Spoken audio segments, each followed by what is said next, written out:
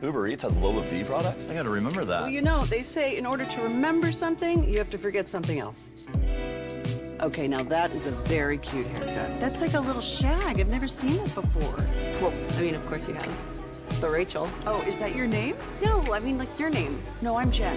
My name's Jen. Right, but I just mean, like, this is your haircut. But that's hair on your head. I'm not saying this is your hair. Okay, freaking me out a little bit.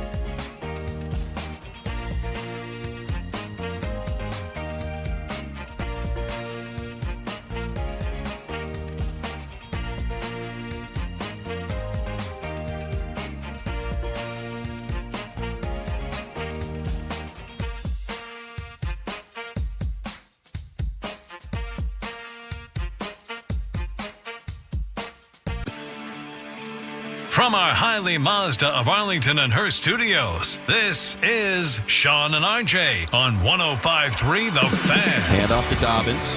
And there goes Dobbins on his horse to the 20, to the 15, to the 10, into the end zone. Touchdown, Chargers. 29 yards. Good morning, Metroplex. That is the way we start off the Monday edition. It's a Cowboys Monday preview here on DFW Sports Station, the place where you're going to hear the game tonight against the Armpit in Arlington. I'm Sean Sharif alongside RJ Choppy, Cowboys insider Bobby Belt. Got the entire morning family together again with Peyton and Caitlin in the back. We're live on the FanCam, Twitch, and YouTube. Did you turn this off? Because I'm thinking over, night, halftime. All right, I'll check the first possession, third quarter. It's a fourth down for Cincy. They're going to punt. Joe Burrow's going to screw me in fantasy. And then the Bengals storm back. It's an 18-point first-half deficit. They come back, but you hear the eventual winning touchdown. Jim Harbaugh and the Chargers win 34-27. Choppy, you put a note in last week about Harbaugh, and I was like, meh. You're like, he's got to be in consideration. He's got to be talked about for Coach of the Year with the turnaround. And now all of a sudden, you look at LA's record, and here they are at 7-3. Here they are, and you know and call me greats guy.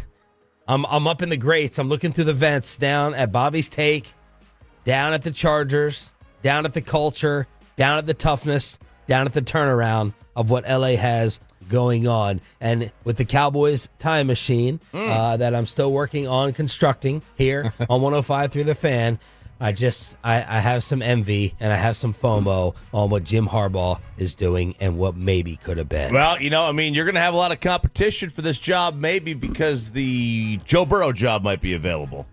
And we are witnessing, one of my takeaways for this is we are witnessing one of the best seasons that a quarterback's going to have who missed the playoffs. Yep.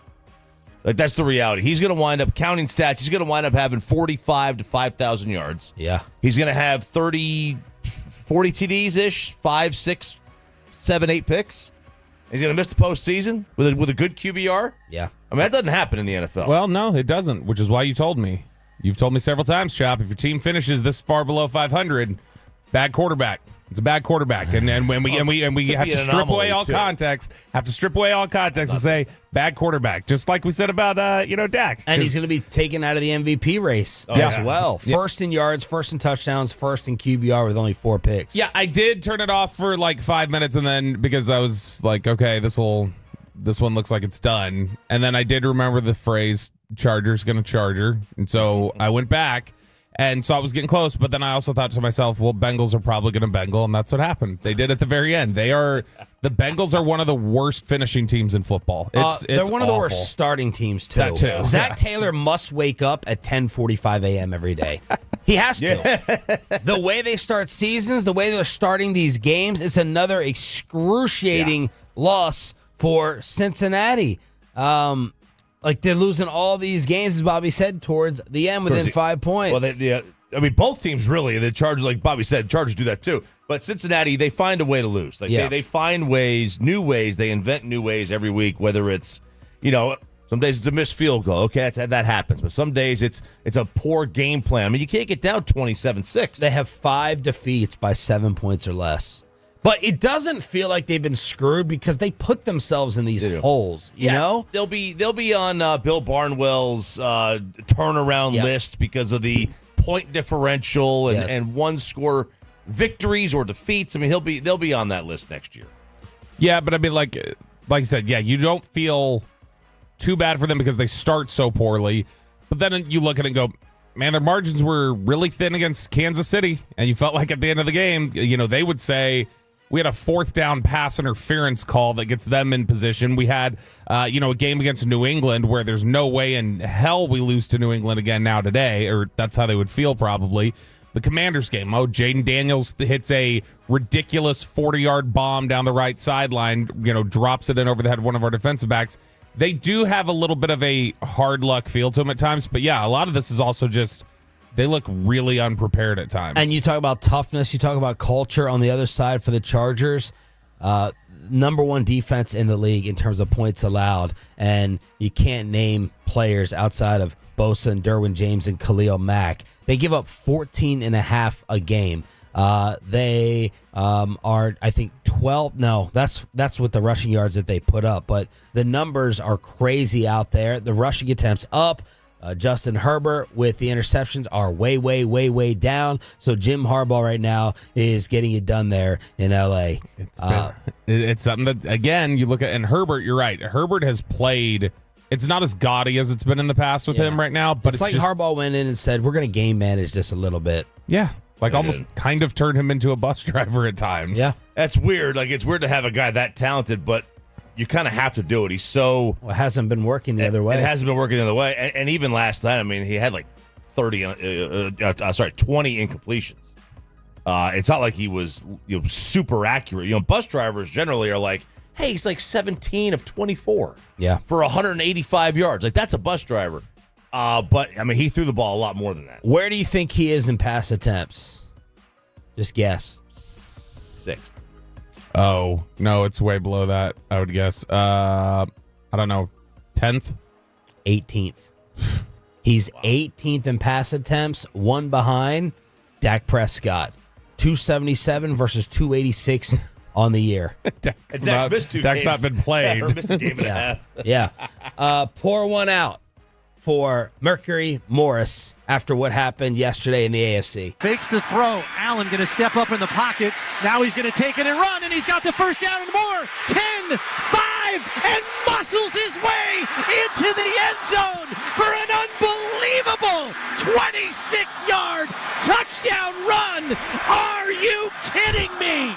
Bills radio with the call. Jim Nantz on CBS called it the play of the year as Josh Allen with the He runs in for the game-clinching touchdown. The Kansas City Chiefs are undefeated. No more. Poor Mercury Morris had passed away, but I think he had Larry Zonka and a teammate with a bottle of champagne celebrating. I think it was actually Larry Zonka as the 72 Dolphins continue their run. I don't know anybody else that wore that U shape, just a big giant U bar in the middle that was like not a defensive lineman. There's Zonk wearing that thing, but yeah, and Mercury I think was more like felony drug trafficking instead of alcohol that he was opening. Bobby. He went to prison for 3 years in the 80s. Oh, okay. That's exactly though. A lot of teams when they play Kansas City and they get a lead on them, they get, oh man, we can't make any mistakes. We've got to get ultra conservative here, and then they do the ultra stupid thing, which is give the ball back to Patrick Mahomes. And Buffalo was like, well, we're not taking a field goal here. We're not going to punt. We're going to go for it. Because the only way to ensure that Mahomes doesn't do some Mahomes magic is to make sure he either doesn't get the ball back, or if he does, it's a 2-score game. And Buffalo, a dead quiet 9-2.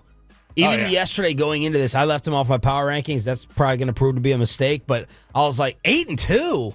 They're 8-2?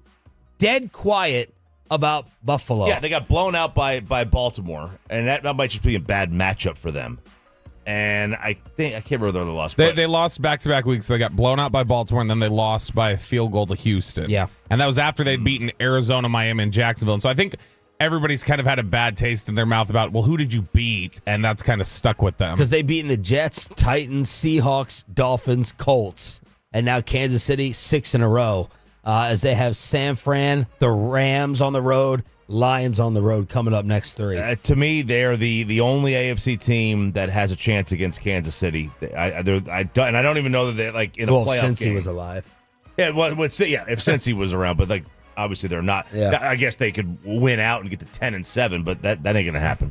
But yeah, like, and now the problem is it's probably gonna be on the road, and I just don't know that you're gonna beat Kansas City in Arrowhead. Are we believing that this real, true Buffalo turnaround and that they can be different in the postseason and finally break through? Another example of getting rid of a star receiver and thriving with it, right? The Packers are fine without Devontae, Tyreek, and now they did pick up Amari. He's missed the last 2 games before yesterday, but they got rid of Diggs.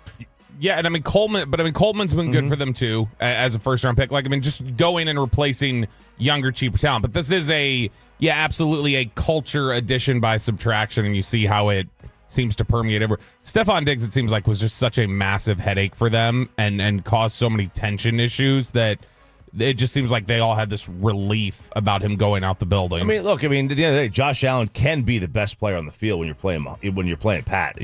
Most guys can't, but he does have the physical tools to be able to do that, and that's how you beat him.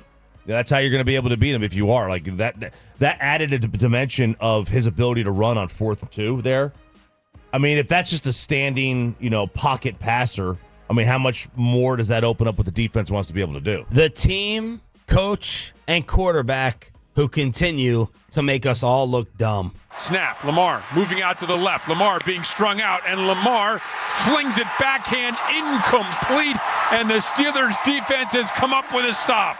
So that's the failed 2-point. Choppy, did you say Derrick Henry was not on the field for that? Was not on the. He was on the field. Then there was a timeout called.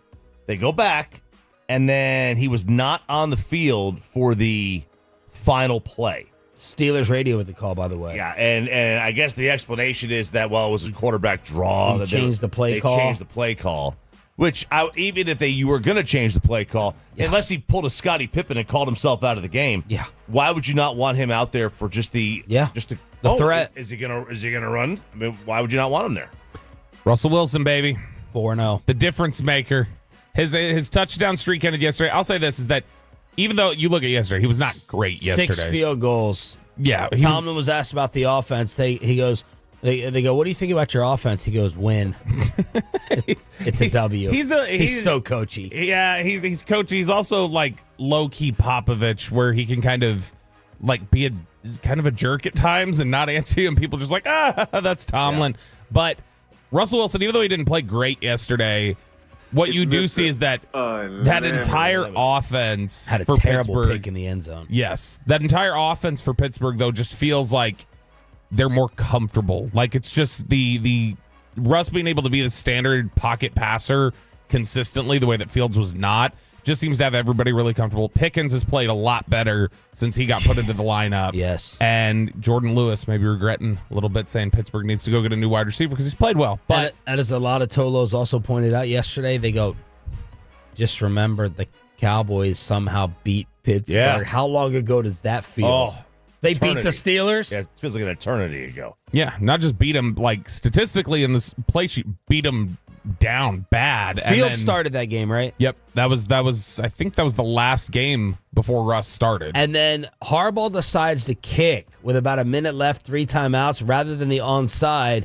And Justin Fields slides down early. It was brilliant to have Fields. What a perfect moment to have him run.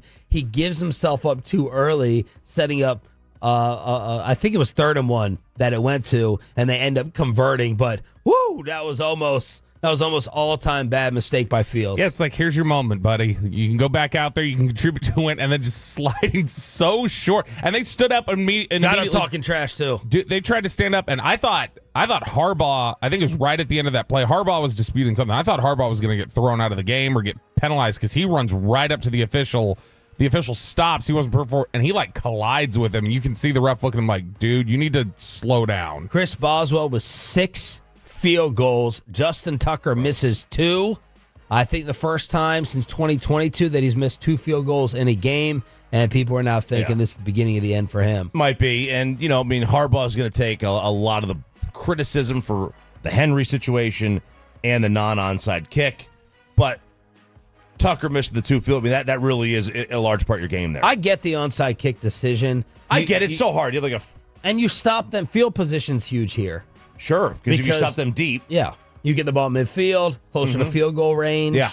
But the 2-point conversion just looked ugly with Lamar rolling left, and then some type of underhand heave as Baltimore ends up losing. So Pittsburgh and Buffalo, the big winners in the AFC. If you take extra points and field goals, Justin Tucker has already matched his career high in missed kicks in a season.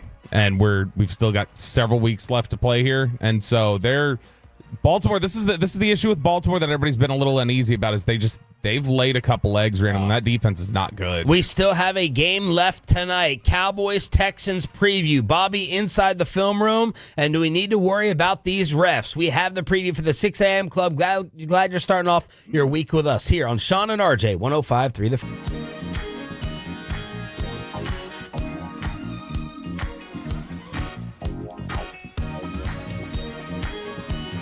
think it's true that you've got to forget something else to remember that Uber Eats has groceries?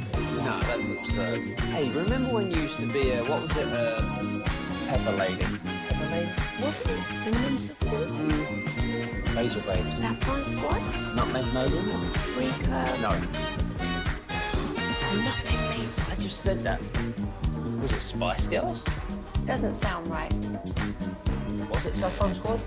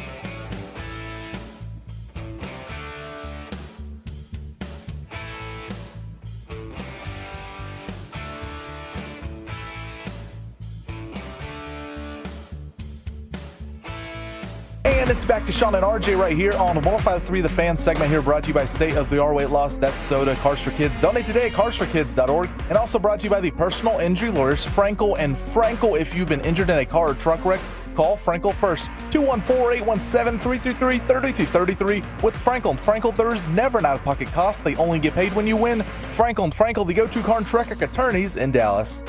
4 o'clock pregame today on this radio station. In case you're waking up, scanning through the dials, and you did not know, we are your home of the Dallas Cowboys and Texas Rangers. Cowboys armpit tonight in Arlington for Monday Night Football. Bobby is going to have the preview, but first, Kirk Herbstreit with a little sarcastic preview as they were running a promo for this on their network.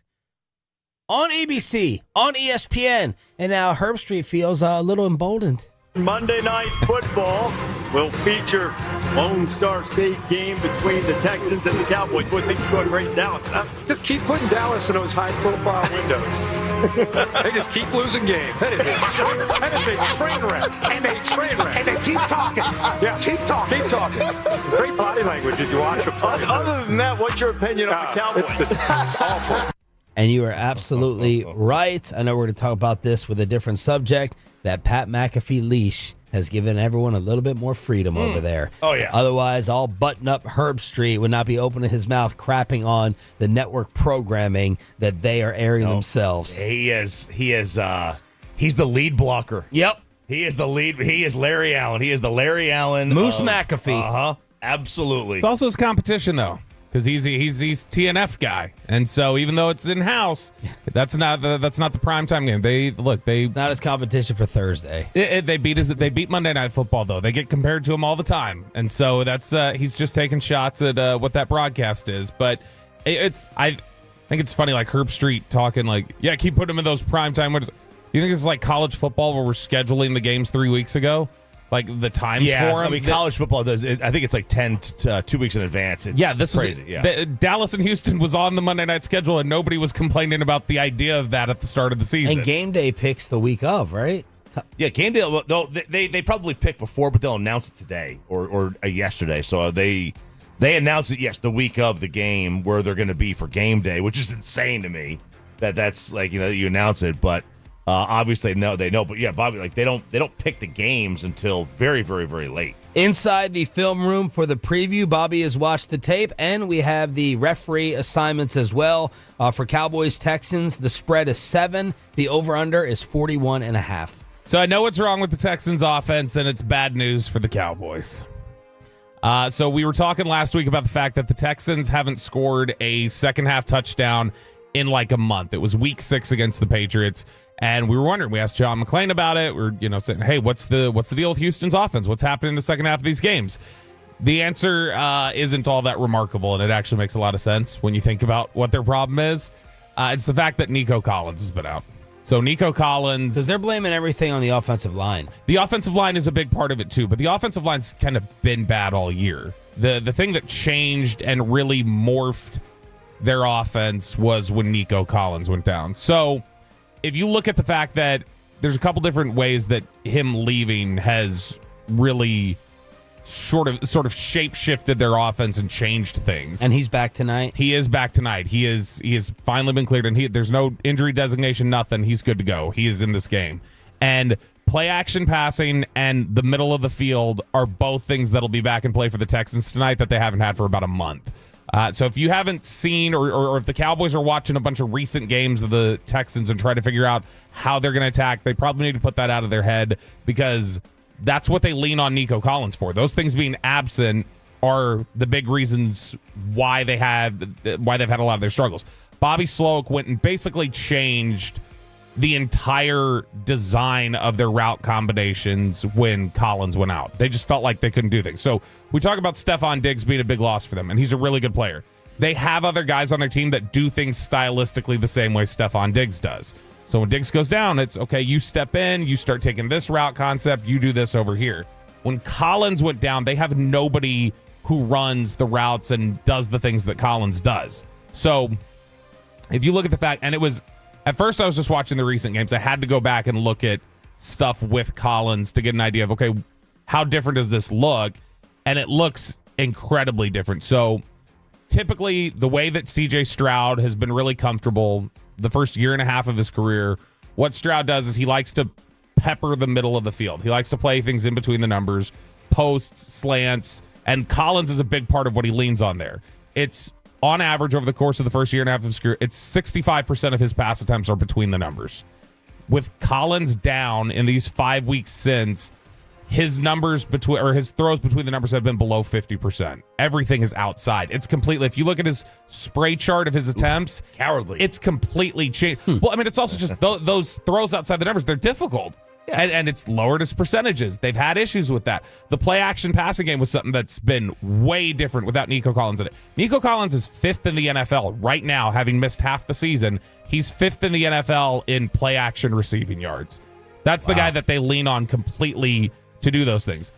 CJ Stroud's yards per attempt on play action the first 5 weeks of the season was 10.5. Collins goes down. Since then, CJ Stroud's yards per attempt on play action passes are 4.7. It's less than half. Nico leads the league in yards per game at 113.4. Has not played since week 6. In the 5 games he's played this year, he has 3 100-yard performances.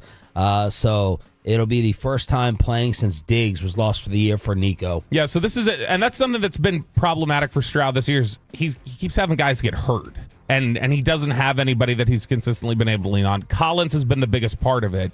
But if you are the receiver that's benefiting the most from play action, I mean, that's telling me in my mind you're running down the field, longer routes, it's play action developing. Posts. Yeah, it's stuff. It's the play action passes and him hitting the post. He's a big guy for slants for them. Collins has been Stroud's not his preferred hot read. His hot read typically is Tank Dell. So when he sees the blitz is coming or he has an anticipation that they're going to have a free rusher, his hot read is typically Tank Dell. So he hits him. Recovered from his injury? He looks fine so far. He hasn't had as much of an issue. He hasn't been as prolific as he was, but he looks fine to me. He doesn't look like he's lagging. And that's the guy that Dell's the guy that Stroud will lean on to. I got to get the ball out quickly, and I need somebody to make a play because of a blitz or whatever else, and that's his hot read. But Collins has been a big part of that too. The other issue is Nico Collins is their red zone guy. That's who Stroud likes to throw the ball to when they get in the red zone. So they start getting in these red zone situations. It has completely changed the way they design their red zone offense and the way that Stroud delivers the ball, and it's caused them to have these issues offensively that they've run into. The bigger or a big part of this, the part that everybody keeps talking about, is the offensive line. They've had a really down year with their tackles, Titus Howard and Laramie Tunsil. Those are two pretty good tackles that they've had for years who just are not playing as well as they typically have. But the interior is what's a total mess. Shaq Mason, the right guard, is not very good. They actually had to take their center, the guy who played center for them all this year, Juice Scruggs. Their left guard went down, Kenyon Green, for the year, and they had to take Juice Scruggs and move him after a couple weeks because it was so bad against Green Bay and all the interior pressure they were giving up. Left guard is where Scruggs had played last year, so they made that switch. So they've got a new center in there now who's just started for a week, and they've already shifted their guard around, and they're trying to mix and match some different things. So it looks like a team in flux, but this is a team that they had a lot of success doing things offensively in the passing game with the offensive line struggles just when they had Collins in there. CJ has been sacked 34 times, second most in the NFL, 269 lost yards on those sacks, the most by any player in the league. Yeah, he is. Houston is 30th in pressure rate.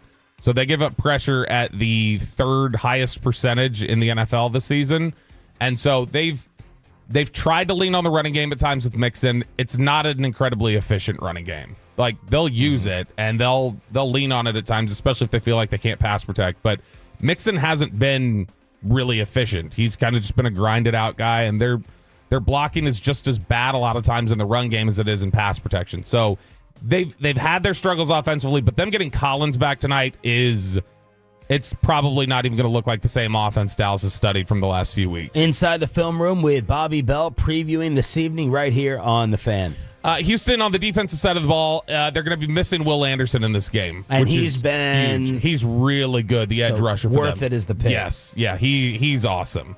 Now, if you start saying you've already got Danielle Hunter and you've got some other guys who are good contributors, Do you say it was worth it to trade the capital they did to try and have two of them? It was crazy. I mean, you don't usually see that. You pick somebody second, and all of a sudden you trade up, use next year's pick. But he is really, really good. And so him being lost for this game, that's a big deal for Dallas because, again, you're talking about pressure rate. While they give up the third most, they generate the most pressure in the NFL. 42% of dropbacks, they're pressuring the quarterback. And so Danielle Hunter has been fantastic for them, who they essentially traded in Minnesota. Jonathan Greenard went to Minnesota. Danielle Hunter came to Houston as free agents. They kind of swapped spots, but they get a ton of pressure, and they play really comfortably in coverage. Their corners, their safeties, their entire secondary just looks unflappable. You know, at times we see with Carson or some of the guys here in Dallas, it feels like they look a little skittish out there. It's completely cool and calm and collected, and that's a young secondary too. What is up with Lamb? Is this something to really worry about? Jordan Lewis and Deron Bland officially out for tonight. CD questionable with a back. He had back spasms crop up, so we'll know a little bit more as we get going this afternoon and we start hearing a little bit more details about it, but it does sound like it's a legitimate question for them. I think he's going to play. That's what it sounded like, but it's at least a question because back spasms flared up, I think, on Saturday with him. Can you imagine if he's not out there? Can you imagine if he's not out there with this offense? What it would be? Would you think they would score points tonight? They'll find a way. They'll find a way to get themselves into. Yeah, we named Rico the official starter. Yes, that's true. Yeah. We didn't mock that enough on Friday as the Cowboys, and now we're going to go ahead and state the obvious just 5 weeks too late. Now, we did talk about how Babe had mentioned it on Thursday. You hear a lot about this with DeMeco Ryans that it looks really similar to what he was running in San Francisco for 2 years, where Dallas had a lot of issues with that. And it does. And what does that mean? So what do they do? It's 4 down linemen. They're going to just kind of show you those 4. They're not going to blitz a ton. They're going to play a lot of zone. They're going to play, just neutral boxes in a lot of instances. Occasionally they'll stack the box, but it's neutral boxes a lot. It's a lot of zone coverage. It's a lot of off coverage and kind of keeping things in front of you. The difference here is that the blitz rate, if you take DeMeco Ryans' last 2 years in San Francisco and his first year in Houston, it's super consistent. It's 21%. That's how often he's going to blitz. This year, it's up to 31%, and that's almost all on third down. So when they get into third and long situations, Houston's bringing a bunch of blitzers, but they don't disguise anything. We talked about how Dan Quinn got to a point where he wasn't disguising much. He just kind of said, static look. I don't want a bunch of confusion. I want my guys to execute, and I trust the players that I have out here. That's DeMeco Ryans. He says, I've got really good players across the board. I don't feel I need to disguise anything. I'll show you my blitzers who I'm bringing up. I'll show you exactly what we're going to do in coverage, and we're just going to execute it really well. If they want any chance to win this game, they are going to have to run the ball because Houston has shown some susceptibility there. Houston has allowed more 10-yard rushes with a stacked box than any team in the NFL.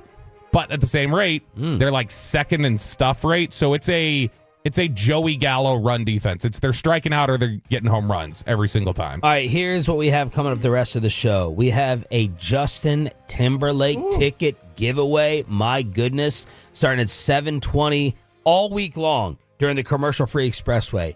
We got a Cowboys Texans high-low throughout the history of the matchup. That's going to come up during the expressway. Best and worst of the weekend. The great Sean Salsbury joins us from Houston to preview. But next, we were suffering at home. RJ Choppy was there. The debacle of Mike Tyson versus Jake Paul next. After we get you over to Platinum Chrysler Dodge Ram.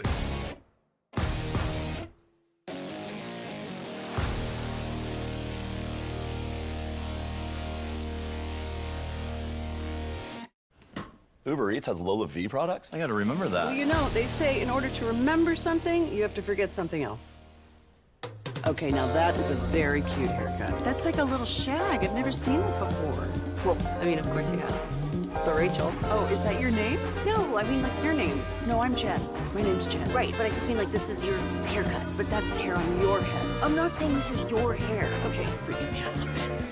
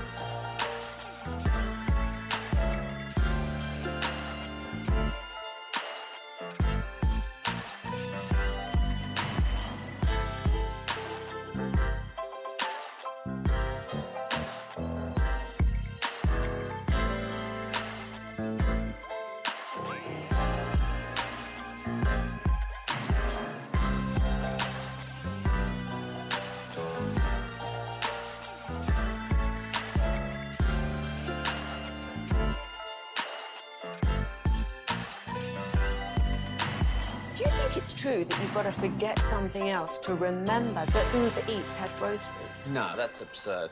Hey, remember when you used to be a, what was it, Pepper Lady? Pepper Lady? Wasn't it Cinnamon Sisters? Basil Babes. Saffron Squad? Nutmeg Maidens? Paprika? No. Nutmeg Maidens. I just said that. Was it Spice Girls? Doesn't sound right. Was it Saffron Squad?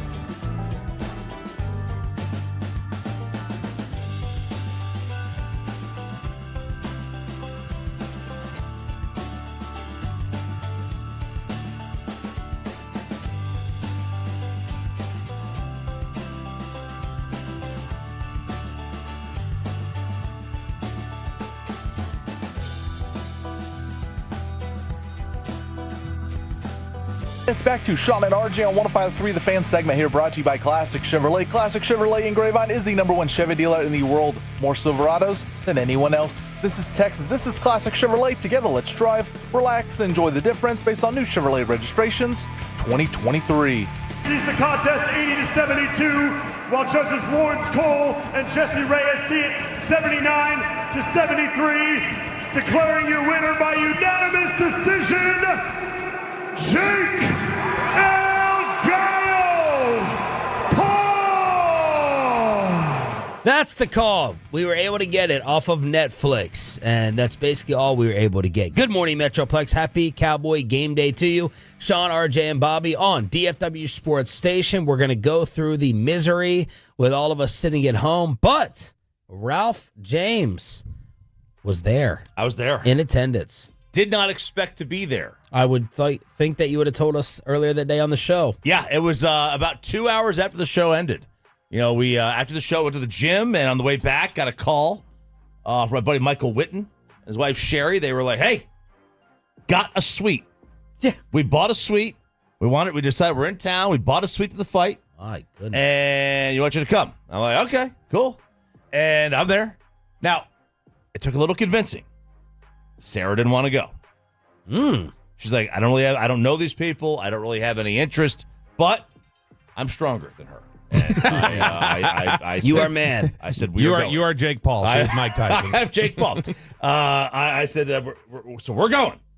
So we go and you know, we get there, and it was a bit of a nightmare, because anytime you go to an event at any of these arenas in DFW, and I assume everywhere, when it's a Ranger game or a Cowboy game or Mavs and Stars, you have a lot of people who are season ticket holders.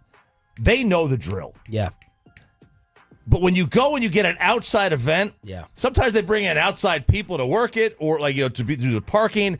It's a cluster. Yeah. I still get confused with, I don't go often enough, I still get confused with what roads I'm supposed to take, or the back roads or the shortcuts to park for Rangers or Cowboys. So it was, we were planning on going to dinner before, so I was like, all right, we'll get there a little bit later, because we didn't want to ruin our date night that we had. So we got there a little bit later, but it was crowded. Like everybody was already in their seats for the most part. So we had to park at Globe Life Field. We parked a ways away. Oh, and it was still $65 to park. What? The suite didn't come with parking? I mean, for them it might have. For them, not for me. Yeah. So $65 to park. And that was like, oh man, here we go. And we were at the back of it was that long, I bet that made her mood even happier. Oh, absolutely. That was that long Tundra or Tacoma lot right by the home plate at Globe. So, and it was way down. So we had to go. I mean, it was almost a mile walk, right? So it was a ways. It was a ways away. But once we got in there, what an event that was. Like, just the scene of a prize fight, if you want to call it that, a prize fight. Yeah. To me, and I've never been to the Super Bowl, but to me, and we went to a couple in Vegas, and I went to the Canelo fight here. To me, a fight is the greatest sporting event.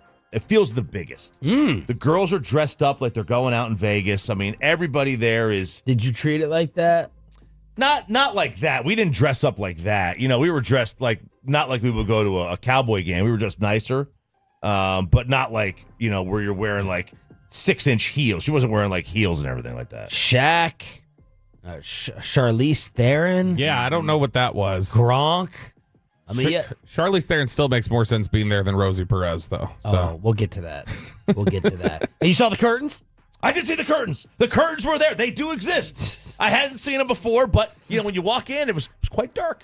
Because the curtains were there. And the curtains blocked out all the sun. Now, of course, it was 8 o'clock at night, so there was no sun there. Yeah, so it was almost so dark you couldn't see. See, so either way, you're going to complain about not being able to see, whether it's the sun or the curtains. But they put the curtains up at night. Let alone the day. You don't even need it at night. They put it up for an event like this. Yeah.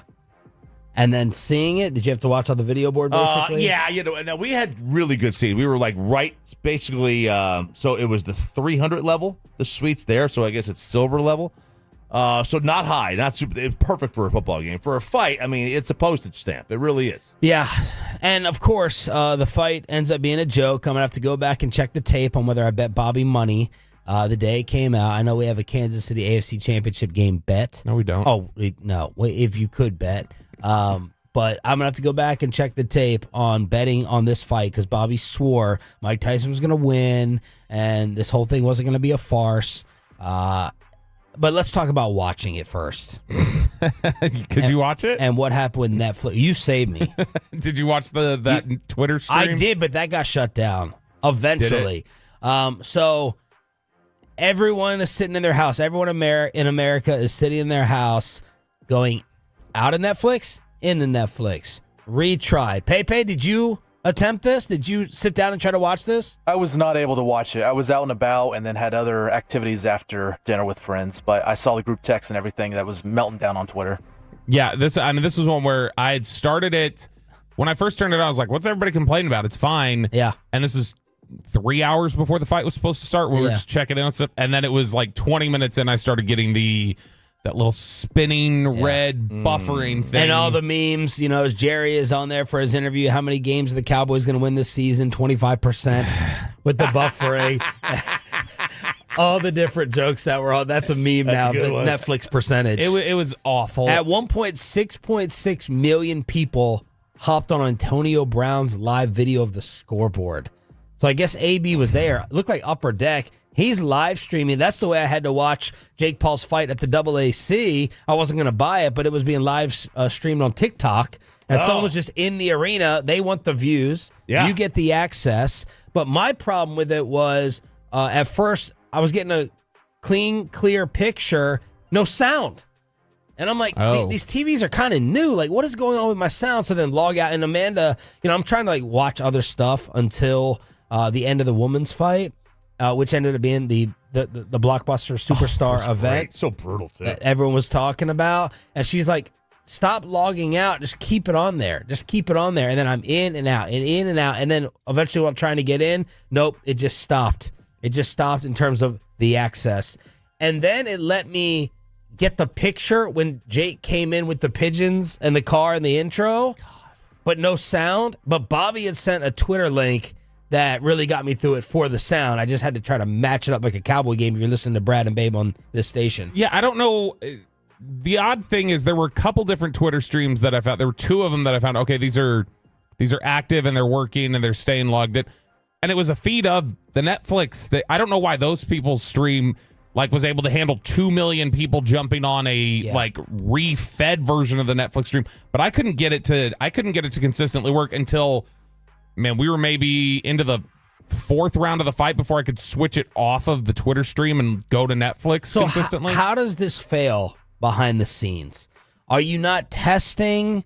Have they released a statement? They said 60 million people watch. Jerry Jones is on there acting like Netflix just got invented. Yeah. As he's saying, we got this old Netflix. We really want to grow and prosper because, we got these NFL games. We got Christmas Day, Chiefs, Steelers, Ravens, Texans, WWE, and now the entire world is freaking out and worried that Netflix is going to fail us when it comes to the National Football League because they won't and don't know how to handle it. It's the same and thing. Jerry's mic, by the way, was broken during his interview. You talk about telling Michael Irvin, TV vet, had to be like, here, take my microphone. Right. It's what a joke. What an absolute embarrassment and disaster. Remember around 04 to 2012. It was a 10-year, almost an 8-10 year. Every week one of the NFL season, they were never prepared for the amount of fantasy football that was going to be played. And the system always crashed that Sunday morning or that Sunday afternoon when you're trying to update your scores. They never had enough bandwidth. And they finally figured it out. And I guess Netflix just hasn't figured this one out yet because this is not 08. I mean, they know how many subscribers they have. Really? I mean, it looked like their streaming platform from 08 where you used to have to feel like, I got to still get the discs because this isn't a reliable stream here. The Netflix CTO did send out a company-wide email just saying, what a bang-up job, everyone. We kicked ass. And the quote out of there seems pretty blind. It says, this unprecedented scale created many technical challenges, which the launch team tackled brilliantly by prioritizing stability of the stream for the majority of viewers. I'm sure many of you have seen the chatter in the press and on social media about the quality issues. We don't want to dismiss the poor experience of some members. Screw you, dude. And we have room for improvement, but still consider this event a huge success. I hope you go down like Spirit Airlines right now. Everyone I knew the company, not the planes that are getting shot at. Everyone I knew of who was watching this fight had an issue with it. This was not this was everybody. This was universal. Everyone was complaining. Netflix gaslighting all of us, saying it's our connection. That's the other thing. Answer 2 quick questions. Yeah. Answer 2 quick questions in order to fix your own connection. It's like a wizard. 10 seconds. It's like a wizard in a fantasy film trying to get you to cross a bridge. Like, you must answer these 2 questions, then I will usher you across. So, Chow, what did you think of the intro and then the fight itself? The intro, I texted y'all. I was like, one of the security guys said this is the most disrespectful intro I've ever seen. and he's like, they're playing In the Air Tonight, which is the song that they played during the Tyson Hangover movie. And then y'all were like, I don't get how that's disrespectful. And I agreed with y'all. But then I saw the pigeons. And that's like, he left out a minor detail here. Yeah. By the way, does everyone just watch when that song is on to see if the people in it are going to do the drum? That's all I watch for. That's all I watch for, to see if anyone's going to do it. Logan Paul started it. And when I saw those pigeons, I was like, oh, no, he didn't. Oh, no. Because that's Mike's spirit animal. Yeah, he loves them. But now, what would have been more disrespectful? The ones whose heads did he rip off the heads of pigeons? Well, I think so. When he was a kid, like he was like 10 or 11 in Brooklyn, like one of the bullies in town ripped the heads. Or killed one of his pigeons. And that's when like Mike knocked him out, sucker punched him from the side. And that's when he realized he had a gift. And then he went up to the Catskills and went to Custom Auto and started his reign of terror on the boxing world. I would have loved it if he would have had Mike Tyson singing in the air tonight from The Hangover. That would have been disrespectful. My huge regret, it was a Cowboy type regret, just not betting on this. But I didn't know what to expect. I don't know whether there was a fake script that was floating out there that my brother sent me, like, you're welcome, here you go, here's what's going to happen in the fight. Dave Portnoy almost inspired me. He's, I'm putting $10 million on this. He chickened out, only put $100K, because if it was going to go down real, I knew that Jake Paul was going to win, and then it just became, at what point did it become evident? Third round. Third? Yeah. Mike won. You could make a reasonable case Mike won the first 2 rounds. I didn't think he won the second round, but and then by the third round, you could tell in the third round he was already gassed. There was a knee issue they covered up as he's wearing this brace. Roy Jones got many things wrong in terms of biting the glove and what he was doing to maybe keep his gloves held up by biting it with his fix. And he said, I don't like that. He's messing with his mouthpiece. I don't like that. But they were talking about this knee brace, and they're like, Mike can't move. Yeah, that was like the when Stone Cold came out at AT&T a couple years ago for WrestleMania, and everybody's like, oh, gosh, he's got 2 knee braces on. Was he going to be able to do any of this stuff? He had no life in his legs. This was a scripted fight. Or this was a very fake fight. It's just the fake part of this was Jake Paul not knocking Tyson out. Yeah. That was clearly... Totally held back. I was totally wrong. Thought that Tyson would go in there as like, look at these clips. They're great. There's a reason they were 4 seconds long. This is me-like stamina out there. It was not good at all. But, man, They were booing? They were booing inside? They were booing inside. I was like, guys, what are you booing here for? Like, you know... I love the people who go, I was ripped off. I'm like, you're subscribing to Netflix. Now, if you bought the ticket, if you went there, I get it. I couldn't make the argument at home. I was feeling ripped off and cheated because I didn't pay pay-per-view. The guy's 60. He's been on Blue Chew for 20 years. Did you think he had 8 rounds in him? What are we doing? This was worth it for the Serrano fight. Like, if you want to talk about a good night for boxing and it exposing things, I actually sat there and watched the whole Serrano fight. Except for the scoring. But I was interested, and I actually watched it. I was like, I would like to watch stuff like this more frequently. They need big personalities in boxing. All right, that's just part 1. We'll continue it at 7:40 after our Justin Timberlake ticket giveaway, a loaded Monday edition of Sean, RJ, and Bobby on a Cowboys game day. The Mavs go into OKC and win without Luka. The Stars are the opposite of the Cowboys at home, and everything else that happened around the NFL next.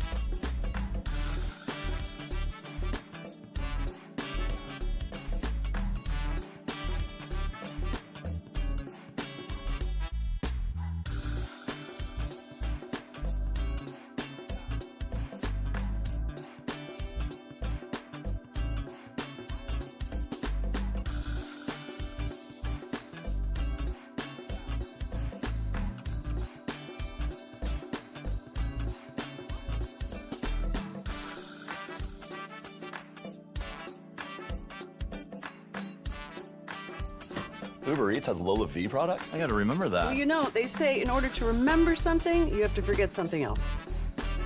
Okay, now that is a very cute haircut. That's like a little shag. I've never seen it before. Well, I mean, of course you have. It's the Rachel. Oh, is that your name? No, I mean like your name. No, I'm Jen. My name's Jen. Right, but I just mean like this is your haircut. But that's hair on your head. I'm not saying this is your hair. Okay, freaking me out a little bit.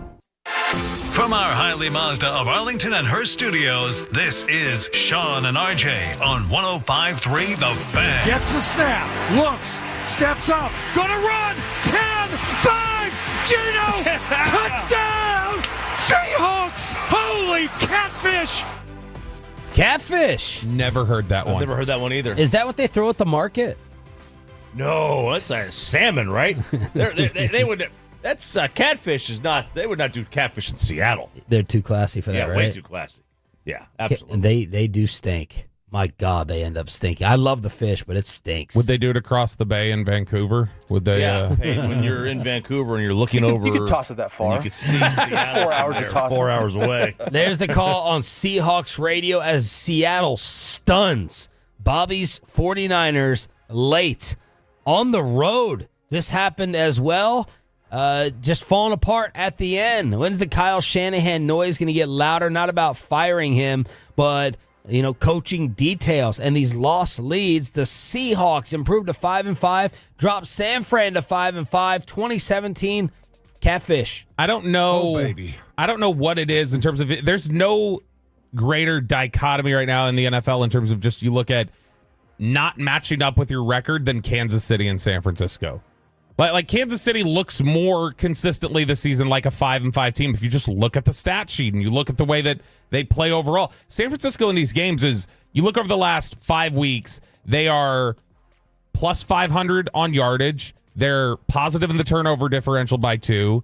And they're 3-2 in those games. And the games they've won have been by an average margin of victory of 6.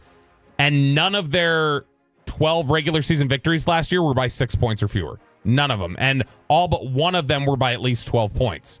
And yet, a lot of the peripherals look like they're still performing the same sort of way, but they are an awful finishing team. One of the worst in the NFL. The NFL. The NFL's a little weird sometimes. I wonder how it's strange lady. Right. Not for long. That's what the NFL stands for. 23 points and 17 in their last 2 weeks. I wonder if this is going to change the Purdy paid topic moving forward. He's 5th in yards, though, and he's 6th in QBR, but the offense has struggled the last 2 weeks. Boy, he was... And Bosa got hurt in this game. Did you see with that run? He had the touchdown that he scored on. I've not seen him get that animated before. He was cocky and screaming at the audience and just losing his mind. Absolute heartbreak. It happened last week with a block kick, and it happened again in the NFC North. Here's the snap, placement made. The kick is blocked. It is blocked. It is blocked. And the Packers have won. Beautiful. It is blocked. It comes up short, and the Packers have won 11 straight over the Bears, 20-19. Oh, shut up. Oh my goodness, what a finish. Packers radio, RJ Choppy. Was it? Yeah. Listen, I just needed to feel. I don't care who won. I had the over. The over was 40. This thing ended at 39, and we had a missed PAT, and we had a turnover in the red zone, and we had a fourth down, a turnover on downs at the 2-yard line, and we had a missed 2-point conversion. Oh man, I mean, that's how overs don't hit.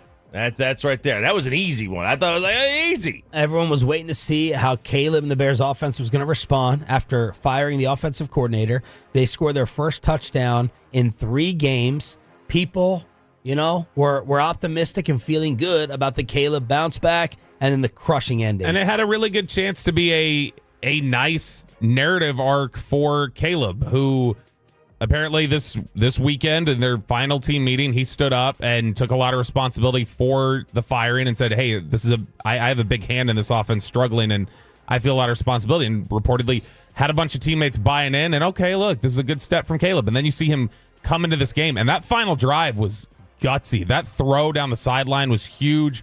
He made plays with his legs. I thought this was like a chance for us to say, this is a big statement like early marker of, wow, that's one of our first signs of the greatness and the moxie of Caleb Williams. And then for it to end on a blocked field goal, it's just like, bummer. That sucks if you're the Bears, because you outplayed Green Bay for pretty much the entirety of that game. Apology to the team during the week for whatever. I mean, good point.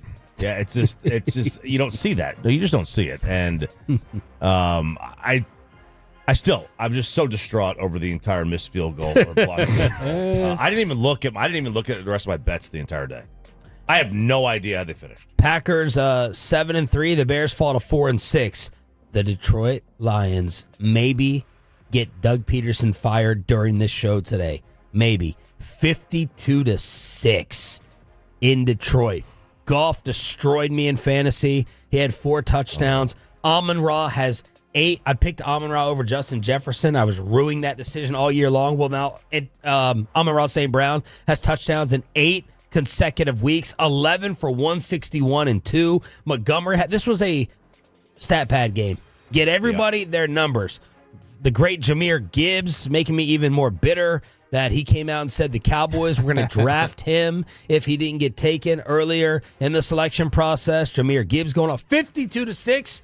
And Peterson, they may have to pull the trigger today. Yes, one trigger has been pulled, by the way. We have breaking news in the NFC East. It's not a coaching change, but it's a quarterback change. Daniel Jones has officially been benched in New York, according to Ian Rappaport. Had to do it because injury guarantee. This is step 1 of the Daniel Jones will never play for the New York Giants again. He has a $20-something million injury guarantee for next year. This way they can get out of it. And they will. And they're going to move on. And they're going to draft, whoever. Cutlets. So it's cutlet time. Yeah, look, or Drew Lock or Danny Cutlets or Tommy Cutlets, whatever his name is. Gonna be able to get another victory on the Cowboys schedule now. So that's a positive right there. Jacksonville and Detroit, though, this was 645 yards for the Lions and 52 points. And the note I had yesterday, I had to look because I was like, they've crushed it in the second quarter. Detroit in the second quarter this year has scored 21 touchdowns. That's 5 more than Dallas has on the entire season. Oh, my God. It's just... Say it again. They are 21 touchdowns in the second quarter for Detroit this year. So if you just took Detroit's second quarter and compared it to Dallas's entire season, they would have 5 more touchdowns than the Cowboys. This team is playing... They're just angry at the world. It feels... I put it in my email last night. It's starting to feel inevitable, which is a dangerous thing to say in the NFL ever, especially this early. But they're the only team that just looks really complete and dominant every single week. But then part of me says to myself that this would be the year where kind of the Alabama effect, where I keep trying to kill Alabama. This would be the year where Detroit would feel so inevitable and be like, here it is. And then they'd get a home divisional round game against San Francisco, and then San Francisco would still beat them. Right. This would be the year something like that would happen. It would. Like Detroit is... They want San Fran to miss the playoffs, obviously.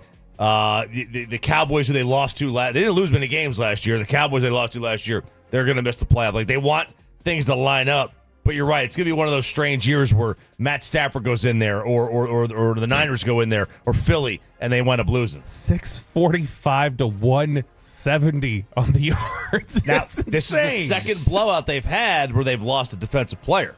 Alex Anzalone breaks his arm. Now, this is the second quarter, but they're up 28-6. And in the other one, it was the Cowboy game, they were up by like 30. I cannot believe this headline that Dan Campbell has to speak on criticism for keeping starters in blowouts. Yeah. It's the second quarter. Come on, nobody pulls their starters before halftime here. Come on now. The 3 biggest blowouts of this year have been wins by Detroit. Yesterday, beating the Cowboys and the Titans by 38 points. No other team in the league has won a game by more than 37. So now Dan Campbell is being asked about leaving guys, and he said it is a good problem to have. They've scored 47 points now at least 3 times in their last 6 games. Woo! They are. It's not close to me. That's the best team in football. It doesn't even there's no even eye test. Obviously, with all the numbers, it's there. But if you just have an eye test there, there's no one that looks like they're in the same class as Detroit. And the other team we have to start dedicating some time to, Sean Payton and the Denver Broncos are 6-5. We all admit we can't figure out the Falcons, what the hell they're going to be. 38-6? 38-6 Denver. Bo Nix with 4 TDs. We do not have to dedicate any time to this. because this is one of those fraudulent records. Oh. They are 4-0 against the NFC South. They are 2-5 against everyone else. And they are 4-0 with a plus 88 point differential against the NFC South. And a lot of these Knicks touchdowns yesterday, I want you to watch when the highlight packages get rolled. They were screen, little slant. I don't know how many wow throws, but that's Sean Payton telling the broadcast team, yeah, we got the best rookie quarterback. Not a lot of wow throws at all in this one. Yeah. But I will say, look, if they're that fraudulent, Chop, what does it say that they're a botched field goal away from beating your Chiefs last week? NFL. That might be NFL. It's a strange lady. That might be. I was looking at this yesterday with Kansas City. That the Chargers and the Broncos are two of the better opportunities to beat Kansas City the rest of the way. Kansas City's got Carolina, Vegas, Chargers, Browns, Texans, Steelers, Broncos the rest of the way. Yeah, they're two non NFC South wins with the Jets and Raiders. Like it's they're gonna wind up maybe making the playoffs or being on the fringe, but they're gonna look back and like, you know what, we missed an opportunity to get a really high pick because we're still in a rebuild. How about what this says about the Dallas Mavericks last night going into Oklahoma City without Luka and the right knee contusion? A lot of space here for Kyrie to operate. Step back three. Yes, sir! You just know it. I knew it. Kai hits the bullseye. Bally with the call. Derek Harper thinks every three is going in if the Mavs are shooting it. The Mavs are at 7-7 now. Back-to-back wins, though. Spurs and at the Thunder. This is super, super impressive last night. And the star of this one is P.J. Washington, making his return, playing like Barkley, 27 and 17 rebounds, a career high for P.J. Kyrie with 23. Clay was 1 of 11 for 5 points, and Najee off the bench had 13. They had 4 guys in double figures off the bench, including Jaden Hardy, Dinwiddie, and Gafford. Gafford, by the way, Lively starting. Was that Saturday night where Gafford played 18 minutes and put up 22 points against the Spurs? So, look, these are two solid victories. I think we're all happy. We're going to get an active, engaged crosstalk today is what this means. Yeah. Because Mike is going to feel like, all right, we beat a good Oklahoma City team, and everything has been right here. Najee Marshall, who I know we talked about a little bit early in the season, that I was kind of concerned with some of the offensive output, that it looked like he had regressed or come back to the mean a little bit this season. He's looked really good recently. He's been a big-time contributor for them. And the Dallas Stars are on fire. They've won 3 in a row, 4 of their last 5, and they are going to get the Ducks tonight at the AAC, where they're basically invincible. Yeah, moneypuck.com has not put anything out about this yet. I've not been able to watch it. You know what? But as soon as I get the data from the actual game and MoneyPuck can analyze it, then we've got.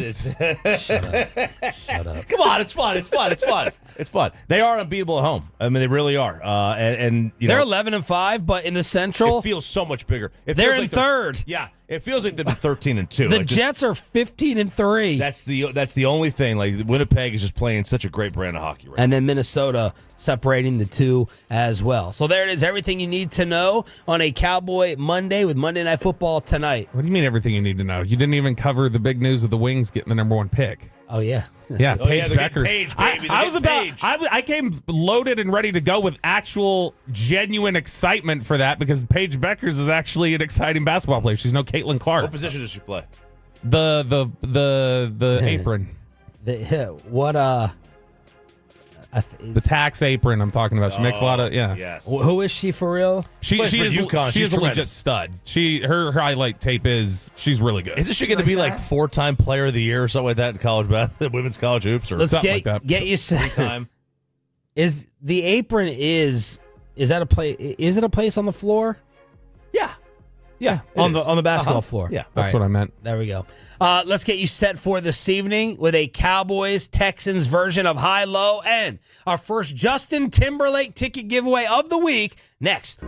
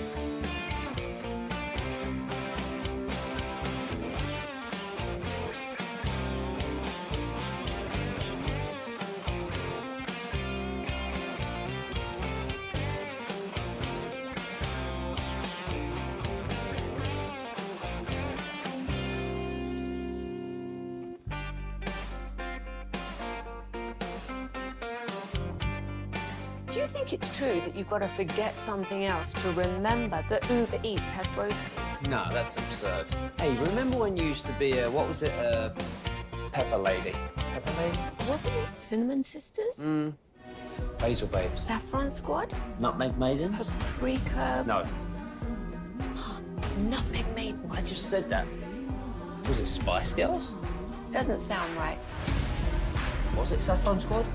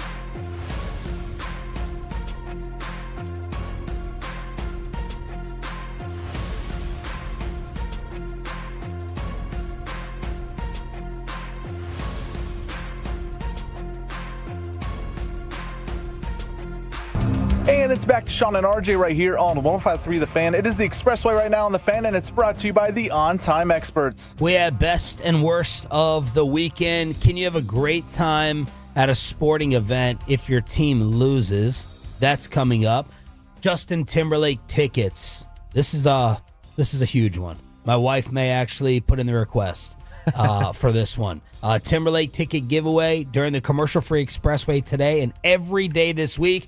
The great Sean Salsbury joins us from Houston to preview the Texans this evening, 4 o'clock pregame on this radio station with Eric Chiafalo and Brian Broaddus. Sean Sharif, RJ Choppy, Bobby Belt, and the host of High Low, Pepe, Philip Russell. Oh, baby, it is a Cowboys game day. Texans Cowboys, so it's time for a little high-low. Are you working tomorrow?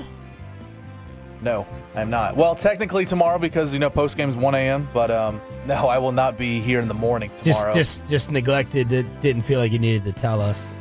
Oh, I was going to tell you today. That's not how it works. So RJ will soft. still send me his audio, though, so it's a... Chris Strong in for you? Yes, he is. Okay. And he's in with you till 1 a.m., right? Yeah, he's somewhere up here. Oh, Yes. man.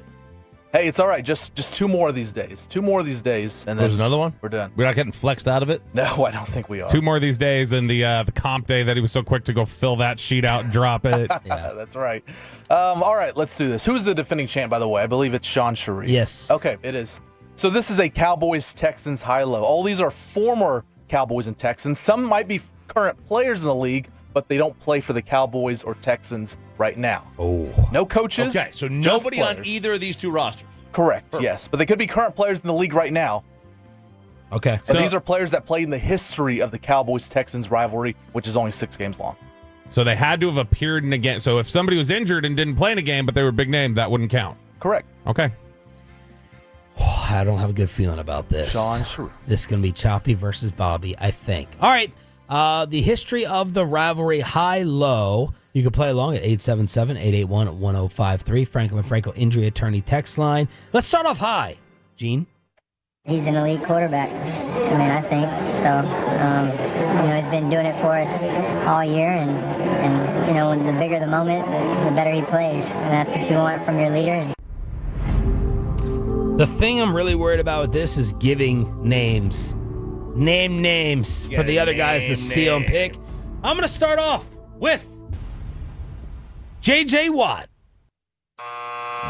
Quick buzz right Not there. JJ. Not JJ. It's all right, Sean. You get 2 clues here. Maybe just 1.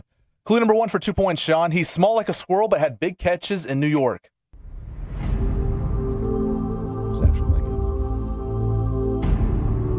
He's small like a squirrel and had big catches in New York.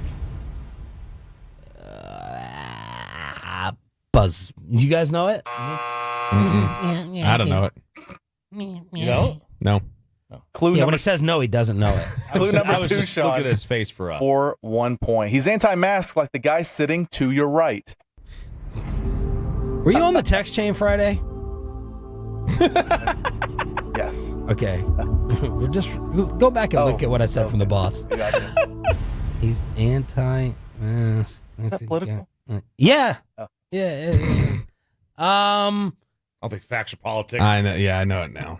I am going to get blanked. No. Who is it, Choppy? Cole Beasley. I was thinking Texans players, and that's why. Yeah. What was the squirrel thing? Small. But what? I think they've always referenced him as like the squirrel, just kind of I small. don't think they right? ever called him the squirrel. Cole the Squirrel Beasley. Come on. Texas William. Get that on a meme. I was trying to think of like a nickname of someone. The squirrel. I was like, who is the squirrel? Or like a college they played and, for. and the catches in New York was Buffalo. Yeah. As No, I'm no, no. thinking, Well, I mean, he had that. Remember he had that catch in New York against the Giants last week of the season. One knee down. No, Yeah. I don't. You don't. Fact. Okay. I was thinking Giants Jets player. Yeah. You know. Okay, well, All right. 0. RJ Choppy. And shut up, RJ. I don't want to hear any of your reactions to. Well, Oh yeah. I knew. Oh Buffalo. yeah. Just shut up. But Peyton Just said shut up. he had that catch in New York against the Giants. No, he didn't. That's Jersey. Oh, It's not even. True. So East all right, Rutherford. let's go high. Don't call unless you absolutely need it, but if you ever do call, I'll be there. And he knows not to call unless he absolutely needs it. This is the last year I'll tell him that.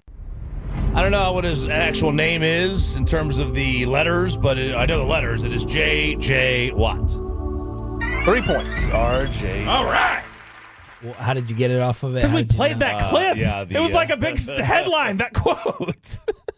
Don't call. Shut up, Bobby. You're taking off the next, I think you're taking off today and tomorrow, Peyton. Go ahead. Give me high. This is my first time dealing with a rotator cuff, so I'm just trying to get as comfortable as I possibly can to go out there and perform at the level I know I can. And if I can't, then, we just got to continue to take it day to day. Ooh. Andre Johnson. Good job. Thanks for the name. You didn't have Andre Johnson? I haven't written any names down. I didn't write anyone. Sometimes I do. Not today. Bobby, clue number 1 here for 2 points. He rubbed a lot of people the wrong way when he left his team. Deshaun Watson. Look at the clues. Are you kidding me? I get a squirrel. I get a He didn't rub squirrel. people the wrong way. Yeah, he definitely did not. That rub was it not in a the wrong massage way. joke. I get That a was not- squirrel in Queens, and that you get a massage clue for Bobby. All right, let me go low. 3-2 RJ over Bobby. I'll go low. No, I think the way we have the schedule built up, Mike McCarthy, I mean, he does it well. We'll be in pads, no longer than 2 days. Then we get a regen day. But no, it's been pretty smooth. I ain't gonna lie to you.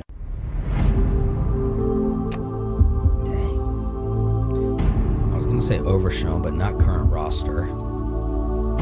You know who it is? Mm-hmm. Zeke. Oh, wait, not current. He's barely current. Clue number 1 here, Sean, for 2 points. His voice was always a part of the show, and sometimes it still is.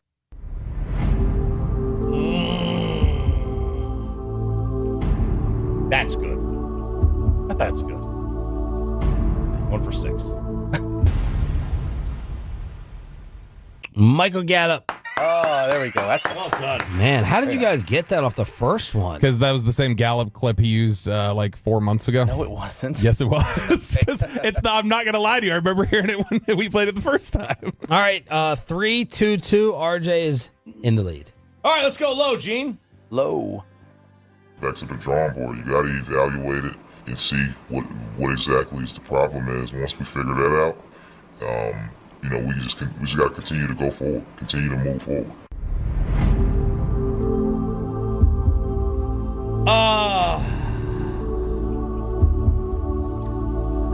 D'Amico Ryans. I don't even know that's, if he even played there. I'm sure he did. No coaches. Clue number 1 for 2 points, RJ. Idiot. He swipes more than a desperate person on a dating app. Oh, God. Jalen Smith. Maybe that was clue number 2.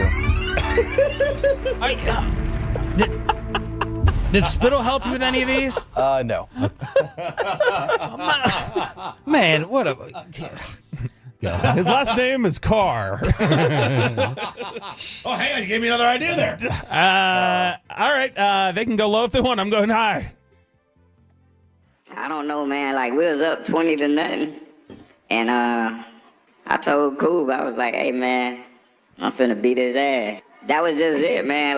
Sounds like Allen Iverson. Andre Johnson. Well done, Bob. He's talking about beating up fight. Cortland Finnegan. Man, we are tied.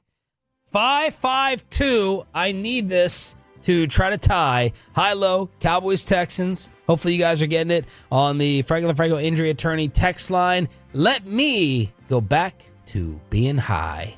I've had players who play here. My first cousin played here. Terrence Smith a while ago, and he used to tell me how smart he was, how motivating he was as a player. Did you say Terrence Smith? It's not Tyron, because he doesn't speak.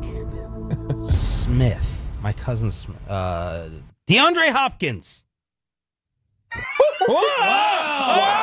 That's incredible. Did you know who that was? No. Well done. Very nice. All right. Very good. As long as I didn't get shut out. Is Here we that go. a five-way tie or three-way tie at 5? Yep. Three-way tie at baby. 5. All right. Okay.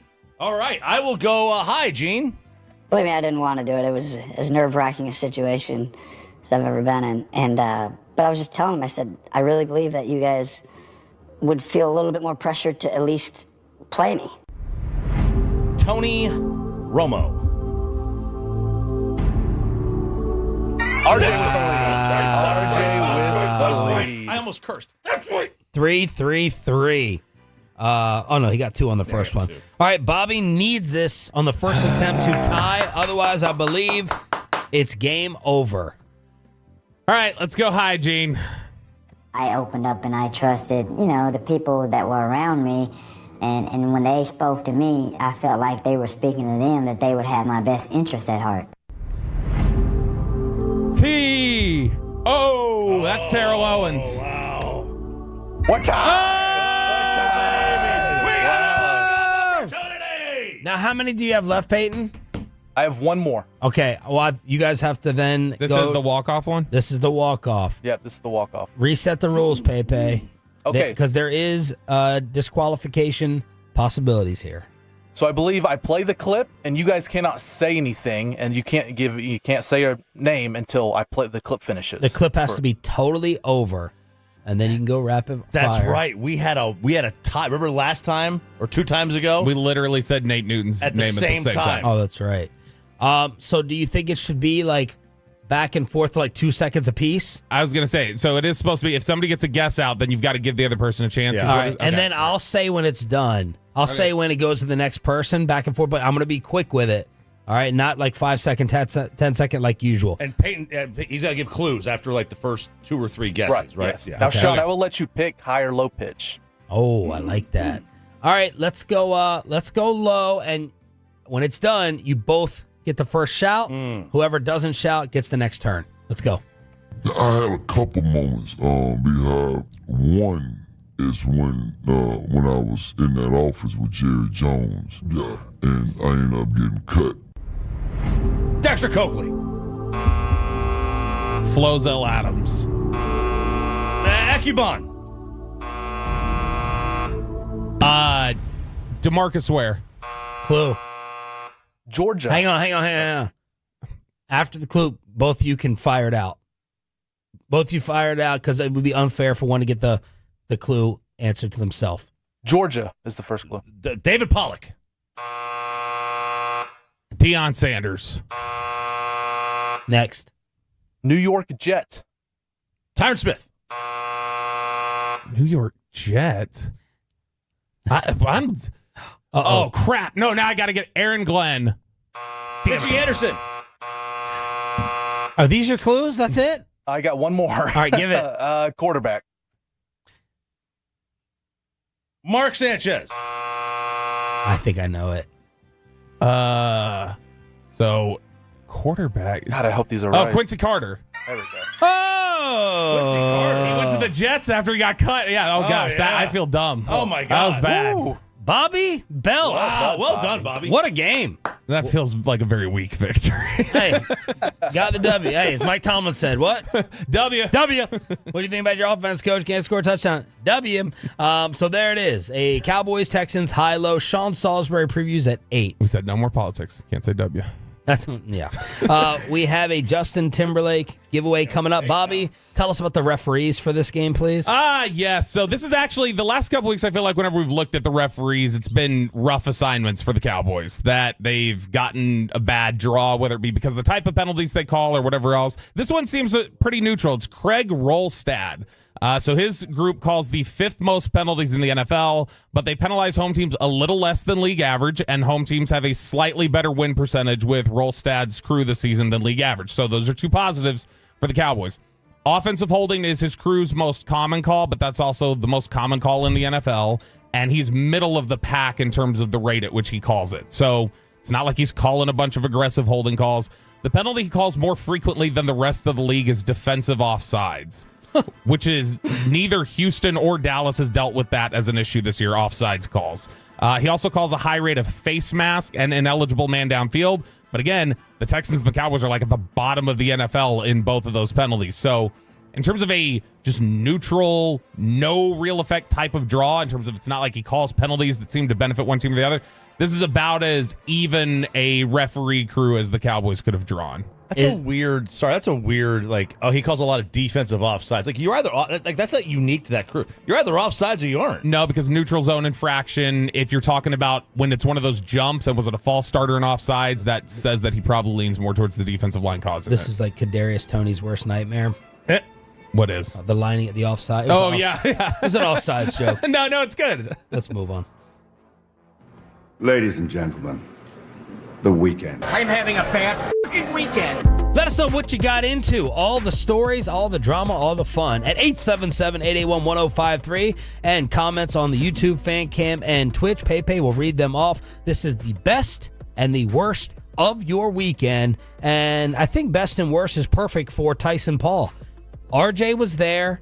We were at home struggling with Netflix, watching Jake Paul take it easy on Mike. It was clear. When he bowed to Tyson at the end to try to show his respect, people were like, Mike, this is the greatest moment in sports history if you take a swing and knock him out right here. Go full Floyd. And steal the W right there. Jake Paul was asked afterwards, did you take it easy on him?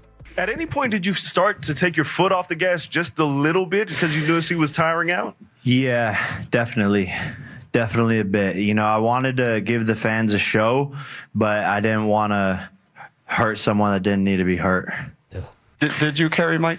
Yeah, I mean, a little bit. Yeah, like there was a point where, you know, I was just like, okay, he's not really engaging back. And so I don't know if he's tired or whatever. And I could just tell, you know, his age was showing a little bit. And I just have so much respect for him. And that like violence war thing between us, like after he slapped me, I wanted to, you know, be aggressive and take him down and knock him out and all that stuff. But that kind of went away as the rounds went on. And people started making the jokes afterwards. They had him calling out his next opponent, standing over Ali's grave. Yeah. I'm calling you out, Jimmy Carter. Jimmy Carter. Yeah, because most of the fighters outside of Tommy Fury have been over 40. But it's amazing what promotion can do in terms of influence. It suckered people like Bobby and others, right? We saw the clip and we're like, hey, Mike's still a boxer and he's trained as a boxer. All he needs is one punch versus the whole age thing. And I didn't hear Paul getting made fun of near as much before the fight leading up as afterwards. Like, this is a PR loss for him with everyone just mocking him, saying, you're not taking this seriously. You're not trying to be a real boxer. You're making a ton of money. Props to him for that. He got paid $40 million for this. Mike got 20. 20 and 40 for that amount of work, RJ. That's unbelievable. Right? And for that amount of work. And I give Mike credit for cardiovascularly, if that's a word. Yeah. Staying in there for that long. And he did take like a couple of big punches to the face. And I was like, man, at 58 to take that punch, that is impressive. Yeah. That's where I give Mike any props. He is, I mean, he's not in the top 1% of 60-year-olds. He's in the top 0.001% of 60-year-olds. Yeah, throwing more zeros. Even. Like that guy, maybe. Like that guy is. It's incredible the shape he is in. Huge butt, by the way. Didn't expect that. Yeah, that was the Very biggest big thing is butt. that Mike talked a lot of trash walking into this one. In the end, he really showed his ass in this one. Is what it is. How about the fact that that's your joke you had all weekend? No, that was the one I just had just now. How about the fact that Jake doubled up Mike? That Jake was the draw here, even though he wasn't the draw. What does that mean? Well, he doubled him up in terms of money. Oh. You know, like he was. Well, I don't know. Was it his idea? Was it his promotion? That may have been. Yeah, it might have been his promotion. And whoever. So these commentators too. What the hell? This play-by-play guy was awful. I couldn't listen to him. I was glad that my Netflix blocked out the sound. The amount of cliches. I thought this was the play. First, I thought it was Joe Tessitore, Jason Witten's old partner. Then I thought it was the guy who does the hot dog commentary for July 4th. He was so cringy to listen to him. I got to get his name for the full call out here. Was it Mauro Ranallo? Mauro Ranallo.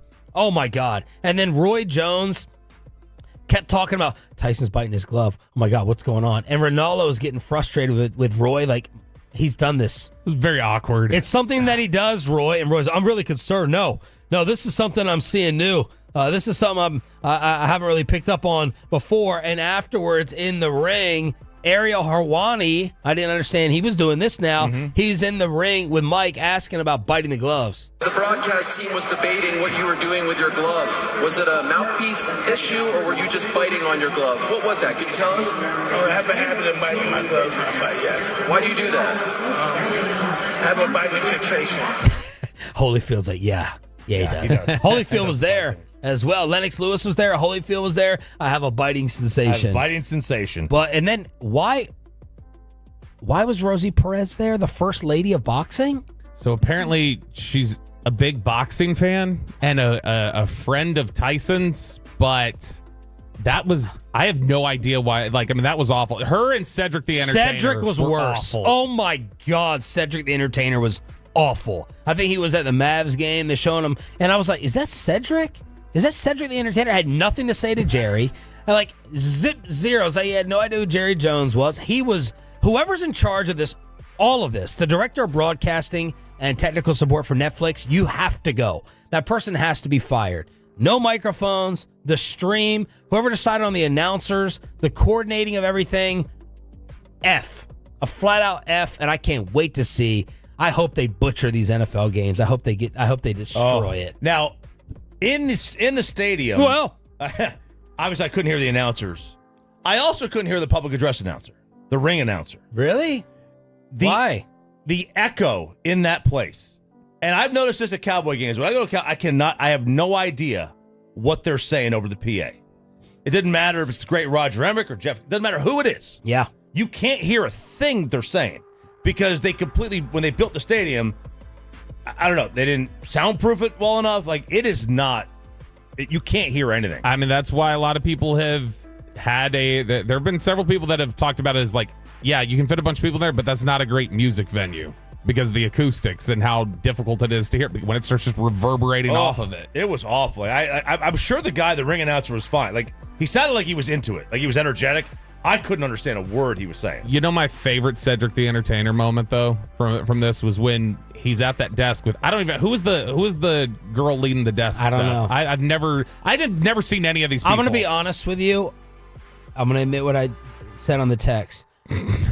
I thought people were being racist online when they were saying Rosie Perez. I thought they were making insults and being racist towards that poor girl, attractive young lady. I didn't even realize it was actually Rosie. I was like, because never in my mind would I have thought, I'm like, what are y'all just going to call this a Hispanic girl, Rosie Perez? Y'all are racist. Never in my mind would I have been able to fathom that Rosie Perez was actually out there. Yeah. I mean, was Woody Harrelson doing... White man can't jump, baby. Yeah, is he doing the post-fight interview? You're thinking of Kate Abdo. Is that her name? I think it's Kate Scott now. Not that one. It's Kate Abdo. She's the soccer girl. Tall, slender, attractive. Yeah. Sure. She had asked she had asked Cedric the Entertainer. She was like, have you ever been to a Tyson fight before? And he's like, Oh, yeah, I've been to several. And she went, yeah, which ones? And you see this kind of panic on Cedric's face, and he goes like, lots of them. I was at the bite one. I was at that one. But yeah, I've been to several. The only one he could reference was the bite one, and he couldn't even say it was Holyfield. It was at Tyson Holyfield. I saw that one. Then people got him confused with Burton. They were like, oh my God, Cedric's alive. I was like, that's Bernie Mac who passed away. All right, so man, all this stuff was flying on social media. And Bernie's funny. Bernie was Cedric funny. was cringy. It was painful to watch and listen to. And then Rosie Perez gets put on there. All right, let's get into your topic. All right, so this is a disagreement that Sarah and I had on the way home, and because the fight was not good. No, it was not a good fight. It was awful. It was not a good fight, and the person that we wanted to win, Mike Tyson, didn't win. And she was like, man, she was like, didn't really have a great time, kind of disappointing night. And In a suite. And I'm like, what are you talking? We had a great time. I loved it. She goes, but he lost. The guy lost, and the fight wasn't very good. And that brought the thing of, can you have a good time at a sporting event where your team loses?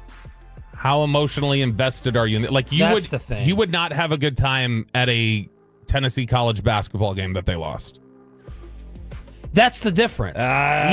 You could not have been. There's no real true investment for you guys and none of us for Paul Tyson. For Paul Tyson, absolutely. You know, if you are there at a volunteer game, then it becomes a topic of, can you have a great time while your diehard team loses? Yeah, now when I was at the Loyola Chicago Tennessee game here at the American Airlines Center in the tournament, we lost in overtime or whatever. Yeah, And Sister Jean prayed over y'all. Sister Jean. Now, I still had an amazing time at the event, but I grew a severe hatred for Hogwarts and Sister Jean. Okay, You completely rejected the Catholic faith after that. I basically became that was my Martin Luther canon event, right? That's what that was. And that was your 95 thesis. That was my 95 thesis. It was the 95 points against. That's what it was. And but I had a great time still. So I think you can have a good time at an event. So you didn't feel miserable driving home. You were like, but that was fun. I mean, the traffic was miserable. It also depends what type of setup do you get. Right, He's going to a suite. Mm-hmm. If you have, what's the Bennett Glazer, that VIP. Oh, the laundry room? The laundry room. Right, the laundry room. You're in the laundry room. And, you know, those types of things add now, time. If we had paid for the tickets, yeah, I might have a different take on it. Yeah. Right, because those were, you're talking $200, $300, $400, $500, and then you're in the suite, it's probably even more than that. So if I had paid for it, I'd probably be upset. I'm trying to think of. You pay for parking though. I used for parking and dinner before, so you're in $200. Yeah. I had a great time leading up to the first Rangers playoff game in 11 years was against Tampa Bay in 2010, and I had season tickets that year, and so we got tickets. We bought tickets for the game 3 where they were coming back, and being in there early, the electricity in there. Kinsler hits a home run in the 7th to put them ahead. You feel like they're about to finish off the sweep. All of that energy was great, and it was a great memory. And it all went away when they gave up like 7 runs in the 8th inning and lost the game. And I went home miserable, and I was pissed off. And I don't think of that as a positive memory going to that game anymore. Yeah, but in the game of like a classic and a back and forth, you can be like, oh my God, that was an amazing game. My team lost, but you're enjoying the back and forth. Absolutely. Throughout. And the fight before, the Taylor Serrano fight was wildly entertaining. And that cut looks so much bigger on the big screen. I couldn't look at it. Oh, man, it's so deep on the big screen. Bobby, best and worst of the weekend. Yeah, it was a great time. We'll get into audio of it later on, but big shout out, as always, to the hospitality of the folks at Tarleton State. Yeah. Who were fantastic, but specifically the outside of just Byron Anderson and the folks there, we got a great offer. Choppy, as always, gets the Sweet Life offer, so me being on campus with Choppy meant that I was going to get the sweet offer. So Mark McKenzie and Mike Myers, 2 Tarleton alums who are also listeners, offered us tickets to the suite and said, hey, we got a suite up here. And I'll be honest, I was stunned at how nice the suite level at Tarleton State. It's better than some of the NFL stadiums I've seen. What? Like, the design, the aesthetics, the use of the purple and everything in the main area. They got a cash bar in the main area there for the suite level, and then you get into the actual suite. nice, spacious, couches in there, and then you've got like a door you can walk out, and then you've got a section of seating, kind of like the Rangers suite, where you've got that section of seating, except you can actually, unlike the Rangers suite, you can close these windows to the suite, or you can open them up and just have open air viewing of the stadium. It was really nice. They had a full food in there, drinks. They had somebody waiting on you, like serving you and doing different things. I was really impressed. I did not expect that we were going to get that. It was really cool. Bobby's right. It was like I did not know what to expect from the suite at a Chargers game. But they redid the stadium a couple years ago, and that was part of the refurbishment, was doing the suite. But, we do the game, we call the game, and I had no idea what I was doing, as would be. Would have helped if you looked at the notes. I mean, it would have helped if I do a lot of things, but I don't look at any of the notes. I wanted to go in fresh. I didn't want to have a bias. No bias. I didn't want to have any biases in there, so I didn't look. Bobby's like, "Did you listen to the coach's show?" And I'm like, "I don't listen to the Cowboys coach's show. Why would I listen to the Tarleton coach?" Because it was literally texted to us and said, "Hey, you guys should listen to this before you get there because it's a good preview." Yeah. Did you guys listen to each other? Yeah, because you could have it on in the suite. Okay. So I heard the shots that he was taking at me. It was a shot. It wasn't even a shot. Yeah. It was a shot. It was a joke. It was a shot. I got it. You were treating me like a Spirit flight in Haiti. That was a definite shot that you were throwing my way. But in the suite there was a great listener to the show. Sean is his name. He lives in Aledo, and he had a little baby in there, Caroline, who turns 1 year old on Wednesday. And I really tried to leverage the presence of this baby to get to Kristen. It did not work. Oh, for number 4? Yeah, it just made her mad that I was trying to guilt her. I think Peyton Russell had the worst moment of the weekend. That broke my heart reading that last night. It might be over for me and my girlfriend. No, not really. No. Look, so my friends Friday night were like, "Hey, let's get together as a group. Let's go to Korean barbecue." I was like, I'm always down for Korean barbecue. I haven't had it in like 4 or 5 months. I'm salivating over there. I really want it. You used to do it every weekend. And I've never taken Mackenzie there. She's either been busy when I've gone, or we just weren't together whenever I went before. And so I was like, "Well, Mackenzie, let's go to Korean barbecue." She's like, "I don't know if I'll like it." I was like, "It's just meat. That's all it is. It's just meat. You cook everything in front of you. It's a great experience." We get there. And I'm cooking the meat. I throw the first thing. It's unseasoned meat. It's just regular meat. I throw it on her plate. It's cooked and everything. And she takes one nibble and goes, "I think I'll just get like Cane's or something afterwards." Oh, and I just chicken nuggets. And then I was like, "Well, let's get some marinated meat, something with some flavor in it. You don't have to dip in all the sauces there." She took a bite and she goes, "I don't think I like it. I'm sorry." And I was like, I had to keep positive attitude because I was with my friends, but. You was breaking down there, tearing up. I was, man. Well, I mean, because I had to pay for a whole plate, and she didn't eat $35 worth of food. There you go. So I'll start a GoFundMe on Twitter, but to pay it off. No, but I just realized that now, for however long we're together, I will not be able to try unique foods with her at least. No Korean barbecue. No. So she was like Bobby and made it uncomfortable for everyone, and just a bare plate and didn't have anything on it, didn't eat anything. So she had stuff on the plate, just wouldn't eat it. I just have stuff on your plate so it looks like you're eating. Because if you're the only one with no food on your plate at an all-you-can-eat place, oh my goodness. But yeah, it'll just be generic foods for here. And she said, before, well, we can go to the place and I just won't eat and then you eat. And I'm like, that's a terrible look for me. I'm not doing that. Oh, no, you can't do that. Yep. You guys, Mackenzie is so right here. 100% right. She's not trying to impose her will. She's like, no, majority wants something else. I'll be present for it. But yeah, I'm not going to eat. Don't worry about it. They'll probably kick you out like they did with Choppy when he wasn't eating when we went out there. But she's also dead on about Korean barbecue. It's not very good. Has way too much flavor for Bobby over here. I do not have saltless palate over I'm going to here. take you, Bobby. You should take her to a catch. I went to this. Oh, I saw. I went to catch on Saturday. Amanda's been dying to go in. I guess it's New York, Vegas thing. Very good. Had the all. I'm going to have to say this is a topic. When you have the all appetizer dinner, you're like, there's like 5 or 6 apps that look good. Can we have dinner as with the apps? Yeah. That's what we decided to do. The new place to be on Maple Ave. Go to catch. Sean Salsbury from Houston previews tonight, but right now, maybe the best giveaway we've ever had. All right, Tolos, that's right. Caller number 10 right now at 877-881-1053 wins a pair of tickets to see Justin Timberlake on Friday, December 6th at the American Airlines Center. That's caller number 10 at 877-881-1053. Let me get you hooked up with the Tolo team of attorneys. Sean Salsbury right around the corner, but maybe around the corner for you this weekend was an accident. I was in the Ubers and the Lyfts, and I've been hit in one of those before, merging onto 30. We got rear-ended. What do? Don't freak out. Don't panic. Call.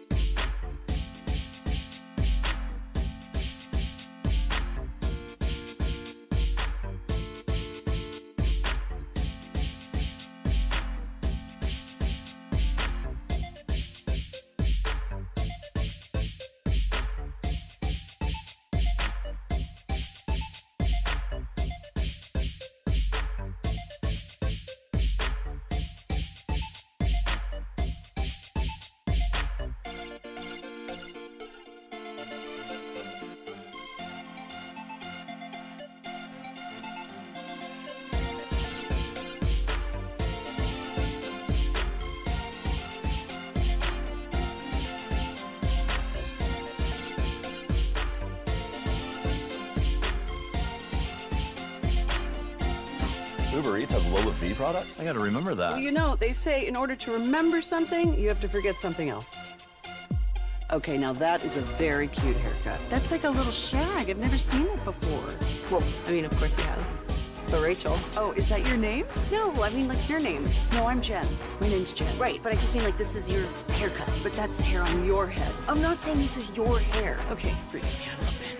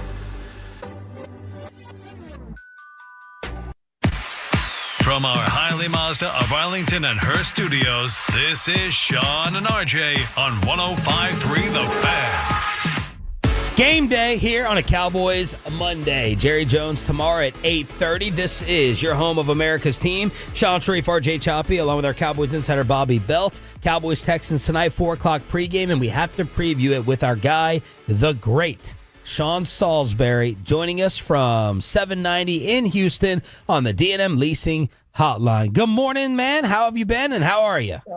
I'm doing great. Great to be on with you guys. You're killing it. It's always an honor. RJ and Sean and Bobby, thank you. And this should be a fun one. I know things aren't going very well for either of us right now when it comes to teams, but it should be a nice in-state rivalry. So I'm honored to be on with you guys. Always great to be on at DFW, fellas. Fantastic to have you on. I would like to start with your Dallas diagnosis on how ugly this is. How long are we going to be stuck with this? The Dak deal, Jerry, every single week, whether with us and the press, just how big of a mess has this become? Well, I know you guys know football because you're really good at it. You got a damn good show, so I'll start there. Thank you. And I'm proud of you guys. You guys are killing it. You know what, aside from the fact that they're not protecting the quarterback very well, the quarterback wasn't playing very well. They don't run it well. They didn't do much in the offseason. Injuries have hit them. When their best player on defense has been down and they're giving up about $150 a game, and the team that played at home last year that was so dominant isn't dominant at home this year. Matter of fact, it becomes the away team feels like they're at home. And they're not very explosive right now. They threw for 35 yards last week. They're pretty good. But other than that, they're great, right? They got a shot. And truthfully, I know, guys, that they're easy across the country and locally to beat them down, and rightfully so. They're highly pubbed. Everybody expected more. I know most of us, I did, thought that they'd be better in a playoff caliber team. But in truth, let me ask you guys, and this will kind of lead to how I feel about them, and it is the Cowboys. We know the pub and everything that goes in, but it's been a long time. And the owner's great. The marketer's great. The general manager probably has to give them more to work with. And I know Jerry knows this, and you guys know this, but what do they do great right now? Aside from the kicker, they got a great kicker.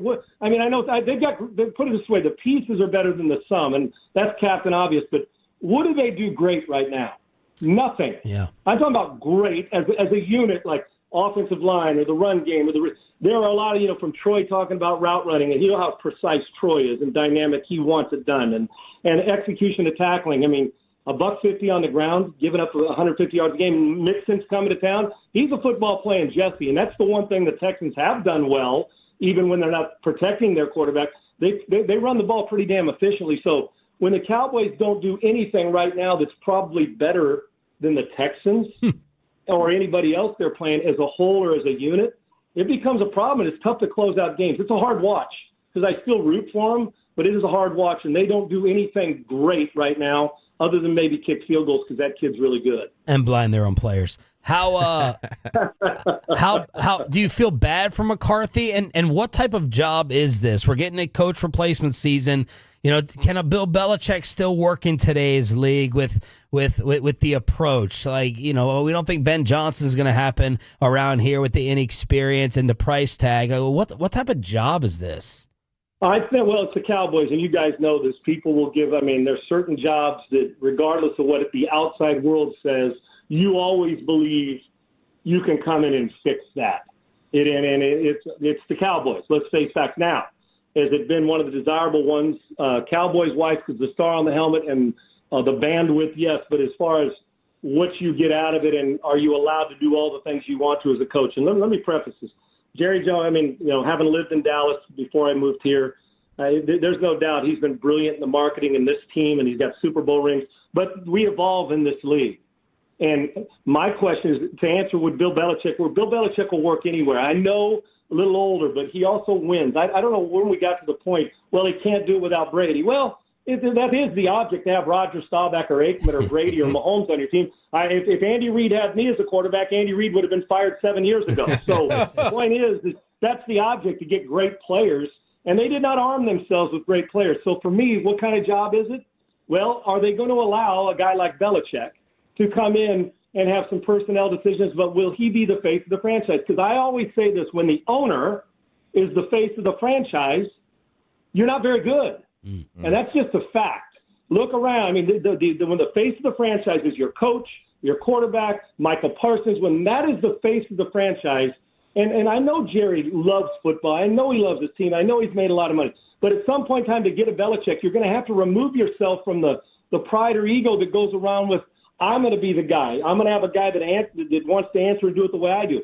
When Jerry decides it's time to step aside from that, own the team, hire a guy that says, I don't have to. What's the last was Bill Parcells. I'm not saying that Jason Garrett and Wade Phillips aren't good coaches, but and the fact that Mike McCarthy's got a Super Bowl ring, but he hasn't been at his best. And so when you're the Cowboys coach, you're really not the full-on coach. You're not making all these decisions.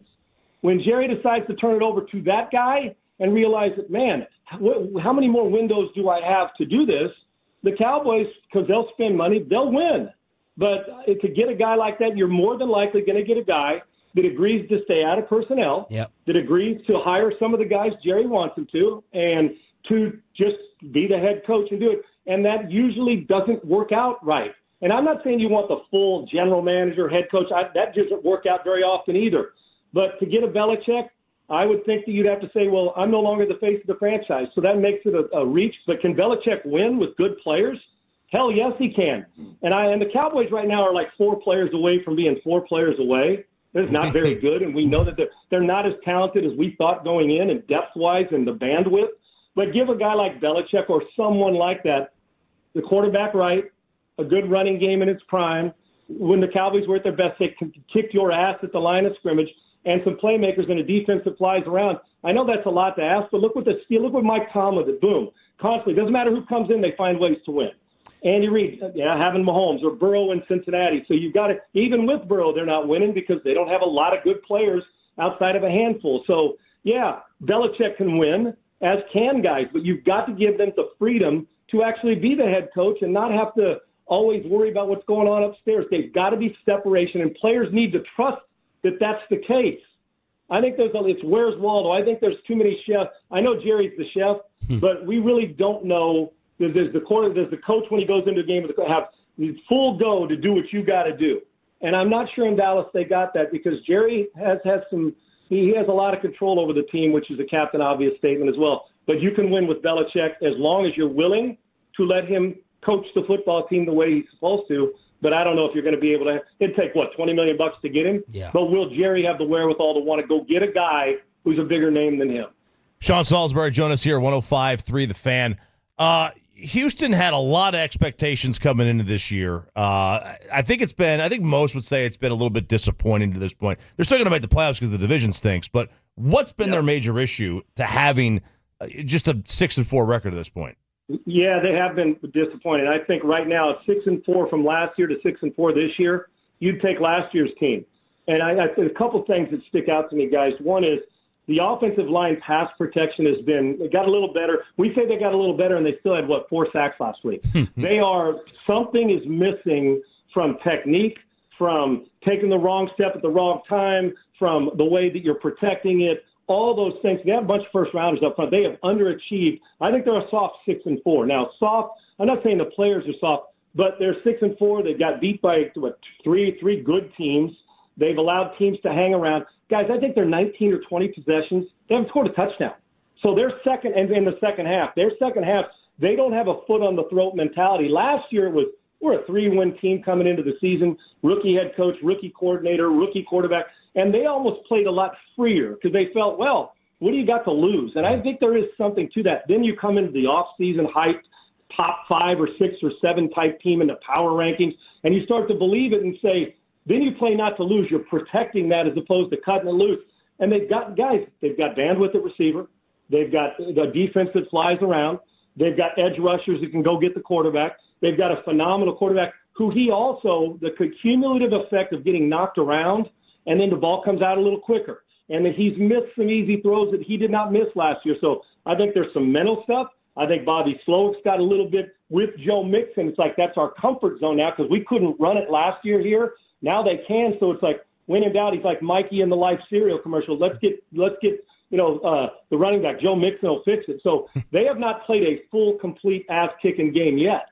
They're hoping to do it this week, but the Cowboys can beat the Texans if the Texans play in the second half like they did against Detroit, and they have taken a step back. You guys are 100% correct. They are not an elite team. They're a good team, but they're not an elite team. And playing like this, they'll get to the playoffs because the division blows, but they won't get out of the first round unless they start to pick this up. Who's their greater concern about potential regression with right now among Houston fans and analysts, Bobby Slowick or C.J. Stroud? Most people you talk to, guys around here, don't think it's a Stroud issue. They think that, when we have we also have selective criticism and, the compliments. Stroud's not that far off. He still makes throws. You're like, man, this guy's really good. But there's been a little bit of hesitation in his pocket presence. I almost feel like he's watching pass rush and not getting through the progressions like he has. But I think most of us feel that's fixable. It's Bobby's the adjustments during a game and the ability to attack vertically. You can't, even when Nico Collins and Stephon Diggs are out because they still got a pretty good receiver room, you can't back off.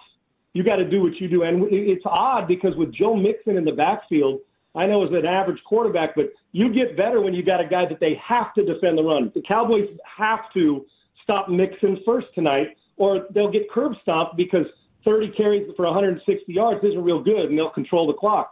But you have to start there first, so it should create more spacing for the receivers. That's what's odd about this. But I think that they think that both are fixable. But if you say which one 5 years from now would you trust more today, I think most are going to say C.J. Stroud. But Bobby Slowick's not far off either. He's just got to get back to almost treating it like they're a 3-win team, that you got to be aggressive but judicious with it. I think both are fine. I think there's bigger issues outside of Slowick and C.J. Stroud right now that need fixed. Do the Texans consider this a rivalry game? I know Jerry loves to, beat up on Houston, and that's kind of a big spot for him. But do they consider this a rivalry? Yeah, they do. And, with the history of the franchises, obviously people are going to talk about Cowboys are the big brother, and this is the brothers didn't get enough attention, right? That exists here. It just does, and understandably so because of all the pub and, America's team and the Cowboys. But, guys, when you look at it over the last few years, even the Cowboys' record, but the ascent, the path that they're on, at least the last 18 months or 2 years for the Texans involved since they got, Bill O'Brien's not here and they got D'Amico Ryans.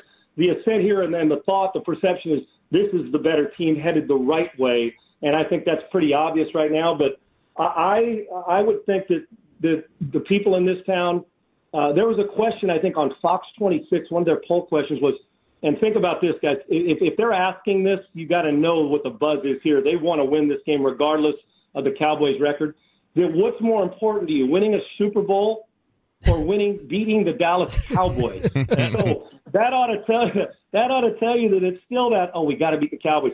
This would be the most devastating loss to Texans fans, playoff included. In the last 2 years, they lost to Carolina coming out of a bye week last year. This would be the most devastating loss in the last 2 years, to lose to the Cowboys, who are reeling right now. in-state Monday Night Football, God in the world to see, and it's Dallas, and it's the Cowboys, and it's your rival. So rivalries, Chiefs, Raiders, old school, one of those, Ravens, the way in Bengals, no. But rivalry to the point it means a lot to this city, and trying to get a win over the Cowboys regardless of the record, might even mean more to the Texans fans and the Cowboys fans considering the circumstances this year and where they both are. One's going to the playoffs, one isn't. Absolute treat to have you on. Thank you for making the time. Keep killing it. Can't wait to catch up with you again and enjoy this one tonight. You guys, I really appreciate it. I love you both. And Bobby, great to be with you. You guys do great work, and you keep killing it, too. One of the best shows in the country right here, meaning you guys. And I'm honored to be on, as always. Thank you, brother. Could listen to him all day. Sean Salsbury on the D&M Leasing Hotline. SMU getting disrespected again? And RJ thinks Arkansas was trying to be a little dirty with the Texas Longhorns. The college football kegger is next. After we get you over to Zerez, get your carpet professionally clean, Cleanway Green.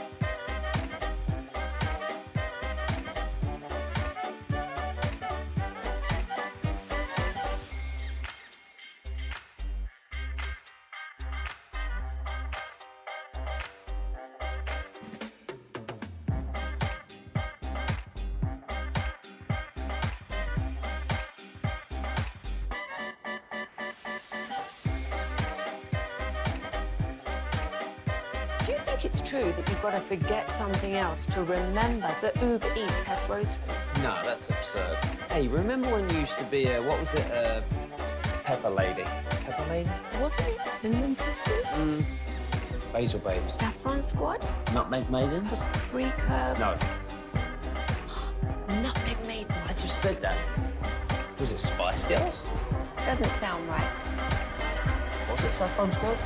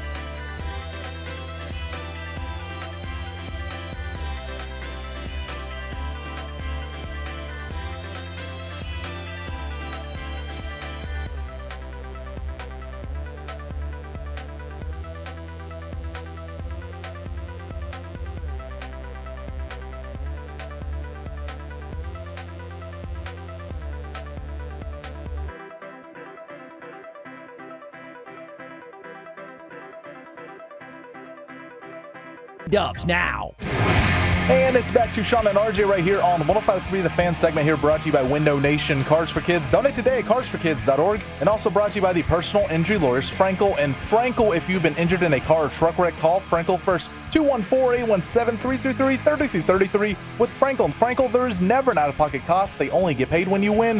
Frankel and Frankel, the go-to car and truck wreck attorneys in Dallas. Ewers sprint right to the end zone. Touchdown, Longhorns! Matthew Golden. I'd like to know where Lou Holtz is right now. Oh, I win. Google me. We're not hosting an intergalactic kegger down here. Dirty pool was played at Arkansas. Razorbacks War Memorial, whatever they call it now. I think War Memorial's in Little Rock. But dirty pool, I do believe, played by the Arkansas Razorbacks. Hey, welcome to the SEC moment. For the Texas Longhorns. They went up to Arkansas. They win 20-10. It was not a tremendous, awesome effort. I don't think many Longhorn fans were pleased with the victory, but it's a victory. It's a road victory. You get a road. It's really their first true SEC road game. Vandy's not really an SEC type crowd. Insulting. Tell that to Bama. I know, right? Michigan is the most overrated place in the world. So they go and they have. Have you ever been there? No.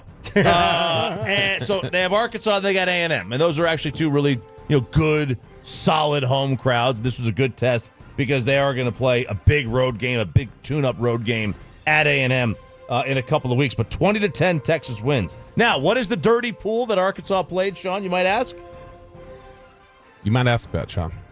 Oh, what is the dirty pool that they played? There you go. They did not cut the grass for a couple of weeks. I love these SEC. They let it grow. They let it grow. They let the grass grow. They're like, you know what? We can't beat them on the field. We know we can't beat them. So the only way is to slow them down, make them play through the weeds. We're going to make them like Northwestern, thick ankles and high grass, and that's how you win. Like Peyton's backyard. That's right. That's that SEC difference right there, Sean. Oh boy, you're welcome to the SEC moment as an HOA violation. We're not going to cut the grass. You guys are so unreal. This is why Texas's branding and image, it's far superior to the conference itself. Yes, My gosh. Derek Collins is not happy. Michigan, most overrated place. Get out of here. Derek, come on now. You got to know that Choppy said that without any credibility. He has not been. He has not been, and I won't go. You said that about Fenway. That's fair. Look, I have no conviction. You got a free ticket for me. I'm going. Yep. Okay, student Sweet. section. That'll be a suite. Maybe no, they don't have suites at Michigan. Come on now, look at that. It's a one-level stadium. They can't even afford a second level. Hey, Jake has told us Michigan's the greatest place in the world. So, I mean, you might want to give it a shot. That's right. I've heard that. So Texas gets the victory, and now for the Longhorns, it's just about getting to the A&M game. They've got a Kentucky team that's already quit on Mark Stoops coming up next, and then they'll have the A&M game 2 weeks from this past Saturday on the road. Of course, I am the negative pessimist. I'm here to rip down the dreams of college quarterbacks. I never can tell you who's going to be great. I can just tell you who's not going to be great. And I was never high on Quinn Ewers as an NFL player and prospect, and it feels like everyone is now coming around to that. His stock, Bobby, is now what? I mean, would you Will, get your text ready. Bobby may still have you blocked. Would you draft Quinn or Shador? Shador. Yeah, not even close to me. Like, I mean, and it's something where is he a first rounder? Probably not. No, I would. I mean, he will be, but he's probably not. I don't know that he will be. There were, I think, when you talk to people around the league this past year and you ask them, where's Quinn sit right now? One of the reasons Quinn came back is because Quinn, I think, was thought to be a third or fourth round quarterback heading into this year. Now he may have changed some things. Maybe people feel a little bit better about him, but no, that's why the reason why he didn't. I saw some top overall pick talk. But again, see, this is the whole crux of the argument with Will. The idea that they can say that there was a time where people were projecting Mason Rudolph was going to be the first quarterback taken in the draft out of Oklahoma State, like in the middle of the college football season. It's the media generally catches up to where NFL evaluators have players when we get closer to the spring, but they have not been super high on Ewers. Pepe, what do you think? What do you think of Quinn in the league? Third, maybe fourth rounder right now. I just don't see the deep ball's a big problem with them right now. Deep ball, he can't do it. Yeah, it's he looks scared to throw it. Like, he just doesn't look like he wants to push the ball downfield. They're not going to make a move to Arch, obviously, this year, but like I think a lot of Texas fans are like, okay, let's move on and get to him. They're just not going to do it. And I forget, I mean, he did get to the Final Four last year, and I mean, very easily could have won that game. They could have won that game against Washington. This is a couple different times now where Quinn's gotten hurt in the middle of the season, and when he comes back, he looks completely different. Where and it's not even just the way he's playing; it looks like he's almost timid. Like I think the injury's getting his head a little bit. Yep. So Texas wins. They have Kentucky on deck, and then A&M. I wish I could have seen this game, but I'm glad that I didn't get to see this game. Back, look to the end zone. Caught, touchdown. Oscar Delton's got 2 tonight, and the Dogs are in front. That is ESPN with the call. Fowler, who, boy, the group chat that I'm on, the VFLs, the Vols for Life, the group chat, the F Fowler, because they hate Kirk. They hate Chris Fowler. They hate Chris Fowler? He's public enemy number one, outside of Keith Jackson at Tennessee, because him and Keith, they started the Charles Woodson for Heisman campaign in 1997. But this is a big. I got to take a DL here, all right, because I am the reason that we lost this game. I'm doing half number one of the Tarleton game. No, it's 10-zip Tennessee when halftime of the Tarleton game hits. I go downstairs. It's immediately 14-10. Instantly, he walked in the door. Georgia scored a touchdown within like 2 minutes of Choppy being in there. How much regret did you have in forgetting when the Vols game was on that you were doing this other game? Honestly, were you sick over it? I was pretty upset. Was he mad? He was upset. But what was he was more upset by he's like, I'm not kidding. He's like, if they score again, if Georgia scores again, he's like, I can't stand down here. I'm jinxing it. He's like, I'll come. I'm probably going to just take you out of the chair. I got to call the game because Tennessee's got to win. And he didn't call the game, but he came back upstairs and just stood behind us in the booth because he's like, I can't stand downstairs because they started losing. And then he came upstairs and Tennessee scored a touchdown. Yeah. And so he's like, I'm not moving. He just stood up there to watch the game on his phone, like to follow the box score. And then I go back downstairs and it's tied at 17. And this is a big fight I had with Sarah the rest of the night. Big fight, okay? Because they're driving. We're at like the 30-yard line. And all of a sudden, she was getting like a little bit nervous because like the game was over and you could tell the girl who was like the host of the suite wanted us to get out. She goes, we got to get out. I'm like, it's the middle of a drive. It's the middle of a drive. I'm not leaving. It's a 2nd and 2. We go out the hallway immediately, 4th and 8 after a penalty or something like that. And now they have to punt and the game is over now because Georgia went down the field and scored to make it 24-17. But tomorrow, 6 o'clock, it'll be the next rankings that come out. Georgia was the first team out. They're going to be back in. Projection is Tennessee is probably now the first team out. Unless they keep them ahead of Ole Miss, which has been some projection, although I don't think that's going to happen. But the projection will be you'll still have your 4 SEC teams, you'll have your 4 Big Ten teams, and Georgia will be back in, and Tennessee will probably be the first team And out. Kirby was taking shots at the committee after this. I mean, he is a post-game quote to listen to. Yeah, he is. He really is. I don't know what they do. I don't know what they want. I have no idea with Georgia's first place schedule. Did you have an issue and maybe this was one of the times you're watching your phone, not watching the game. Did you have an issue with the incomplete pass ruling instead of the fumble for Georgia with Delp? I had a bigger issue with the face mask call where the guy's helmet came off, but it was just a tackle. Like this guy just tackled him and his face mask and his helmet came off because that was a 2nd and 25. And but I have an issue with it because that's not a pass. But I understand that's the rule. Like, what am I going to do? The Vols fans were the whiniest on social media over the weekend about officiating. Oh, my gosh. It was you would think Vols fans were coached by McCarthy, the way they were complaining about referees. College football kegger here with RJ Choppy on 105.3 The Fan. All right, so BYU suffers their first loss of the year. This one at Kansas. Now, they already basically have to win the conference title to get in. Now their aura of invincibility is gone. It's toast. They're probably going to be in the conference title game unless they lose to Arizona State. There's some wild situations for the Big 12 that both include Colorado getting in and Colorado getting left out. Colorado wins over the weekend, so they're in a prime position. They actually might be prime in the rankings this week.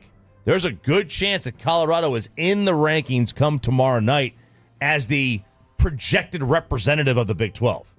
Travis Hunter locking up the Heisman, having rushing yards and interception and more catches, and he the freaky athletic things that he is doing, and he's putting up the Heisman pose multiple times now. Yeah, I mean, they keep making the whatever it would be. You know, some people have compared him to Champ Bailey with some of the stuff that he did at Georgia playing both sides.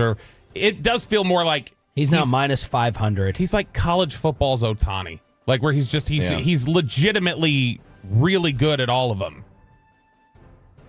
That's an amazing comparison. Thank you. Good for you. Thank you. Coming up with that on your own. He intercepted a deflected pass. Sean thinks he created every analogy ever. We've talked about Ohtani. This is just I talked about him. But when you idiots bring up something, you want your pats on the back, but you just have amnesia. It's amazing. It's incredible. Bobby will write in an email to be a smartass. When we get on the radio, he conveniently forgets. We're going to make it 4 times the rest of the week. Intercepted a deflected pass, highlight reel catch, added a touchdown as well in the fourth quarter for Hunter. So Colorado gets the victory, and like I said, they'll probably be close to the top 12, if not in the top 12, come tomorrow night. Oregon surviving at Wisconsin. Yes.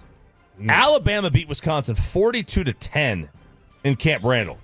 And now here's Oregon going there, same stadium, 16-13, barely getting by. Kind of a scary moment for Oregon. Yeah, I mean, they barely got by, but it was one where I never felt like Oregon was going to lose. But this is, again, they played these close margin games a couple different times now. They had issues with Idaho. They had issues with Boise State.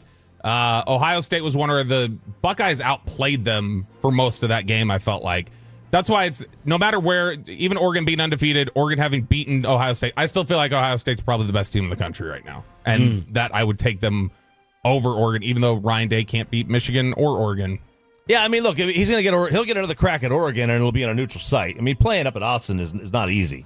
SMU 38-28 over Boston College. Big win for Rhett Lashley and the Mustangs, and they're going to be one of those two ACC teams that's going to be fighting for that lone berth within the conference. College football kegger with Ralph James Chape here on DFW Sports Station. A loaded Monday here on 105.3 The Fan. Is that it? We have a doubleheader this weekend on The Fan. Alabama and Oklahoma, 6 o'clock, and then USC, UCLA will after that game. There you go, Tim. Don't be texting me about that like on Friday. Below the belt, we have to make our official picks and selections. And this is a little Tolo test for you. Who remembers Tale of the Tape? Because Choppy's bringing it back. For Dallas versus the Armpit, Bobby's first experience with Tale, and we make the official picks next. And Bobby will make that joke next week and pretend like I didn't say it as well. Let me go ahead.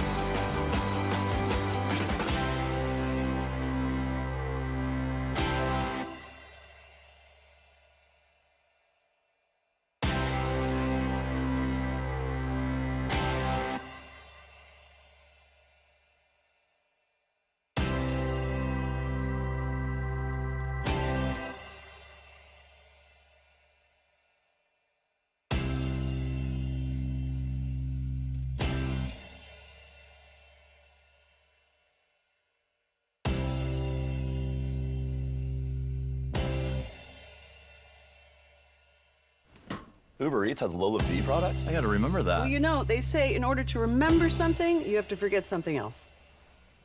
Okay, now that is a very cute haircut. That's like a little shag. I've never seen it before. Well, I mean, of course you have. It's the Rachel. Oh, is that your name? No, I mean like your name. No, I'm Jen. My name's Jen. Right, but I just mean like this is your haircut. But that's hair on your head. I'm not saying this is your hair. Okay, freaking me out a little bit.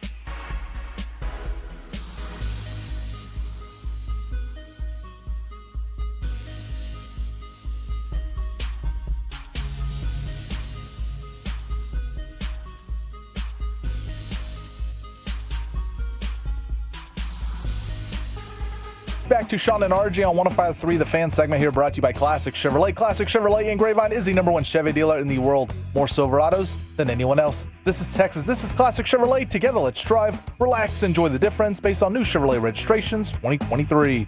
The great Bobby Belt. Bobby Belt is an idiot. Don't make me take off my belt. Don't make me No, take off my belt. we're not. Over to you, Bobby. I like to compare the Dallas Cowboys to a house of cards.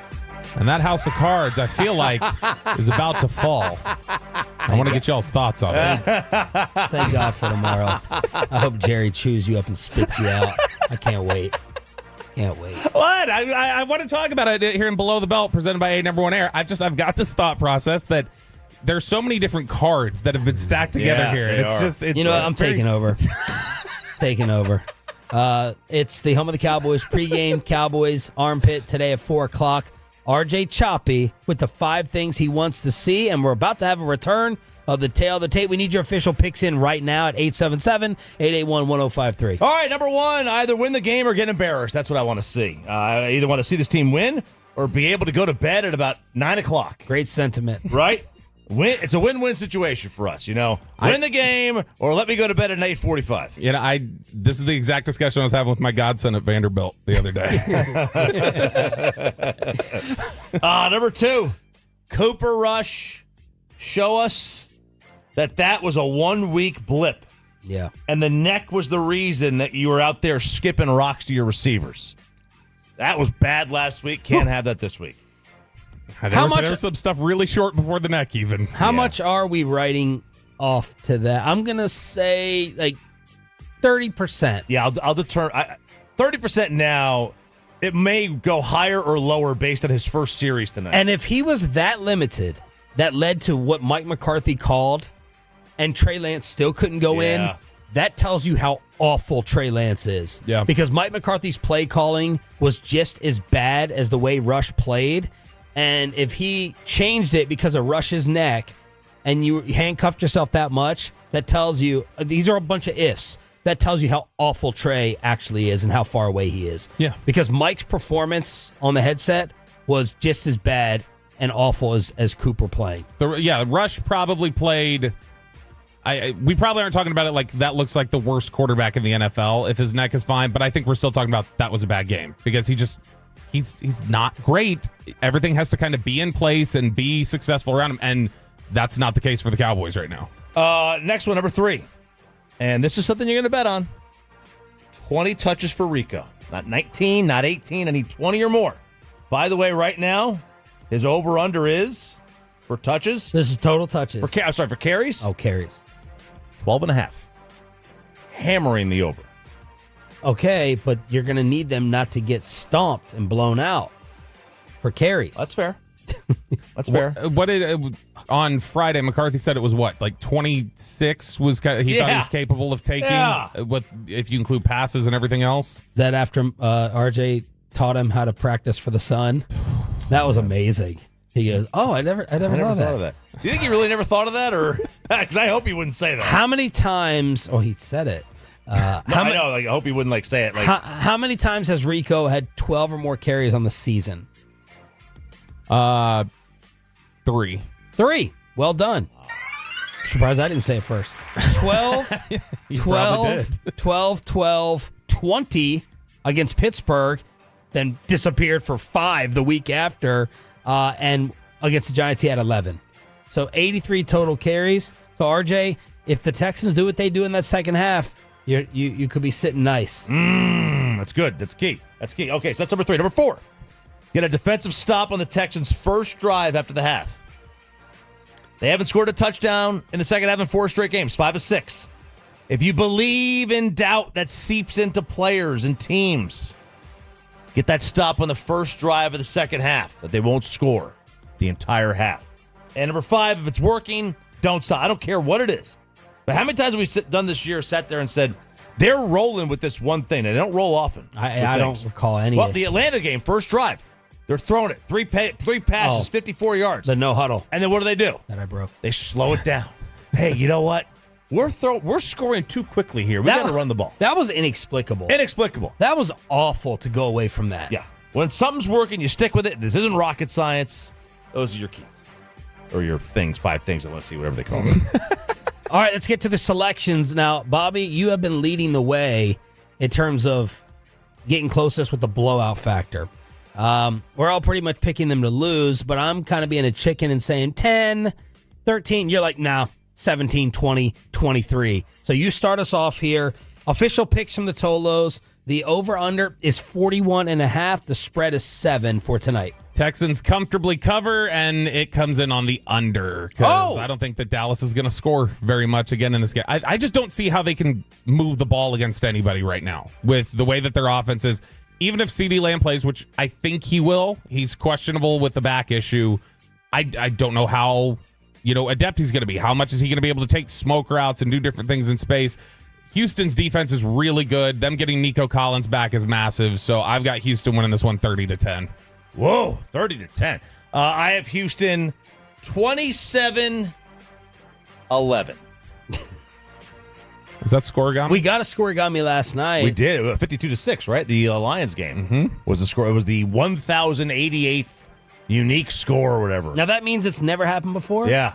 But I think 27-11 has probably happened. But yeah, the Cowboys will go for 2. There you go. So you have the under as well. Are you betting this game?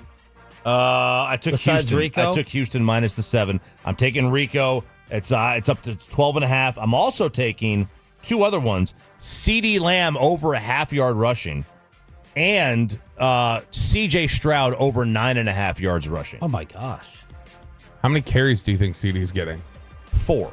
Oh, okay. Well then, yeah, that 1. Oh, okay. Well, if it's 1, I mean, those jet sweeps have been getting you like -3, so you might need 4 carries for him to get over half a yard. Pepe.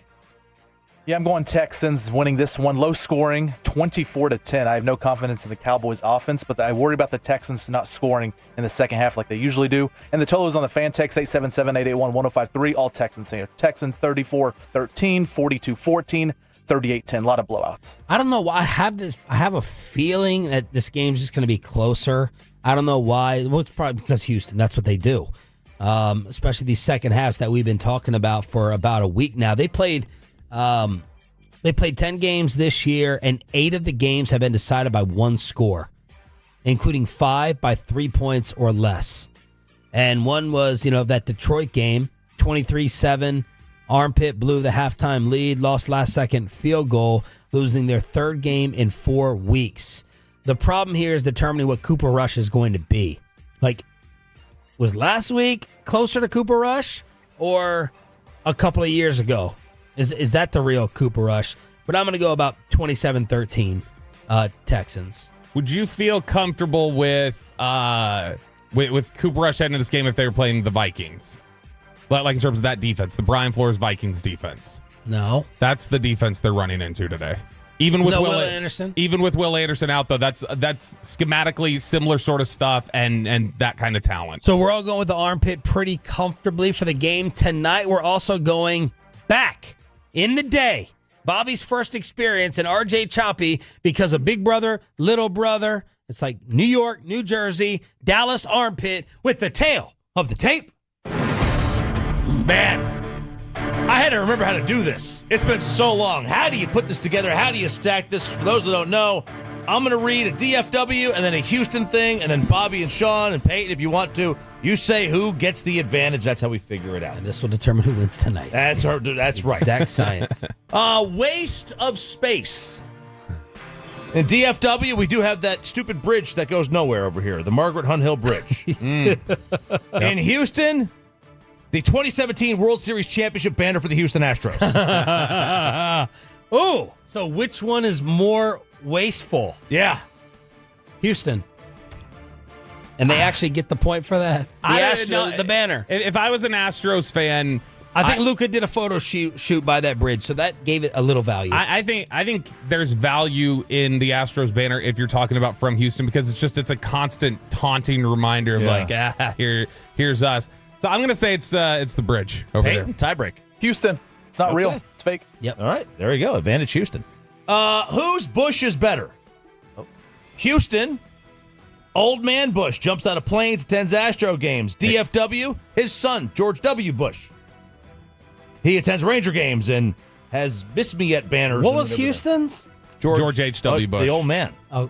Because he lived in Houston, big Astro fan. Okay, I was like, are we Bernie Macking him, or I thought you were talking about an active situation. No. I'm going to go with Junior. I like his personality. Yeah, look, I mean, not trying to get political, Gavin. Look, you're talking about he was an owner with the Rangers at one point. He didn't just go to the games; he was the owner. He was out at AT&T Stadium a couple weeks ago. He cracks jokes. This is easy to me. This is Dallas. Okay, so we don't even need to go to Peyton, which is always better for us. Houston. Musical star, DFW, Post Malone. Houston, Beyonce. It's a tough one. Oh, 2 of my wife's dislikes, and she's dead wrong. Really? She doesn't like either one. For her, she really puts the hate on Beyonce, but I always fight with her. Your Post Malone take is bad. Post Malone. Kristen wanted to dislike Post Malone. Although Beyonce's drop dead 15 out of 10 gorgeous. And she's way over the line. If I'm Jay-Z, I have a problem with that Beyonce laundry commercial where she's doing the laundromat. I'm like, whoa, what are you doing right there? Bending over to the machine. But this is Post Malone. I love Post Malone. I love everything about Post Malone. This is easy. This is Dallas's Post Malone because that is a unique artist. That is not cookie cutter, vanilla, crappy music like Beyonce. So it's Dallas. Again, good news for us. Don't need to go to Peyton Russell. Post Malone.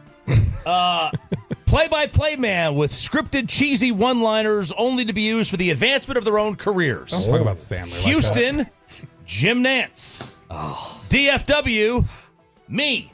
Oh! RJ Choppy all day over Jim Nance. the NFL cover-up storyline guy. Yeah, Mr. Too Cool for Questions. Yeah, I would take RJ Choppy as an announcer, as a golf analyst, all of those things. Dallas over Houston, no doubt about it. Wow, 3-1. Holy Chance, cow. chance tonight. Here we go. Despite what that TV screen says. With Woody, Rex, Brewski, all of them picking the armpit.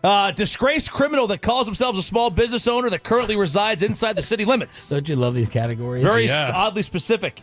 DFW, we have Joe Exotic, the Tiger King. Oh, I think he just got engaged in Fort Worth. Hey, congratulations, Joe. And in Houston, we have Joel Osteen.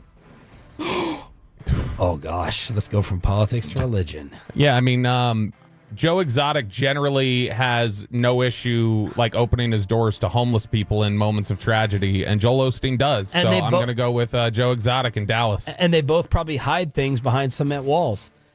So I'm going to go Joe Exotic. Hey, it was a story. It was a story. 4-2-1. I love Tiger King so much. All right, we got a dominating runaway here. Yeah. Runaway here. Should we just finally end it with the dead wrestler? Oh yeah, Bobby, this is the patented finish. The dead versus undead wrestler of the week. That's what it is here. DFW, we have the Von Erichs and the whole family. Finally watched the movie. And in Houston, really depressing. The Undertaker. Oh. I got to go Undertaker. I'm sorry. I do love The Undertaker. And it's not totally fair either. It's like you're talking about an entire Von Erich family versus just the one guy. Yeah. The Undertaker's great. I still think it is the best WrestleMania intro because it goes on for hours. Not hours, but you get. Well, that's all it takes me to get wheeled to the ring. All right, DFW wins. Well done, RJ Choppy with the tail of the tape. We'll see what wins out, our expert football picks or the tail of the tape. Was that the worst event ever at Jerry World on Saturday night? Plus Nick Eatman, DallasCowboys.com after this. After we get you over to K.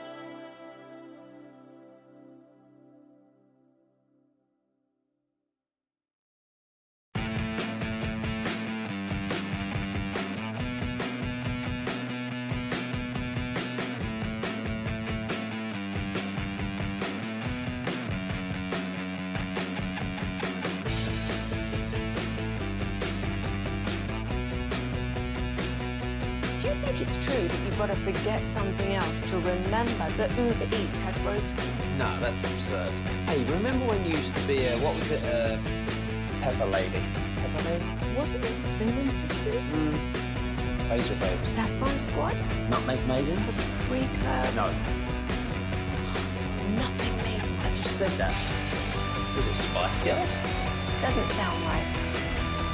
Was it Saffron Squad?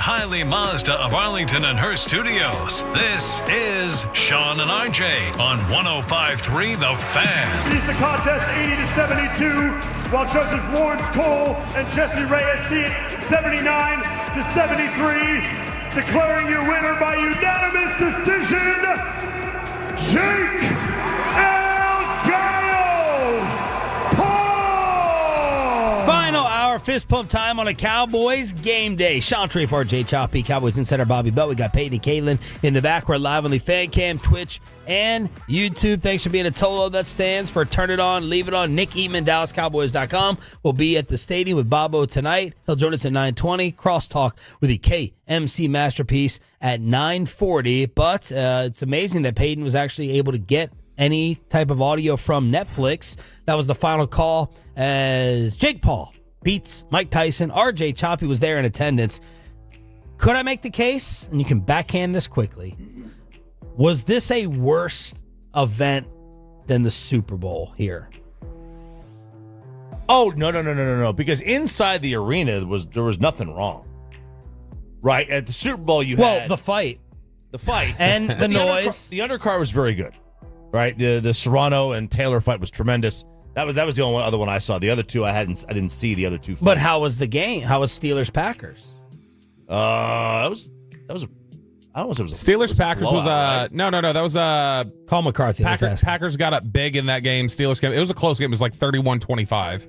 That was a good game. It's just the whole week was ruined with the ice. Yeah, it was, and you know the seats. Remember they had a problem getting people into the stadium because of the seats that were there or that weren't there. I guess the makeshift seats. All right, power rank the things amongst the two events: ice, Netflix, the actual event, the seats. In terms of what was worse? Yeah. What's the worst? One is the ice. The ice. That ice was so bad. Okay. There's a reason we haven't gotten another one. That was logistically just awful. Yeah, because it's 75 degrees today. Right. Don't forget, the NBA All-Star, we had bad luck. The NBA All-Star game was like the year before. Yeah, it's horrific luck. And that was a snowstorm all week during the NBA All-Star game. Yeah, the ice was the worst. What's next? Is it the actual fight or Netflix? Netflix, that was bad. That was, yeah. I can't speak to that. I didn't have that problem. I was looking at the fight. It was impossible. It was impossible. Sounds like. It was maddening. I will remember the last is the seats or whatever. I didn't even remember that was a thing. I will remember forever the ice issue. I will remember how just bad that fight felt. It was really good. It was into the second round. I was like, this doesn't feel good. Like this feels like I feel bad for taking part in this and for wanting it to happen because this does feel like bordering on like this shouldn't be occurring right now. He looks like he could get really hurt in here. Mike? Yes. And I was just like, this is all of a sudden it's like you think you want to see something or what, and then you sit there and you're like, I definitely never wanted to see this. And I didn't realize until just this moment. That's the way it was with the fight. So to me, it's the ice Netflix fight and then chairs, I guess. I don't remember what that was. The seating issue? Nope, don't even remember that. Like at AT&T, when you're looking at like it's around the 20-yard line, there's those gaps basically for people to walk through. They put seats there. They put makeshift seats there to try to squeeze more people in. Did Micah get booed? Micah did get. He was. It was. I thought I heard that. So yeah, I posted that on Twitter. It was like a non-reaction. They showed Micah on the big screen. This is what they were showing. They just showed Charlize. They showed Shaq, Gronk and Shaq got much bigger ovation than Micah because they showed Micah right before Shaq and then Gronk, and Micah was like a wow, and then Shaq, Gronk. How much of this did you feel was and Chop, you may know, but did we get the sense this was a touristy crowd? Like, did this feel like this was mostly locals, or did this feel like people who came into Dallas for the fight? I'm sure there was a mix. Sure there was a mix. That may be contributing to whatever Shaq Gronk reaction you get versus. But even Micah if it's a touristy crowd, you're still going to get 75% locals that are at these things, right? I mean, it's like it's the easy ones to get to. Yeah. At MGM, 69% of all bettors on the three-way line took Tyson plus 180, including 54% of all money wagered. So, sentimental favorite, and people put their money behind it as well. This is now who Jake Paul has beaten. Retired NBA player Nate Robinson, 40 years of age. Ben Askren, retired MMA, 40. Tyrone Woodley, MMA, 42. Retired Anderson Silva, I forgot about that fight, 49. Tommy Fury, lost to him, 25. Nate Diaz, semi-retired, 39. Tyson, 58. He's got a type. He's got a type. Right? He's got a type. But if you're Jake, Jake can't fight a 25-year-old boxer. He's going to lose, right? He knows that. He lost to Tommy Fury, who's not like. But he keeps trying to talk like now. He's trying to call it Canelo, right? Conor McGregor in the cage. Yeah, he's targeting. Well, that'd be interesting with Canelo because Jake's like twice his size, not quite twice his size. Micah wants to fight him now. Micah was tweeting afterwards. Come on, Jake, let's get in the ring. Do it. You know what? Do it. Go ahead. I would love to see that. Remember Micah's boxing training? Yeah, and Ray got punched once in the stomach. He's like, I can't get hit again. Stop. Yes. But look, it's clear now, right? Like, Jake Paul's not trying to be an actual champion. No. It is what it is. He made $40 million for the fight. Tyson made 20. He gets it, man. Like, he's a superstar. Like, you can hate him all you want. Yep. But from his nickname, the Problem Child, which is that's a great boxing nickname. It's a great nickname, period. Yes. From that to the fact that he is one of the great promoters that there is. And, I mean, he puts on fights that people want to see. Whether they're good fights or not, that doesn't matter to him. Because he realizes that doesn't matter in the world anymore. It's all about promotion. This build-up was just... the intrigue of this is a fascinating lesson in marketing and promotion. Like, let's write down the things that could get people hooked and want to see it.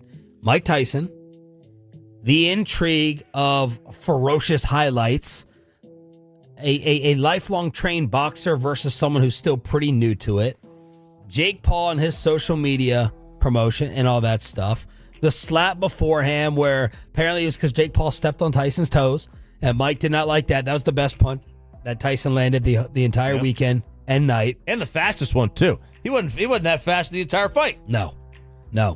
So that's everything that went into it. We saw Tyson's ass. You had the celebrities. You had curtains.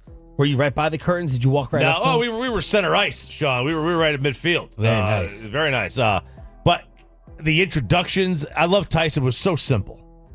He had the Tyson towel on. Right? So I almost came in. If he had won, I was going to come in and just wear the Tyson towel today. Pac-Man got arrested after this. So Pac-Man was there. He was apparently at the Lowe's Hotel. He got in the fight at the bar of the Lowe's Hotel right there. Right? I love that bar. They make great wings down there. So I love that bar. They make great wings. They do. That right there at the Lowe's. That's where we always hit whenever we go in there. We drop into that bar. Are they throwable? I'll tell you what, though. Pac-Man had cleaned up his image. I bet if we looked, the last time Pac-Man was getting consistently arrested was probably around the last time Mike fought.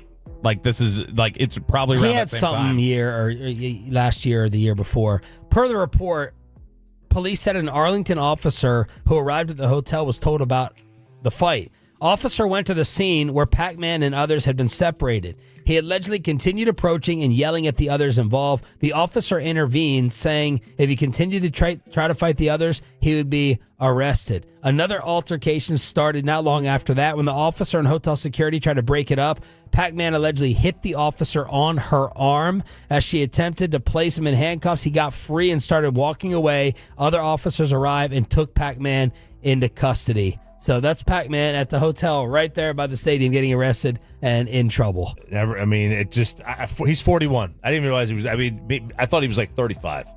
41 years old. We're getting close to, it was probably 16, 17 years ago when he played here. It's been a long time. But, 08, yeah. There were better fights in the stands, some of the videos you were seeing on social media, than what was actually going on during the Paul Tyson fight. And then people booing and getting upset and feeling ripped off. The amount of people that started booing in the 6th and 7th and 8th round. Like 5th round, they started cheering for Tyson, right? Like really like Tyson. 6th, 7th, and 8th, they really started like laying on the boos. And I don't know, they mad at Mike for not fighting back. I mean, he's 60 years old. Yeah. He was gassed. He had nothing. Yeah. Were you mad at Jake for not knocking him out? Like, is that what you really wanted to see? Elder abuse? I know. Is that what we wanted to see? I didn't understand. It was very ungrateful, I thought, booing Mike and Jake for that. I mean, you get what you paid for. You had zero expectations going into this fight. Nobody, not even Vegas knew how to put a line on this. Several states didn't even take an action on it. Oh, really? Like New York didn't take action. New York takes action on everything. NFL highlights before we get back to Monday Night Football in the preview with Nick Eatman. Packers block a last-second field goal and beat the Bears 20-19. Lions destroy Jacksonville. Doug Peterson not fired yet. They win 52-6. Vikings survive the Titans. Miami 34-19 over the Raiders. Rams Patriots, Gerard Mayo's getting killed. They want him out already in New England. Matt Stafford with 4 touchdown passes. Nakua went off 7 for 123. The Saints, oh my God, the Cleveland Browns. I had Taysom Hill on my fantasy bench, and he's going to be NFC Offensive Player of the Week. They wanted no part of tackling Taysom Hill. Jameis gets a victory. Saints are 4-7. The Colts, how about this win? Anthony Richardson's return, and they get a last-minute victory over the Jets, 28-27. Richardson played well. Yeah, he was really impressive, especially down those last 2 scoring drives that he had. And hopefully, this is something where that's a wake-up call for him. The benching is something that he learns from, and he takes it to, actually learns from the bench. A lot of teams or a lot of coaches will feel like when you send somebody to the bench, it's kind of a move of desperation that helps you figure out, are they going to rebound from this? Are they going to learn from it? Or is it going to cripple him and kill him? This looks like yesterday he came in with different confidence. He looked more comfortable throwing the ball and working within that offense. I thought he was really impressive. I think I saw the stat. Joe Burrow has 9 touchdown passes against the Ravens, no losses. The Steelers get 6 field goals and beat the Ravens. 18-16. Russ has won 4 in a row. The Steelers have won 5 in a row. They're 8-2. Ooh, man. And I'll tell you real quick, one more thing on the Colts game. Anthony Richardson, a positive CPOE this week, completion percentage over expectation. That was one of the things he was terrible at. He's been awful at that all year, partially because he always throws, like he's got the deepest intended air yards in the NFL. Sean, I got a question for you based on the first game you mentioned. Are we starting to feel like Green Bay's maybe phony contender a little? Yes. Someone tweeted me, said, stop putting them in your power rankings, and I think they're right. They barely beat Jacksonville a few weeks ago. They barely beat the Bears. They should have lost the game to the Bears. And you look at the other contenders they faced, they lost to the Lions, lost to the Vikings, lost to the Eagles. And Jordan Love throws some dumb picks. Oh, yeah. Real dumb. Dumb. I think the Broncos have to be talked about this week. And is Sean Payton looking like a genius for Bo Nix? 4 touchdowns. Denver 38-6. Atlanta, don't be screwing up our draft pick around here for when the Cowboys and Falcons play. Don't be effing that up. Seahawks stun San Fran at the very end. Both those teams are 5-5. How about the Cardinals? Maybe a surprise of the season. Arizona in the NFC West. Buffalo finally gives Kansas City a loss. It's going to be a lot of Josh Allen MVP talk this week. Play of the year, according to Jim Nantz. The Bills are 9-2. And then last night, if you turned it off, Cincinnati came back with 14 in the third. But the Chargers still win Sunday Night Football 34-27. Bengals 4-7. Jim Harbaugh 7-3. That's everything that happened around the NFL. And Joe Burrow's having a year, but it's amounting to nothing. Yes. It's one of the best years you're ever going to see of a team that missed the postseason. And what did Jamar say after the game? Oh, that he was asked basically like, hey, why are you guys having trouble finishing these games? He's like, I don't call the plays. Don't ask me. It's like, oh, well, you're in trouble, Zach Taylor. I mean, Jamar's been destroying as like the best fantasy player in the league the past 2 or 3 weeks, but maybe he's not happy. End of games. It's the beginning of games and the season also getting Cincinnati. I think Zach Taylor, he gots to go. Crosstalk with the KMC Masterpiece at 9:40. Is CeeDee Lamb, is this just like a typical BS NFL injury listing, or is CeeDee Lamb really in jeopardy of not playing? Let's preview and pick the Cowboys versus the Armpit with Nick Eatman. DallasCowboys.com joins us next.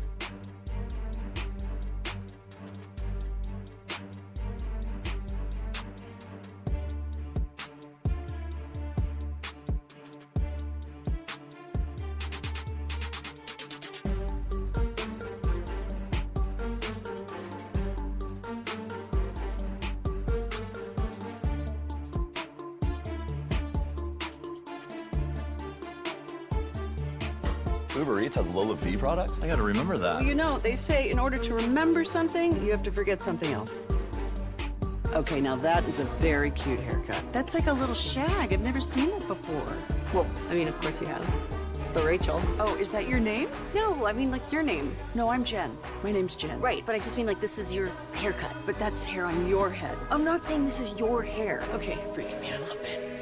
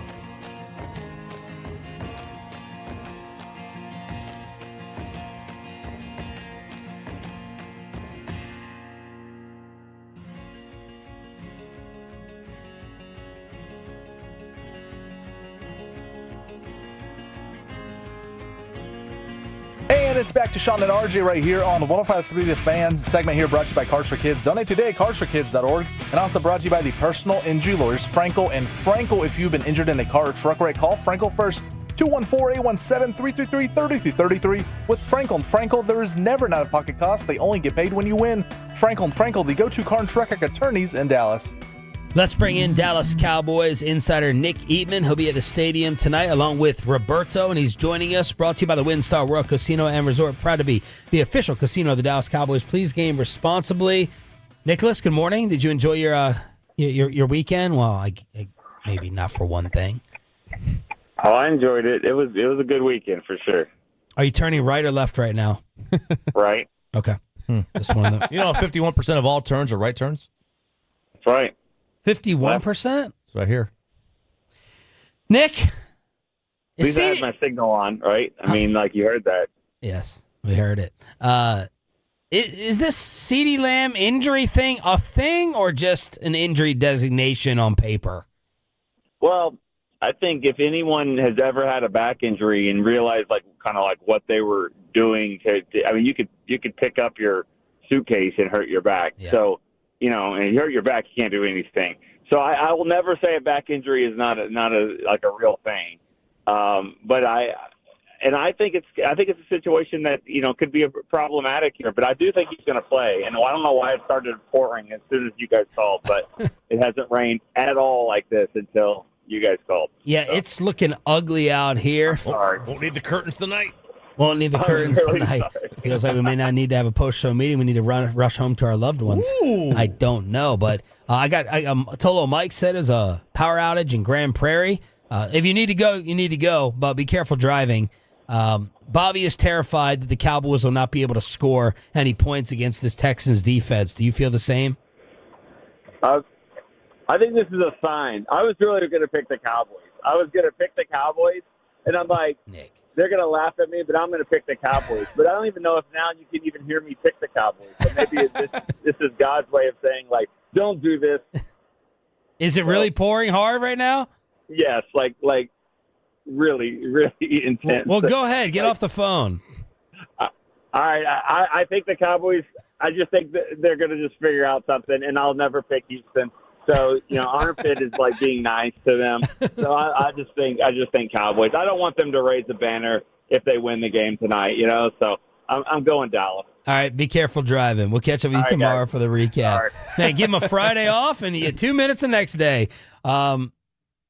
Overshown Zero hit me up, and he goes, you posted something on your Instagram story. We want to play it for the broadcast tonight. Who was the quote from? It really jumped out to me. It was, and Choppy even brought it up in a commercial break. It was DeMarvion Overshown, and he said, when it's the battle for Texas, especially with them having the season they're having, a team that they're thinking they run the state. Even though it's a down year for us, we still run the state of Texas. So we got to go out there with that pride and that mindset of this is still our state and we're still the big brothers. DeMarvion, my favorite Dallas Cowboy. It's him and Ferguson. Right now it's Overshown. I mean, Jerry has always had the Texans as, I think, outside of the NFC East and the Niners. They're the number one team of a rival. They're clearly the number one AFC rival. Yeah, I think the question for Jerry, right? Maybe tomorrow is how much does Houston? How does he look at them? How much does Houston get under his skin? Losing to them stacks up where on the list of hurt and sting? I think it's because we need to go back to that first game, right? Wasn't that an all-time bad moment for Jerry? Yeah, it was 19-10. It was the Texans' first ever game, and it was just the Cowboys were not a good team anyway, and it was just a bad loss. And look, you play the Giants every year, you play Washington every year, you're going to lose games, but when you play Houston every 4 years, it stings to lose to them if you're Jerry Jones.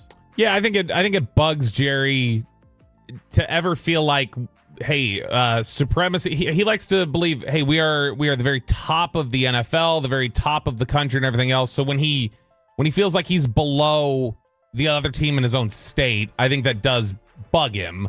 And so there's that aspect of it. But I don't know. I feel like a little bit of the Houston rivalry really exists, obviously, with baseball. I feel like when you do it with the football teams, it feels a little to me like when Klay Thompson's like, we're going for the cup, man. Where it's like, is this a real standard? Nick said raise the banner, and I was like, is there a banner for this? Yeah. Is there I didn't know. Silver boot. Yeah, is this a cup? Is this a banner? Let's see. What is the Texans and Cowboys rivalry called? It just shows Jerry's territorial when it comes to the Texans. Yeah. It's like he didn't have, I guess he could say, I didn't have to let them get a franchise. That's how he would look at it, right? Yeah. That's how he would look at it. Right, like us having our jobs. Right, absolutely. I don't have to keep you guys employed. No, it's the cup. It's the Governor's Cup. Is it? It's called the Governor's Cup, and it's a trophy awarded to the winner of the football game between the two NFL teams in Texas, currently the Dallas Cowboys and the Houston Texans. 877-881-1053 in order to hit us up on the Franklin Frankel Injury Attorney text line. We're trying to. Oh my gosh, it got dark really fast. Wow. This is brutal. If you are driving on 75 right now, be careful. There's a lot of rain coming through Dallas. No, but it's just it feels like you're trying way too hard to force an energy that's not there. But if that really exists for Jerry, then you're talking about this is an awful run of you lose to Detroit and Dan Campbell, San Francisco. You then lose to Kellen Moore. First off, how many Texans fans you think will be there tonight? What percentage? 30. 30? Yeah. This is Jerry Jones' worst professional Cowboys year since. Name the things that have happened terrible for Jerry this year. I know he's still making money, but from the Netflix thing the other day with the fight and no microphone. 2010. 2010? Yeah, no, 2020 was bad. Well, here's the thing with 2010.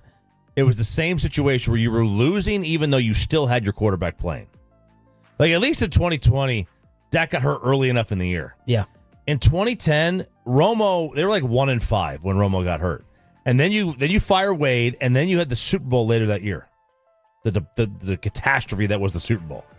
That was like, because, but has Jerry gotten beaten up this bad in those other years? No, I mean, now 2010, we're talking 30 years of futility. Yeah, but like this year, I can't recall him ever getting it worse than this. 20 was bad because he fought for the COVID season to happen.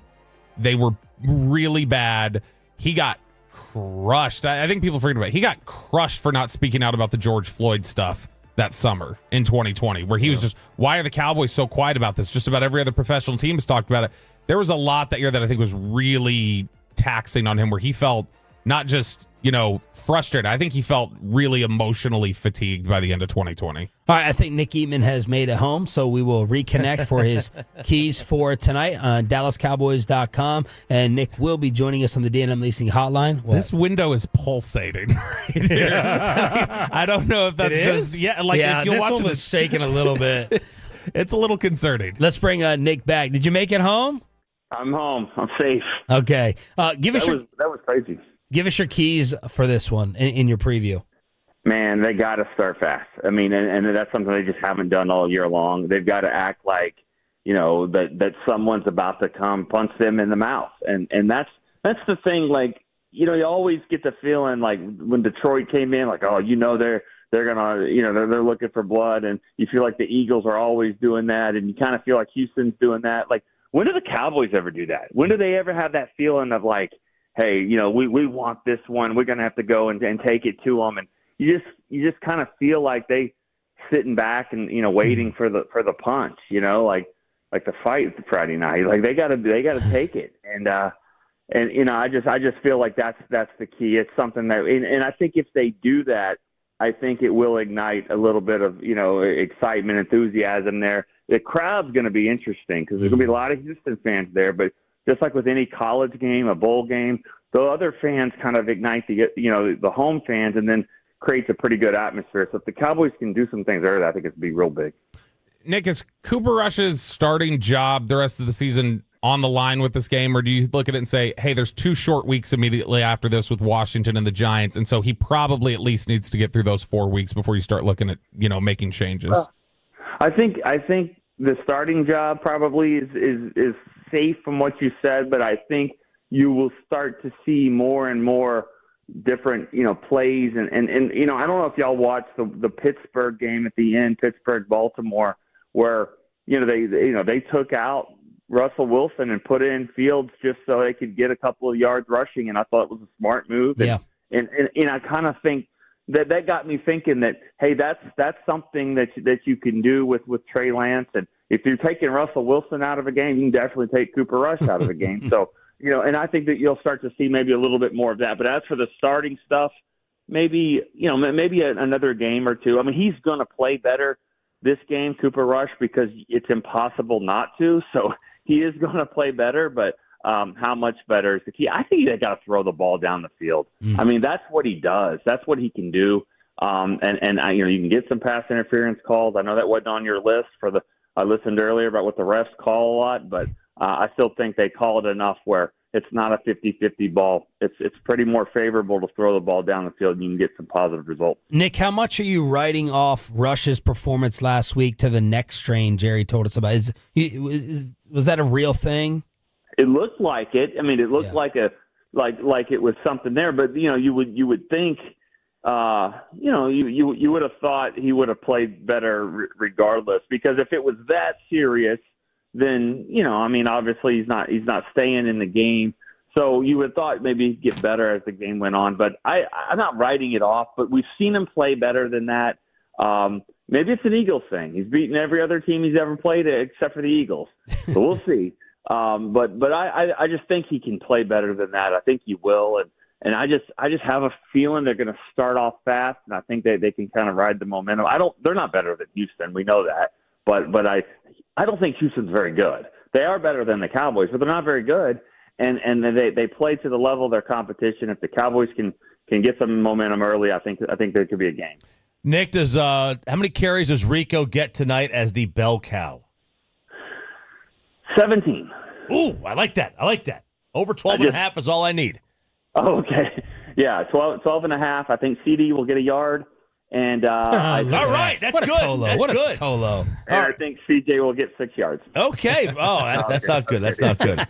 Speaking of, I like those props. I think those were good props. Not that we do that, as Cowboys, but I do like it for you. All right, very good, very good. One final question: why the dirty pool by Arkansas raising the grass at the stadium to try to slow the horns down? I don't know that. I don't know why they did that. I don't think it's that dirty. But I'll say this: this has been one thing that I've never ever understood in my life. When people say it's a fast track or a slow track, what for who? I mean, aren't they both playing? I don't agree with that. I don't understand. I think if you're fast for the Rams back in 1999, I think the linebackers for the other team are faster too. Like, I just don't necessarily get that. It's not like Texas is that much faster than Arkansas. I mean, their defense was good. I mean, but I don't know about that. I don't know about the dirty play or why they did that or didn't cut the grass. It didn't matter. It didn't. I don't know. Did it slow down Texas? I mean, I don't know. Texas is the most fortunate team there is right now. I mean, you look at the schedule that Texas has played. This could not have been a better setup for them. I think their fans are going to be very disappointed in a couple of weeks. Oh, I like it. Oh, baby. I like it. I mean, they haven't played anybody. They have not beaten anybody with a winning record except for Colorado State. True. Or maybe Vanderbilt.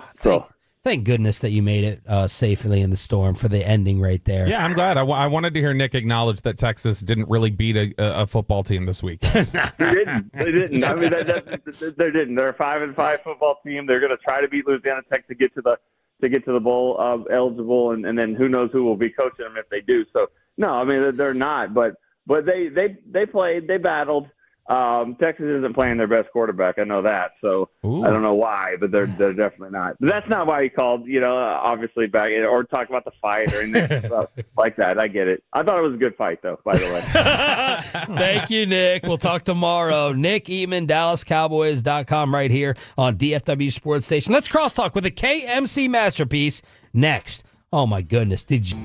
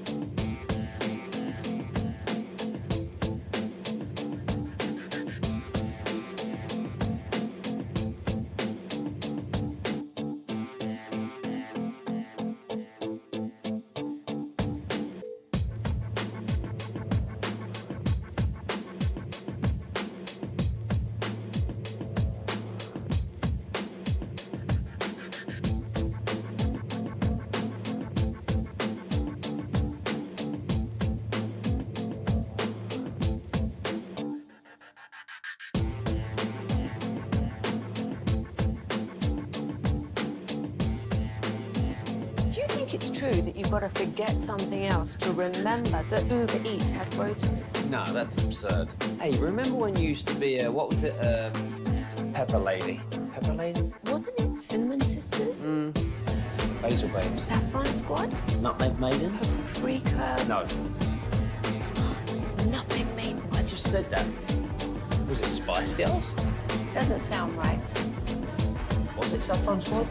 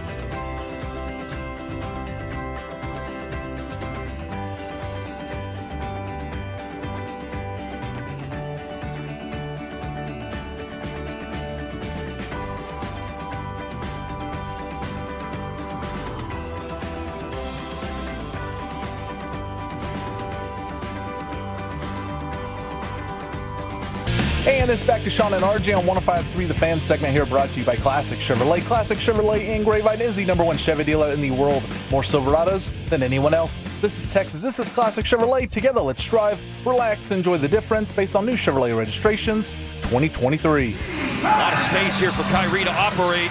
Step back three. Yes, sir! You just know it. I knew it. Kai hits the bullseye. Michael playing that just for you to put you in a better mood from Friday with Victory Plus. I think I said Bally accidentally earlier. R.I.P. Nope. Bally. Wrong about that too. Mavs TV. Mavs TV. Yeah. You watching the Stars game? Yeah. It is a complicated sports landscape we have here. It is. What's the thing I could not keep track of over the weekend? Oh, the TNT thing. I can't keep track of that story. Never trust an initial report that comes out on Inside the NBA. It's going to ESPN and ABC now? Yeah, and it's like the swap is really weird because it's like they're still for finals. Yeah, playoffs, beginning and Christmas. Stuff, they're still going to be Turner employees, like all of them, and they're allowed to do other things. They don't have normal ESPN exclusivity. They had to swap like rights to Big 12 games over to Turner, and in exchange they get Inside the NBA. But technically, ESPN doesn't own Inside the NBA. They're like just a front for it. It's a very weird arrangement. You guys just missed the storm. Good timing, right? You didn't get any driving in. Oh, yeah, it wasn't bad driving in at all. Down around noon, it'll be gone for the day, and we'll have sunshine out there. So, that's right, baby. Yeah. Like, it's weird to think about it looking outside right now and then thinking it's going to be beautiful here in just a little bit. I would want to, if I wanted to like punish Choppy for his career moving forward. Seattle Sports Talk Radio. You could pay me. Give me a dollar amount. Give me a dollar amount. $500,000. You're sellout for any money. I am a sellout for any money, but a bajillion dollars. $500K a year. Not a chance. Okay. Not a chance. What depression? Not Seattle. You host in Seattle for $500,000, but you get to host from home. Like they tell you don't even have to come into the station, so you get to stay at home too. You get work from home. Oh, I get to work from home in Seattle, so I get to be even more depressed by never leaving. I'm just the house. saying, you get to, and then you can just take a quick walk over to Vancouver. From what I've been told, that there are 30 days in Seattle where it is the most gorgeous place on earth, and then the other 330 is just miserable. What's coming up, Corey? Guys, coming up at 10:20, Houston Texans insider, 6:10 a.m. morning show host Sean Pendergast joins us. We'll talk with him at 10:20, and then Stephen Jones joins us at 12 today as we prepare for a Cowboys game. Is Reggie on during y'all's time? Yes, he is. We attempted to try and get something squared away with him, but it didn't work out. He wouldn't leave his show like Sean Salsbury did for us this morning. I know. Oh. He's like, I'm going to step away from Is that the show. guy whose professional track record you want to vouch for? Hey, I think Sean's a fantastic guy. Okay. Just don't text him the wrong thing, right? Stop I'll beat your ass in the parking lot. Here's our address. I've wanted to say that so many times, though. Come on, like how many times have you looked at the fan tag? Are we supposed to pretend it didn't? He did have a problem with the text toy. Okay, he did the fan tag. Sometimes you just have to ignore the bad. I'm sorry. Did you part? Yeah, I'm gonna start going after your guest list. What can I find on Danny Green? Can I dig up on old Danny Green? Oh, I'm sure you can find it. We'll have Pac-Man on tomorrow. No, I'm just kidding. Oh, I was like, that's a hell of a get. His one call is going to be on the D&M Leasing Hotline. Did you participate Friday night in Netflix? I did, and so I actually lucked out because I was just watching it with my wife, and she didn't really care, and so she went to bed. So I switched over to my phone, and I don't really have an issue the last two fights. Like Netflix on your phone? Yes. The app? Yeah. And it was working there? Yeah, it worked. It worked just fine for me. Same. But I mean, before that, the only reason I switched over is because I was having the same 25% aggravation as everybody else. Do you blindly assume that they'll get it fixed and be fine for these NFL games they broadcast, or this is not necessarily, scary especially indicator? with Beyonce performing? I don't know if they'll get that figured out. Like, it could have been a trial run. Is that a conspiracy? Something you just threw out? No, he's saying that more bandwidth because more people jump on want to see Beyonce. Yeah, they'll yeah. lose me. They'll lose me as a viewer. So for the we've got hive. that. Yeah, no, I just meant because a lot of people might be watching. I was really surprised that they essed the bed so badly on this. Yeah. But I saw their statement afterwards. They're like, oh, people loved it. We think it's a huge success. Huge success. What an insulting statement. It's like Spirit Airlines just sending me the email like, don't worry. We got It's this. still both. Hey, you can go through bankruptcy and still keep working. That's right. That's You right. You can. Corey, did you make it to the end? of the Yes, fight? we did make it all the way to the end of the fight. I was at my friend's house and I was running cables to his TV and all that stuff until I went, hold on, let me look at Netflix or at Twitter. And then everybody was like having the same thing. I was like, oh, okay. But yeah, I did go to my phone just to see because it was frozen and it was clean. It was perfect. But I was like 15 minutes ahead. And I was like, guys, I'm sorry. So I just set it down so we didn't screw the room I want up. everyone's number of times that they went out and back in. Like log out, back in. At least 5 times for me. I can't believe you even tried to watch. I'm gave, shocked. I kind of gave up. I went to YouTube where they had the people like they had it on with but a box in the middle where you could kind of see. I fell asleep during it. So during the fight? So did Tyson. Do you think how terrible that main event is covered up how Amanda Serrano got jobbed in the co-main? Dude, her eye was split, dude. That was nasty. I thought Has it covered it up? From 2 headbutts. Probably. Yeah. Probably. It's an illegal butt. When did you fall asleep? 3rd round, maybe 2nd or 3rd round. I don't know. I woke up and it was over, and then I turned the TV off. Yeah. Not good. I felt bad for Tyson. Like once we got into the 3rd round, I was like, please don't hit him. Like don't make contact with him because I see now in this instance this is going to be violent and really bad if you actually hit him. I heard y'all talking about it. Who do you think will be the next opponent that Jake Paul grifts everyone into believing it'll be a real fight? They say it could be Ali. Yes. I don't think that's going to. Yeah. Jimmy Carter maybe? Didn't Ali's daughter fight for a while? Layla. Yeah, it could be Layla. Yeah. He's trying to bait Canelo. That would be. Is that beneath Canelo? I mean, yes, but he can get paid like insane. Tyson got fight. 20. Logan. Fight Logan. Oh. Who are you rooting for in that one? Just double knockout? Oh, man. I think I dislike Logan more than Jake. Oh, because he wrestles. Oh yeah, WWE's on Netflix. He could fight a wrestler. So whoever the announcer was that you didn't like, we were told on the fan text you would know who that was. Oh, God. Because he's Marco a WWE. Ranallo? Yeah, what is he? Oh, who you is don't this guy? like him? He was horrible. We thought he was awful. He was awful. Are you sure you're not thinking of Rosie Perez? It was Rosie Perez. No, that was Cedric the Entertainer. He was worthless being there. But that announcer with his cliches, and it was like the Nathan's hot dog guy. Is that a bit? No, I mean, that is kind of his go-to, but it was just like enough, dude. He sounded like Joe Tessitore He's a little called bit. a lot of combat sports. He is just good. genuinely like He's way too excited. But I think he really is like super excited for the fight happening. Gus Johnson of boxing announcers with more. I could see that. Way too many cliches. I could see that. I would like to see an actual boxer, like not a boxer like Tommy Fury in his prime, even though he didn't really have a prime. That's not fair. Like he's better.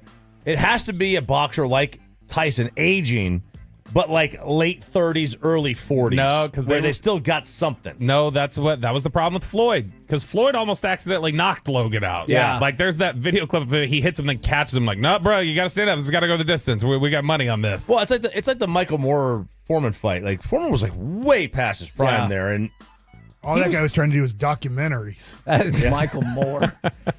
Not Michael Moore. Michael Moore. John Jones had the real knockout. Oh my gosh. Spin kick. Speaking of a sad night of fights, I thought that card was super disappointing. I mean, Because Trump was there. No. Did you hear the pop he got? It was insane. That was at the Garden? Yeah, those people loved Are you him. surprised? I was disappointed, too, because I covered Bo Nickel in Allen, and his fight was Who's that? just terrible. He was the 3rd fight on the main Shot card. free throws left-handed. That is Bo to Kimball. honor his teammate. Yeah. Is what we're going Not for. Bo Nickel. That fight was super boring. The main event felt a little sad, too, because I really like Stipe, but, man, he got outclassed. Yeah, I have no idea what you're talking about. I just saw one spin kick. The spin kick is great, and then the wherewithal to know with the cameras on him to just hit the dance. Oh, the move. Trump dance? It was very that was a good branding move from John Jones. Mikey, do you have some crazy hot take about Luka after the Mavs go into OKC, win without him as PJ Washington goes nuts? He makes players better around him, no doubt. VJ? No. That was, for this year, that was the Mavs' best game for 46 minutes. Without a doubt, the Mavericks team played their best basketball for 46 minutes. The last 2 minutes was insane. At 114, 101, for that game to end, was it 120, 118, or 121? 119. 119. You're like, You couldn't have played. They turned the ball over 4 times in the last 60 seconds. I mean, Najee Marshall looked like when you're watching, and I do like him as a player, but he looked like a high school kid panicking when he just throws the ball out of bounds. And why are you throwing the ball to the corner to Derek Lively? Like, that's not where we need the ball to go right now. But he threw it not even close to a 7'1" guy who can jump out of the gym, still threw it over his head. Then he slips guarding Shea in a huge moment, then immediately slips dribbling the basketball. And I was like, this looks like a kid who is panicking and is just falling down over himself, throwing it out of bounds. And I'm like, stop giving the ball to Najee Marshall. He's going to make the biggest mistake possible at this point. But we gave up the offensive rebound for 46 minutes, they played super team basketball, and Derek Harper, in a way, pointed that out. In a way, what do you mean by that? You could tell during the game at one point he was pointing out that maybe Luka does things that doesn't get the best out of his teammates. But I know how he did it without ever mentioning Luka, without even mentioning it. It's the Mavericks doing it. He's like, boy, when the ball moves in Oklahoma City and the ball's popping around and everybody's touching it, everybody seems to feel like into the game, and they just have a style that I think the team really enjoys playing with Shea and all this stuff. That victory plus commentary. And I was like, nope. Back tomorrow. Let's wait till the Rangers come out with their own thing too. I'm gonna be nice. I'm gonna be nice. I'm gonna be nice. Jerry Jones tomorrow and another Justin Timberlake ticket giveaway. Next, we're done. Yeah, hit it. Thanks to Comerica.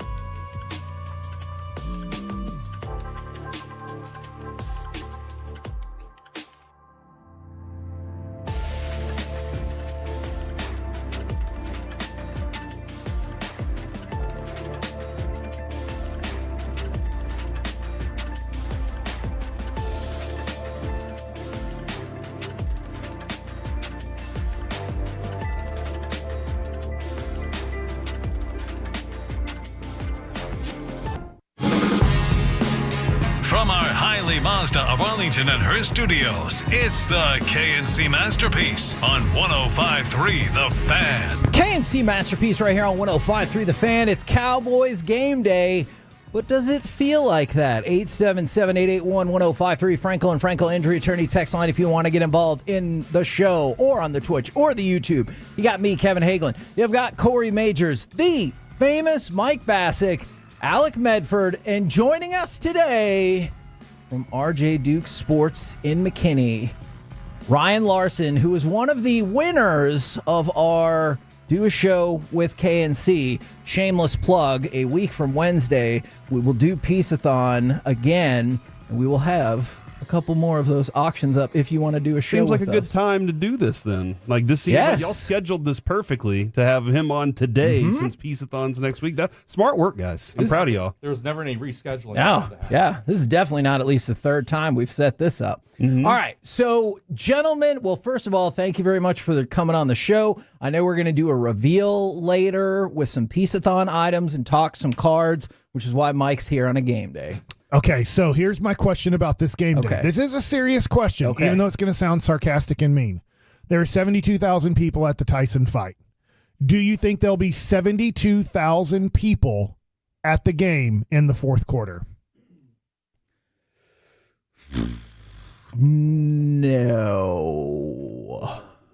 No, I don't think I do, just because I guess I hope I'm wrong. Part of me does not think this will be close, and it might be what the Texans need to fix their offense, especially in the second half, and then a lot of people will leave. So I'll go with no. I hope I'm wrong about that. There's 90,000 at the game? Something like that, yeah. So that would be 20,000. Do you think 20,000 people will have left by the fourth quarter?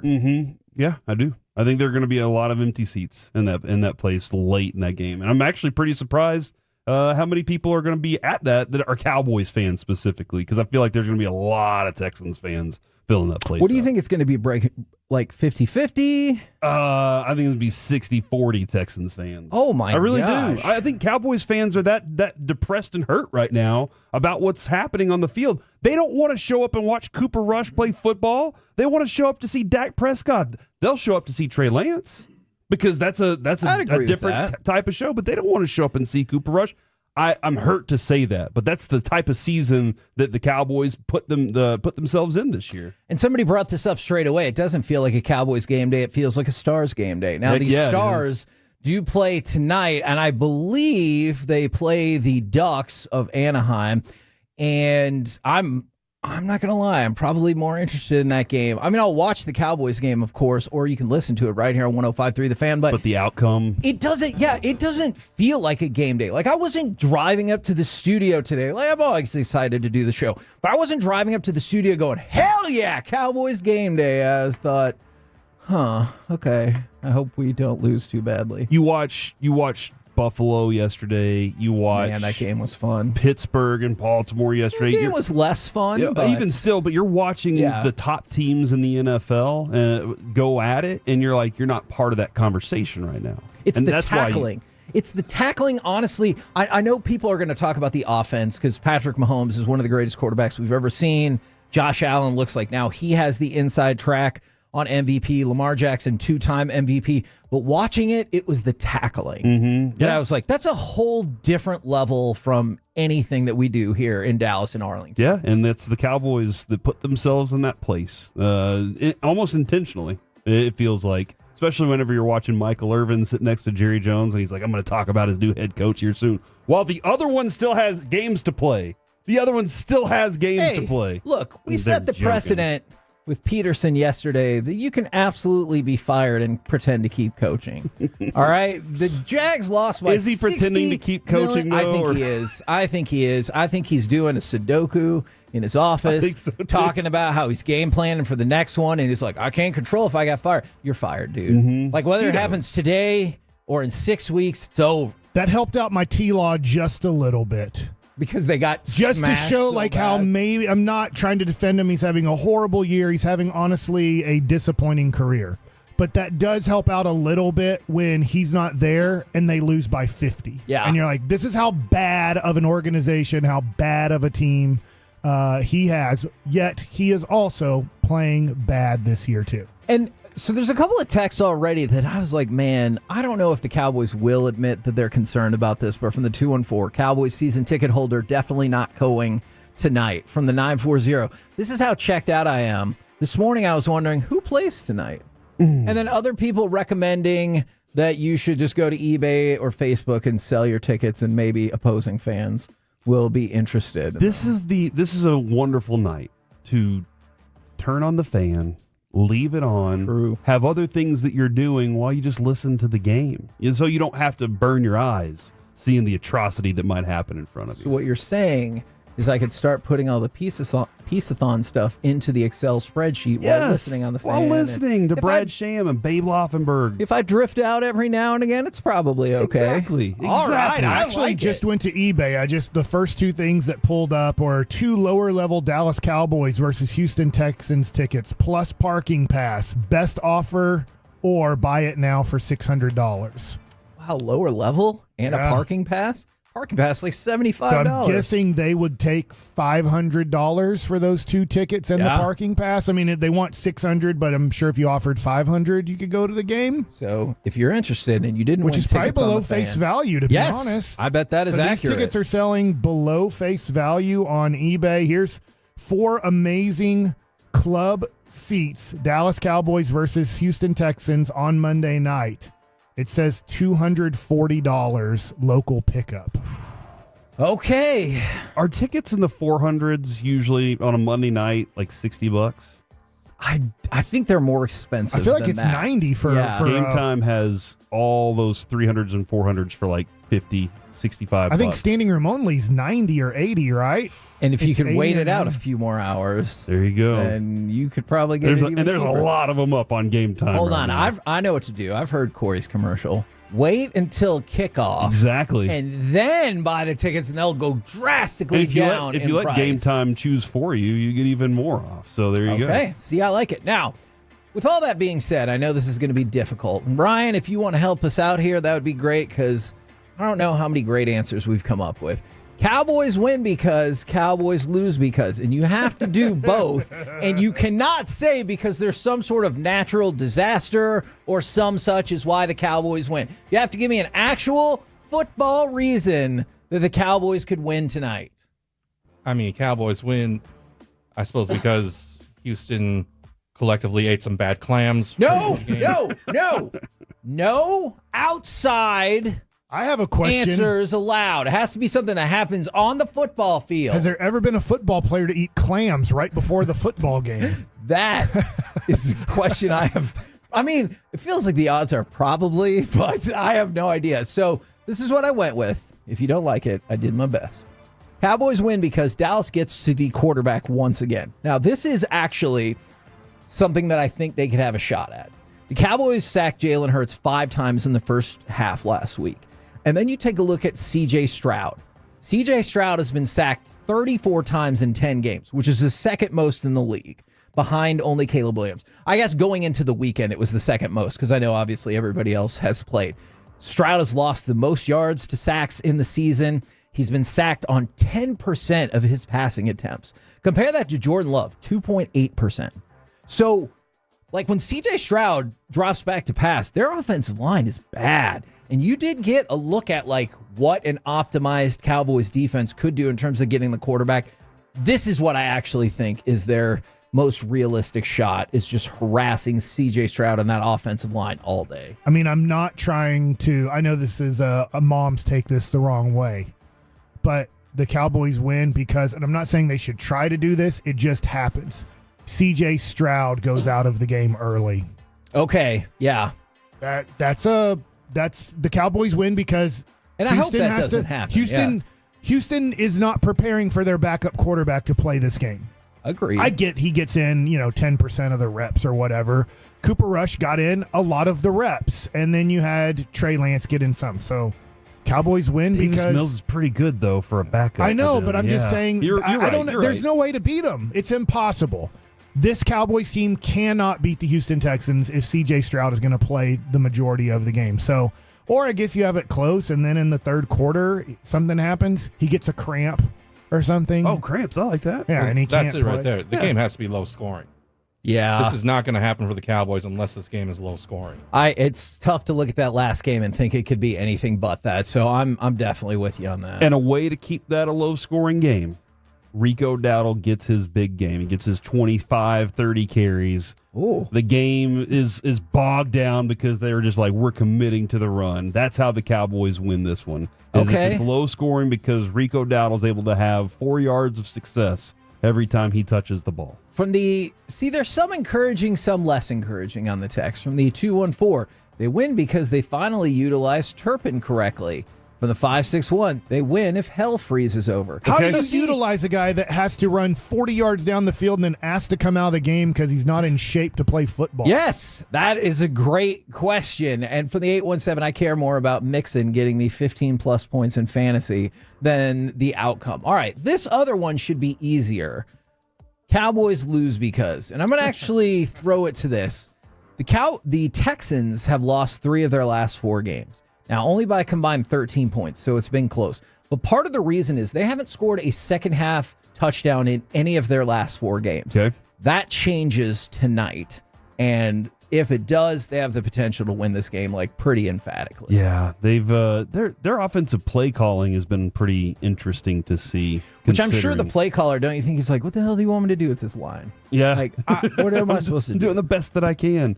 I'm going to roll out my Cowboys lose because while the backside of McCarthy's play sheet looks like a Waffle House menu, the front side of it looks like the options from Tecmo Bowl. There's really only 4 plays. It's that jet sweep and slants, and that's pretty much it for Mike McCarthy. I don't know if he's just given up on calling any good plays. He's not in his bag. We've seen him, with Dak before be really good at play calling and kind of be in a groove, and he's not there at all by any means. And there's a lot of factors for that. But he doesn't look like he enjoys play calling right now. Back in the day, was there any better feeling than picking the same play defensively and just smashing that person's offensive play? I loved it. It was so Madden, much. and it was the double blitz. Like that was the one that was the good one. All right, what say y'all? Why did the Cowboys lose? They're not close to the talent that That's Houston. fair. Like, this isn't fair. The Cowboys have one of the 5 least talented teams in NFL football right now. That's, I think, factual. Yes, Jacksonville is worse. Yes, New England is worse. Yes, probably New York is worse. There's a few teams that are worse than the Cowboys talent-wise with what they're putting out on the field tonight. So they can't win. They're a horribly they have some. You said can't win? They can't win. Okay. They can only win by the other team getting hurt. Okay. And then you try to level out this talent.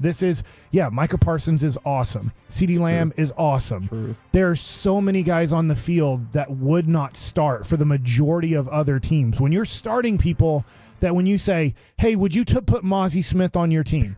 The answer for 15 teams is no. They wouldn't even have him on the team. Yeah. They'd be like, I'll put him on the practice squad. They took him first round. Maybe we can figure things out through practicing with him that he could be a backup reserve for us next year, but probably not. We'd probably release him too. And there's multiple guys on the team that start that not only wouldn't start for other teams, I'm not sure they would be in the NFL on other teams. Ryan, what say you? Well, we know for sure the Cowboys are not going to lose because of the sun. And I'm sure that's the first thing Jerry's going to tell Sean and RJ tomorrow morning. True. That'll be a proud point for him. Do you think the moon will be a factor? Moon's definitely going to be a huge factor tonight because the clouds are going to clear up around 12:30 or so today, Kevin. So moon will be shining in. I can't tell you how many professional games I played in where luckily we hit the ball into the moon and the outfielder lost the ball in the moon. Because it was the same color as the baseball. Yep. They were like, do you not know how to shield your eyes from the moon? God. Man, I really wish we would have known you more when you were playing and really just could have chatted with you more. From the 406, Cowboys win because it's a parody league. Sorry, that's the best I can do. From the 940, there isn't a reason that the Cowboys will win. So what I'm learning is not a whole lot of optimism this morning on the fan text or the Twitch or the YouTube. Although I do like this from the 214. Like Ryan said, Cowboys win because there's no sun at night. I mean, the sun still exists. Yeah, it's just on the other side of the earth. Or we're on the other side of the sun. Dude, it's too early for that kind of thinking, man. We have a ticket broker who just texted me. Oh. And he is saying, first of all, he does say that regular season standing room only is $35. Okay. But he said tickets are at or below season ticket holder prices, which season ticket holder prices obviously are a little bit cheaper than just buying a game on all the major sites. Parking is at the lowest regular season prices that I have seen in about 10 years. Wow. Still about 10 to 20% markup on season ticket holder cost. I expect it to get worse for Bengals, but that's just his opinion on the upcoming games. But tonight you can go for below face value. Yikes. I wonder if Jerry's ever considered buying up all the tickets when they're that low in price so that his ticket values stay up. I don't think he cares because they're all sold. Yeah. He already got his money. Yeah. It's not that these aren't sold. It's a sellout. It's the secondary market. That's true. We're the KNC Masterpiece right here on 105.3 The Fan. Coming up next, let's talk with Houston Texans insider and 6:10 a.m. morning show host Sean Pendergast. Maybe he'll give us the insight about how Reggie's doing. Next on The Fan.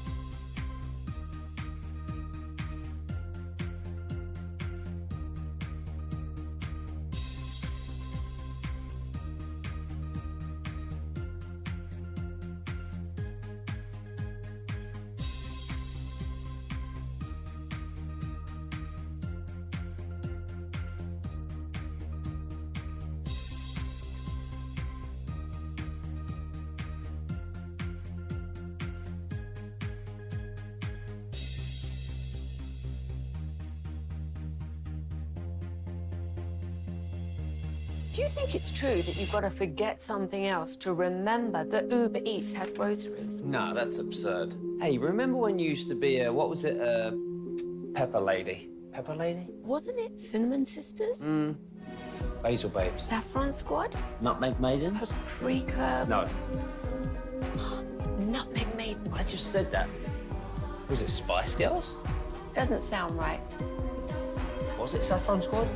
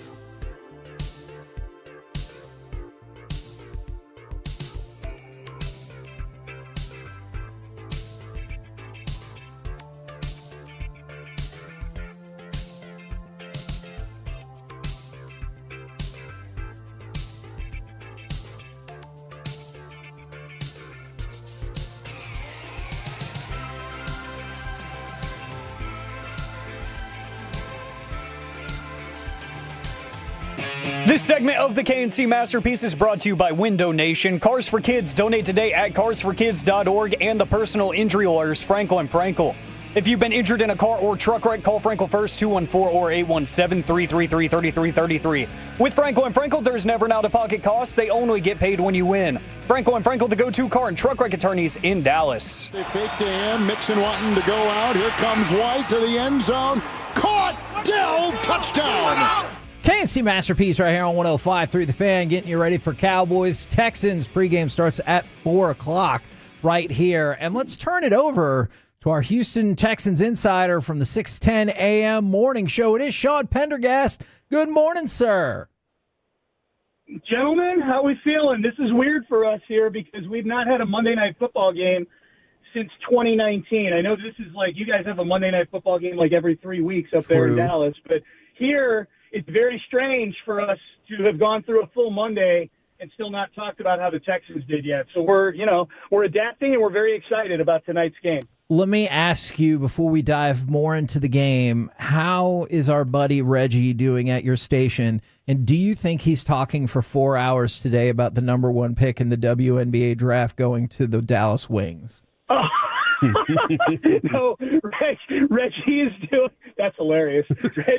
Reggie, albeit I know a big basketball fan because I've had many private conversations with him since he got here. He is playing the hits. He is doing a great job. He's doing phenomenally. He is a great teammate. We're enjoying Reggie Atatula very much up here or down here. Currently, our morning show hosts are having a meeting with our boss, Gavin Spittle. Does Parker also make y'all have meetings every Monday as well? Well, Parker is on his way up to the game right now. There you go. So we do meet on occasion after the show, but not typically. We don't on Mondays, thankfully. But no, we do have show meetings. But our boss is kind of like sort of, I guess, playing hooky right now. I mean, I guess technically it's work. He is the PD for the Texans flagship, so he's just going there to see it in person. But no meeting today, thankfully. Do you want us to scout other people at this station because two of our last board ops now play intricate parts at your studio? Do you want me to call you after this and tell you about our producer Alec now, or what do you think? If I could, do you guys have a website somewhere with a big board on it? I can just go look at that and then ask you questions afterwards. We can definitely work that out. Now, to your original question about how we're doing, not great, Sean. Not great. It's bad, man. Yeah, it's bad up here. We're figuring out fun and new ways to try to make this Cowboys team seem interesting. What I wanted to know is because before he missed some time, he was outstanding. Nico Collins says he'll play against the Cowboys. Could you give us a quick idea of how much that impacts the offense for the Texans? It's huge. It's huge because the Texans have had, even though they're 6-4, they're in a rut right now where they've lost 3 out of 4. And the big reason for that has been their offensive line has been trash. They cannot protect C.J. Stroud. They've run the football okay with Joe Mixon, but most of that has been Mixon. When this offense was playing its best, I won't say it was humming early in the year because they still had some issues, but when they were playing really well, getting off to a 4-1 start, Nico Collins was the best receiver in football. And, guys, he was catching the ball at every level. Short slants, catches them, and then he's yards after the catch. Over the middle, taking big hits, can do that too. The play that he pulled his hamstring on was a 67-yard go route that he just didn't. He just ran a sprint straight off the line and ran right by the Buffalo defense. His evolution the last couple of years has been a joy to watch, and he really. I think the anticipation for us tonight here is that his mere presence on the field makes things a whole lot easier for everybody, not just the other receivers, not just Joe Mixon, certainly not just C.J. Stroud, but the offensive line too. That you have a quick game now that you can rely on where. Whatever games teams are playing up front on the defensive line don't even have time to develop because you're able to get the ball out quick to Nico. See, I'm glad we're talking about offense here because this offseason, the cute little name was Bobby Slowick as the next guy, the Ben Johnson type that everybody's going to be going after. And I've been trying to figure out, is it just simply because of that offensive line that he can't do what he wants with this offense, or is there something else that maybe his play calling has changed a little bit? Yeah, I think it's probably a little bit of both. Look, ultimately the offensive line rolls up to him. So whatever the issue, if that offensive line isn't allowing him to do something he wants to do, that's his problem. So he's got to fix that. I know there's an O-line coach too who's responsible for that. That guy's got to fix it also, Chris Strausser. But yeah, the play calling, the formations, they've been running a lot more stuff that's kind of tighter formations in closer to the hash marks when the feeling is, man, you've got C.J. Stroud. Let's spread things out a little bit. Probably makes it easier on the interior of the offensive line if you spread things out a little bit. And he's been very conservative with his play calling. They've been horrible, Bobby Slowick has, in terms of play calling when he's tried to zig when people think he's going to zag. He's been running on passing downs a lot. And the end result has been that there's no quarterback in football who's been in third and more than 10 yards more than C.J. Stroud. I think the number going into this week, he's been in third and 10 or longer 50 times this year. The next closest one was 37. So they've been forcing C.J. to put a cape on a lot just to keep this offense moving. And the other big thing, guys, that Bobby Slowick is getting a ton of heat for, as you can tell, the shine has come off his star a little bit here for sure, is they can't score in the second half of football games. It's been four straight games. They haven't scored a touchdown in the second half. If they score a field goal in the second half of that Lions game last Sunday, they probably win. And so that's been another big thing too, is, whatever the narrative is around halftime adjustments, Bobby Slowick's on the wrong end of that narrative right now. Now, I promise whatever you say is not going to hurt my feelings. Is there any thought around town that coming up and playing the Cowboys, who've trailed by at least 20 points in 5 straight home games, is just what the doctor ordered for the offense, especially when it comes to the second half? There definitely is. I mean, I'm about to say things that you guys already know, but like just looking at the numbers on this thing and the number of stats that the Cowboys are in the bottom third, and I'm being nice. A lot of it's like bottom 5 stuff on defense. It's like, yeah, okay, red zone. We sure have had problems there. The Cowboys are the worst red zone defense in football. Running the football. Joe Mixon ran for 46 yards on 25 carries last week. What team would be a great team to play? The Dallas Cowboys, that's who. So there is that feeling. However, the Texans have had a penchant, and we just saw it less than 2 weeks ago against the New York Jets. They had no business losing to the New York Jets on Thursday night a couple weeks ago, and they did. Last season, they went to New York to play the Jets with Zach Wilson at quarterback, and they got blown out. They lost to an Atlanta team that was quarterbacked by Desmond Ridder last season. They were one of Bryce Young's 2 wins last year. So I know that's last year. This is this year, but it's still, from that stem, it's still the same head coach. It's the same quarterback. It's largely the same cast of characters.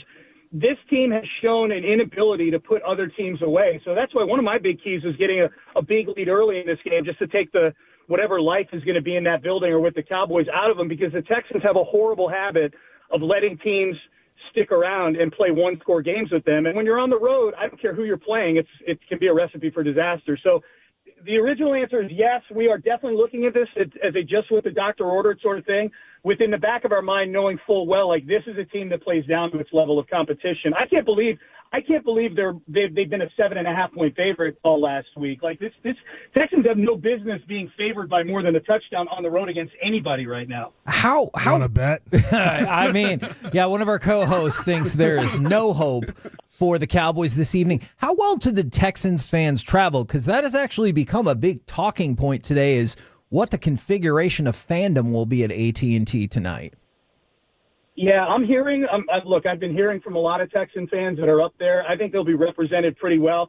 I don't think it's going to be to the extent it was back in 2014, where Tony Romo was using a silent count at home. Yeah. I just merely just because of the logistics. Well, for one, I think some of the starch has been taken out of this game by the Cowboys being 3-6 for some folks, and the Texans being in this little rut too. I think it's taken some of it. It's also a Monday night game, not a Sunday afternoon game. So logistically, people are, you're having to take half the week off if you want to go to that game right before the holidays. So I think the Texans will be well represented. But not to the extent that it's going to impact, Cooper Rush's ability to get I don't think, his ability to make play calls and identify the Mike linebacker and things like that. For the Cowboys, DeMar Van Overshown's been pretty much the highlight of the defense, Kevin. And on the Texans' defensive side of the ball, it seems like y'all's linebackers are kind of the show for what y'all do? Is that the kind of the cornerstone of what this defense is?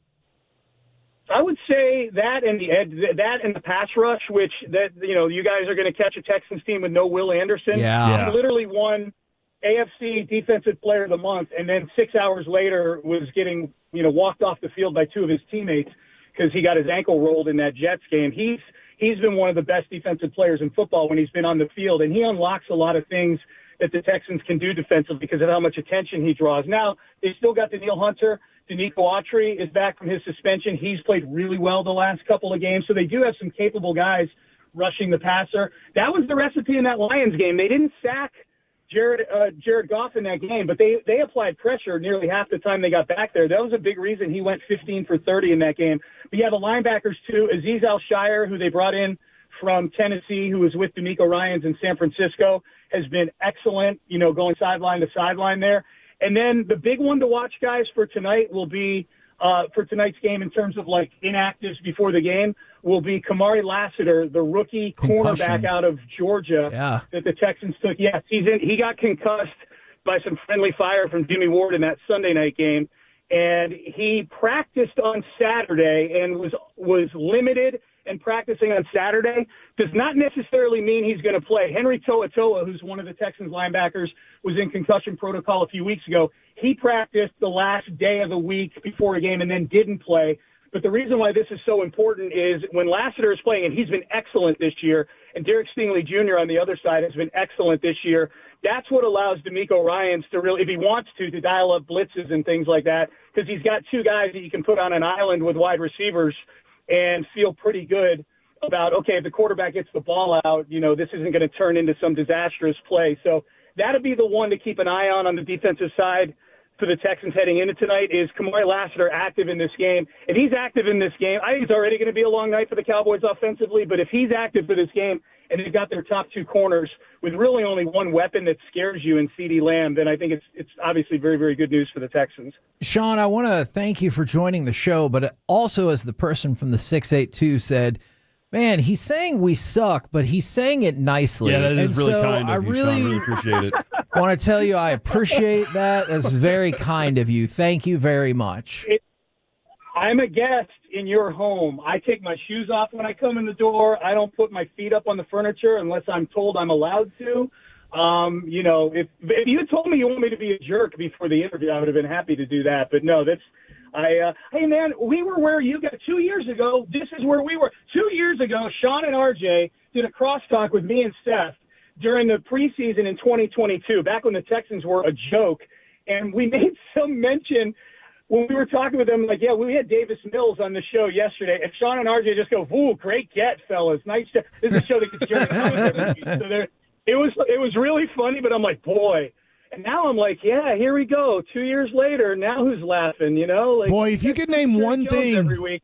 If you could name one thing that turned around the Houston Texans and why they're over 500, what would it be from 2022? He's going to say ownership. The hiring of DeMeco Ryans, unquestionably. That got the whole city back on board. He's credible. He's a great defensive coach.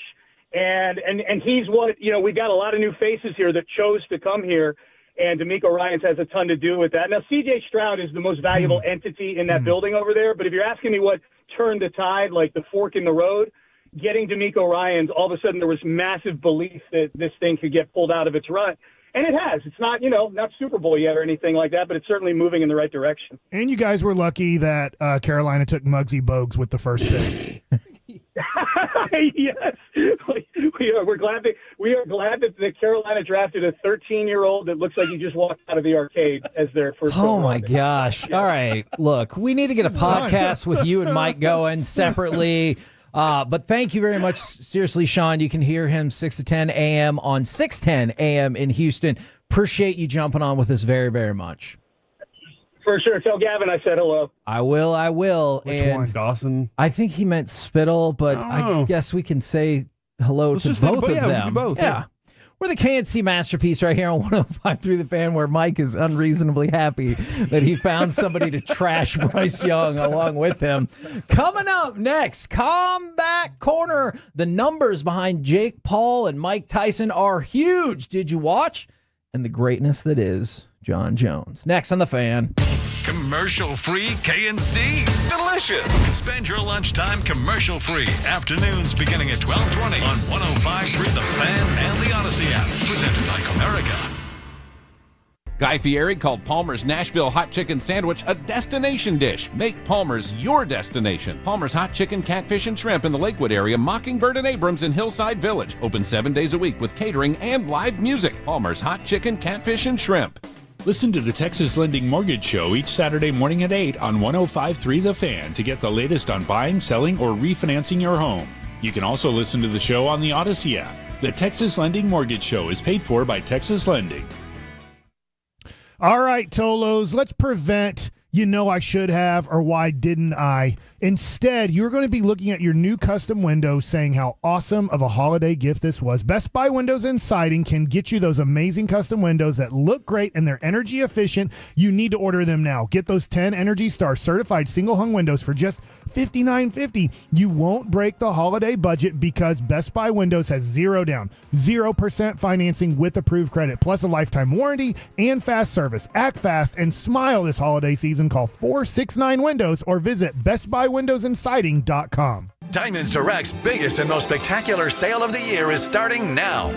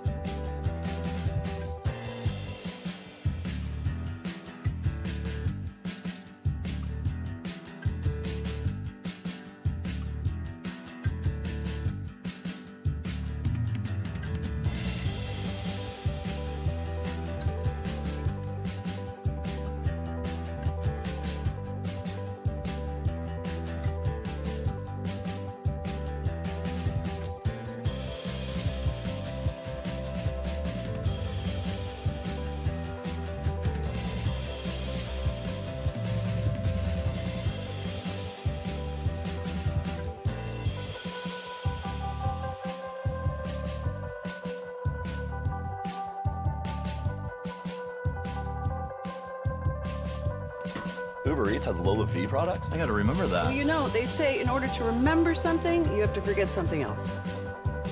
Okay, now that is a very cute haircut. That's like a little shag. I've never seen it before. Well, of course you have. It's the Rachel. Oh, is that your name? No, your name. No, I'm Jen.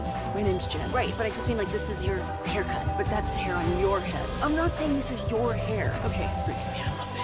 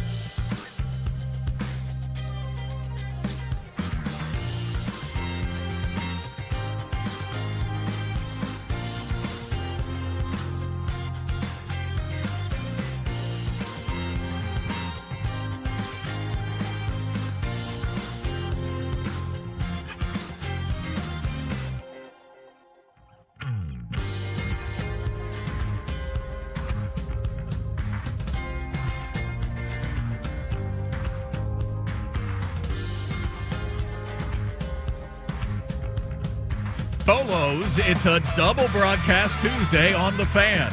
Join the KNC Masterpiece and G-Bag Nation tomorrow at the Men's Tea Clinic North Frisco location, 5000 El Dorado Parkway in Frisco from 10 to 7. Men's Tea will have specials and giveaways throughout the day.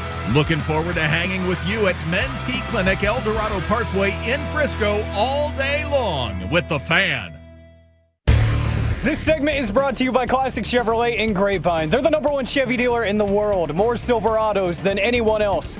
This is Texas. This is Classic Chevrolet. Together, let's drive. Based on new Chevy registrations 2023. Uchi sees the contest 80-72, while judges Lawrence Cole and Jesse Reyes see it 79-73. Declaring your winner by unanimous decision, Jake El Gallo Paul! KNC Masterpiece right here on 105.3 The Fan. Now, Mike, you just brought up something that really amused me throughout the broadcast is Ranello kept talking about, because Roy Jones Jr. is like, I think there's something wrong with his hands or his gloves. And Ranello's like, no, he does that pretty consistently throughout the history of his fights. You're saying his mouthpiece was messed up. Yeah, and he was like, there's something off with his mouthpiece. And then afterwards they asked him, and he goes, no, yeah, I bit my gloves a lot throughout my career. And I bet Marco Ranello was like, yeah. He has a biting fixation. In your it's true. Anything near his mouth gets bit. In your ear. Food. In your face, Roy Jones is what I was going to go with. Oh, my God. All right. Did you guys watch the fight? Mike, I know you said I tried. Fell asleep. Netflix messed it up. Okay. I got 25%. Sorry. Sometimes I would get it for a second when Logan Paul was in the locker room, and then it went back to like buffering. And did you get to see Mike Tyson's butt? No, I saw it on YouTube, or not on YouTube, on Twitter X. I was like, oh man, and they stuck on it for a while, didn't they? Until that camera guy pulled his his camera up. And then finally, they just got the backside of him. Yep. I was like, why? Hey, camera guy, you saw his butt the whole time. We didn't know. You knew he had a bare butt. And you're like, I'm going to get this on camera. It was intentional from the camera guy. He knew the whole time when he's doing this interview, when he turns around, there's an ass. I don't know. Maybe Mike Tyson just walked up front first and he never saw it. He'd been in that room. The whole time. He's like, I saw him. They have to prepare for that interview. The guy was in there for at least 10 minutes and knew what was on and off. That seriously felt like it was directly out of a Naked Gun movie. Like the whole interview was serious, and then you had the awkward kiss moment. It's his son, I get it, that's fine, but it was like a kiss. And then he walks off bare-butted. And if there are listeners out there that have never seen the Naked Gun movies, I have a feeling that Alec might have never seen it. I'm not sure. Have you ever seen a Naked Gun? Have you ever seen a Naked Gun movie, Alec? Yeah, I have. Okay, all right. Alec's one of those that he's very learned. But there are people out there that never seen it. That's the kind of humor that it's built on. That stuff that's going on in the back of the background that you're like, was that dude just carrying a ladder naked? And you're like, yeah, he was. I'm curious how this will be quantified, because the Netflix people gave a very disingenuous reaction where their execs were like, oh, I heard there were some minor technical glitches, but we all consider this a success. And I'm like, I don't know if a minor technical glitch is the way I would put it. But on the flip side, about 60 to 65 million homes worldwide tuned in. They had 72,000 people in the stadium. Like, it feels like the event, maybe not the Netflix part of it, but the event itself was a huge success. So for everyone's pissed off about how boring the fight was, this is the reason that this will happen again and again and again, because Jake Paul is at least the number 2 draw in boxing. Meet me at 3 o'clock at the flagpole, and everybody meets up, right? Because they want to see something stupid happen. And then they slap fight. Yeah. I've never watched Jake Paul box before. I did watch some of it the next morning. Okay. Because then it didn't buffer in the morning when nobody wanted to watch it. Did you see the co-main with the women fighting? No, I don't like watching women box. Oh, okay. Dude, it was awesome. I just that fight actually was. I don't like really watching good. MMA. It's not a woman thing. They it's just like, stood there and beat the for crap some out of reason, each other. I don't like women hitting each other in the face. Not that I love watching men do it, but like I can't watch MMA stuff. Like I just Okay, I got you. women or men. I just that goes past my line of violence. Okay, I got you. So no, I didn't. But I even forget what I was going to say. I never watched Jake Paul fight before. Okay. He's not that good. It's fine that what he's doing, and I get his popularity. I'm not trying to take anything away from his popularity and how he's fooled the world, or at least the American public, into giving him a lot of money. Yes. But he's not very good. No, I agree with that. I see somebody say this, and I want to get y'all's thoughts. I guess I don't view it from this perspective at all. Somebody just texted in from the 817, guarantee it was a bunch of 10-day trial users and they canceled right away. I just assume like a lot of people have Netflix, and then they all complained and they're like, I pay, I don't know, $14.99 or $6.99 for this. What a ripoff. And I'm like, do you have Netflix because this fight was going to be on there, or are you just happy that this fight was going to be on the streaming service that you already had? So I don't know if I view like a mass of defections from Netflix for this. It stunk having to try and go through it, but I'm going to keep Netflix for Stranger Things and all those things. I'm not leaving for it, and it's a good trial run for the NFL to see and say, hey, we need to buy some more servers, fellas. By the way, the best part of the Serrano fight was when Rosie Perez, after 3 rounds, was like, do you think that the blood is causing problems with her vision? You're like, she's been bleeding for 3 rounds. They've said it multiple times, Rosie. They've already said that. Now you're asking. Well, and then, Ryan, I don't know if you had a rooting interest in this. It seems like everybody was rooting for Mike Tyson.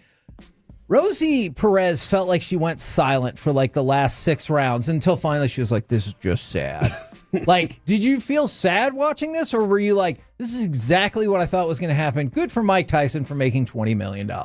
I felt slightly embarrassed because I had to spend most of that fight telling my 10-year-old son who Mike Tyson was. Yeah. Right. And it's not that old fart that's on that's barely shuffling the ring right now.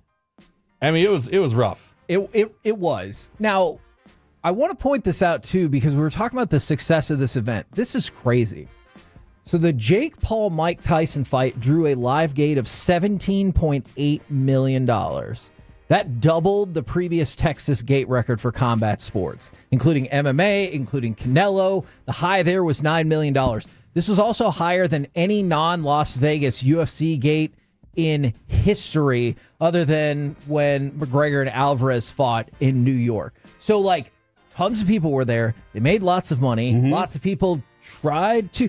Did everybody get stuck 25% buffering? I mean, obviously, yes. There were a lot of those moments. But specifically at that number. Yeah, like, 25. I'm glad they didn't trick me into being like, it's up to 97%. You might get it. But you could back out of it, like just back out to the home screen and go back in so quickly that I was like, it's fine. And then, I don't know, it was at some point in the Serrano fight that it just kind of seemed to fix. Yeah. And I was like, all right, well, we're back. So I thought it was insulting by Netflix when they go, hey, do you want to try again? It could be your internet. I'm like, come on, dude. Like, the entire internet is talking about how your servers are failing. Don't tell me it's my internet that's not working. Did you see Jerry Jones pre-fight up there with Michael Irvin? I didn't see his interview. Yeah, he's up there and they're talking about it. He's going on about the over 70,000 people here, and then they asked him what this fight meant. And his microphone died on him, and there he is holding him dead microphone. And Kevin, we know how that goes. Yep. And Michael, like, he just powers through it. He just powers right through it and keeps talking. And I was thinking to myself, get your damn act together. And then Michael Irvin taps him on the shoulder and hands him his mic, and they say, can you repeat what you just said? And I was like, that must be embarrassing. It was, but at the same time, they did talk about how Mike McCarthy is going to be replaced, and he's going to Michael Irvin's going to talk Dion into being the next head coach. So, did you like all the memes that were like, "Hey, Paul and Tyson, just because you were in the Cowboys stadium didn't mean you had to stink up the joint like they did." They hurt my feelings just a little bit. But speaking of, go ahead. I don't know this because I didn't watch live and then watched 3 rounds the next morning. Did the fans? It seemed like they were very into it early on. They were super in on Tyson's intro. They booed the hell out of Jake Paul. The first 2 rounds, when it was pretty competitive, they were in on it. But I think around like 5, 6, 7, the fans really turned and just booed that thing out of the building. If it was a 2-round fight, Tyson could have won. Yeah. Like Tyson was. That's true. Tyson was going like how Parsons goes. He's great in the first part of it, and then you kind of don't know where he is. So rounds Micah 3 through Parsons 8. shot right there. Oh. Oh, can you believe it? I can. And then also, if you could fire off cut number 6, a lot of people say the greatest of all time, John Jones, added to his resume on Saturday. Big kick to the body by John.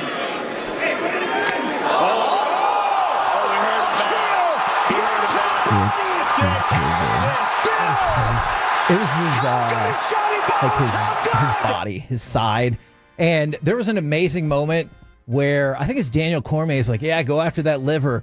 And the podcast man himself was like, I mean, that's true. It's on the other side. But I get what you're saying. So Joe Rogan just really like undercut his point, and I thought it was really funny. But this show as a whole, UFC 309, thought was thoroughly disappointing. Allen's own Bo Nickel, he won the fight, but he put on a very boring performance. And the most amazing moment was right before the main pay-per-view started. And they showed Donald Trump, president-elect, in the hallway with Kid Rock and Elon Musk, and RFK Jr., I think, is in there. The power group. Speaker of the House. And that place, that place goes bananas. Yeah. And then, like, people are talking to Trump through the cage all night. Triple H is there. And I was like, this is what we've chosen. Mm-hmm. Like, I know people are going to be like, I didn't pick that. I'm just saying, the American public as a whole, this is what they've chosen. MMA. They chose UFC. Yeah, pretty much. And, like, all the elected officials were there, and it was weird. It was super weird. I heard a comedian recently compare, it was Josh Johnson, compare being a Taylor Swift fan to being a WWE fan. Like, a lot of people have no clue what you're actually doing, but there's a lot of people out there invested in what they're doing, right? Yeah. And WWE has a lot more fans than you think. And based on what you just said, UFC has a lot more fans than a lot of people think. And for people that saying not fighting Tom Aspinall will hurt John Jones' legacy, I think there's something to be said for that. We're the KNC Masterpiece right here on 105.3 The Fan. Coming up next, let's talk with our Dallas Cowboys insider, Mickey Spagnola, plus the Dallas Wings get the number 1 overall pick. Next on The Fan.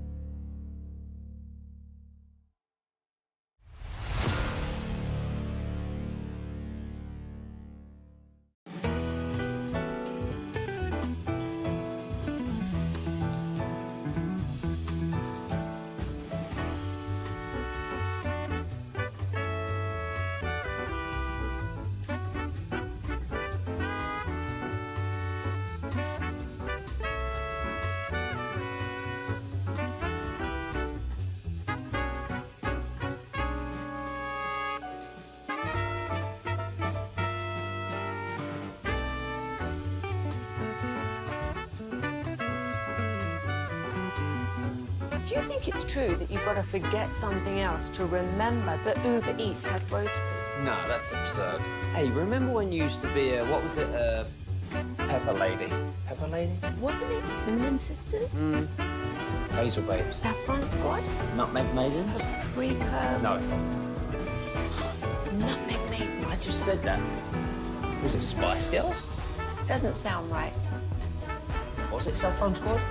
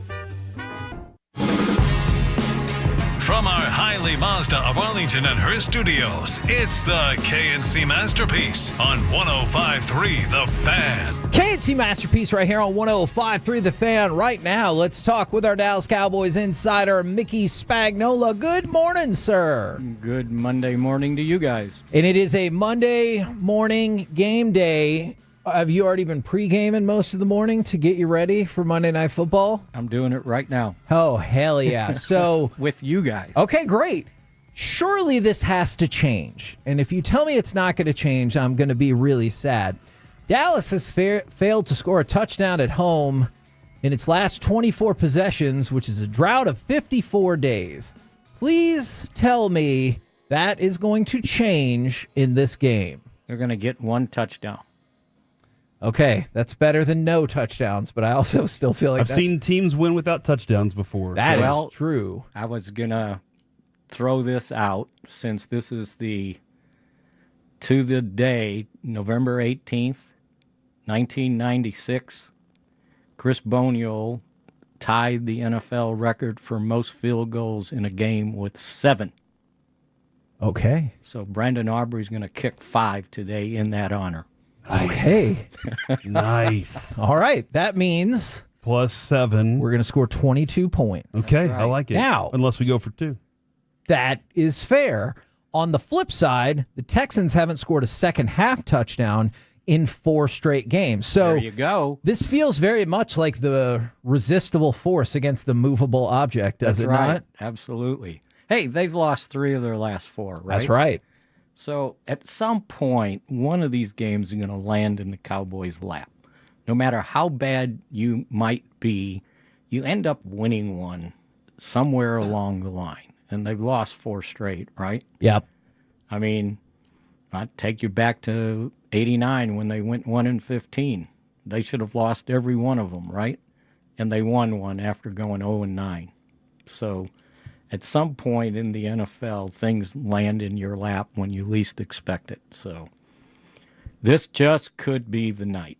That sounds like he's calling for it, Corey. It does. It does. How are they going to do that, though, without any cornerbacks? I'm trying to figure out the cornerback situation with Jordan Lewis's. Well, with Lewis out, that means that they'll probably have to, and they don't have to announce it till 3 o'clock.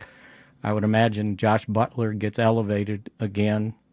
Israel Mukuamu is going to have to help and step in. Kalen Carson is at least ready to go, but I don't know how much they trust him.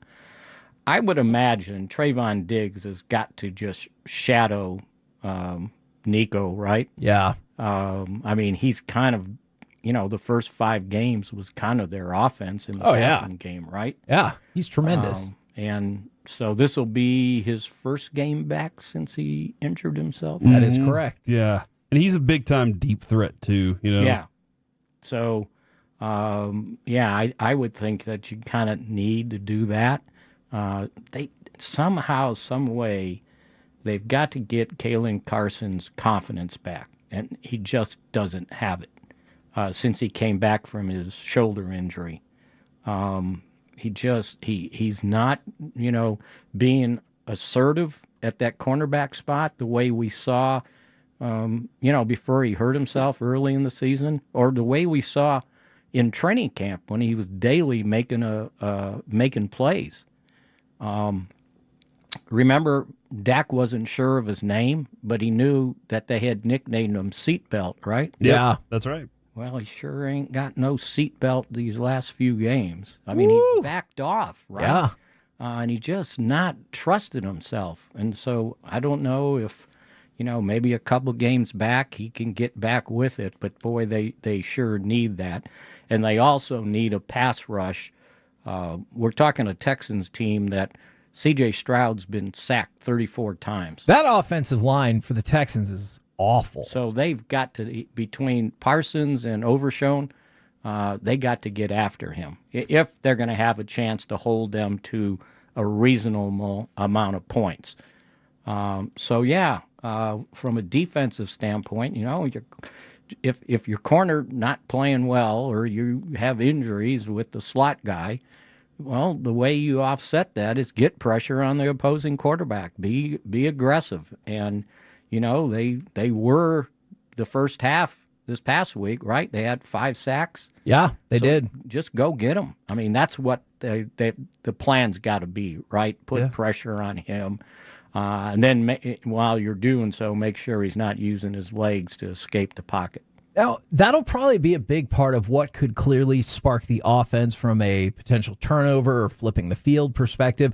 Is there anything else you want to see that, now I'm not even saying to win the game, but in these last 5 home games, the Cowboys have gotten absolutely destroyed. Like, how do you just even keep the game close when you struggled so much in the first and third quarter? Yeah, just like I said, those are the things they have to do and be able to run the ball. Now, they started kind of showing that a little bit these last 2 games. I think Rico Dowdle's had really good games and kind of sparked that running attack, and that's got to prevail. And by God, when you get 1st and goal at the 6, you better score touchdowns. I don't come away with 1 field goal, right? Yeah. Even if that helps Aubrey's case for my 5 field goals. But yeah, you can't do that. And that was one of the few times they actually got a takeaway to set up a short field, and they didn't take advantage of it. And I know they're with the backup quarterback, but I think Cooper Rush can play better than he did this past week. And I think that they need to allow him the opportunity to play better. I mean, that was a very close to the vest offensive attack. Little screens, flares, smoke screens to the wide receiver.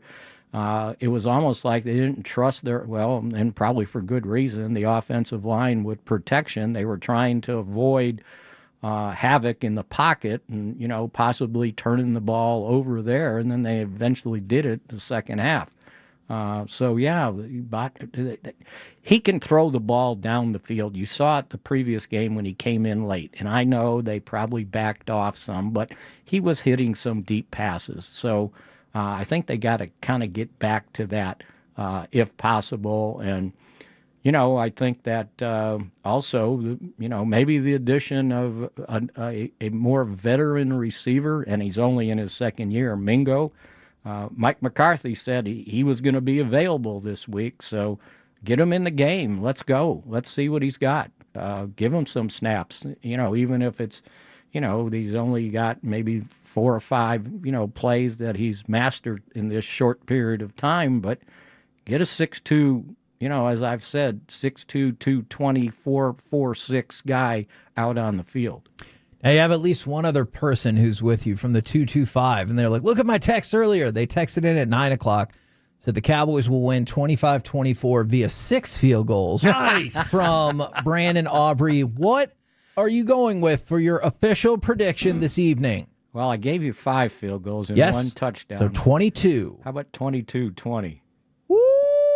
I'll take it. Hell, so will the Cowboys. We're supposed to have fun with this stuff. Right? Yes, absolutely. No, I'm expecting you to get it spot on. And if you don't, tomorrow we will chastise you. Make fun of me, right? Yes. Well, I don't know if you've heard the show, Mick. Sometimes we do that anyway. Yeah.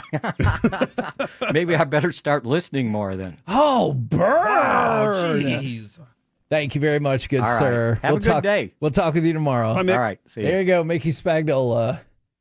He listens. Admitting that sometimes he doesn't listen to the show. He listens. He Masterpiece of the Week every week. He's like, did I win or not? He does. He does. All right, Alec, if you could give me cut number 7, the Dallas Wings took the number 1 pick in the draft. They won the draft lottery, which will give them the rights to draft this player.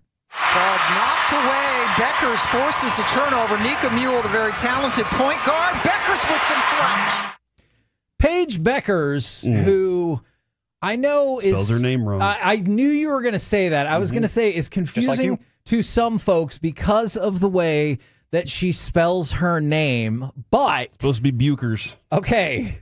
Will you, if we get to interview her, will you ask her what's up with that? I don't know. Do you think we'll be able to interview her? Her preferred destination is L.A., where they have the 2nd pick in this draft. She's going to John Elway us? She's going to Isaiah Thomas us, really. That really did happen to the Mavericks. They wanted Isaiah Thomas, and he said no, and so we took Mark Aguirre. She wants to go to the big market. Dude, the other day she was at a Lakers game. She's Isaiah Thomas. And she was like, I know I have to be back for practice. And then she flew back to UConn to go practice. She's our Kiki Vandaway. Okay, I'm not saying that's going to happen or not going to happen.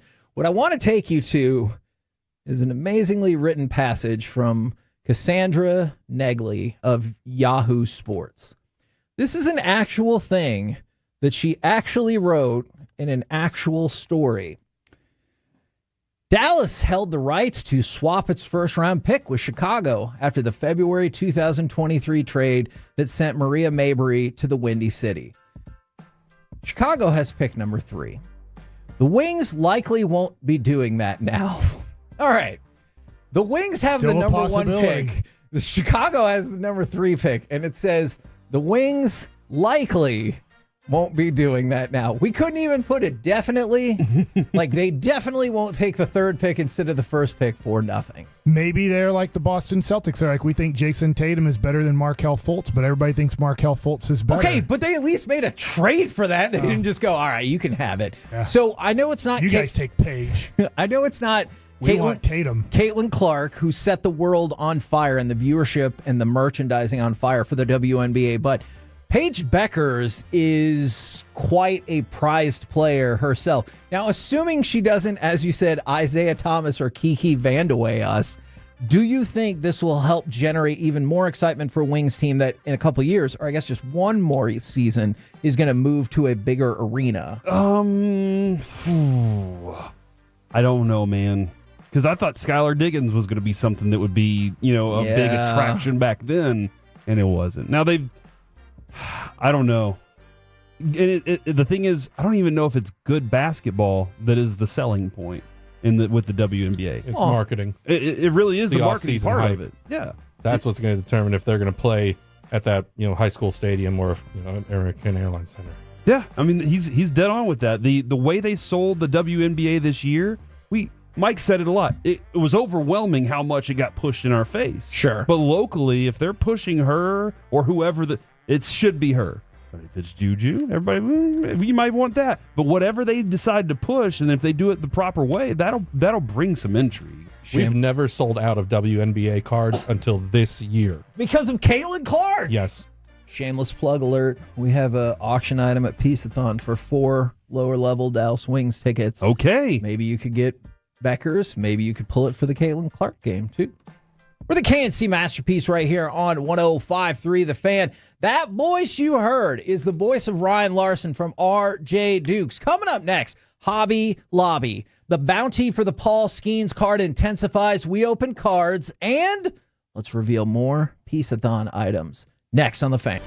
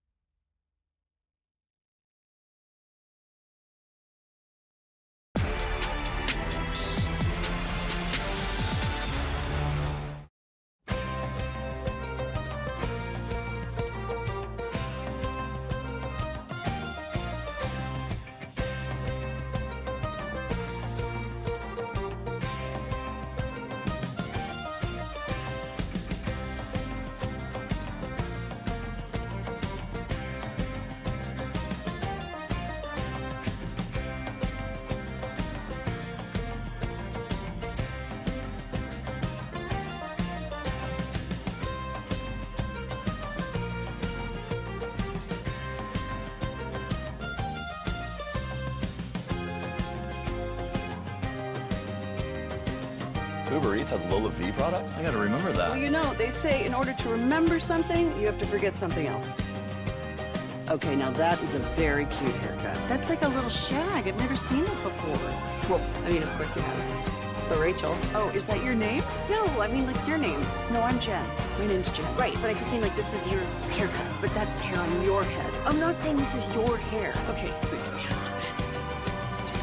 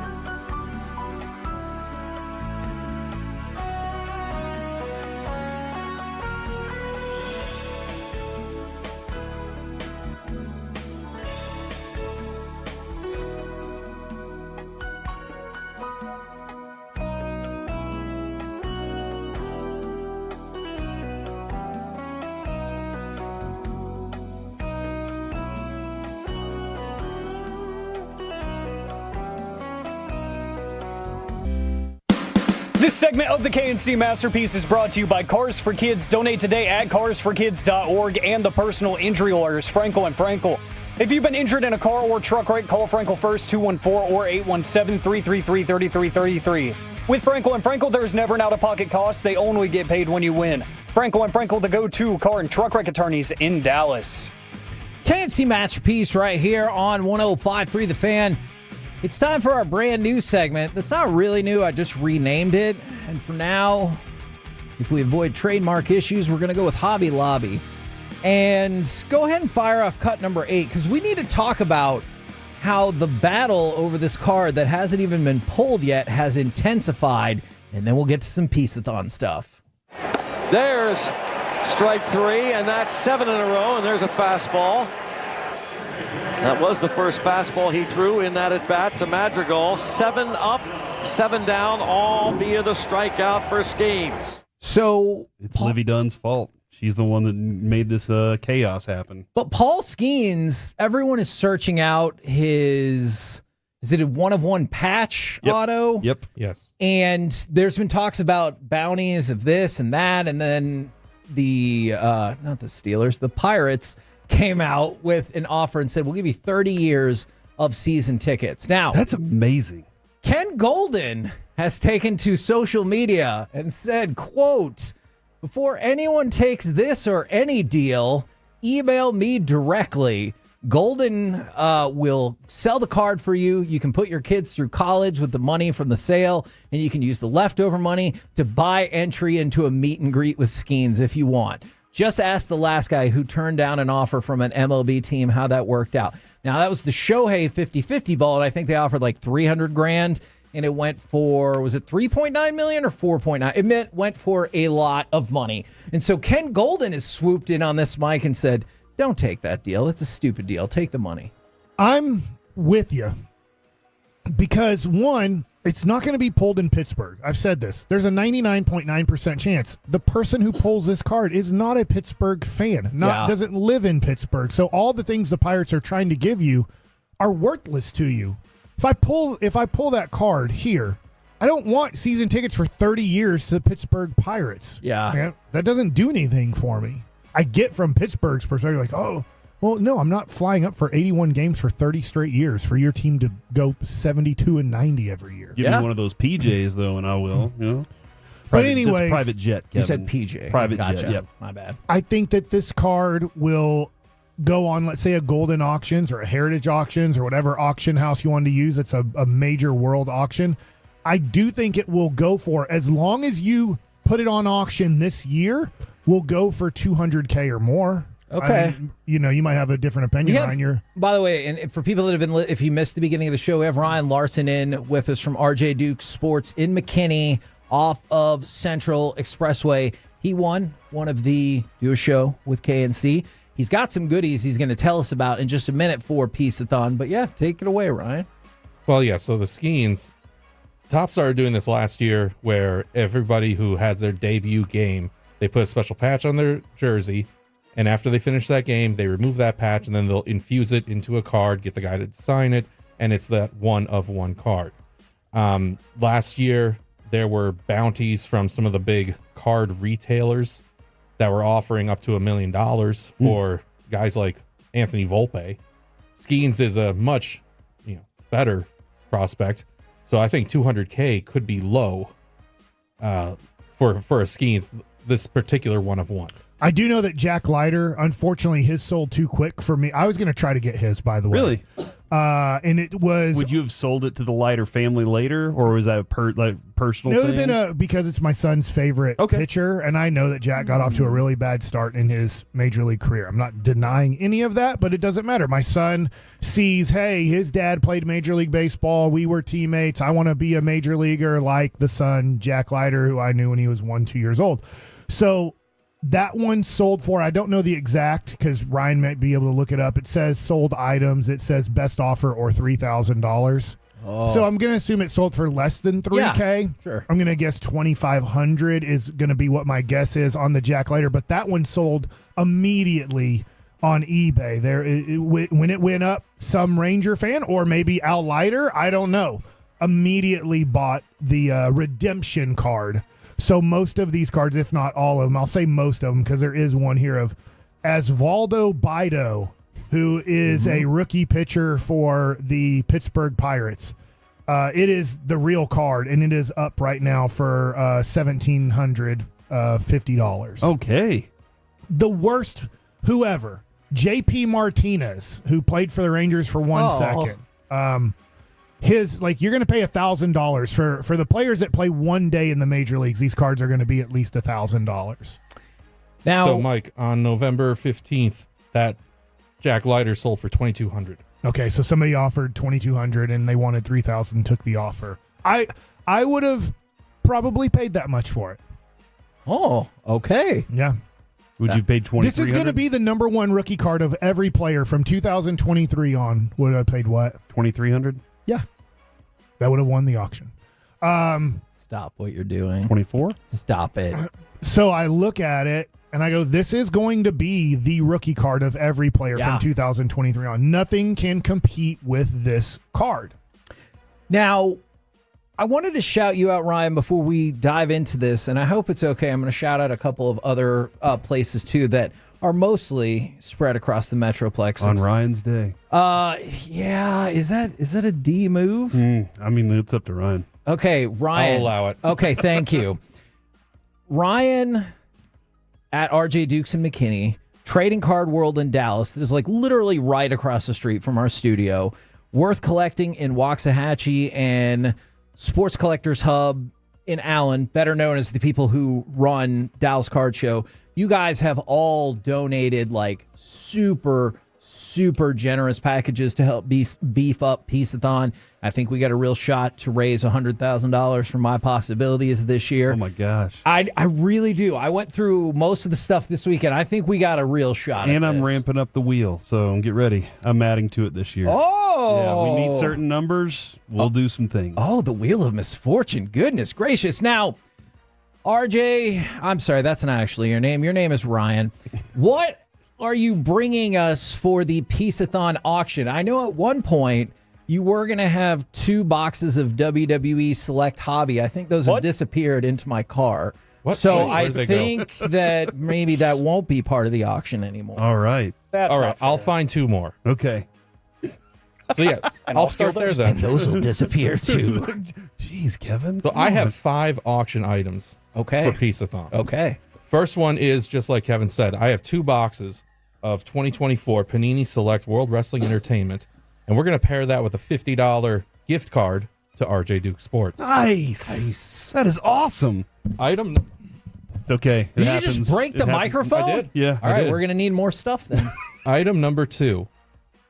1 box of 2024 Panini National Treasures Collegiate Football. I know that National Treasures is good. And for people listening who are in the hobby, they know, then you know. If you used They're to out be there in the their cars hobby. going, oh my gosh. And yeah. Okay. Wow. That was really, Because they're excited. I just saw an accident. that was a lot.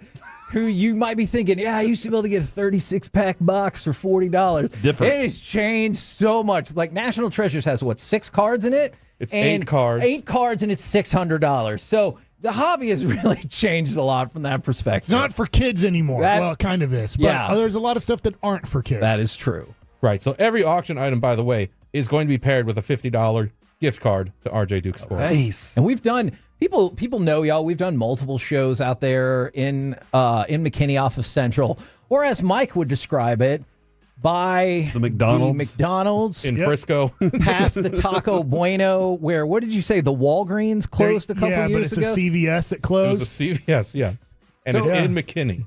Yeah, if you see the Toyota It's in dealership, just McKinney. keep going. Yes. Yeah. I had to go the other day out to a baseball tournament. It was a good 30 minutes past RJ Dukes. So RJ Dukes, you're not that far away. You can go 30 more minutes. You can go 15 minutes past Melissa. That's the spirit. And the other women's names cities. Anna, yeah. Yeah, Anna, that's where it was. I was like, geez, Anna, can you get closer to Dallas? All right, Ryan, what else are you putting up for Peace-a-thon? I was in Kemp, Texas on Saturday. That was beautiful. Go ahead. That's great. Hey, number 3. We have a box of 2023-24 Panini Spectra basketball Also another big item. And then here's one. We were just talking about the Skeens, 1 of 1. You want to find that card, you could find it in this box of 2024 Topps Chrome Update Hobby Jumbo Baseball. Another item up for auction. All right. It could be in that box? It could be in this box right here. Hot take here. 3 years from now. 3 years from now. The Wyatt Langford 101 autograph patch will be worth more than the Paul Skeens. Whoa. Wow. Look at that. I understand Paul Skeens is way more right now. I think 3 years from now, when Paul Skeens is on the shelf having his Tommy John surgery. And I think Wyatt Langford, who just won Player of the Month in the American League, take that, Paul Skeens. I think that Paul Skeens is going to be a great player who's going to miss a year and a half in the next 4 years because of Tommy John surgery. Okay. That as those cards go down, because Paul Skeens is like, I don't even know what to compare it to. His prices are unbelievably high, which is great. It'd be great to get that card. So I'm saying sell that card. If you get that card, sell that card immediately. I think for like Wyatt Langford, I'm not telling you to sell that card immediately, because if he does become an MVP candidate over the next 3 years, his cards will skyrocket. And then he got one more package for us, right? For Peace I do. Thon? I'm just wondering, will Livy be by his side 3 years from now for that Tommy John surgery?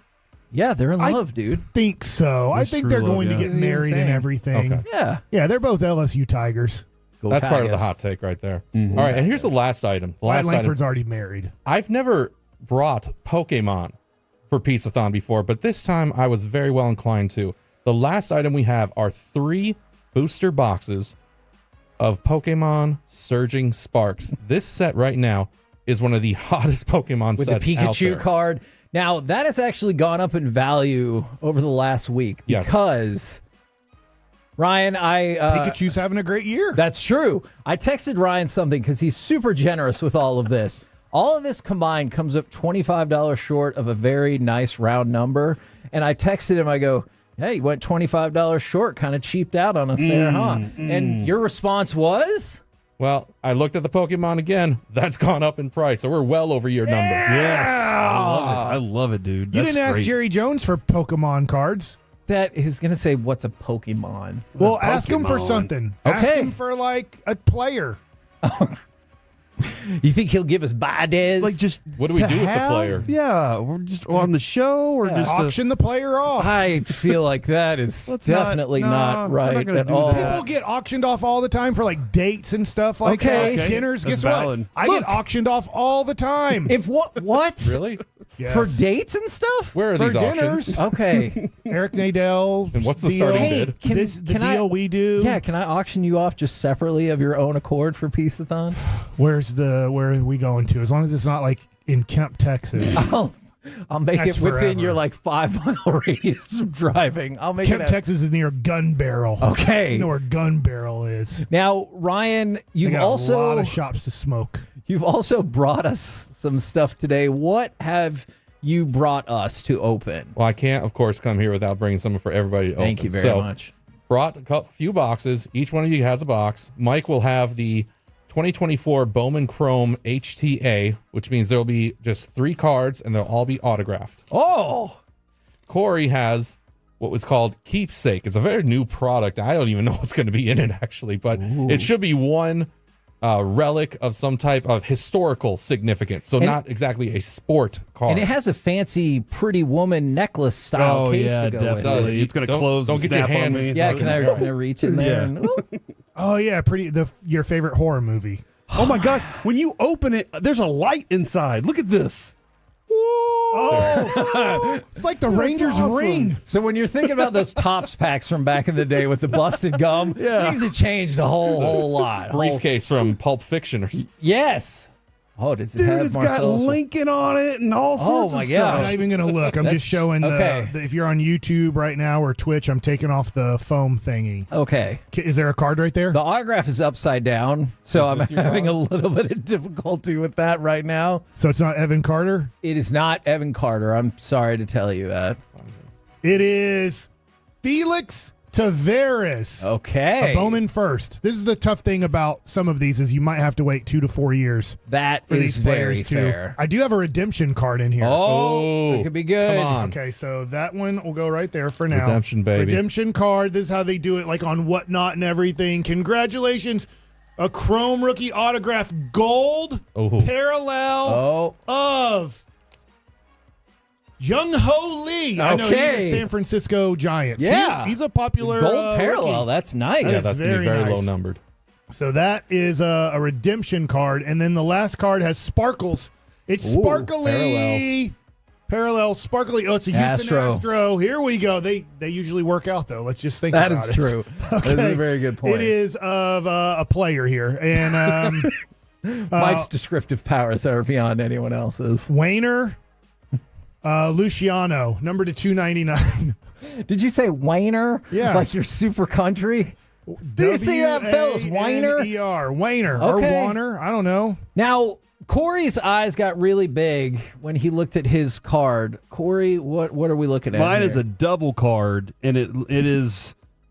I got some writing from Benjamin Franklin and a piece of writing from it's John Hancock. So it's got to be the Declaration of Independence. Is what this is cut from. Is what I'm assuming. We didn't cut It's a up- collection of some of the writings from each one of the guys. okay. This is awesome, though. It's one of their something from their personal stuff. John Hancock and Ben Franklin. Sure, it's not Herbie. It's not. It's definitely not Herbie. Yeah, this could be the is it lightning numbered thing, at dude. all? It's 206. Okay, like is it numbered No. out? Okay, gotcha. And Kevin. For my Origins football box, I have a patch auto of Marshawn Lloyd of the Green Bay Packers, numbered to 99. I have a new signature that I think Mike might hate of Malachi Corley. It is numbered out of 49. It's just the M and the C. I know how much you hate. It's better than Anthony Richardson. Yes, He showed you how much he cares about his name. Yes, you do. I got a rookie patch of Michael Penix Jr. out of 199. By the way, he just played yesterday, just mainly because the game was a blowout. And a Jerry Rice parallel out of 125. I like Jerry Rice. I bet I can You know what help he's you out eating? with this. There he is eating rice. Now, Ryan, Matthew you're going to be McConaughey. here with us for the rest of the day, and we're going to get to something a little bit later. We got to go to break. We're going to hit up Gridiron next. But a little bit later, I heard you've got some other deals that you can tell us about. Oh, what do you got right there? So, real quick, there is a sixth item, and I'm going to let y'all decide how you want to do this. Oh. But a few months back, somebody comes into our store. They sell us cards. We take a whole stack of cards from people, and they go through them. And I find a 2008 Topps Mike Bassick autographed card. What? That is awesome. Nice. So I want to donate this to Peace-a-thon, but possibly I was thinking maybe the rest of KNC could sign this card. Oh, make the and value you can go up. auction Yeah. a full KNC card. That could be part of the Mike auction off experience. Uh-huh. Your microphone's there you off. go. Well, it should be on. There's probably not many I do of that. those left because most people who pulled those out of packs threw them away. There you go. So Oh, just no. think about, I don't know how many I signed. It's not numbered, but just think how many people threw this card in the trash to make this maybe worth a little bit more. Okay. I had to pay quite handsomely for it too. So Yeah. That's my signature. I did like it. it. Dollars were I remember exchanged. signing this. That one? Well, it was sticker. I remember signing the You just said stickers. yes, Mike. Okay. That's a nice signature. Good job, Mike. Thanks. See how I carry Anthony Richardson? Yeah. yeah, it's not MB. And Greg Maddox. Yeah. I think they don't know how to sign their name anymore because They're illiterate. that Felix Tavares signed his name F-Taw. Is that because we just don't really teach cursive? Yeah, they don't. My son doesn't know how to write in cursive. Yeah. So So he's like, I don't know how to sign my name. So I he know would how never to get a spell house my or name. I can anything. spell it out, but I can't sign it. Oh, gosh. We we're gotta way- go. Yeah, way to we're go, way over Kevin. time. I'm not going That's to my take fault. all the blame Probably on baseball that. Nuggets next. Ryan, thank you very much for all of these contributions. Yeah, man, if this you is know awesome. anybody who loves cards, we're going to have a ton of cards as part of our Peace-a-thon auction. Coming up next, it's time for Gridiron Gravy. Everything you need to know about the Lions' historic destruction of the the Jags, next on The Fan.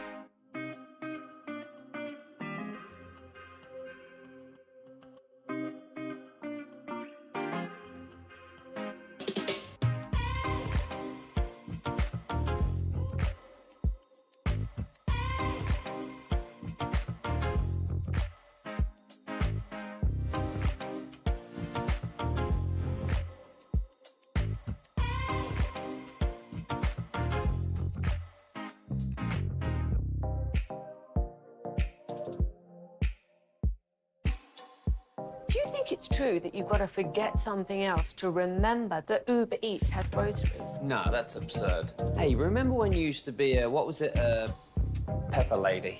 Pepper Lady? Wasn't it Cinnamon Sisters? Basil Babes. Saffron Squad? Nutmeg Maidens? Paprika? No, Nutmeg Maidens. I just said that. Was it Spice Girls? Doesn't sound right. Was it Saffron Squad?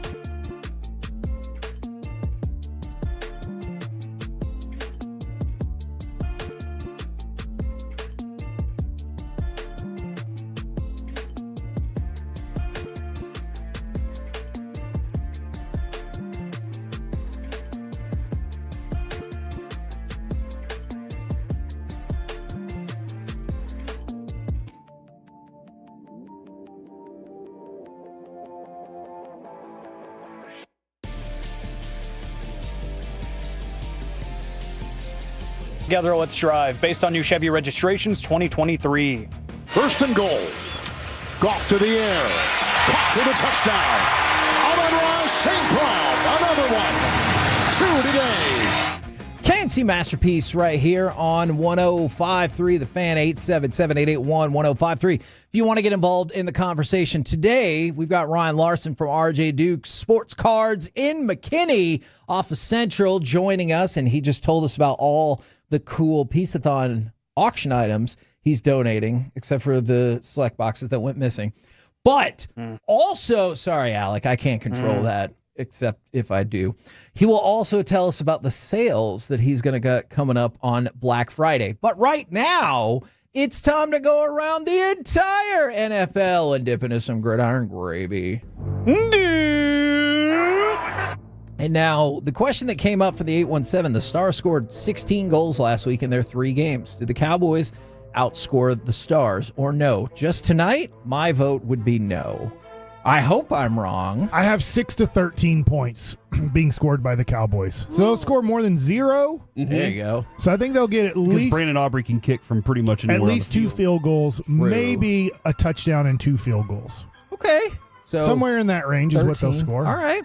Now, the big news going around the NFL is that Daniel Jones has in fact been benched in favor of Tommy DeVito. Do you think his agent will be there? Yes. His agent's a character. Looking like a crossover between The Sopranos and Dick Tracy. It'll be so cool. Is there any way to bring Ben DiNucci back to the Cowboys so they can face each other for Thanksgiving and they can give away the DiNucci DeVito? Just give away a meatball after the game's over. Like, yeah, we usually give away turkey legs. Here's a bunch of meatballs. But it's a turkey meatball. And you're yelling, "Ma, don't be disappointed in me, Ma." I don't know. Penguin, ladies. I don't know. Well, look, I have been watching the Penguin. That's fair. It's a very good. But show. Tommy DeVito is going to be out there now. The concerning thing when we talked about the Tyson Paul fight from earlier was the streaming issues that Netflix ran into. Netflix has not 1 but 2 football games on Christmas Day, and performing halftime of the Ravens-Texans game is going to be Beyonce. Wow, that's impressive. It feels like those games are probably going to get a pretty good audience. You add Beyonce in there, and that feels like a really, really strong audience. Do you believe Netflix will get through those games with minimal technical difficulties? I don't know. Maybe the NBA's pretty pumped these games are on Netflix. Maybe they are. They're like, hey, maybe we'll have more people just going, I can't watch the game. That's possible. It's not working. They better buy some more servers, is all I'm saying. So like they have plenty of time, right? To go do that, to build something that's a better network. It is Christmas. So do you think there's going to be 25 million watching those games? I do. I think I remember. That's down a lot. Wouldn't that help you out if you're trying to have 60 to 70 million watch a boxing match? If you have it to 25 million, can they handle it? Here's what I would bring up. I'm just curious from that perspective, and people might be like, that makes no difference. Is it was 60 to 70 million worldwide, and I think you can hit like 25 million, 20 to 25 million in the U.S. alone. Right. I don't know if that makes any difference, or they'll just be like, no, our servers are for everyone, so it makes no difference. If they ruin, I think Netflix has to understand this. They are smart people there, I assume. If they ruin the Christmas Day football games, if it struggles with buffering and stuff, they'll never get an NFL game for the history of Netflix. I could see that. Like, it would be at least, I shouldn't say ever, it'd be at least 5 years until the NFL would say, prove to us that you can put on a game because you ruined Christmas for NFL fans. I think that is a fair way to put it. Now, let's talk about that Detroit-Jacksonville game, which made so much history and was so destructive. Now, Corey, you know the biggest history that was made in that game. Detroit 52, Jacksonville 6, which means Scorigami, ladies and gentlemen. Scorigami, my friends. For the 1,088th time in NFL history, we have a unique final score. But it goes so far beyond that. The Lions outgained the Jags by 475 yards. Disgusting. It is disgusting. That is the biggest yard differential in an NFL game since 1979. I did not go and look up what game that was, although I did really want to. So that is really embarrassing in and of itself. Are you guys, I don't know if surprise is the right word, but as of right now, Peterson's still the coach today? Correct. Do you just think that that the Khan family is going to, I almost said Shaka Khan. Yes. Do you think that they're just going to stick with Peterson the rest of the year? Kind of like I think they're going to do with McCarthy? Look, if he's not fired this week, then yes, because like if you want a clear sign that you've lost the team and they've given up on you. I know Detroit's really good, and I know you don't have Trevor Lawrence, but come on. 52-6, biggest yardage differential in 45 years? Your team has quit on you. I'm with you. Now I'm going to ask this question. I know I'm supposed to ask the football questions tomorrow. If the Cowboys were to lose tonight on Monday Night Football, I don't think they're going to this bad. If they were to lose 52-6 tonight to Houston, is Mike McCarthy the coach Tuesday? I'm going to say no. And I realize everything that Jerry has said that should be like, no, it's yes. But if you got destroyed like that, I think he's out. Okay, so you're saying I might have misheard you. You said no, he's not going to be fired, but then you said no. I said no, he's not going to be here. Okay, if you lost, that's my fault again. No, that's okay. But I You should think really take it out on yourself, Mike. You later know what? on I'm going to today. send a That's what I text do. message after the show To to yourself? really let you guys know how bad I feel about messing that up. Okay, so I don't know. I feel like that is in reference to like 2 or 3 weeks ago. I texted the whole show after the show. That was weird. And I go, hey, sorry guys, I really effed up the 122 segment. And Mike was like, you should really feel bad about yourself. And I did feel bad about myself. Okay, what do you think, Corey? I don't think it's going to happen. Something like 52-6 happens tonight against the Dallas Cowboys. Doug Peterson looks like, as we know of today, he's coaching the Jacksonville Jaguars next week. Do you think Mike McCarthy coaches next week? I do. I think Jerry just says you're finishing out the season whether you like it or not. Do you think it's because he's got nobody waiting? He's like, I don't know. I think he's still trying to. I think they are still trying to scramble to figure out what their next plan is. Trying to piece together what they can do because they see that this thing is falling apart completely. While they wanted, I feel like they wanted to move on. Otherwise, they would have signed the head coach just as well as they signed their quarterback and their receiver. But I feel like they already wanted to move on. So I think they're kind of going, all right, what else do we do next? We'll do a clean cut at the end of this season. Now, believe it or not, there are even more astonishing stats coming out of that game. Amon-Ra St. Brown, Jahmyr Gibbs, and David Montgomery all scored touchdowns in the same game for the 8th time. That's the most by any trio of teammates in NFL history, which I found shocking. I got the number, Kevin. Okay. In 1979, November 4th, the Los Angeles Rams defeated the Seattle Seahawks 24-0. That's it? Gaining 475 yards. What's up, Steve Largent? While the Seattle Seahawks gained -7 yards in the game. What? So that is the number right there. Holy 475 moly, to dude. -7. That Are is- you embarrassed? I would be. Yeah. embarrassed by I'd be that. very embarrassed. We're the KNC Masterpiece right here on 105.3 The Fan. Coming up next, see, it could be worse. Let's talk with Dallas Cowboys Executive Vice President Stephen Jones right here on The Fan. Full KNC Masterpiece shows available anytime on the Odyssey app. Proudly presented by Comerica. Hey there, folks. I want to tell you about our friends Mark and Scott Frankel at Frankel & Frankel. Look, if you or perhaps somebody that you know gets...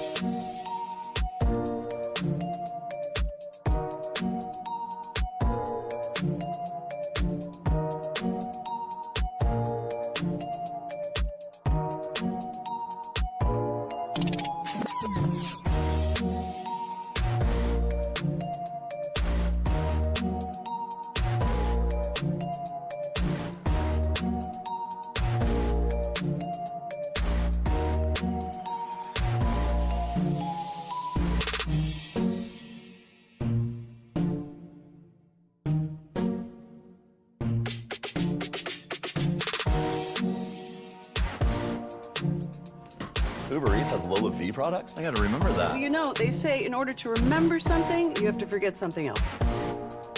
Okay, now that is a very cute haircut. That's like a little shag. I've never seen it before. Well, I mean, of course you have. It's the Rachel. Oh, is that your name? No, I mean, like your name. No, I'm Jen.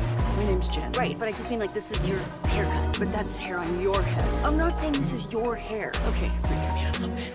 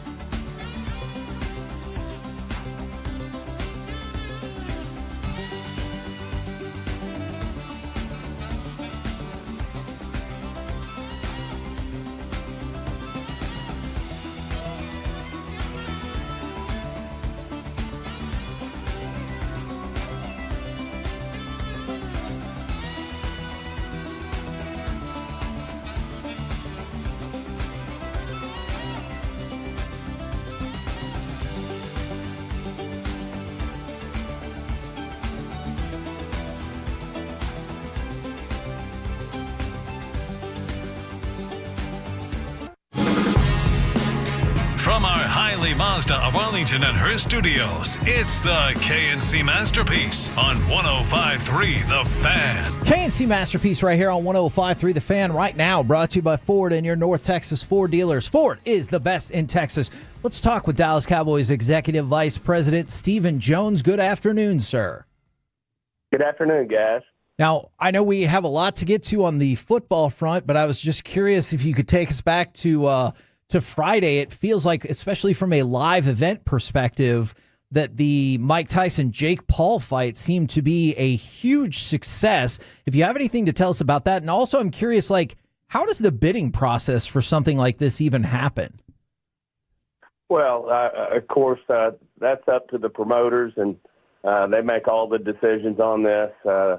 Between Jake Paul and Mike Tyson, they put it all together, and we provide the venue. The great news is they were very interested in doing it at AT&T, which is AT&T Stadium, which is, why we ultimately did what we did with AT&T Stadium, is to attract unique events like this, and certainly exceeded all expectations in terms of the interest, and there was a lot of atmosphere, and, of course, they weren't the only event. There was a fight like I've never seen right before that between Serrano, two great women fighters, and they put on quite the show. Now it was a battle of battles, and but there were great fights all evening, and I think everybody enjoyed themselves.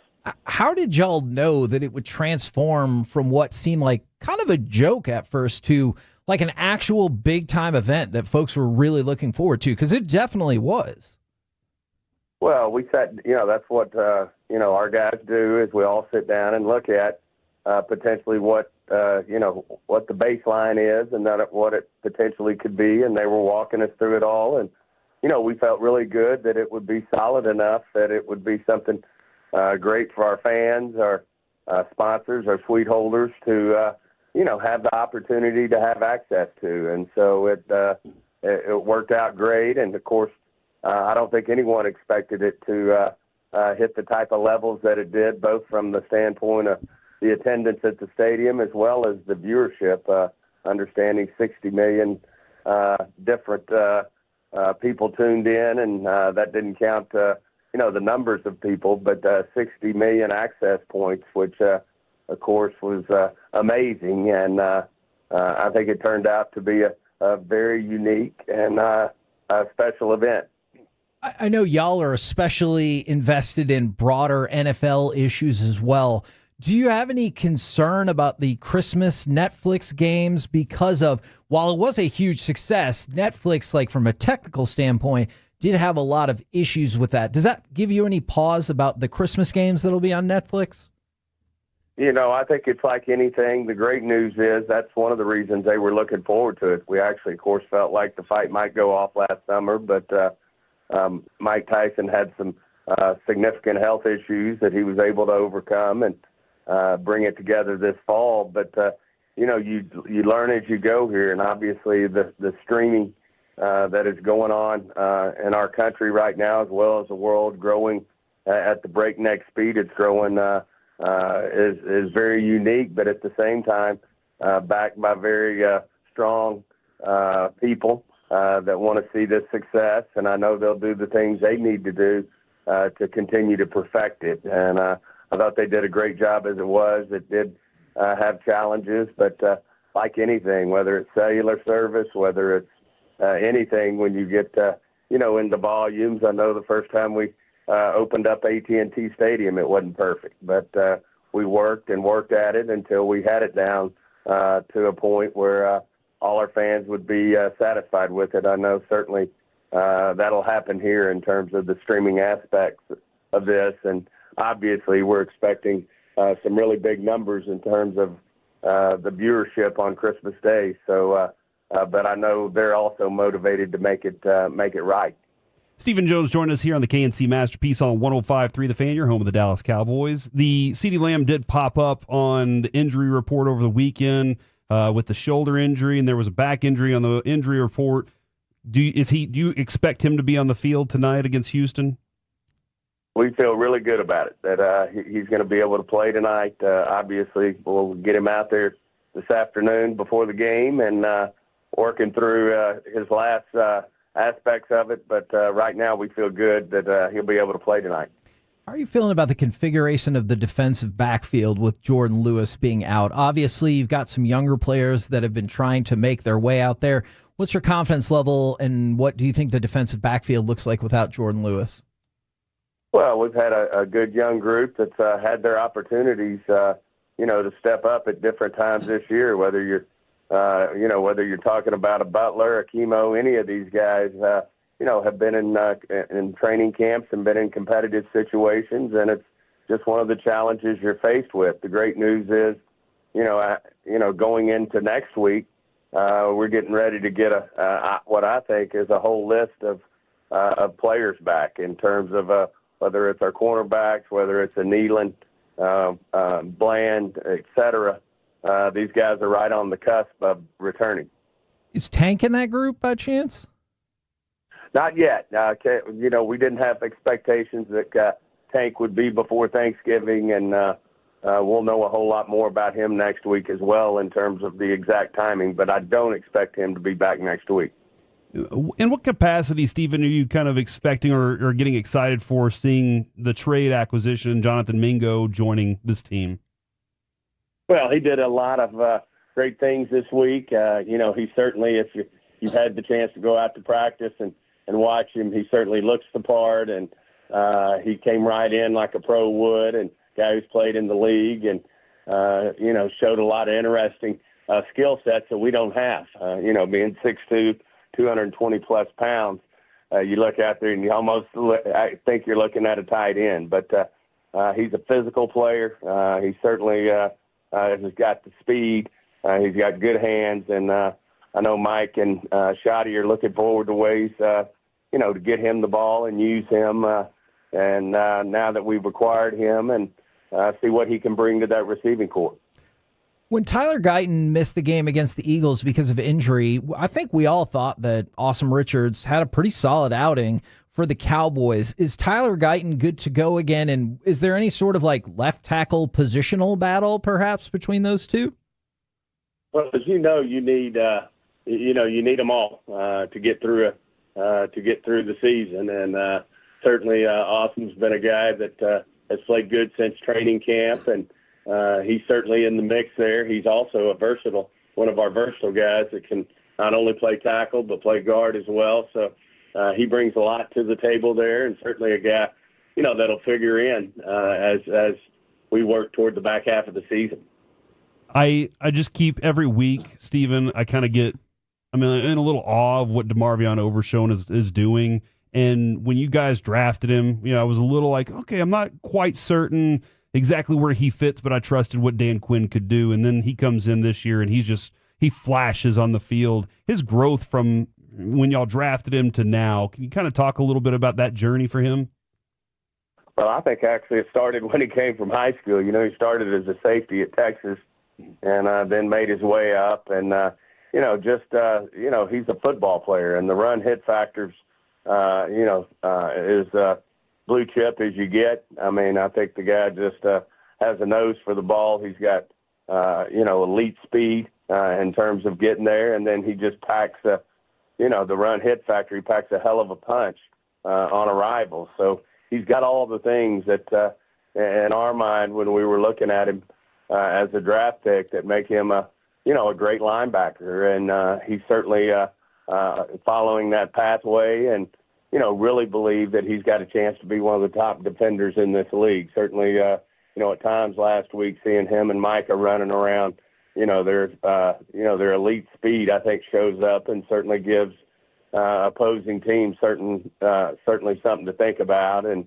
as we get more and more healthy on that side of the ball, I think that'll even show up even more. But we're really thrilled what Demo's doing out there, Overshown's doing out there, and feel like, as we move forward, his air is only up, and he will only get better in terms of, what he can do, not only for the Cowboys, but what he can do in this league. With the Texans obviously not being stationed too far away from Dallas and the season thus far being a struggle, is there any concern about tonight's game being perhaps sort of neutral in terms of fan makeup of Texans and Cowboys fans?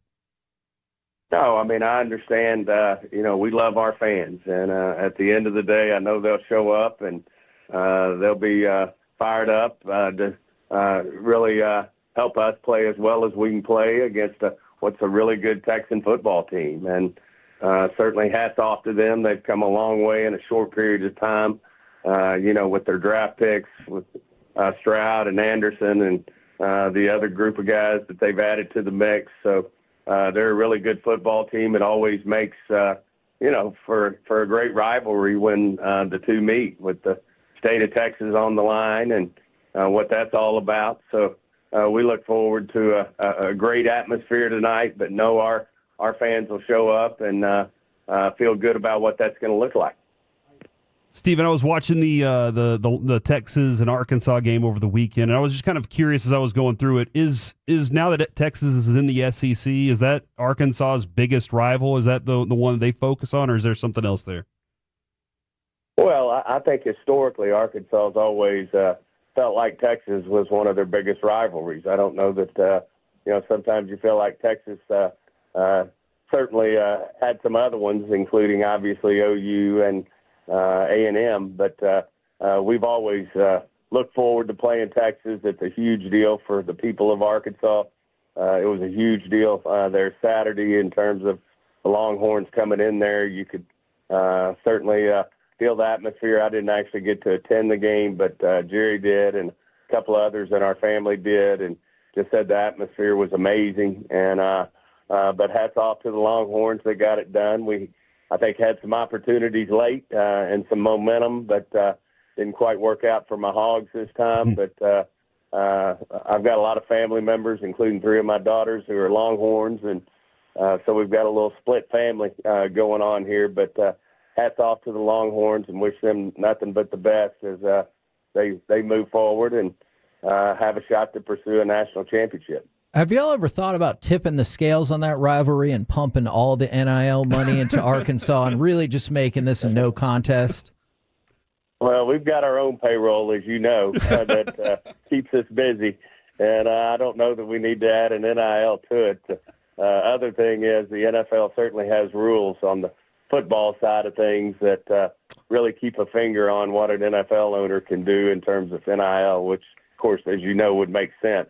That does make sense, come from college to the NFL. They keep a close eye on that, and it's really difficult to get involved in that aspect of it as an NFL owner. Appreciate it very much, good sir. Best of luck this evening, and we'll catch up with you again next Monday. Thanks a lot, guys. Great being on. There you go. Stephen Jones right here on 105.3 The Fan telling us a lot of things. The stakes have been upped for tonight as Texas is on the line. The whole state. I don't totally know what that's going to look like logistically. We don't get to be in Texas. Got to take it back from the Astros. Okay, I like that. Who just got a new stadium name, by the way. It's Daikin Stadium now, I think. Oh, the oranges are gone? Yeah, Minute Maid is now gone. And so Daikin, I think. What do they do? They're a manufacturing company. Okay. Based in Osaka, Japan. Yeah. Oh. Yeah. Oh, are they making a push? Okay, I don't push. I'll tell you, I'll admit I'm stunned if they announce that the Astros are moving to Osaka, Japan. I'll be like, wow, I or did not maybe they're expect just trying that. to go, hey, we're going to get some big players from Japan. And you just heard it from Steven right there. Hopefully next week, return of Deron Bland, Marshawn Nealon. Still no Tank until after Thanksgiving, but they seem optimistic that some more players are coming back. But if you get routed again at home tonight, I don't know what difference that will really make. We're the KNC Masterpiece right here on 105.3 The Fan. Coming up next, 3 wins in 2 days. The Mavs and Stars super segment. Plus, maybe we'll find a way to save you some money on Black Friday. Next, right here on The Fan.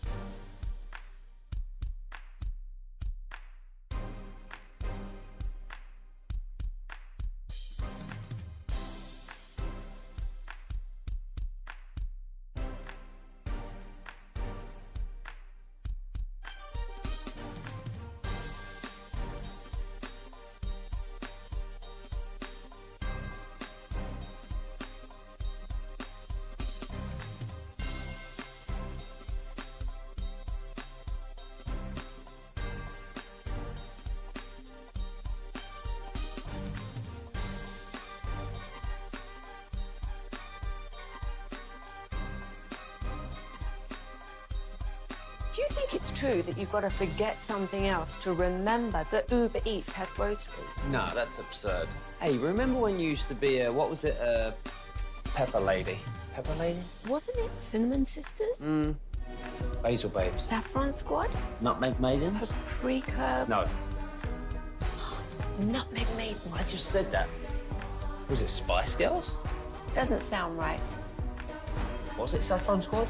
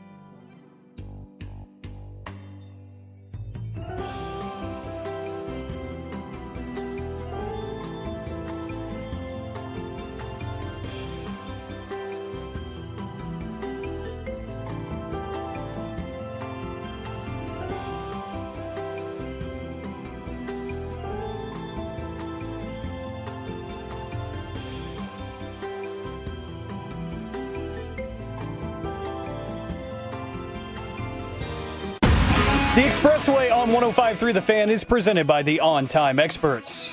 A lot of space here for Kyrie to operate. Step back three. Yes, sir! You just know it. I knew it. Kai hits the bullseye. KNC Masterpiece back here on 105.3 The Fan. Time for the Stars and Mavs Super segment after 3 wins in 2 days. By the way, somebody asked this question from the 903. Hey, I'm trying to get into baseball cards. Do you have any tips? Go to RJ Dukes in McKinney, Office Central. Near the McDonald's. We'll give you more tips in just a little bit and also maybe save you some money on Black Friday. But the Mavs win back-to-back. The Stars win as well. Since we played the Mavs highlight, let's start with the Mavs. And Mike, I'm guessing you want to lean more towards yesterday's game as opposed to Saturday when, man, Daniel Gafford was doing some good stuff. Yeah, I guess you can look at it 2 ways here. Daniel Gafford is having a nice streak where he has 7 games in a row of double-digit points, which is the most in his career, which is really nice. And then you can look at the return of P.J. Washington last night, and I get it. Like, he has these games where you're just like, oh, my gosh, like, maybe he could be an all-star. And he did this for Charlotte forever. We talked about it when the Mavericks traded for him. That's what got them in trouble. Yeah, you fall in love with that. He will have these 20-point, 10-rebound games where you're just like, oh, my gosh. And then I'm not saying he will tomorrow night, but I'm just saying then he'll go to 6 points and 4 rebounds, and you're confused on, hey, how come you could be so great? Like, literally, you could argue last night, probably Kyrie would say I was, or Shea. But you could argue he was the best player on the court last night. But that being said, you're going to need him against Oklahoma City during the playoffs. So knowing that he likes to do this for whatever reason against them, I'll take it. I will take these 2 games combined here, Kevin, and throw this to you. Jason Kidd knows there's a major issue with this starting lineup. Yep. For some reason, it's not working and working at all. So I'm going to give Jason Kidd credit here. Not that he's figured it out, but you can see he's like, what if I start Kleba? You know, he's healthy for 4 games. What if I start him? What if I switch Lively to the starting lineup and Gafford coming off the bench? You know, you can see that he's trying different things. I think Jason Kidd is a very good coach. I've come to this conclusion in my mind. He's a very good coach for having Luka as his main guy, because you cannot have an emotional guy as the head coach if Luka is your main player. It's impossible. He takes up enough emotions for a whole team. And so I look at Jason Kidd in these 2 games. They got off to a bad start again against San Antonio with no Wemby, and you're just like, why are we so horrible in the first quarter? Now, obviously, Luka didn't start last game. I'm not saying that's the answer is don't start Luka. Yeah, I agree. But I do think I see Jason Kidd with these rotations, with trying to figure out what is the best team, what are the best 8 or 9 guys on my team, and how do I use them, and how do I start them? Because getting down by 5 or 6 points every game after 12 minutes is not a recipe for success. No, I agree. Look, we talked about that 4-game stretch, right, where they outscored every opponent in the fourth quarter and still lost, which means clearly they were trailing, and in some cases, like the Jazz, trailing a lot going into the fourth quarter. So I thought this was a pleasant change of pace. You know what I really liked about this game? It's not just that you beat a really good team. And make no mistake about it, Oklahoma City is a very good team. You did it without Luka, but perhaps just as important, you did it with Klay shooting terribly. So it wasn't a deal where, like, Klay went 7 of 11 from 3, and you're like, yeah, well, that's why you won the game. He was abysmal shooting the ball, and you didn't have Luka, and you still won the game against a really good team that I'm starting to think psychologically you freaking own. I'm with you because I thought this. I'm not totally with you. I'm going to play the other side of that story too. Is I thought the Mavericks were going to lose by 20. And I just thought going into the game, well, Luka's sitting out. They did last year at these games, right? And I also thought Oklahoma City is going to want to show these guys that knocked them out of the playoffs when they were the favorite to make it to the NBA Finals in the West. The Mavericks beat them. And they kind of beat them up through that 6-game series, especially after game 1. They won 4 of the 5 next games and played so well. And I just thought that Oklahoma City was going to have such a high energy, feeding off of their crowd. It's a great crowd in Oklahoma City. And it didn't happen early in the game. The Mavericks showed the energy and enthusiasm to compete in this game early. And I thought after the first quarter, well, is this going to last? But it's great news that the Mavericks are willing to fight from the opening tip, which we have seen almost every game this year. They are not willing to fight to start the game. They are willing to your point, they're willing to fight late to try to come back, but they're not willing to fight for 48 minutes. And so last night was a really nice sign. I will now play the other side. Them missing Chet Holmgren and Harkenstein, I think hurts them tremendously because those are their only two big guys that they feel like they trust. And so when they're missing both of them. The issue is they're both still going to be out for like a month and a half, 2 months. So they're going to be out for a while. But if you played them in the playoffs and they were healthy, you don't know who's going to be healthy and who's not. But that would, because Lively and Gafford, I thought, had major impacts in the game. Agreed. And it helped out that they didn't really have anybody, I don't know, over 6'9" who was in their rotation. Now, how much do we need to talk about? This is a great win, back-to-back wins. Yes. How much do we need to talk about the last minute and a half of this game? Because that was scary. None. The outcome was a W. Okay. Just forget about what happened. Corey, real quick, put your fingers in your ears and just say la, la, la, la, la. I'll turn my mic off then. With a minute left, it was 119-111. In the final minute, the Mavericks turned the ball over 4 times and gave up an offensive rebound off an intentional Shea free throw miss that Lou Dort picked up. And I know it would have been an amazing shot. Right. But he had a shot with the ball in the air at the buzzer to turn an 8-point deficit with a minute left into a win. We have to talk about it because for 46 minutes, that was the best basketball the Mavs have played all year. Even with Luka, they haven't played better basketball all year for a whole complete game. But if you include the last I'll say 2 minutes, but the last minute where you're getting very specific, oh my gosh, it was just one game.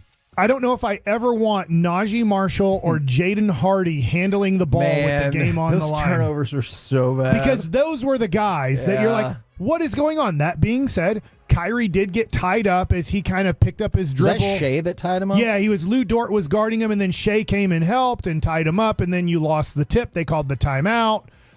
You're just like, my gosh, this is where Luka, I guess, where he's a ball hog, it helps out. He's a ball hog late in the game because he's probably going to take a step back fadeaway three. Yeah.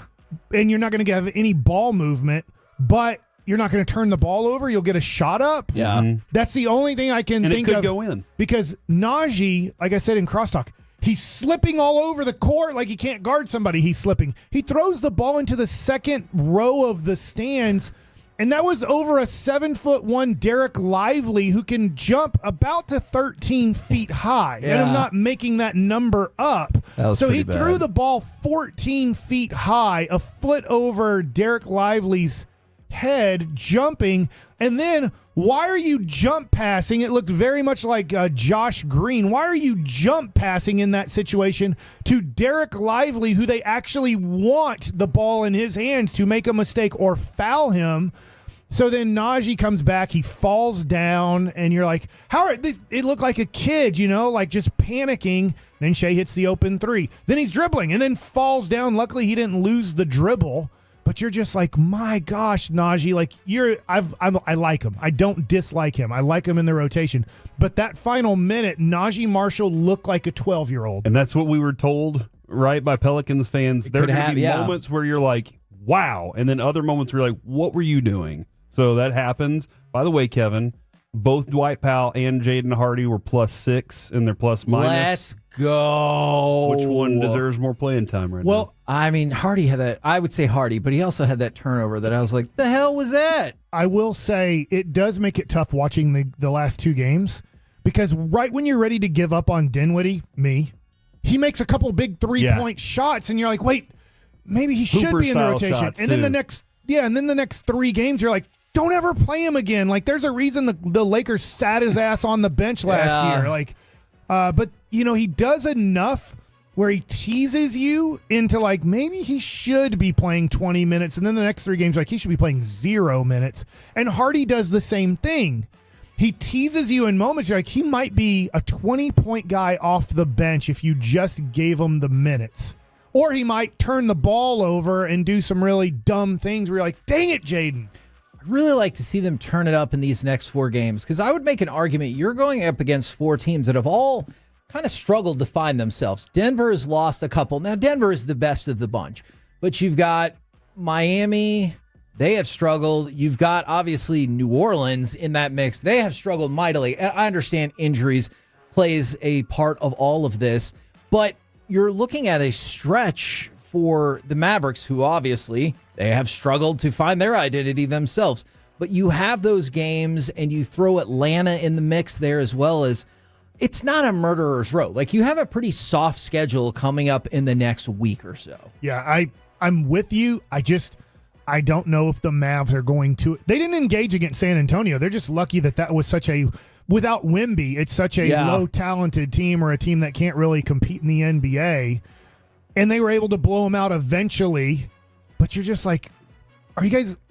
If they engage, they could go on a 10-game winning streak. I agree. I still really think this is a good basketball team if they engage, but I hate picking on him. He didn't even play last night. But the leader of the team does not want to engage in a regular season. He needs something. He needs a referee to do something. He needs the embarrassment of the national media to be screaming and yelling at, like, why are you acting like a baby in this situation or doing this? And then he engages and he becomes the best player in the NBA. But he just doesn't want to be Larry Bird. He doesn't want to be Magic Johnson. He doesn't want to be Michael Jordan. He doesn't want to be Tim Duncan or Shaquille O'Neal or Kobe Bryant. In our lifetime, there were certain guys that for a 5 to 10 year period said, I'm going to be the best player in the league, and I don't care whose feelings I hurt. I don't care about anything except I want to be the best player in the world, and there will be nobody who can compete with it. And the people that compete with it, those will be the people I'll destroy the most. Luka doesn't have that attitude. I agree. He has more of a, in a weird way, a Shaquille O'Neal attitude. They're totally different players, but he definitely has a little bit more of Shaquille O'Neal personality, which drove Kobe crazy. Yeah. Like, how could you show up out of shape? How could you show up not ready? And Shaq's like, I don't care. We have to play 82 meaningless games, and I will be at my best in the playoffs. And Kobe couldn't understand that. And I think Luka has that Shaq attitude. I don't care about the regular season. I want my 30 to 40 points a game. I don't care. We'll win 50 games. I'm good enough to do it. I don't care about the 1 seed. I don't care about what people say about me. I'll be ready come playoff time. That's a scary thing to be. Now, I wanted to go back to Saturday for just a second. I know it's not the most pressing issue, but Daniel Gafford, 22 points off the bench, most off the bench for a Mavs player this season, and actually more than the bench as a whole has scored in multiple games this season, which is both good and bad. Are you serious? Yes, I am. Here's the deal. It still works, even with professionals, as much as we say it's a new era of kids and young men and this and that. You know what? When you call them out publicly and they get embarrassed publicly by their leader, you can't do it all the time or you'll just lose the room. Jason Kidd called them out after that Phoenix game. They're pathetic. This bench stinks. Yes. There's no sugarcoating or hiding it. Now, your head coach who's leading your team said, you guys aren't good enough. And then pride kicks in and they're like, I don't want people talking about me like that. And then haven't they been better as a unit? Yes, absolutely. I agree. You just got to watch how you do it, and you have to have security in your job. Jason Kidd has a lot of security in his job now with the extension, with making it to the NBA Finals. So I feel like Jason Kidd feels like he has a little bit more freedom to say what he said after that Phoenix game, and it has helped the bench players. And I go to the 972 because it'll actually segue us if you want to get cut number 14 ready, Alec. Najee Marshall sounds like when the Stars signed Mason Marchment. At first, you're like, this is the worst signing. And then 3 years later, you're like, hell yeah, way to go, Jim Nill. With that in mind, give me cut 14. Cut in. It's Steele, left wing side. Steele backhand stop. Score on the follow-up. Mason Marchment has his second of the game. And Dallas gets the insurance they were looking for. Now we're going to dive even more into the Stars tomorrow because they have another game this evening against the Ducks. But they defeated the Minnesota Wild on Saturday, and Jake Ottinger and the Stars continue to own Minnesota, which makes sense since we took their hockey team away to begin with. Jake Ottinger and the Stars, they're 8-0-3 in their last 11 regular season games against the Wild. So good on the Stars for getting another couple of points on the board. We got Mike Likes It coming up in just a minute, but we've talked a lot about Peace-a-thon today. It's a week from Wednesday, and Ryan has brought us from RJ Dukes in McKinney, has brought us several amazing things that we can auction off for Peace-a-thon. However, if you're like, I want to go to a shop. People asked if your shop is open now. I said yes, but it's not empty if that's what people are thinking since y'all are here. You still have people at the store now, right? I would hope so. Okay.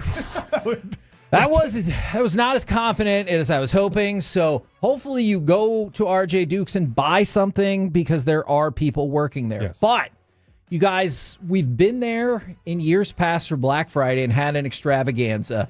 I know that you guys are having some sales and extravaganzas on Black Friday. Can you tell us about it? Absolutely. Black Friday has been a big day for us at RJ Duke Sports ever since we started the store. This year, we are going to do the stereotypical big Black Friday blowout sale. We even made an ad and everything. Oh. We've got sales going all day.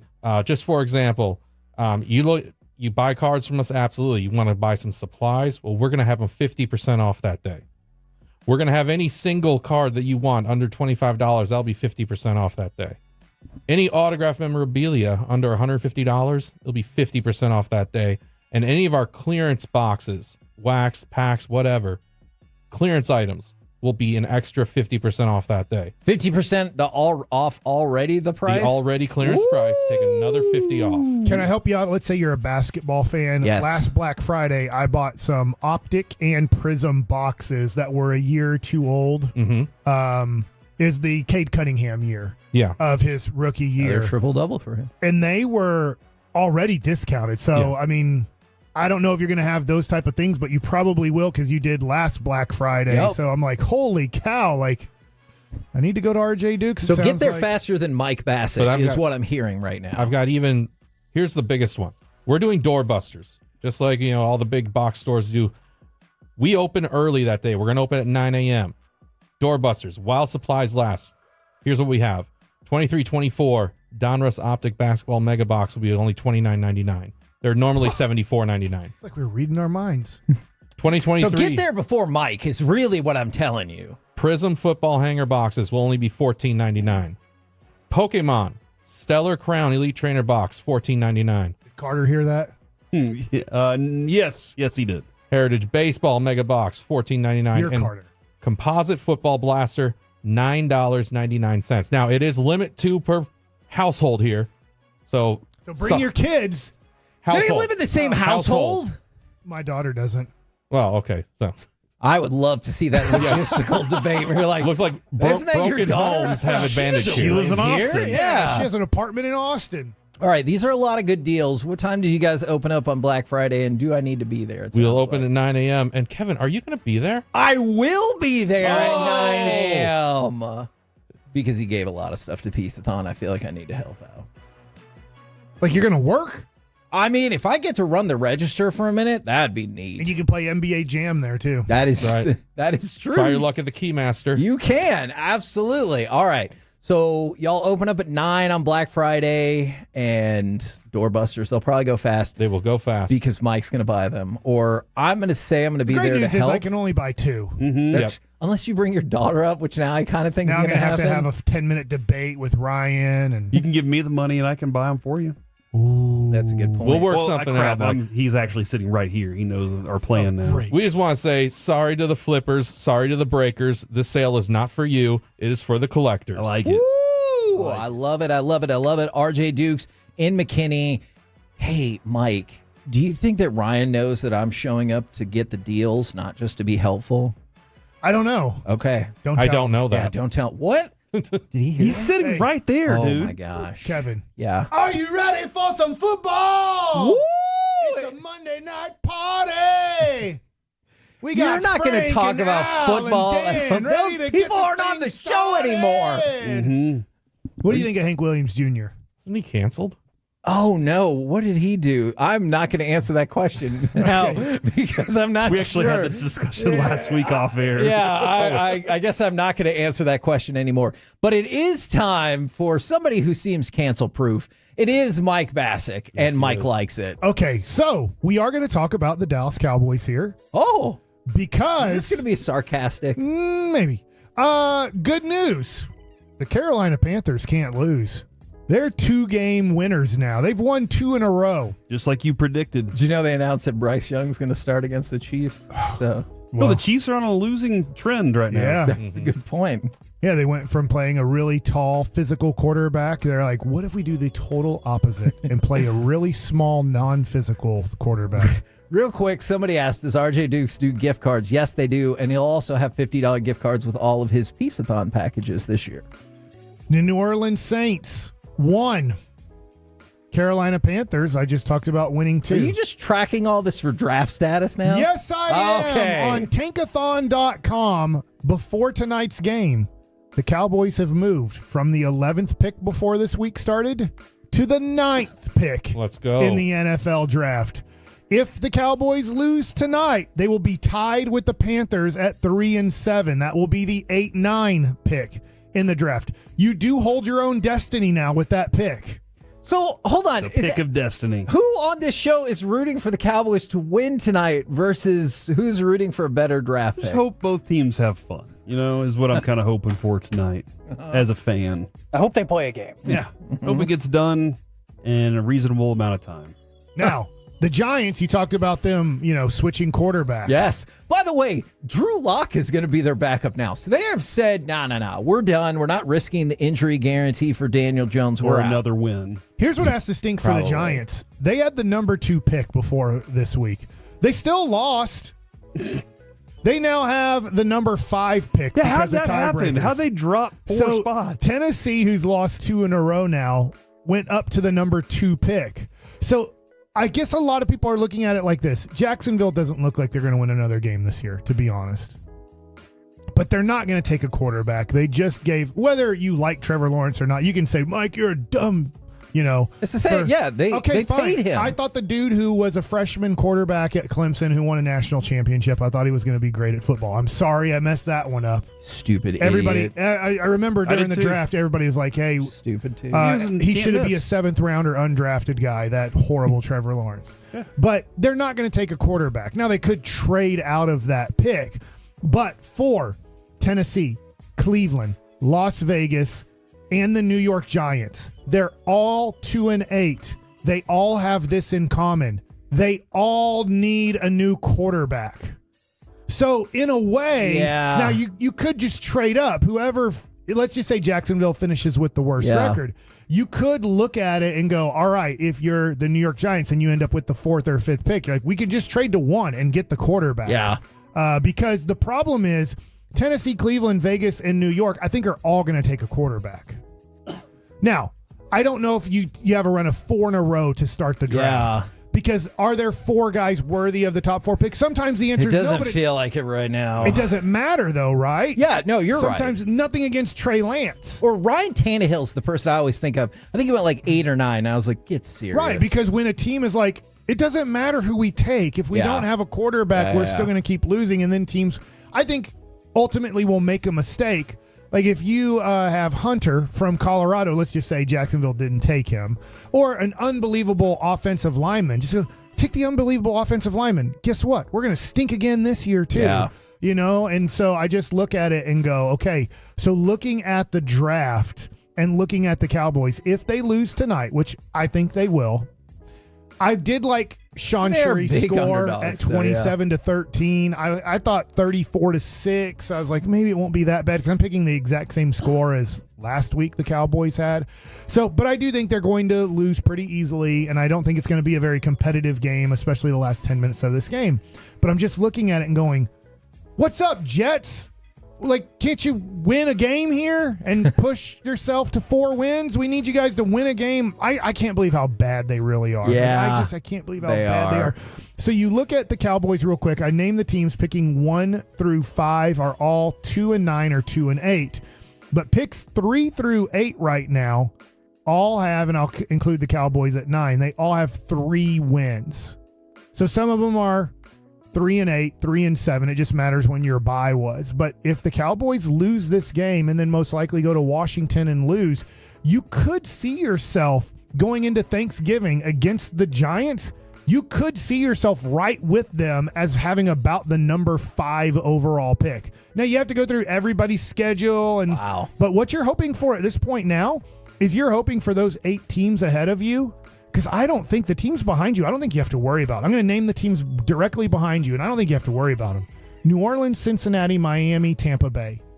I don't think you have to worry about any of those teams having a worse record than you at the end of the year. Yeah. Does that make sense? Yeah. No, I get it. So I'm looking at this and going, hey, if Las Vegas has to play Tennessee, I don't know their schedule. Somebody has to win that game. Yes, True. Somebody's going to get a loss, but somebody has to win that game. And I'm sure teams are looking at the Cowboys going, well, they do play the Giants and they play the Panthers. Those are 2 teams that record-wise right now are worse than the Cowboys. Somebody has to win those games. So when you're looking at getting a better draft pick, and I know in the NFL, it's not like the NBA, right? The NBA with 20 games to go, it doesn't matter. They've put in new rules and all these things.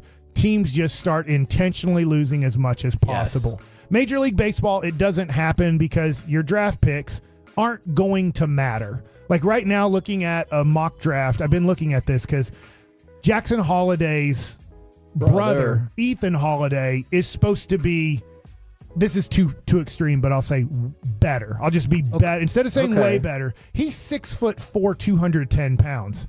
His brother Jackson, who is the number 1 overall pick, is 5'10", 180 pounds out of high school. Like his younger brother is built like his dad, and that can happen. My older son is built more like my wife. He's a shorter kid. My 14-year-old is more like me, a taller kid. So I was just looking at that, but you're not tanking for Ethan Holiday because, first of all, there's a lottery. Second of all, he's going to be 3 to 5 years away from playing in the major leagues, and you're not even sure what position he'll end up being when he turns 21-ish, when he finally makes the major leagues. But football doesn't tank, but I'm just wondering here with this situation, the Cowboys could find themselves on Thanksgiving morning as we're having our turkey trot in our neighborhood, because we used to do turkey. Yeah, because my sister-in-law made nameplates for everybody. Not nameplates, but like we were running in like a marathon or whatever. But she accidentally, when she printed it out, put a T on the end, so we call it the turkey trot. But it's great because we run in our neighborhood and there's not dog poop everywhere on the streets. Because the YMCA raises a lot of money for downtown Dallas. Not for downtown Dallas, but for the YMCA. I and gotcha. stuff. But man, the dogs that are pooping everywhere and all the people and all the strollers. It's not, to me, I just don't like that many people, like 100,000 people doing a turkey trot. Gotcha. So we created our own turkey trot. Okay. And I believe this is the 10th annual turkey trot. So I would like to invite you guys, if you would, on Thursday morning of Thanksgiving, if you wanted to go on a little jog, this is our jog. Corey might like this a little bit more than you. We jog for about a mile or walk it about maybe a mile and a half, and then we stop at a person's house and they have snacks and drinks and everything. I remember you talking about this. And then we spend about 15 minutes, and then we do our jog walk, and we go back to our house, and then we have snacks and drinks, and then everybody disperses and goes along to their Thanksgiving afternoon / night. But yeah, so that's the turkey trot that'll be happening next week, starting at the Bassick House, if you wanted to do it. But you guys don't live very close, so I know it's not maybe a very fun drive. I think our definition of what is close and what is not is different. Yeah, and Ryan lives in McKinney. Yep. So that's way too long of a drive. But I am pro less dog poop. Yeah, I know. Yeah. Was that a controversial statement? I mean, it has to be. Love to get a politician campaigning on that. Like, can you imagine?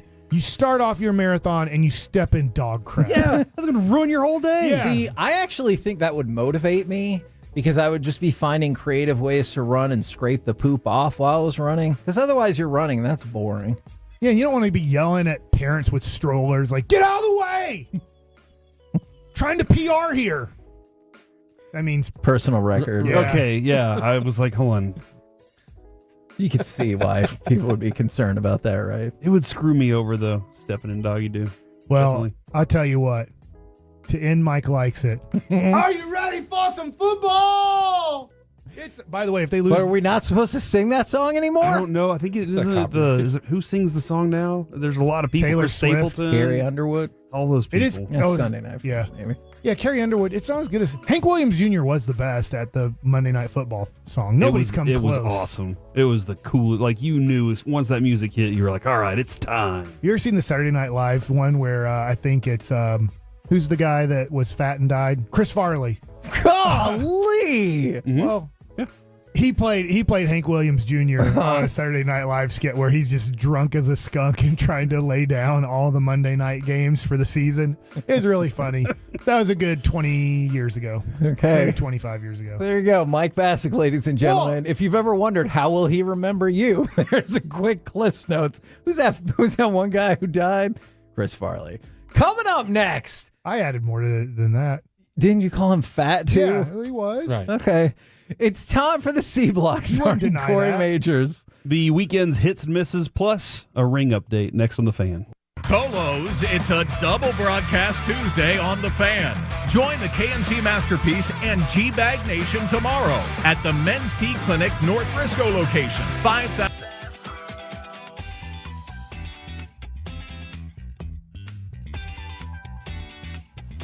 Uber Eats has Lola V products? I gotta remember that. Well, you know, they say in order to remember something, you have to forget something else.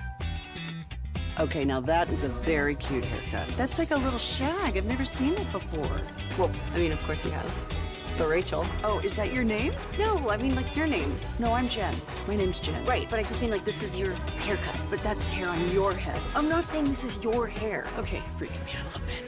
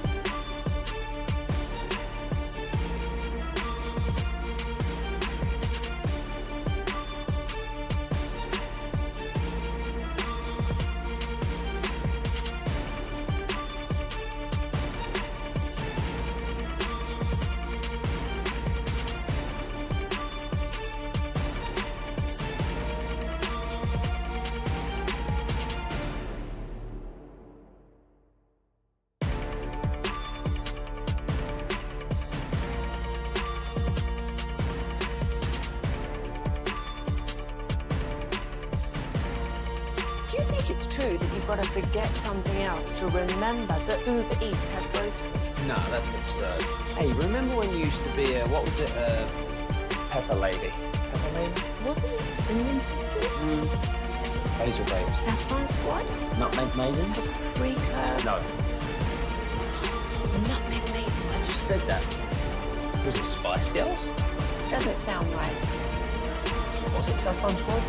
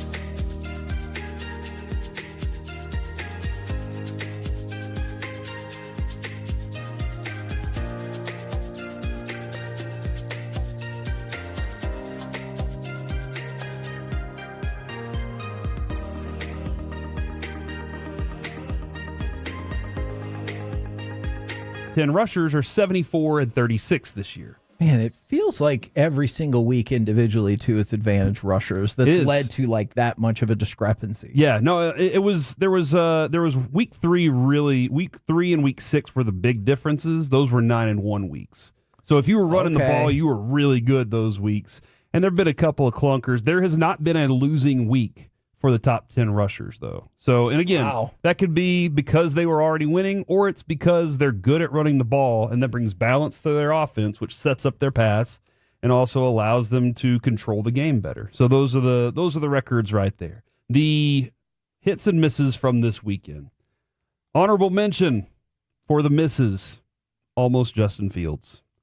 Almost Justin Fields. Because he slid a yard short or whatever. Sliding 1 yard short. But here's the thing about that. Did you notice Mike Tomlin's face when that happened? Nothing changed. Mike Tomlin is who Mike Tomlin is because he doesn't panic. Yeah. He never freaks out about anything. If somebody does something, they deserve the chew out. But most oftentimes, it's behind closed doors the right way. Mike Tomlin didn't panic. He said, doesn't matter. Just run the ball. We're going to win this game. So almost Justin Fields. But number 3 on the misses this week, the Jaguars. Jaguars are just terrible, guys. They are bad at football. Corey, can I throw out, believe it or not, I have more Jaguar statistics that I'd love to throw out if possible. Absolutely. And it looks like the Cowboys just officially put Dak Prescott on injured reserve. No. No, you knew that. No, you knew that was done. What's He's wrong? out for the season. So he's not playing tonight. No, he's not. What's wrong? And Josh, that's going to hurt the Cowboys. Have you reported the injury? Yeah, he ripped part of his hamstring off the bone. Breaking news. It's not you, Lucy. breaking I news, appreciate Lucy. I shouldn't yell at her. Yeah, She's delightful. she's I'm really sorry. nice. Lucy, you're doing a great job. Tony Romo hoped it was a cramp. Yes, he did. It's just a cramp. So that made official. It brought up Josh Butler. If this holds, the Jaguars would have the top pick in the draft for the 3rd time in 5 years. That's never happened in the common era draft. So like in the Super Bowl era. Never happened the Jags would be the first team to get that done. So, there's that. So are they a franchise that it doesn't matter what they do? They're just, I know the Clippers are out of that. They got a new owner, this and that. The Cons have decent money. Yeah, no, they have a lot of money. You might be right. There's nothing Jacksonville can do. They're just always going to be crap. The best they can do is once every 3 to 5 years make the playoffs, and then they peter out, and then for 5 years you're like, they're pathetic at football. I can't rule it out because, man, this season has been so bad, like worse than they possibly could have imagined, right? Oh yeah, for sure. I agree. Sure. I thought that they would compete for a playoff spot again. Oh, sure. They drafted the kid from LSU. Is it Thomas? Brian Thomas? Mm-hmm. Like, he started off pretty good this year, and you thought, well, he's going to improve and this and that, and Trevor Lawrence should get better. And Doug Peterson, like, I believed in Doug Peterson. I believed in Trevor Lawrence, and I don't think Doug Peterson's a head coach the rest of his life in the NFL. Maybe he is in hh school or college, but this ended him. Couple more quick Cowboys notes for you. The club did elevate Princeton Fant and came on Hall from the practice squad for this game. Back to you, Corey. Somebody just texted and said they're working from home or through lunch, and it looks like they're going to work virtually. They're not planning on stopping back at the office. And so I replied back to them, but we need you for the huge closing. So we'll see how things go. Oh, okay. All so right. you kind of hope they're like a realtor, a banker, or something I don't know. like Maybe that. there's a big deal they're closing out here. Also, Ryan, do you have any NASCAR memorabilia at your shop? We have a few items. Oh, there you go. We even picked up an item recently. Dale Earnhardt Sr. autographed card that was already authenticated and slabbed. Ooh. So that's a new one for us. And obviously she goes to RJ Dukes, but if you want a Ryan Newman race-used autographed tire from Texas Motor Speedway, we will have that for Peace-a-thon. I like it. Number 2 on the misses over the weekend, Aaron Rodgers and the hapless Jets. The Jets got off to a terrible first quarter. They had 9 first quarter yards. Offensively, that's a bad thing. And it was in the 6th possession of the game that they finally earned their first down of the game. Oh dear. At which point, if you looked into the stands, they all started sarcastically cheering about finally getting a first down. And I kind of like that a little bit. They were being I'm so a big sarcastic fan about it. of the sarcastic cheer. That was a nice moment. And then the number 1 miss of the weekend, Baltimore lost to a team that didn't score a touchdown. And I don't know exactly how that happens. But this is the second game Pittsburgh has won this year without scoring a touchdown? They are good. And the Cowboys beat them. How did that happen? I don't know. We have no clue. That'll be the worst loss for the Steelers of the season, and that will be the worst win for the Cowboys. Grit. Just straight grit right there. When the Cowboys are picking 9th because they had to beat the Steelers on that Sunday night in Italy. Can you add an honorary miss for Harry Douglas, who doesn't know how to jump through a table? Don't jump feet first. The CBS crew did that. Matt Ryan and J.J. Watt and Bill Cowher, they were all jumping through those. And I thought it was a lot of fun to see them do that. I got a problem with that. Years ago, when we were still owned by CBS corporate, they put the kibosh on me getting put through a table at one of our events. Corporate said, no, it's too dangerous. Now, they're like, oh, that's fine. The final part of the Baltimore losing to a team that didn't score a touchdown was Justin Tucker missed 2 big-time field goals, screwed over my fantasy team. But also, like, that would have been the difference in that game. That would have been it right there. So that was it. You should know not to trust him anymore, though, right? Is he done? So does this hurt you as he could go down? He's in the category of greatest field goal kicker kicker of all time. They pretty much just kick field goals. Maybe he's not the greatest extra point kicker. I don't know. But I look at these guys when they're coming close to their end, and then their percentages start going down. Yeah, absolutely. Because they don't have it anymore. And teams usually don't keep him around much longer after that either. Yeah. Yeah. So I don't know, man. Justin Tucker might be ruining his reputation. He needs to retire. Keep the percentages up. Okay. Well, at the end of the season, right now? I think Harbaugh's kind of like, just go ahead and do it now, man. Yeah. I don't want to. Yeah, you're pretty talented. Have you tried kicking left-footed? That is Mike's answer to a lot of things. The hits of the weekend. That one doesn't have like a lot of kicks, Yeah, there's lots of. He has a lot left in that leg. What is that hand motion you're doing, Corey? It's kind of a foot. It's a scoop. Yeah. Okay. Like what your leg does when you kick a ball. What if he said, "Hey, there was this guy in preseason. I watched him kick.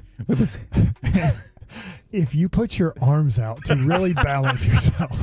That was only on one of the attempts. It was really funny, though. Do you think? And you almost made it. Yeah, maybe Tucker's using his arms too much to kick. He has to hold them out straight like an airplane. Give him a call. Tell him what he needs to do. All right.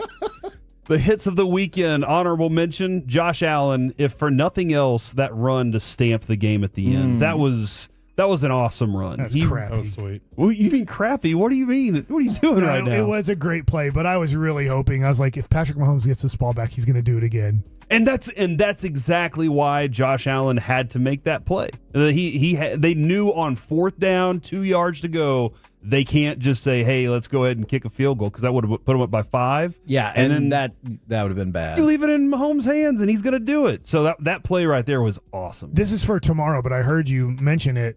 So Josh Allen bolted up to number 1 in MVP? Yes. Yep. Yeah. Wow. Makes a lot of sense.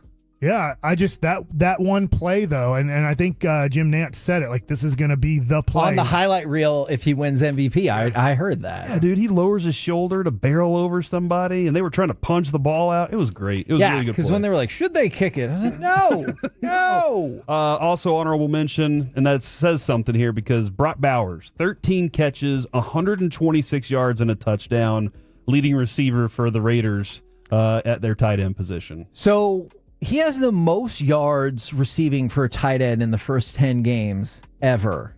But also, fun fact, I guess CBS scrubbed his Trump dance when he scored, and then they shut down his interview after he was asked about the Trump dance question. They were like, all right, we're done. There were so many of those this weekend. Yeah, John Jones did it. Think about it. 5 years ago, we were all kneeling for the anthem. And now today, we're all doing Trump dances for touchdowns. What a country. It is amazing. Kevin, I'm sorry.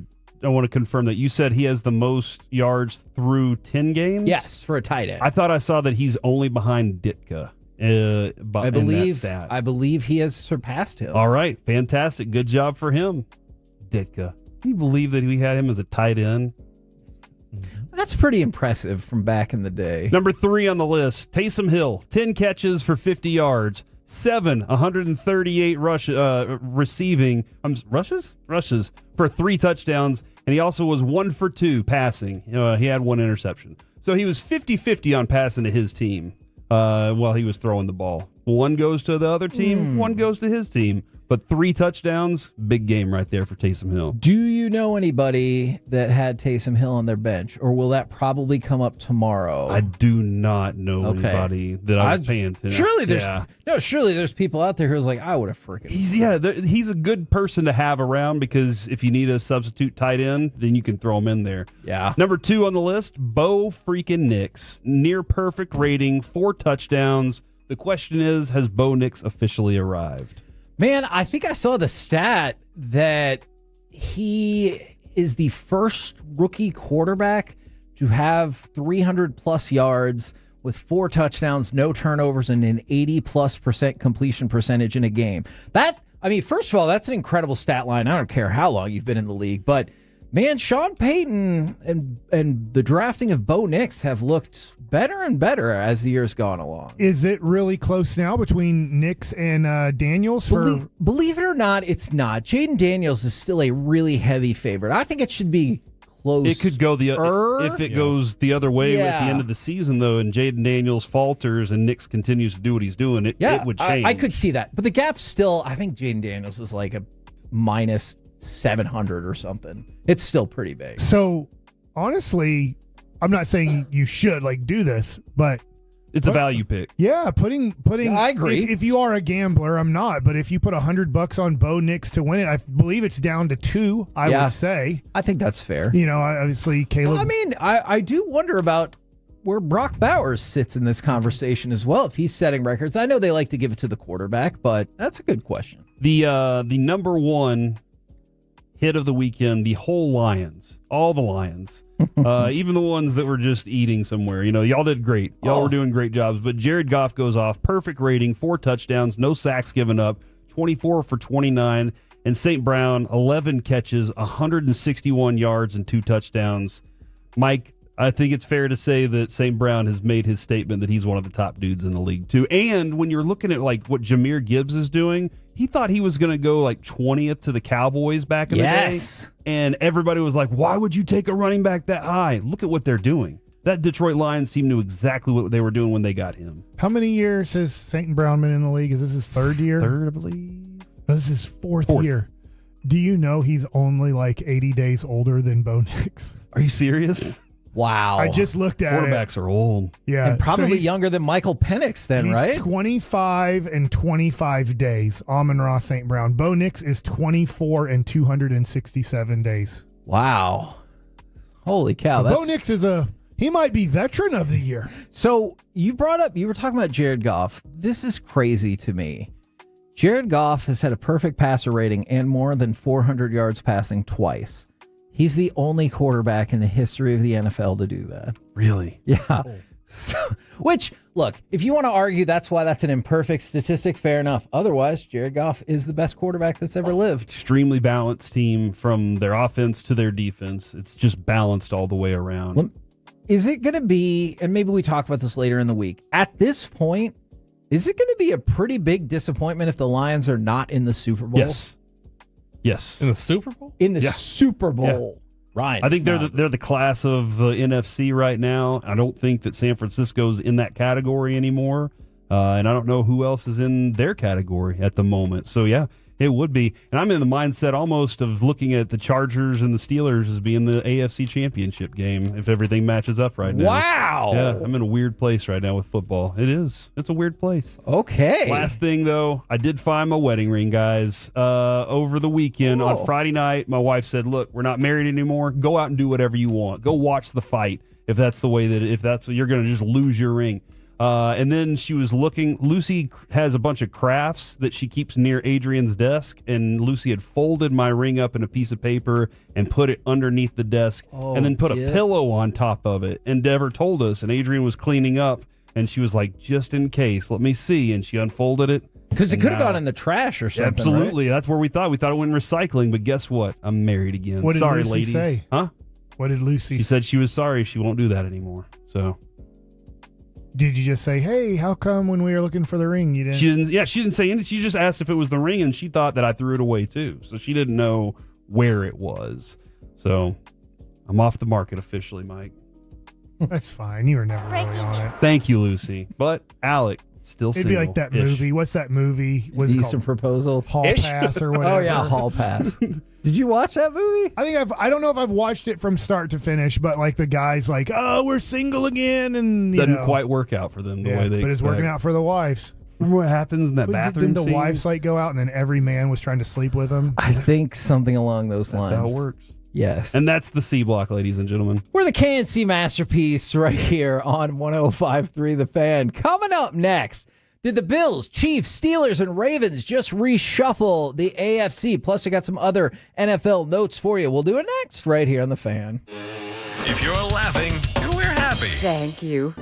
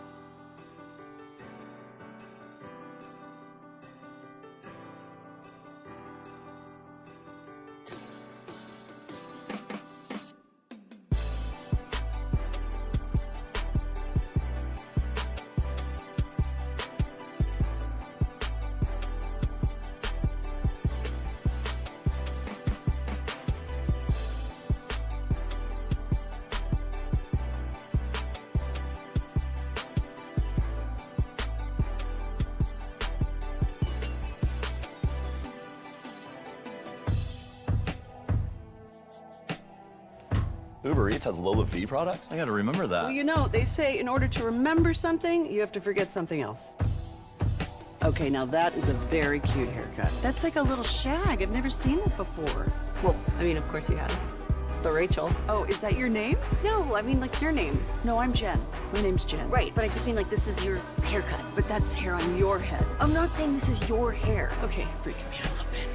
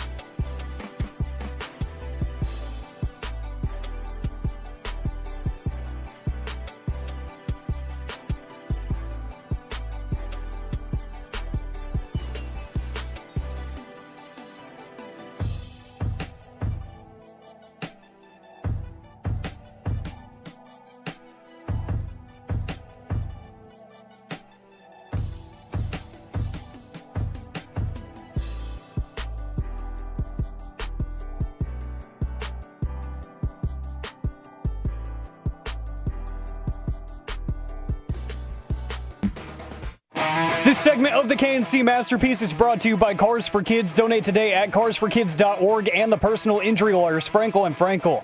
If you've been injured in a car or truck wreck, call Frankel first, 214 or 817-333-3333. With Frankel and Frankel, there's never an out-of-pocket cost. They only get paid when you win. Frankel and Frankel, the go-to car and truck wreck attorneys in Dallas. Snap. Lamar moving out to the left. Lamar being strung out, and Lamar flings it backhand incomplete, and the Steelers defense has come up with a stop. KNC Masterpiece right here on 105.3 The Fan. Let's talk about, well, we're not going to talk about what I really want to talk about. So let's talk about the Bills, Chiefs, Steelers, and Ravens. Did they just reshuffle the AFC plus a couple of other around the NFL notes? All right, going into this game, I think we all felt pretty confident that the Bills and the Chiefs were at the top of the AFC. Still think that. Nothing has changed there. The Chiefs are still in position to have home field, and I do think they'll find a way to match up again in the playoffs. Did anything from Bills Chiefs, including Patrick Mahomes throwing an interception on his first pass, change your perception of either one of those teams in their hierarchy in the AFC? Not really. Yeah, I don't think so either. I mean, I still think it's going to be a competitive game. The team with home field advantage won the game. So I think it still would be competitive between those two. It did for me. Oh, okay. But it had to do with also another game. Oh, do you want to dive into? Well, you asked the question. The reason I'm now going to put the Bills at number 2 is because now I feel like, and I know that we can get into Lamar Jackson and the Ravens here, but I had the Ravens going to the Super Bowl going into this weekend, and now I'm doubting that. All right, so let's talk about that game, but real quick, I wanted to throw this out there. Did you see that Bills fans, who again, we've talked about it, will go through flaming tables and the like, they hung a Kermit the Frog puppet with a Patrick Mahomes jersey on? Bro, I don't like that. Yeah. I don't like that at all. It feels like I wouldn't want to do that. Far. Don't do that, first of all. Yeah. But also don't antagonize Patrick Mahomes, probably. That too. Just let that be. But as just a general rule, don't do that. Yeah.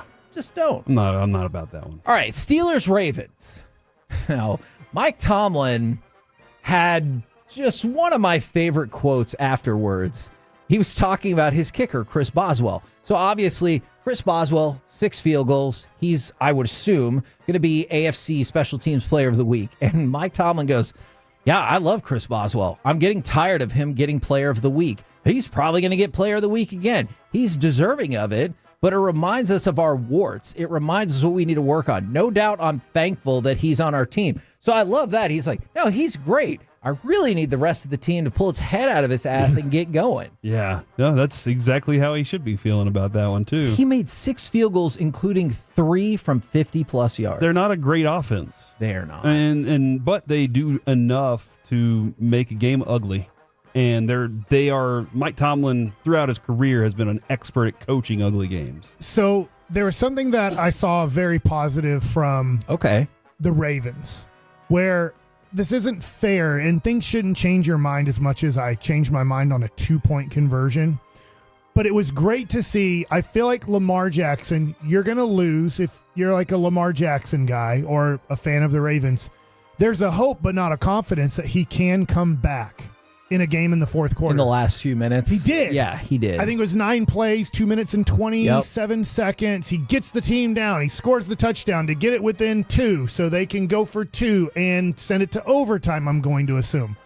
And then they didn't have a very good 2-point play. It was a weird play. I agree. I'm still not sure if he was supposed to be passing the ball or running the ball. He got blown up by Joey Porter, too. Half of the team. That was a good play. So that's good news because Lamar Jackson, you feel like, look, if he's losing in the fourth quarter of every playoff game, it's over. They're not going to score anymore. He can't seem to do it. But then we've seen signs against Cincinnati. This last one, Pittsburgh has his number pretty much all game, and they're not moving the ball very well with the game on the line. He moves the ball approximately 70 yards, I believe, down the field to then give your team a chance to tie the game up.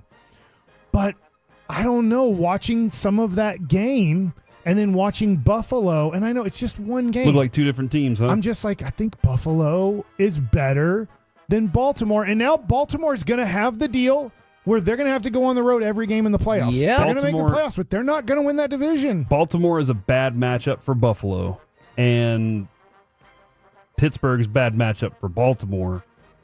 I don't know that I've seen Lamar Jackson look that uncomfortable throwing all year long. And I don't know if anybody else can replicate what the Steelers did because they might not have the personnel to do it. But he absolutely looked uncomfortable in the pocket the whole day. And I don't know this. Who knows what it's going to be, the road for Baltimore now. But the reason I'm taking Baltimore out is after that loss, I just start looking at it and I go, what if their road is this?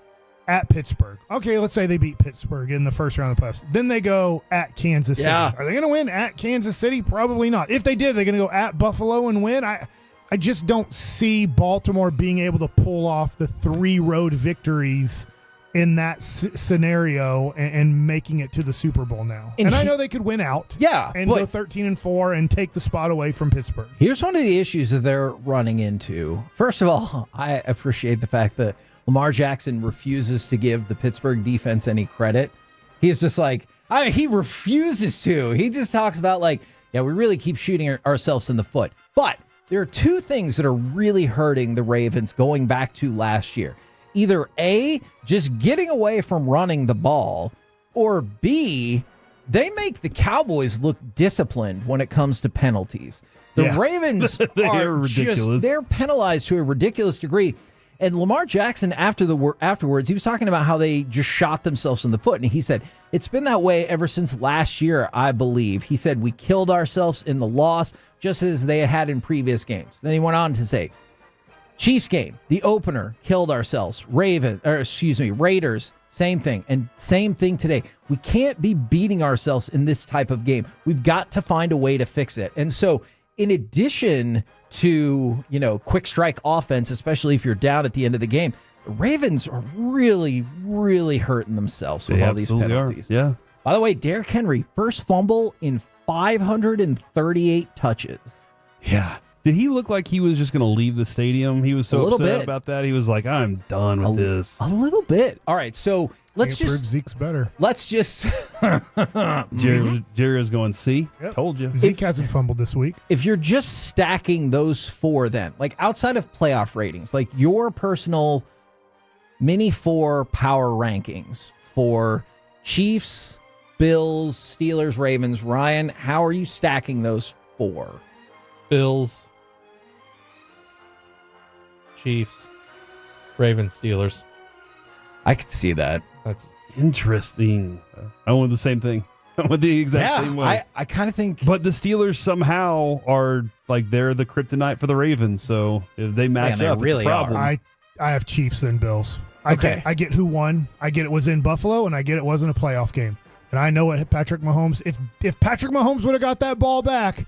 Chiefs win that game. And I give Josh Allen, I give the Buffalo coaching staff, like, we're not kicking a field goal. If we kick a field goal, he gets the ball back with 2 minutes to go. He's going to go down and score a touchdown. We know who that guy is. We just saw him do it again late in the game. Yep. That freaking pass he threw, I forget, was it to Noah Gray? Where he's moving to the right. I was like, I thought for sure he was throwing the ball away. And then the dude snatches it out of the air. And I'm like, this dude is just so fun to watch. So is Josh Allen. And Josh Allen is a better quarterback in 2024 than Patrick Mahomes. I'm not going to argue that. But the reason I have the Chiefs is, they lost a game. Yeah, they've won a lot of close games. I just cannot pick against the Chiefs in the playoffs. And they still have home field. They do. Now, I know that it went down. Their percentages was going to go, if they won that game, it was going to be a 92% it feels like it would have been chance over. they were the 1 seed. So now it's a little bit over 50% that they will be the 1 seed. I'm not used to seeing Mahomes like the way they started, throwing the interception. Yep. And then finishing the game with an interception. I'm not used to seeing that from him. I guess I don't care about the interception late. Yeah, I understand that. Down by 9, it definitely could have been over. If they were, same drive. If it may have been the same thing, but the way he opened that, I'm not used to seeing that from him. He's turning more and more into Brett Favre. I can do it. I can take that risk and put it in that tight window. I really like Josh Allen's answer after the game. They were like, "Hey, what does this win mean?" And he goes, "I don't know. It means we won our 9th game."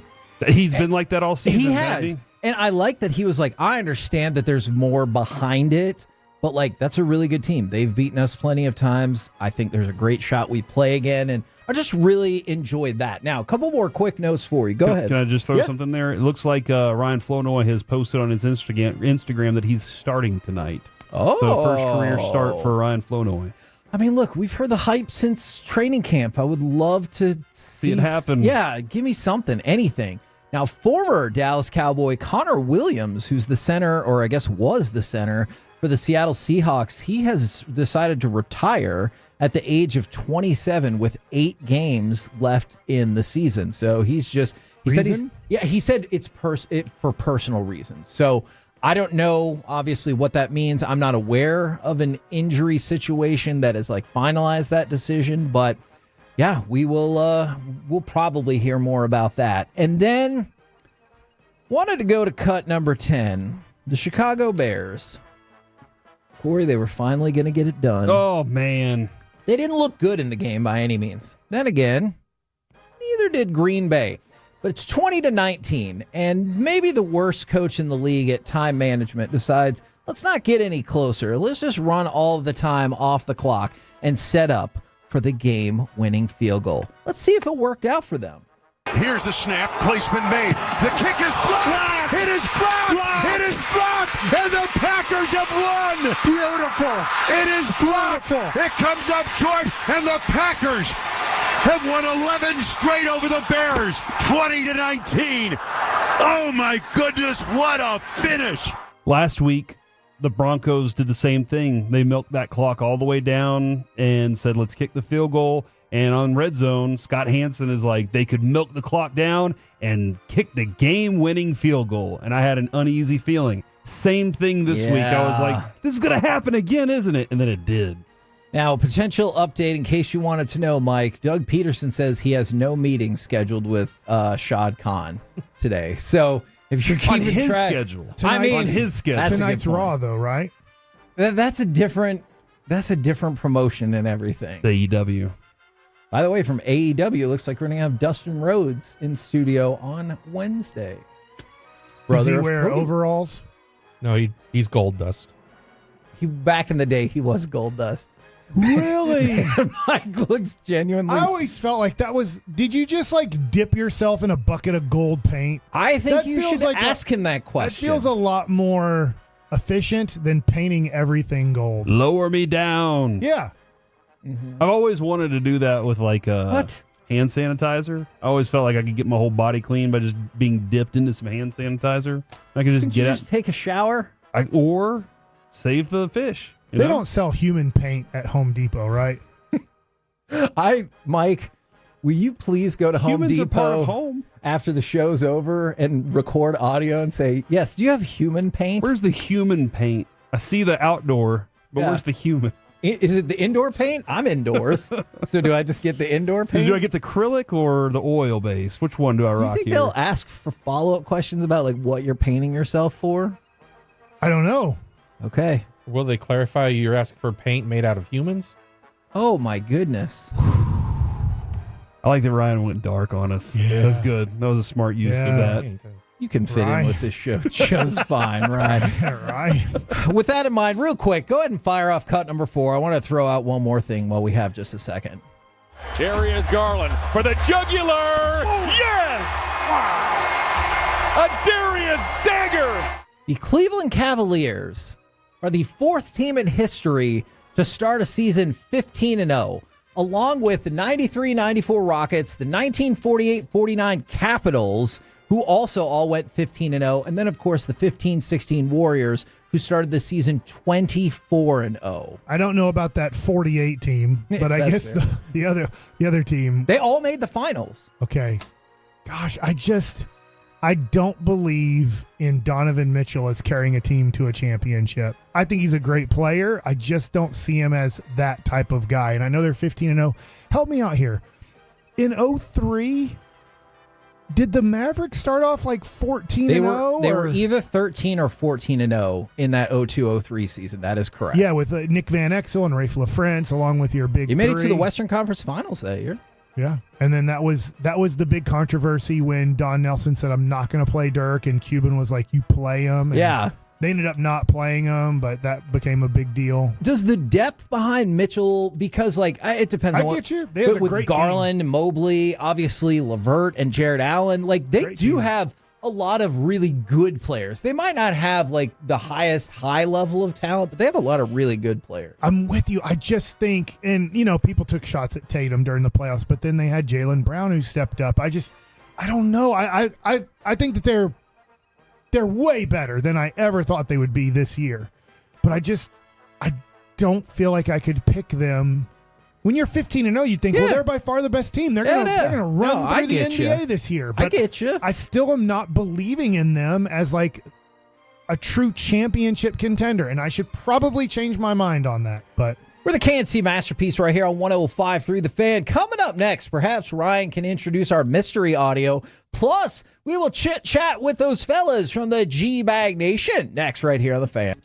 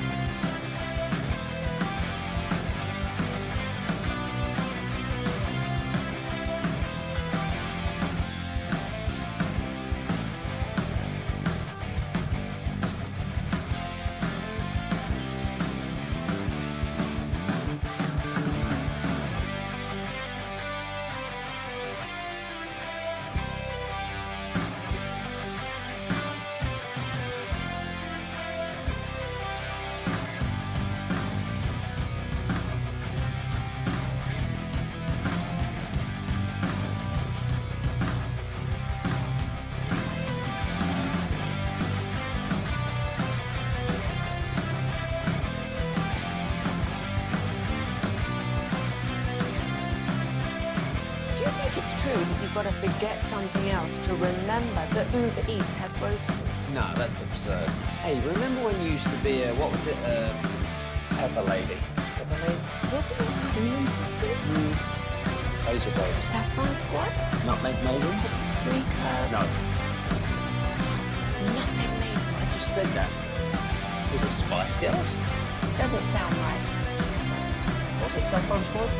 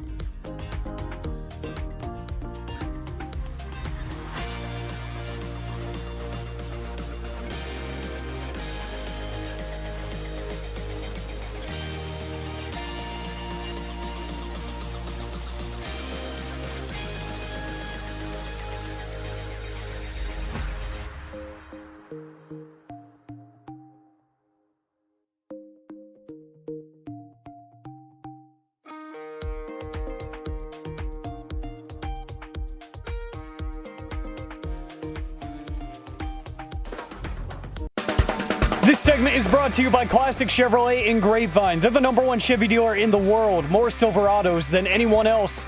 This is Texas, this is Classic Chevrolet. Together, let's drive. Based on new Chevy registrations 2023. Rush stamps his foot, they show a blitz. Dowdle says, I'll pick him up. They blitz. Rush throws it in the end zone. Tolbert, touchdown. Got 2 feet down. Nice job by Jalen Tolbert. KNC Masterpiece right here on 105 through the Fan. We're going to chit-chat with the G-Bag Nation in just a second, but wanted to give another thank you to Ryan Larson from RJ Duke Sports Cards in McKinney. He won one of our 2 auctions last year to be on the show with KNC for a day. We're going to do a couple more of those auctions again this year, a week from Wednesday. But I know there's one more thing, Ryan, that you wanted to throw out there. Yes, well, first of all, I'm glad I didn't do so terrible that they would not allow you to do this again. Yeah, that's we have a meeting afterwards, so maybe it's canceled. I don't know. Oh, okay. So last thing I wanted to say, if anyone out there in Tolo land knows Brian Downing, he came to our store about a year and a half ago looking for his rookie card. We didn't have it, and we told him we would find it. We found it probably like 6 months ago, finally, and I don't have any way to contact him. So, Brian Downing, if you're out there, come to RJ Duke Sports. We have your rookie card. Come for the deals. Stay to maybe meet Brian Downing. Heck yeah, man. He came to one of our shows, Dawson. It's years ago, right? 2018-ish is what I'm going to guess, at like a Premier Grilling up north. Right. Frisco location. In walked Brian Downing. It was great, He was like, hey, I'm Brian Downing. I was like, no freaking way, Mike. Look at this. All right now, that's the voice of Gavin Dawson. Thank you very much to D&M Leasing for making this crosstalk happen. Gavin Dawson is in studio with us, while the other 3/4 of the G-Bag Nation, or I guess 3/5, Lucius is here, of the G-Bag Nation is out at the stadium. Gentlemen, how is you today? Fantastic, boys. Comfy chairs and not as much wind as you would think. It's a beautiful day for some football.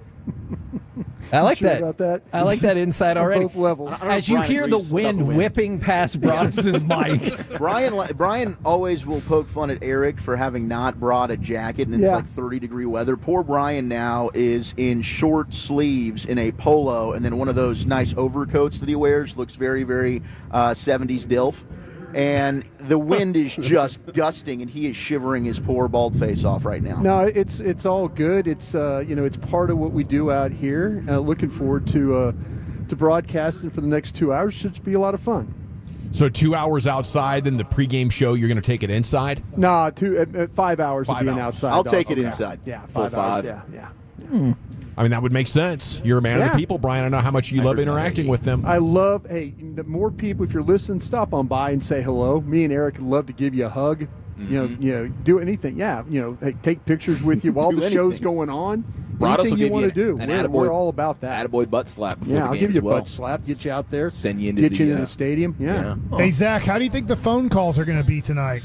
I don't think particularly great, probably. Well, maybe they're just out of anger. Maybe that's what it is. They've given up, Mike. That like could be it. Yeah, it's probably going to be all about the next coach and the draft. It's going to be about draft talk. I mean, we're going to talk 3 hours about the NFL draft in the postgame show today is what we're going to do. Then it'll be in the high 50s whenever you leave, so you're going to be just perfect. It's not going to be that cold whenever. Yeah, you'll be all right. Okay. Yeah. Well, I think that might kind of answer my question of how are you guys feeling about the game tonight? But if we think it's mostly going to be draft talk, do we think Cowboys are going to be adding another ledger to the record right here on 105.3 The Fan tonight?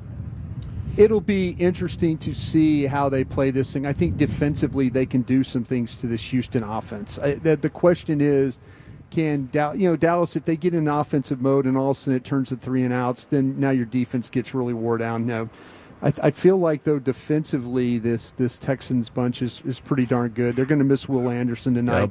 We'll see what happens with their secondary. They've got a couple of injuries and a concussion that they're dealing with as well.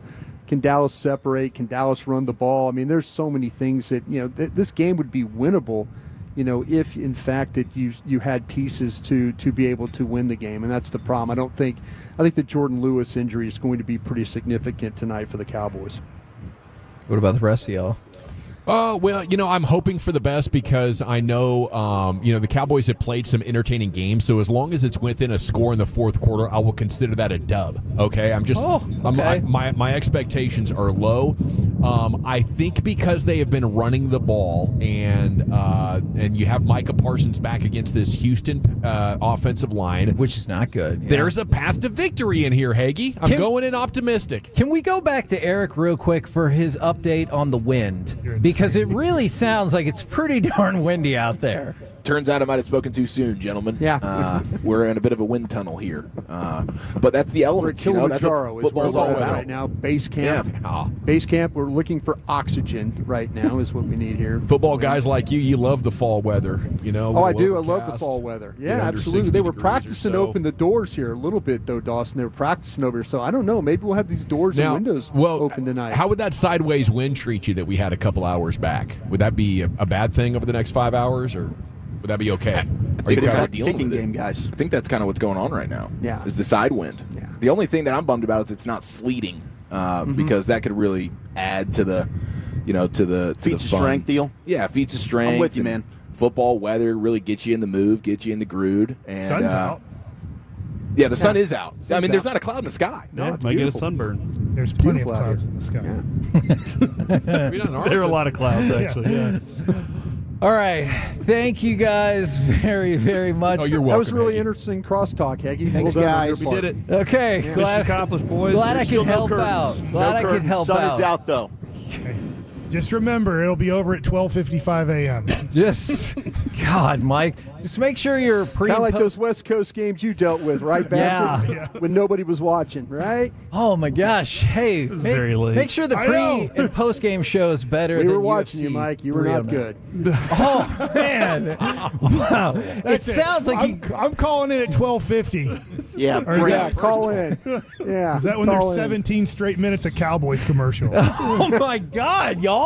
We have a Not meeting us, after Mike, this. It's not us, Mike. Mike, hope for an overtime game. We can get that. Hey, what do you guys got coming up on the program? Sounds like it's going to be great. Well, right? Pure Gold, as always, thanks for asking. I'm just going to try to poke the bear, a.k.a. Broadus, here for the next 2 hours, see what kind of gold spews forth. All right, roll home with the G-Bag Nation and Brian, that Cowboys Texans. We've been the KNC Masterpiece. Make your way back with us tomorrow, 10 a.m. to 2 p.m. right here on 105.3 The Fan. Good night, Kevin. Good night, Kevin. You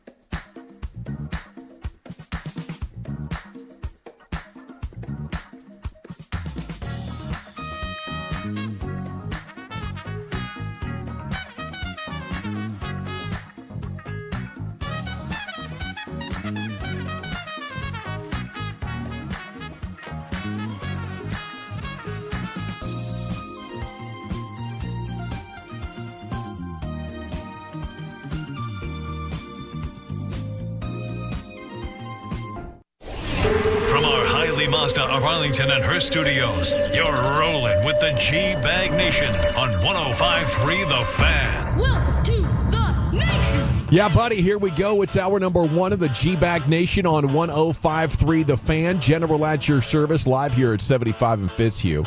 You have Broadus, Wolchuk, and Chiafalo all out there at the stadium. You can see them on Twitch right now. I think they'll probably want me to get in this Twitch. You know, you have Carter Freeman coordinating your video. You can watch us at 105thethefan.com, Twitch, and YouTube. And Lucius Alexander is in the Pimp Cup here at Master Control 75 and Fitzhugh, keeping the Gators down best he can. And a good afternoon, gentlemen, at the stadium. How the hell are you? Doing great, sir. Doing great, man. It's Monday Night Football. Always exciting for that. Should be interesting to see as we navigate this day how many Texan fans show up. Yeah. You know, easy trip for them. So last time they played here, boy, they were a ruckus crowd. A lot of red in that stand. So, you know, Stephen Jones asked for Cowboy fans to show up, and hopefully they'll give them a reason to show up tonight and play pretty well for them if they can. They played some fun games. I mean, the last one, you had the overtime Sunday nighter, that DeAndre Hopkins crazy game. You had Tony Romo with the J.J. Watt spin out of that. I think that was also an overtimer. Des Bryant had an amazing catch. So, I mean, these two have played some fun football games. Maybe your defense will come out today. The pass rush will be disruptive against an offensive line that you could take advantage of.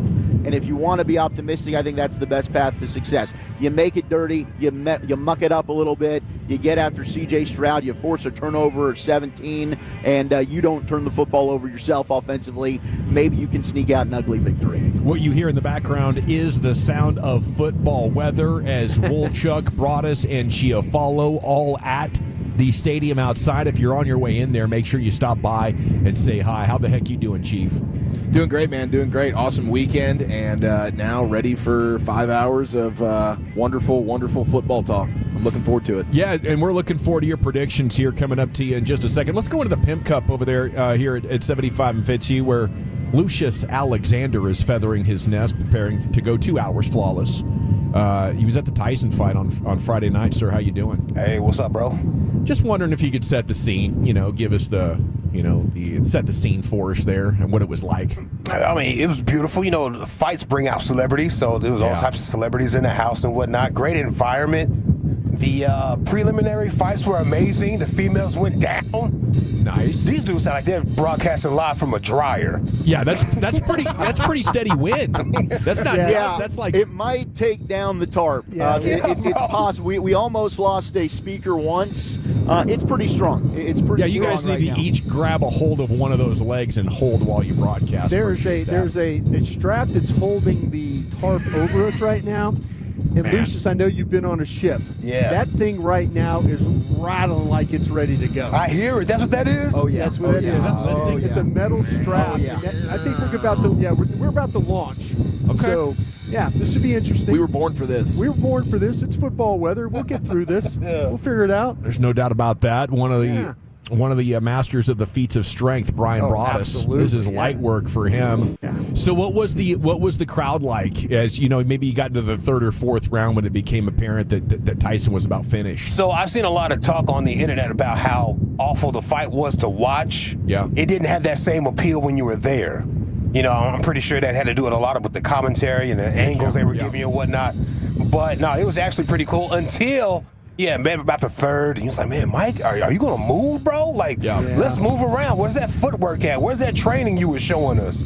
That training wasn't there. Yeah, so do you think he threw it? Was there any suspicion from you in that regard? I don't know if he threw it, but that clip that we played for G back in the day saying that he doesn't care about legacy and all that other stuff, it definitely rings a bell to me right now. After I seen him fight, I was like, well, maybe he doesn't care. Yeah, he was like, man, your legacy's on the line in the ring. He was like, oh, yeah, that doesn't matter. We're perfectly fine here. I need this 18 mil, bro.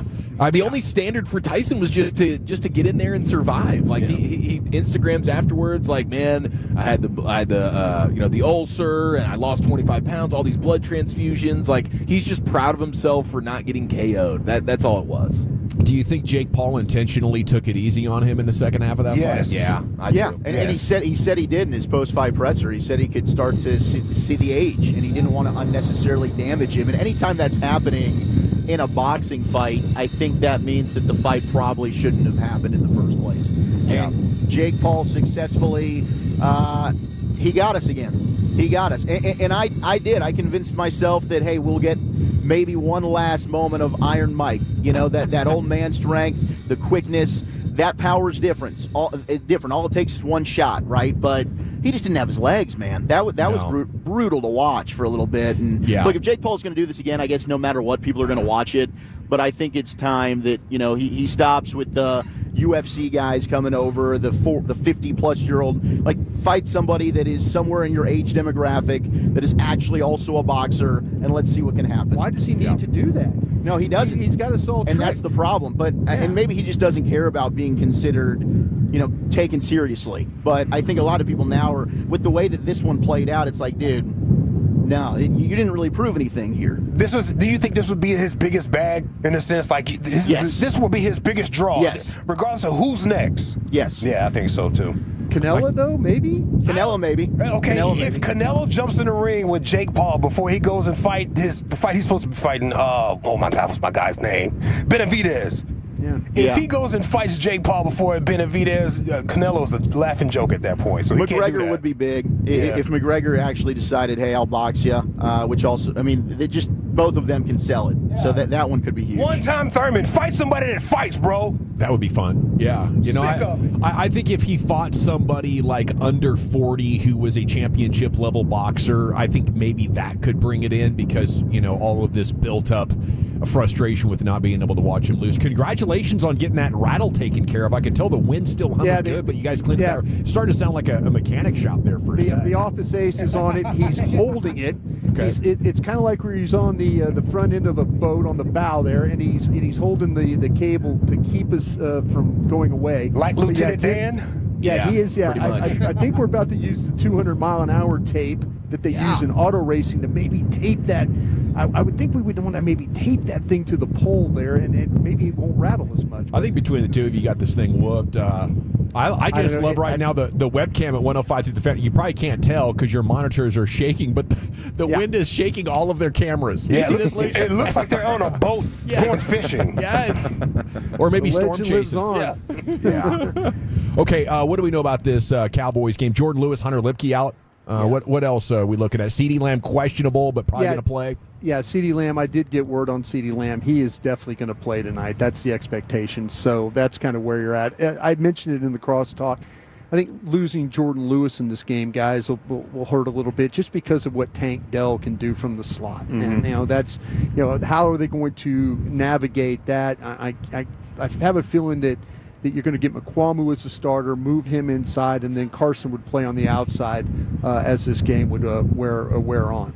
Okay. Yeah, I was wondering if this would be an opportunity with the status of the DBs and then having Nico Collins back. Would this be a Diggs travel game? But that might just be too much with all the moving parts. I don't know. Yeah, and they've also activated, they put Dak on injured reserves. So that means they've got Butler that's going to come up. And then also Hall. North Texas Mean Green, Kamon Hall. They've elevated him for likely for some special team stuff.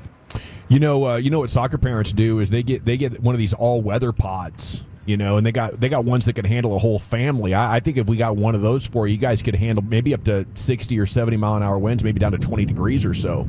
Well, I think with like a little space heater. Yeah, I think that we're in the process right now of making an executive decision here. So, please stand by. All right. Sounds like there might be an update to the story. Yeah. Okay. Deron Bland, Marshawn Nealon are right on the cusp of returning, said Steve earlier with KMC. Both could be back next week. Hoping for the best on that. Tank not as close to returning. Stephen Jones saying they did not expect to have Lawrence back before Thanksgiving. So we still have a couple of games to go there without old DeMarcus Lawrence. Lawrence, Nealon, Micah. You get Deron Bland back. You have Diggs, and Jordan Lewis. Maybe after Christmas, maybe December, we could have something a little bit closer to the team that you expected to have. Other than the quarterback as well. How'd everybody do in Survivor? I got to watch the greatest Jaguars loss in franchise history. Talk about watching with your feet up. Yeah, I was with you on that one. So, good for the Lions. My gosh, I did actually talk to Doug Peterson yesterday, just to kind of give him hey, everybody's thinking about you kind of a thing. And you FaceTimed him? Yeah, no, I didn't FaceTime him. I just gave him a call, and he was nice enough to pick up. And and they're just struggling. He's like, listen, we're not a very good team right now, and so that's kind of where we're at. And he'll say, we'll just keep going to work, keep battling, doing those things. And I said, well, thinking about you and keep rolling. But that's kind of where they're at right now. Not a very good team. Yeah, the Lions tore them up in a big way, as to be expected. So kudos to you boys. I had the Dolphins over the Raiders, and that ended up being a nice little runaway as well. So all is good in Survivor Land right now. Good job, guys. Yeah, nice work. Wolchuk's feeling good about his pick, too. Fantastic. Of course, Wolchuk has a bet payoff coming up on Friday for you, for your entertainment. Yeah, he's the only one of the group that has to do the bet payoffs. I kind of feel like that's... Yeah, we'll see. See how I feel. Oh, all righty. Big shooter over there. I was trying to stack 5 of them up so I would do one an hour. What you were doing over that would be a lot of fun, Brian. I was kind of doing a bit. You're putting the team first there. Well, really you're doing a appreciate bit. that. That's for damn sure. Yeah. 49ers lost to Seattle. They're 5-5. Could they fire Kyle Shanahan? I think has got to be one of the interesting topics, right? No, I don't think they can fire him. Can they? No, I don't think that they would fire him.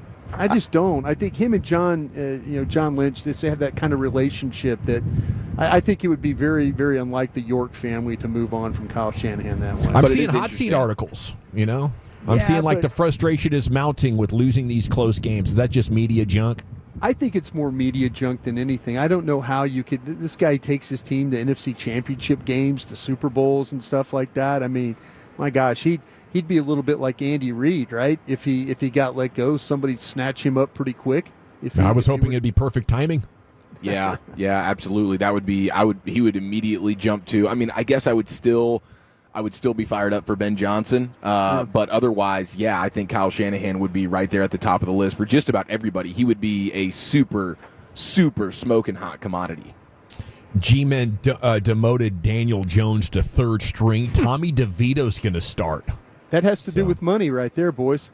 Oh, bonus cash. Tommy Cutlass is back in the building, baby. Tommy Cutlass is back, baby. Thanksgiving. Tommy Cutlass plants his flag right here at AT&T Stadium. But I think that one, if you look at Drew Lock's contract, it's one of those escalators where it's time to play kind of a contract where 40%, 50%, 60%. So they don't want to play lock and he gets a $250,000 bonus if he gets a certain level. Okay, that makes a lot. Well, and when it comes to Daniel Jones, I saw Garofolo put out there that it protects them for next year's $23 million injury guarantee. Oh yeah, so there's incentives to go ahead and say no, thank you, we're good here.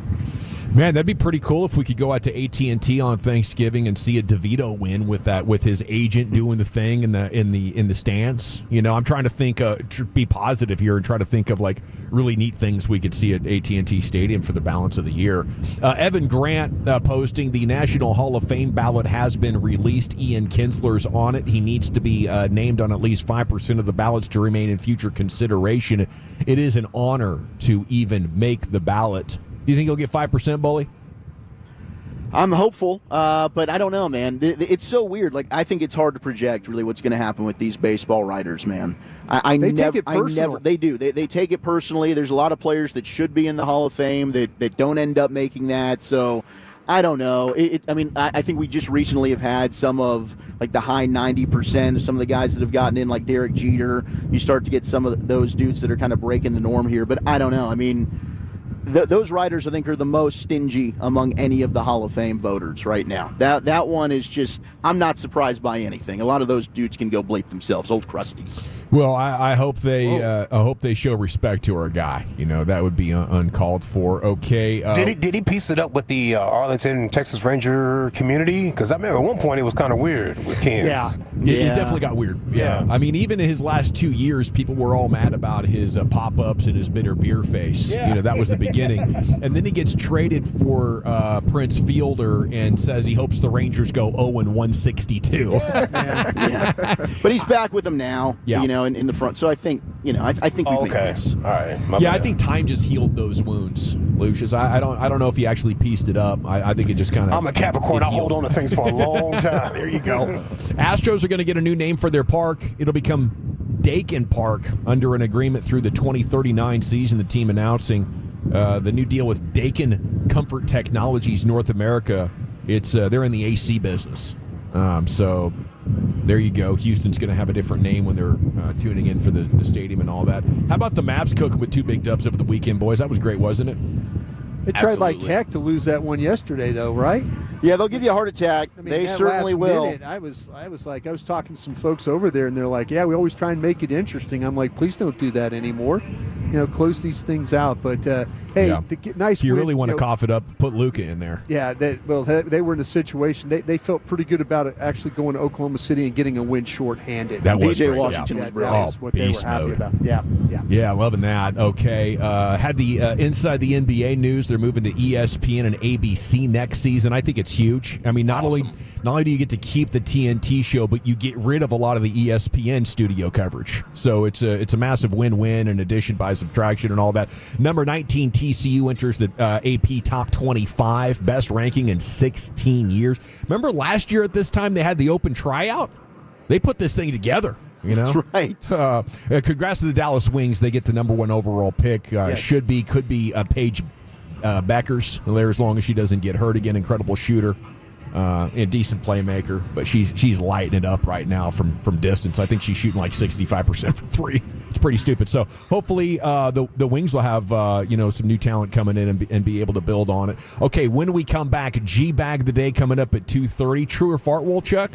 Yeah, let's look at some overreactions from yesterday and a crazy NFL Sunday. That's next.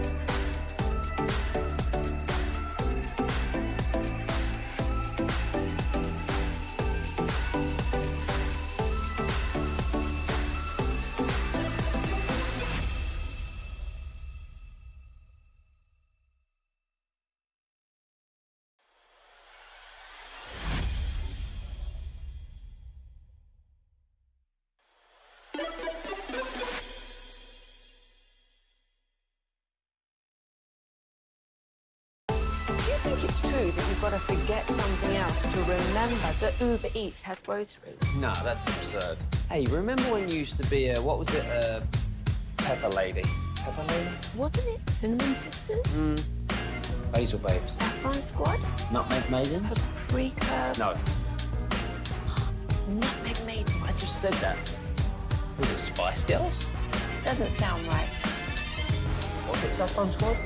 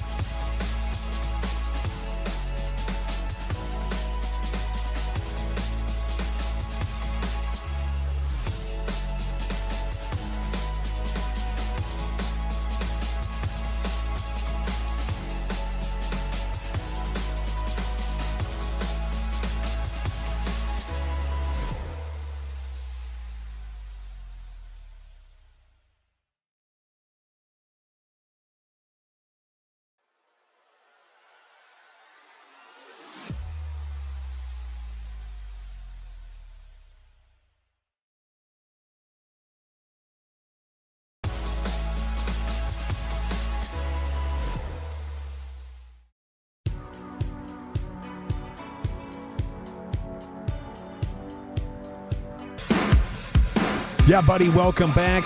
G-Bag today coming up here in 7.5 minutes. Gavin Dawson here in studio. The boys are out at AT&T Stadium. Segment of the Nation is brought to you by the Frankels. Life's unpredictable. Accidents happen. If you or a loved one is injured in a car, truck wreck, call the Frankels. Get a free consultation, 214 or 817-333-3333. Hit frankelfirm.com. It's brought to you by Cars for Kids. Donate today, carsforkids.org. Here he is, Zach with an H with some NFL. Truer, you know what? Zach? I think they went upstairs, Gavin. Oh, okay. It's just me and you right now. I'm sorry. Thought it was conveyed to you that way, but yeah, it's just you and I until they're going upstairs to get getting hooked up there, and so yeah, it's just you and I. If you got anything in mind, let's get it done. Of course I do.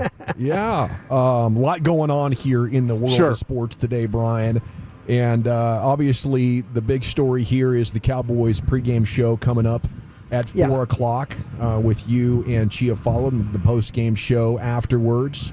What kind of a chance do you think the Cowboys really have of winning this game? I'm trying to lean optimistic and see the running game and the return of Micah. Yeah, and you know what? You should have some hope, because having Micah back definitely makes this defense different. And, and where the Texans have really struggled this year is with their offensive line. Both tackles with, Tunsil and Howard, have had their problems. Inside, they've struggled with some injuries. They've moved guys around. Shaq Mason, the right guard, has had some issues. They're just not been very good. This is a team that, without Nico Collins, the wide receiver, they haven't had a second half touchdown. So, Dallas has been getting punished, it appears, these last few games in the third quarter. Well, here the Texans, they just haven't been able to get much going. Having Collins back should help them. But, Mike Zimmer will figure out some way to attack this Texans interior of their offensive line. And so I expect it, you saw Overshown last week. You also saw things with Parsons and the way he was able to generate some pass rush. Osa Odigizua, those types of the things that I think that you're going to see today in this football game that could give the Texans some trouble. Now, on the flip side of that will be, how well will your offense play, Dawson? And I think we're, just talking to people over the weekend, I think we're closer to Trey Lance playing full time for this football team. Wow. We'll see how things go with Cooper Rush tonight. If maybe they can find a way to sneak out a victory. We remember that the Texans went to the Meadowlands. The Jets took them down. Didn't score a lot of points. But it was one of those games where the Jets managed to play some really good defense and win, and that's kind of what you got to hope for tonight if you're a Cowboys fan. Man, I would just love it if Trey Lance could get in there. I think, obviously, the unpredictability of it is just through the roof compared to Cooper Rush, who I think they're going to try to win with playing boring. At least we could perhaps have the hope of seeing some development in Trey Lance, and some big exciting plays could come along with that as well. I know Wolchuk was planning some NFL true or fart. How about I give you some Cowboys true or fart? There's Bully now checking in from the suite. Hey, what's up, dude? Okay, how about this? Wolchuk, we'll start with you. Texans defense records 3 or more takeaways for the third time in their last 6 games. What do you think? Man, I'm gonna go fart on that one. I think they get 2. I don't think they get 3. I think the Cowboys are a little bit better with ball security. They had 5 a week ago. The law of averages in the NFL. I think this one's a 2 turnover game. I don't think it's quite 3+. They've been on quite a binge of turnovers. Chief, what do you think? 3+ for the Cowboys tonight? We can't hear. I think Yeah, I'll tell you what, they've done a really. Oh, there, you back? Yeah, we got you now. I think we can hear you. Baby. There he is. We're alive. We have a pulse. Yeah, I'll take the under on the turnovers as well. You got the Texans dealing with some injuries, and like you said, I think they're going to try and win boring with Cooper Rush. This is going to be a lot of Rico Dowdle getting the ball out super, super quick. And, you could still see 2 turnovers, but I won't give them the full 3. So we'll fart on that one. Yeah, I'll fart on that. Thank you, Wolchuk. And, Brian, is this a triple fart? Yeah, this is a triple fart. I will say this, though. The Texans do have some ball hawks in that secondary, though, but they don't have the Will Anderson pass rush element So they're really going with Hunter as your only pass rusher. So, if the Cowboys can find a way to take care of him in this football game, but yeah, the Cowboys the Cowboys receivers got to do a better job of trying to find a way to get some separation. This crew is usually pretty good at locking you down. And so I will say that they'll probably be the under on that tonight. I guess I'll buy it just to be different, but I think even though they're going to try to run, you're still looking at quite a few third and longs, and you're looking at a combination of Cooper Rush and Trey Lance. And I would say 1 interception per 10 passes attempted. I think that's your turnover percentage against a defense like this. Number 2, Cowboys pull Cooper Rush, leading to Trey Lance scoring 2 second-half touchdowns. Is that true or fart, Wolchuk? I'm going to go with a true on that. I think we do see Trey Lance in the game. The 2 touchdowns thing is what's giving me pause. I would say 2 turnovers by Trey Lance in the second half over 2 touchdowns. But I'll just lean true for funsies. Let's have a second half that at least it's entertaining to watch, even if it feels like a preseason game. Yeah, I do think we'll see some Lance tonight, but I don't expect it to be overly productive. The idea of him even getting 1 touchdown seems a little far-fetched. Yeah, I'm going to say that to me, I don't think the 2 touchdown either, but I think you're going to see Lance a lot earlier. And like I said, I think we're going into that direction where you're going to start to see Trey Lance more, and then give him the full week of work. So, but I think you're going to see him early in this game. Might get you the 1 touchdown, but I don't know about 2. Speaking of bold predictions, number 3 here from Blogging the Boys, Cowboys call and convert a first-half fake punt. I think I'd be scared to call a fake punt after what happened a couple of weeks back, boys. How about you? Same, dude. I mean, I know Bones Fossil is a wild animal, but on Monday night, you got to be careful because this isn't. You're not just slapped into the noon window, where you got a bunch of games going on. People aren't really watching. Everybody will be watching this, and they're ready to make fun of you at every turn. Yeah, fart. Thank you. No, this is true. It's this happening? is going to be true. Oh yeah, this is going to be true tonight. Right, Coaches love to be on the national stage and prove to everybody how smart they are. Bones Fossil is going to show you how smart he is tonight. He's going to fake him one. At least he'll try. Thank you, guys. It's time now for the G-Bag of the day. Into the Pimp Cup we go. Here's Lucius. Boom, boom, boom. All right, here we go. Make sure everything works. When we last left off, our winner right here was a little girl. I think her name is Jazzy T. She's about 14 years old. She was interviewing the Mike Tyson, and he got real bleak on her. You return to the ring. For this fight, you are setting a monumental opportunity for kids my age to see the legend Mike Tyson in the ring for the first time. So after such a successful career, what type of legacy would you like to leave behind when it's all said and done?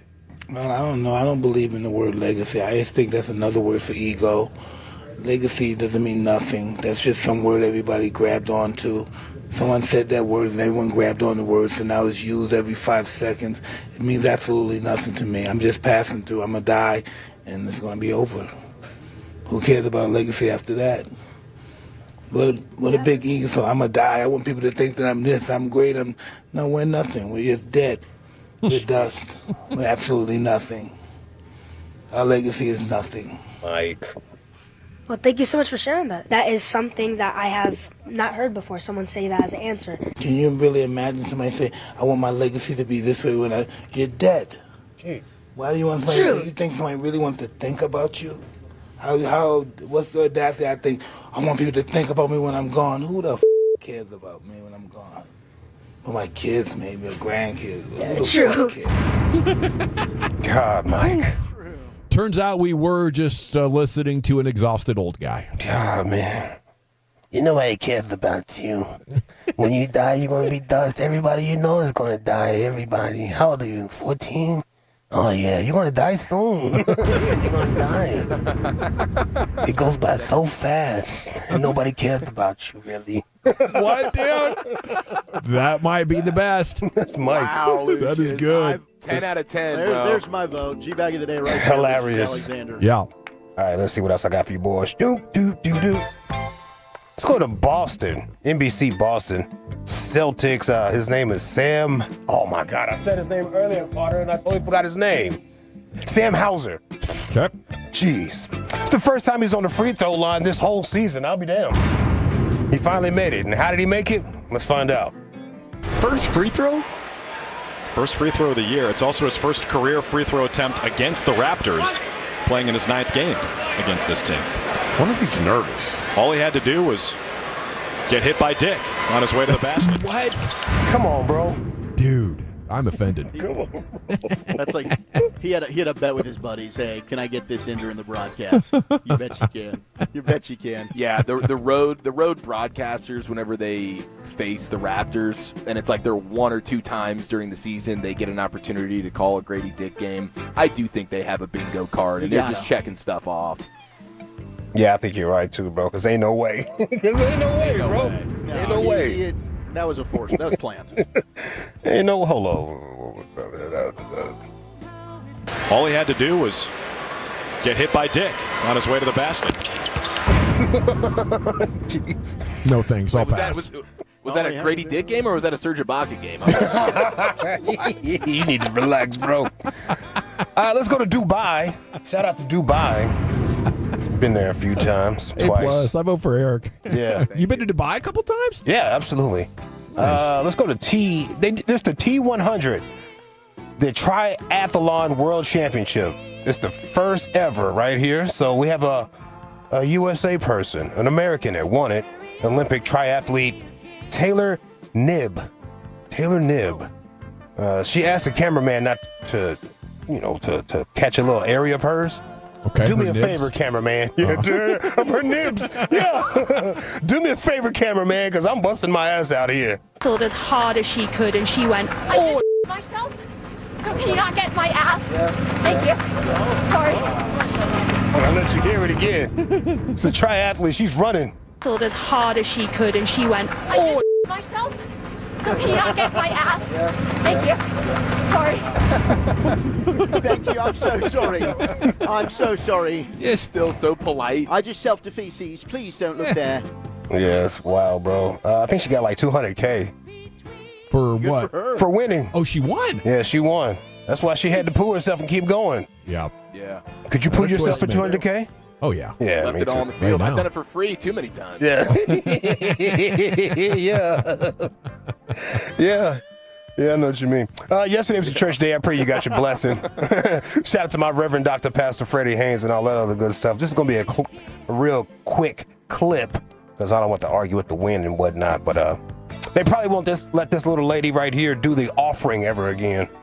Now we're going to be getting ready for offering. I'm excited to give. Are you excited to give? We got money. All right, I'm sorry. We got money. All right, I'm sorry. Money. Yeah. That's too much. Yeah. Give. Are you excited to give? We got money. It's be a nice little drop when somebody gets a contract. Yeah. Let's see. That's one way to go viral. Yeah. What else we got right here for you? Oh, Woolchuck sent me this one. This little Bears fan got his heart broken. My God. Oh, man. Yeah, the block kick. Yeah, block kick. These young Bear fans, they're getting a taste for their life to come here. Yeah, they're about to learn. Poor guy, he's crying. He hurt.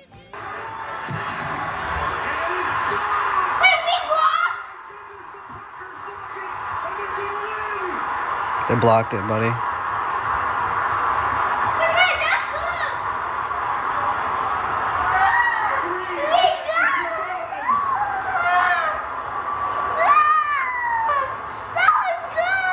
No, they blocked it.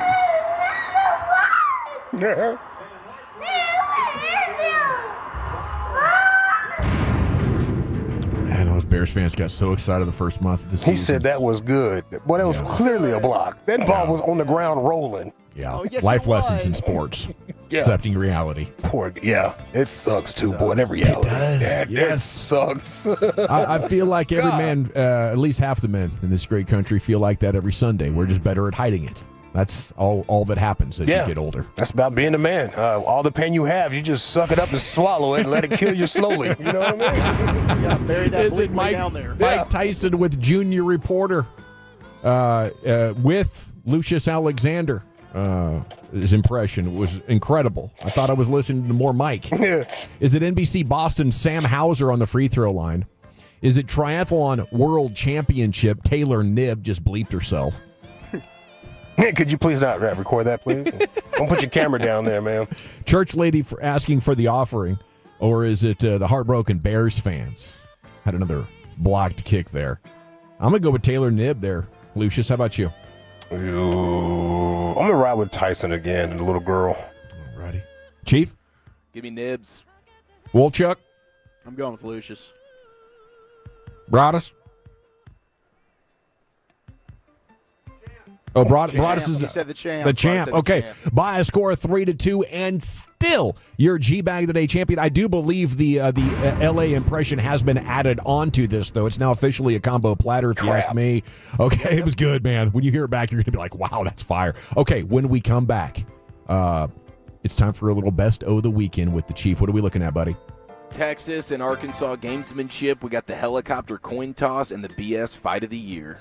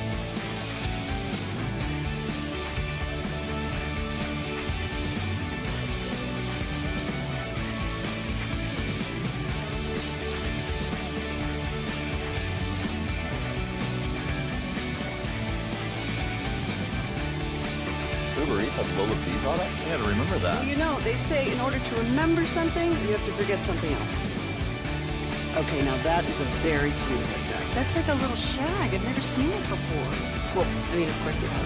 It's the Rachel. Oh, is that your name? No, I mean like your name. No, I'm Jen. My name's Jen. Right, but I just mean like this is your haircut. But that's hair on your head. I'm not saying this is your hair. Okay, freaking me out a little bit.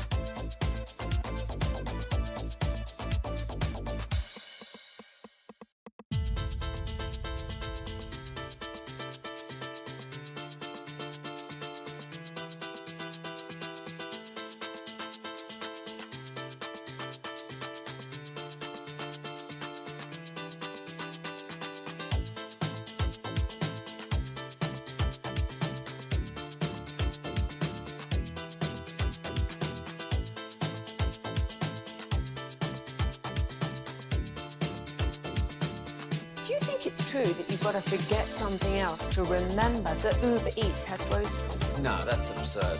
Hey, remember when you used to be a, what was it, pepper lady? Pepper lady? Wasn't it Cinnamon Sisters? Basil babes. Saffron Squad? Nutmeg maidens? Pre-curb? No. Nutmeg Maidens. I just said that. Was it Spice Girls? Doesn't sound right. Was it Saffron Squad?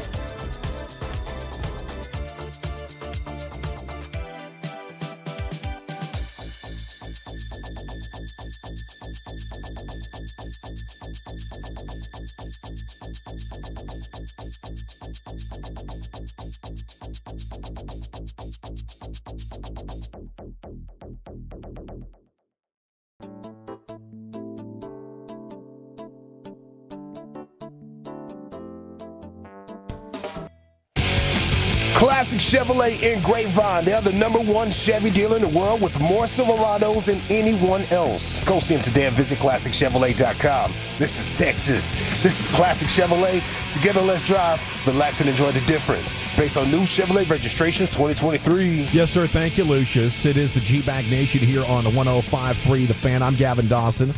Myself and Lucius are here at 75 and Fitzhugh in Arlington. I can actually see the broadcast position from here.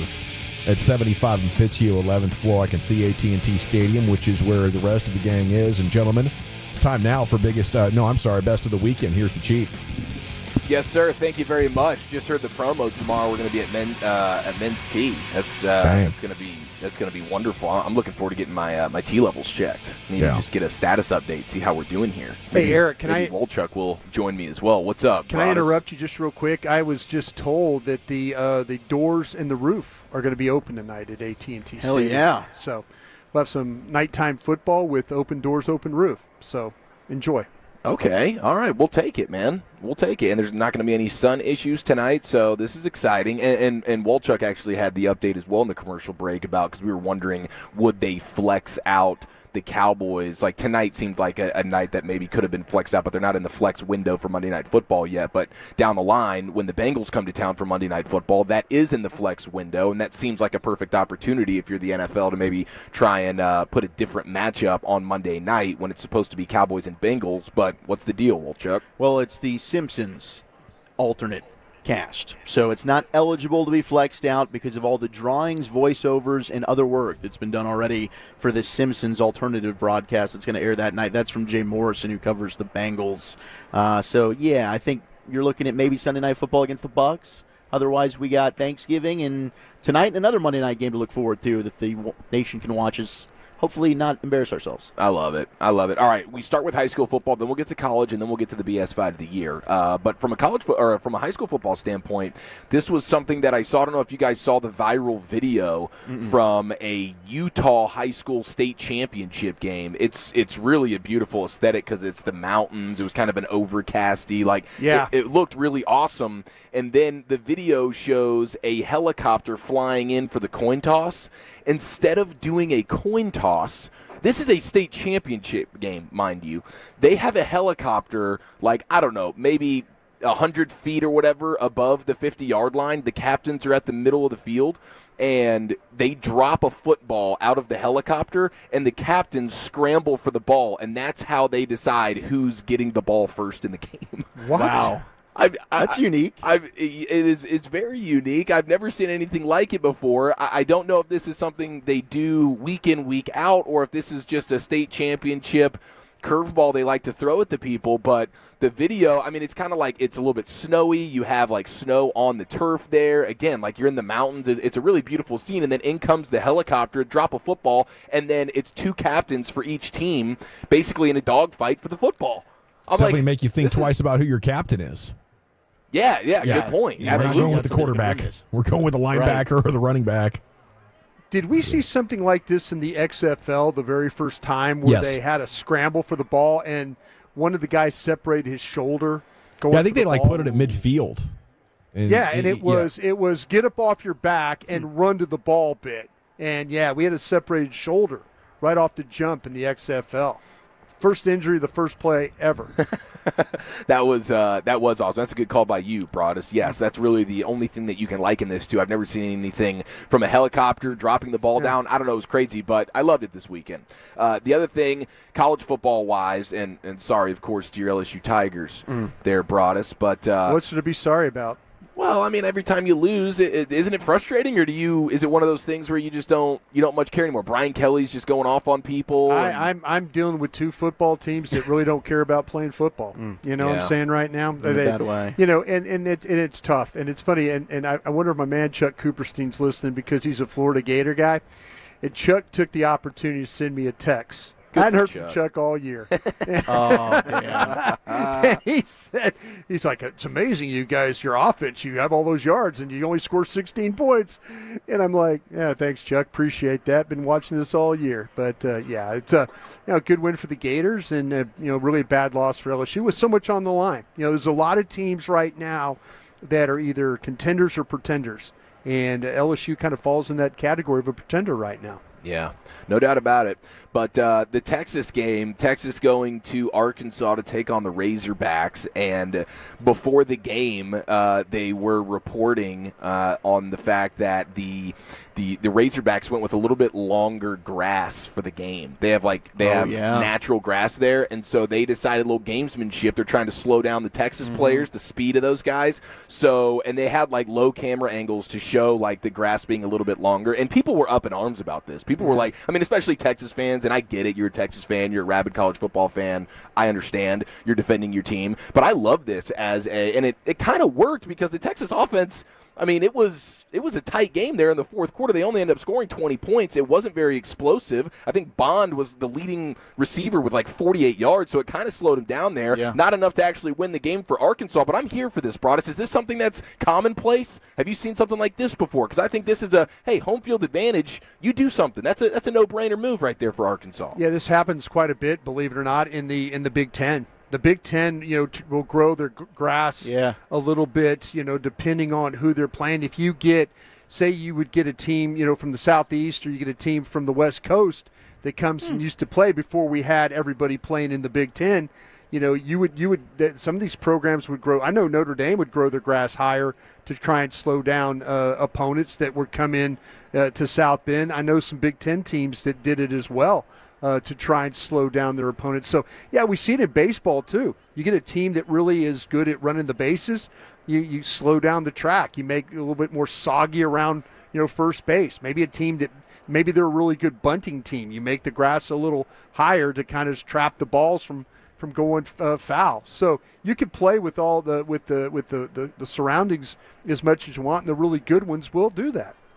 Well, Friday night, of course, it was the fight, BS fight of the year. Now the prelims. Especially Amanda Serrano and Katie Taylor, as you mentioned, Lucius, and you saw that right there. Woo. Dude, her eye. Yeah. I mean, that's one of the bigger gashes you'll ever see on a face. Those girls were just trading blows, an absolute slugfest. That was actually the real fight of the night. Because now, not that I got to see much of it because my Netflix kept buffering. That was a miserable experience. It was terrible. You guys were experiencing that as well. I mean, that was the one thing, Lucius, being there, you didn't have to worry about that. Netflix was not prepared for the moment. I'm like, Netflix, you created the streaming. Like, this is your wheelhouse. Mm-hmm. You are at the top of this mountain, and you just embarrassed yourself. That was a frustrating deal, and then the fight became a little bit more frustrating, and then the fallout from the fight where you have people saying, like, yeah, these guys weren't even, like, legally allowed to really go hard after each other. Jake Paul wasn't trying to KO Mike Tyson, and Mike Tyson was just trying to get out of there alive, dude. That was frustrating. Did he always do? Was that common for Mike? Because I was wondering, and it was cool, though, because my daughter, I had never actually watched a live Mike Tyson fight before. That was my first experience with it. My girls were sick a little bit, so they couldn't sleep, so it's 11 o'clock, and they're sitting right there with me on the recliner. We're all watching Mike Tyson for the first time. So, like, that was cool. Except the fight wasn't that awesome. And he kept biting his glove. Yeah. That's a move of his? He said afterwards he's got a biting fixation. I heard him say that. We know, bro. We know. That was a good joke. Yeah. I was proud of him for being president enough to make that crack. I would say not nearly as much. I kind of wondered if it was just disassociation for him. Some sort of a thing to distract him from the reality of, how bad he was looking out there. I think if he went back, that probably happens in fights that he knows he's losing. Yeah, okay, maybe so. I was wondering what was going on with that, but then he just wasn't attacking it like you see all the sparring videos and stuff where he's just going just combo, ready to and I thought there was going to be at least 1 or 2 rounds where he just went balls to the wall with it. So my thing was, like, watching those videos, you saw flashes of that, but inside those videos they were all edited together to be like 2 seconds of explosion. And the problem with age that you're about to find out as you just turned 30, Chief, is when you try to go forward and then stop yourself, you can lose your balance and just end up falling down like Broadus in that parking lot. You know what I'm saying? Yeah. And as a younger man, you don't quite comprehend how like fragile the balance is. But I think for him, he can explode, but it was resetting and then being ready to explode in a different direction that was just too much for his legs after about the first 90 seconds or so. Yeah, it was shake legs. He did not look like himself, and I do think Paul could have knocked him out if he actually wanted to, but he clearly did not. Yeah. And that's super disappointing. And with the build-up, like, I bought in because it felt like Mike had flipped that homicidal switch, and he said that he was bringing the devil into the ring with him, and he absolutely did not. No, there was no devil. No, there wasn't. I'm still looking. Now, I don't know, Lucius, right there in front of your face. I'm sure you had a great time, right? I mean, I'm sure it was an awesome time in the building. Yeah, it was amazing in the building. And he did bring the devil in the ring. The devil was deception, and we all got deceived. Every last one of us. Well put. Good call. Yeah, well done, sir. Now, the funniest part, though, was, of course, afterwards when he's being interviewed in his locker or in the locker room or whatever, and he daps up the guy, and then he walks away only to show that he's wearing, like, some level of assless chaps, dude. We got buns. Seeing his cheeks there was absolutely hilarious. You know he did it on purpose, but that was honestly the most memorable part of the night. Was him walking away with bare ass cheeks there on live television. Yeah, after watching that, bro, like, I seen the clip go viral, and I seen, like, Mike kiss the dude. I love you, and walk away with his cheeks out. Yeah. I was like, bro, you cannot kiss me with your cheeks out, fam. No. Those cheeks away. It don't matter how much I love you, dog. You're not going to have your cheeks out. Then I did some research and found out that was Mike Tyson's son. Oh. Yeah. Oh, okay. Yeah. But still, put your cheeks away, Dad. Pops, put your cheeks out. You're kissing me on TV. I got a reputation here. Thank you, Chief. Yes, sir. Hopefully everybody had a great weekend. When we return, it's time for some NFL news today. We'll check what's in store. Benching's the play of the year, and are these things lining up for a lethal pairing? That's next.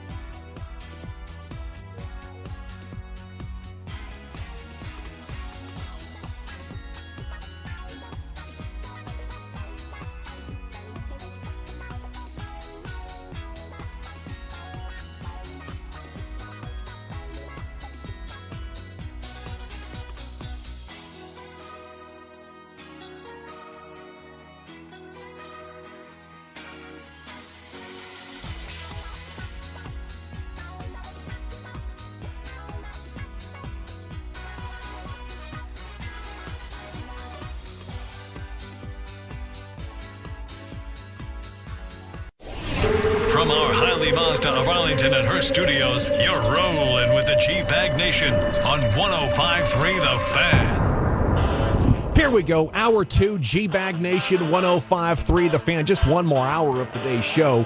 Then you're going to get Broadus and Chiafalo. The Cowboys pregame show is coming up at 4 o'clock. All right. Texans in town, going to take on Houston, renew that rivalry. Here's Zach Wolchuk with your NFL news of the day, buddy.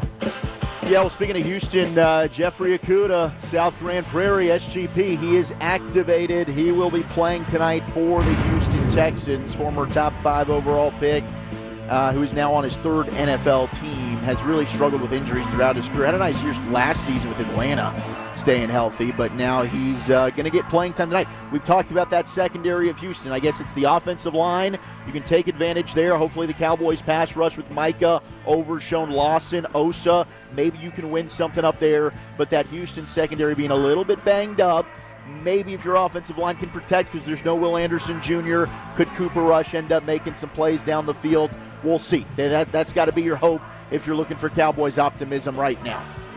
Daniel Jones has been benched in New York. They're turning to 3rd-string quarterback Tommy Cutlass, baby. Tommy DeVito, he's back. They're not going with Drew Lock because, as Brian noted earlier, there's financial reasons there.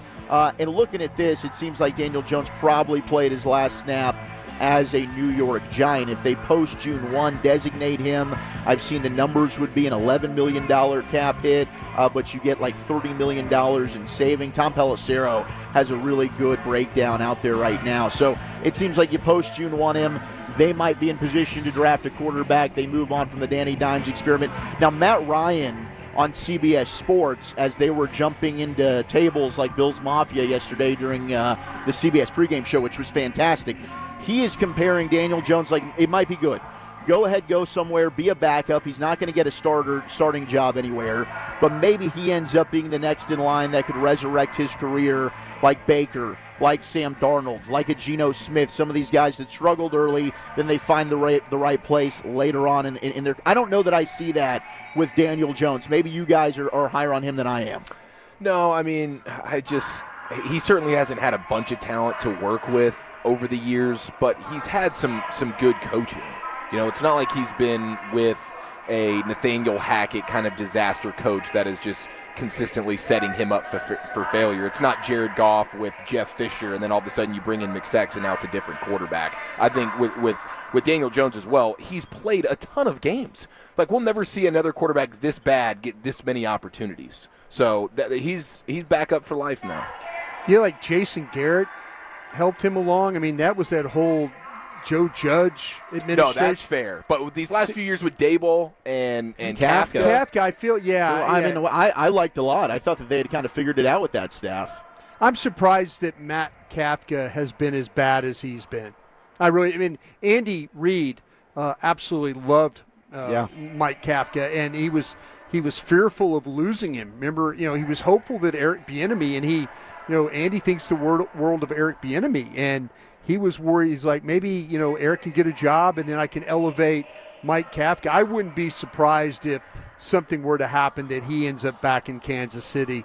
But, man, that was one of those young coordinators I thought that was going to do well. Really hasn't done very well at all. No.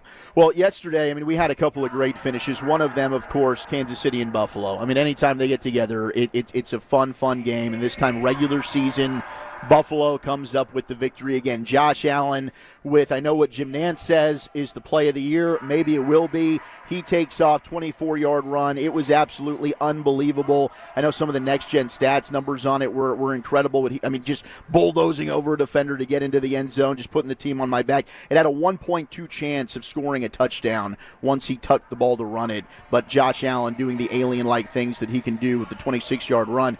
But now, Amari Cooper, post-game, was talking about the fun that he's having in Buffalo. I mean, that's an organization. They made the move at the trade deadline. They bring in Amari. They needed a number one. Keon Coleman's been down. Dalton Kincaid didn't play yesterday. It didn't matter. They find a way to ruin the perfect season for the Chiefs. Here was Amari post-game talking about how much fun he's having. It's the first time in a long time that I've actually felt joy, from winning this game, from, just the way we played, from having so many guys on the team who are playmakers, and they come up and they show up when their number is called. Collectively as a group, it's just amazing. A lot of the guys here, it's just kind of a different place too, Buffalo, compared to some of the other places I've been to. So a lot of the guys, it's a tight-knit group, I would say. A lot of the guys go out together. They hang around each other 24/7, and it truly shows up on the field. It truly does. Man, I'm happy for Amari, but I'm not surprised to hear him say that he hasn't had a lot of joy, during his career. And I just wonder if that's, not a good thing. I'd be looking for players that had fun, and listening to Amari talk over the years and answer questions, I've always kind of wondered, like, man, how much does this guy really like playing football? I think he's as talented as anybody. Yeah, I mean, when you play for the Raiders, you play for the Browns, and of course he had his stint here with the Cowboys that was, decently fruitful, won some games, but you're finally in a place really for the first time in your career that you're like, oh, wow, this is like a legit contender. This is a quarterback who is a, top 2 or 3 quarterback at worst in the league, and it's really just all about football and all about winning. And so I'm sure this is a totally different perspective now that, again, like Raiders, Browns, that's usually where careers go to die. Yeah, that's a good point. Yeah, I did think of his time here in Dallas, and it did make me wonder a little bit because we've heard about now Cole Beasley went to Buffalo, said kind of similar things, and I don't think it has anything to do with the facilities. In no way ever do I imagine Buffalo is anywhere close to what the Cowboys are working with there at the Star, but maybe there is something to be said about the culture and the locker room and, playing for one another, winning, the camaraderie. Right, but Amari won here. Amari had a lot of success here, and he had a really good rapport with Dak. So, that's one where he did win, and we were thinking they had some of their best chances to go on runs. Unfortunately, they fell and lost to San Francisco.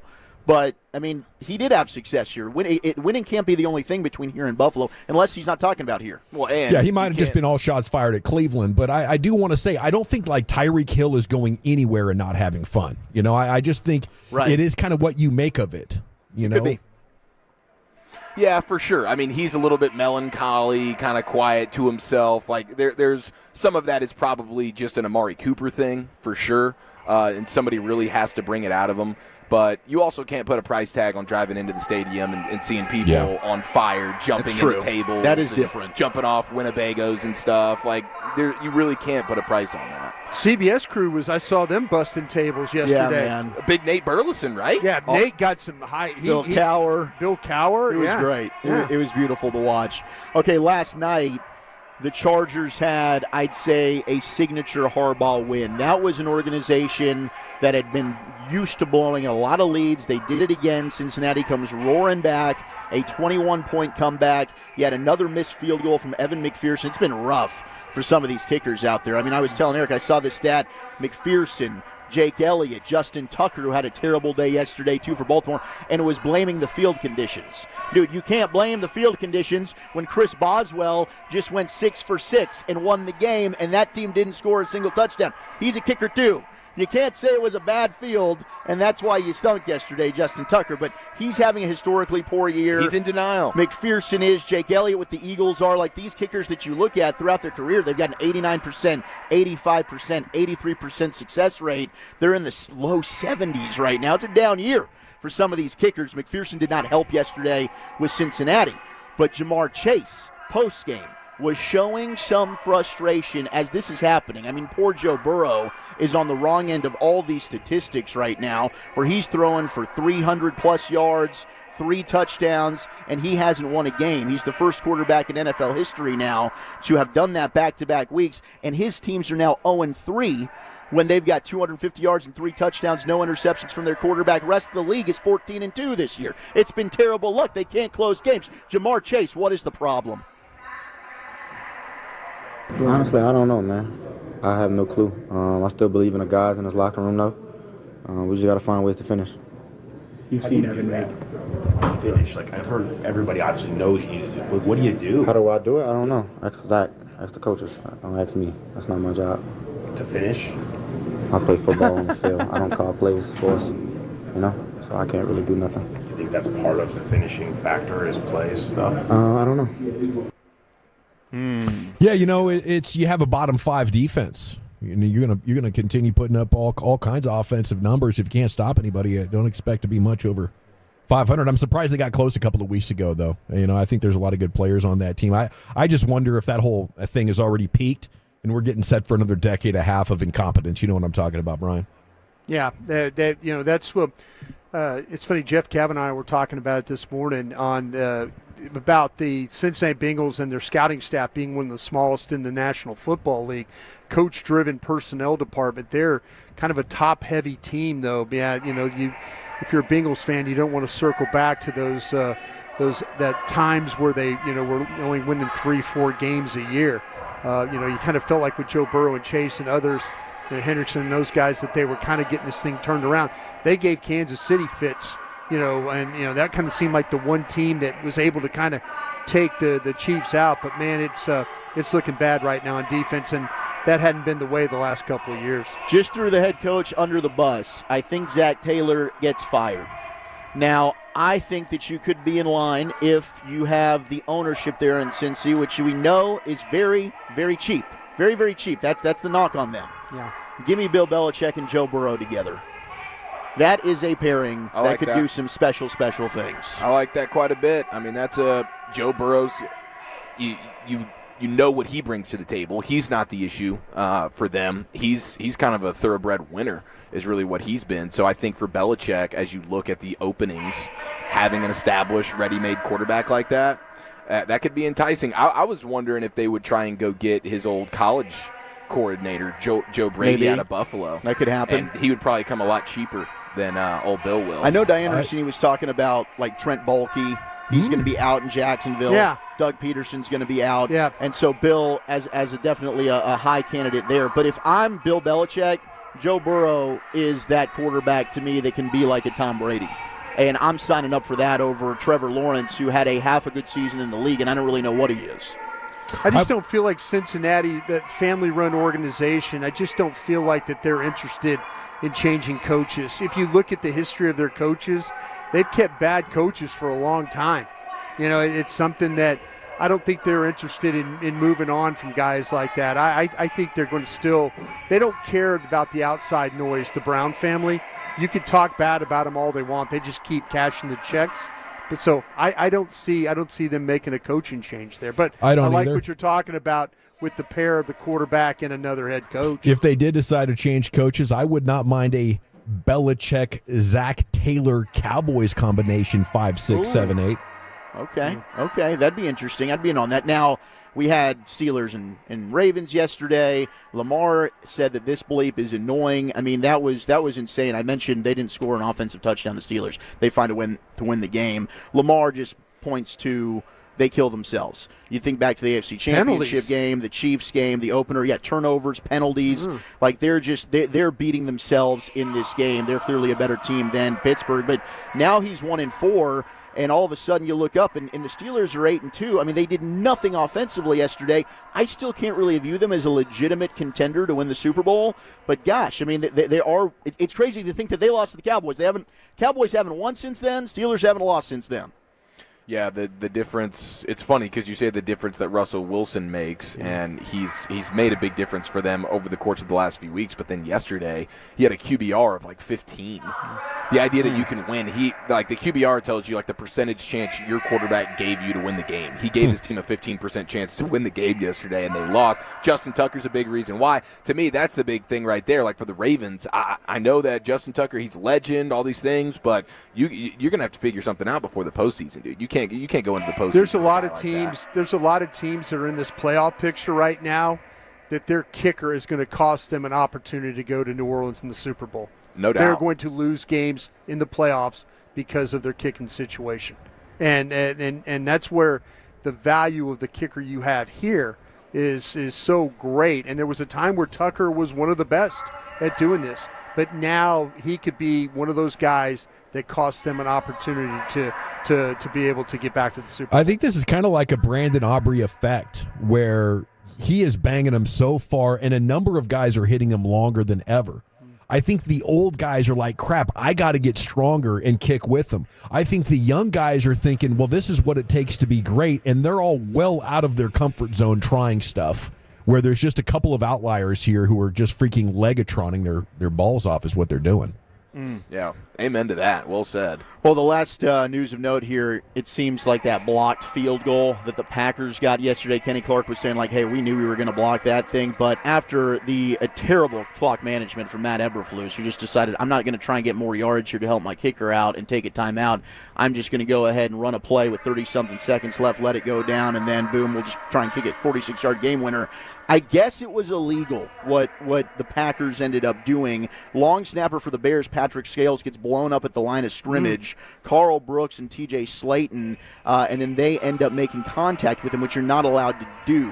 So it seems like they kind of end up mugging up the long snapper a little bit here. They get pressure right up the middle. They go ahead and block this field goal to win the game. They end up winning. It should have been a re-kick 15 yards closer for the Bears, but that's just the way it's going. For the poor Chicago Bear fans out there, man. Sad news, Bears. Thank you, Wolchuk. Thank you. NFL News Today, most afternoons at 3 o'clock here in the G-Bag Nation. How close are you to that cheerleader recital or whatever? Audition? Yeah, well, tonight we're up in the booth, the Brad Chen booth here, and we're caddy corner to the field, and I don't know, probably a good 100 yards away, maybe. Yeah, okay. But it's the throwback cheerleader. It's alumni night. Yeah, alumni night. So you got a bunch of old ladies out here that used to be Cowboy cheerleaders, and they're going to get in the mix there, I guess, for a halftime performance of some sort. So you have some young ones and some really old ones. I couldn't believe that lady out here with a wheelchair, but she had the pom pom. Was that Dolly Parton? Yeah, it might have been. Somebody on the fan text said it sounds like a Pilates class going on behind you guys. Yeah, it's on a one. It's 1, 2, 3, 4, and 5, breathe 6, and stretch. 7, 8. Very jazzercise. Very jazzercise right here. They just took one of these ladies into the blue tent, man. I think she popped a hammy or something.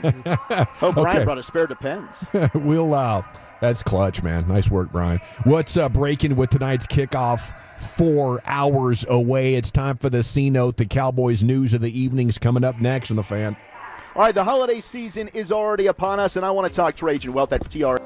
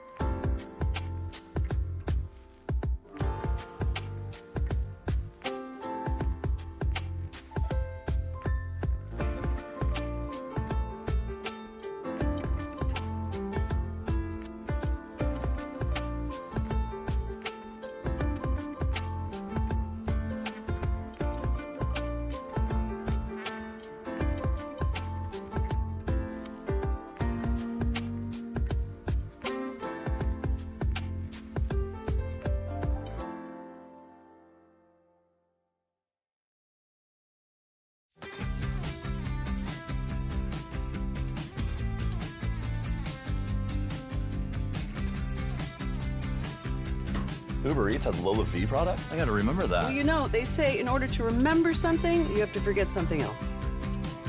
Okay, now that is a very cute haircut. That's like a little shag. I've never seen it before. Well, I mean, of course you have.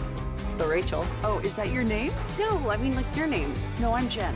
My name's Jen. Right, but I just mean like this is your haircut. But that's hair on your head. I'm not saying this is your hair. Okay, freaking me out a little bit.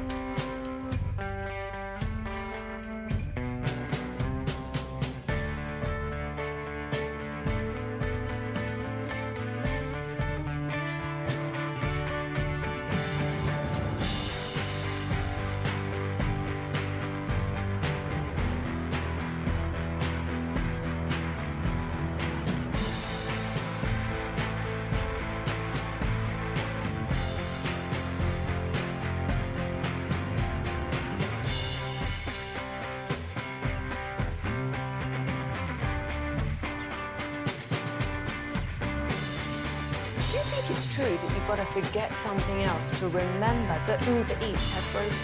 No, that's absurd. Hey, remember when you used to be a, what was it, a pepper lady? Pepper lady? Wasn't it Cinnamon Sisters? Basil babes. Saffron Squad? Nutmeg maidens? Pre-curd? No. Nutmeg Maiden? I just said that. Was it Spice Girls? Doesn't sound right. Was it Saffron Squad?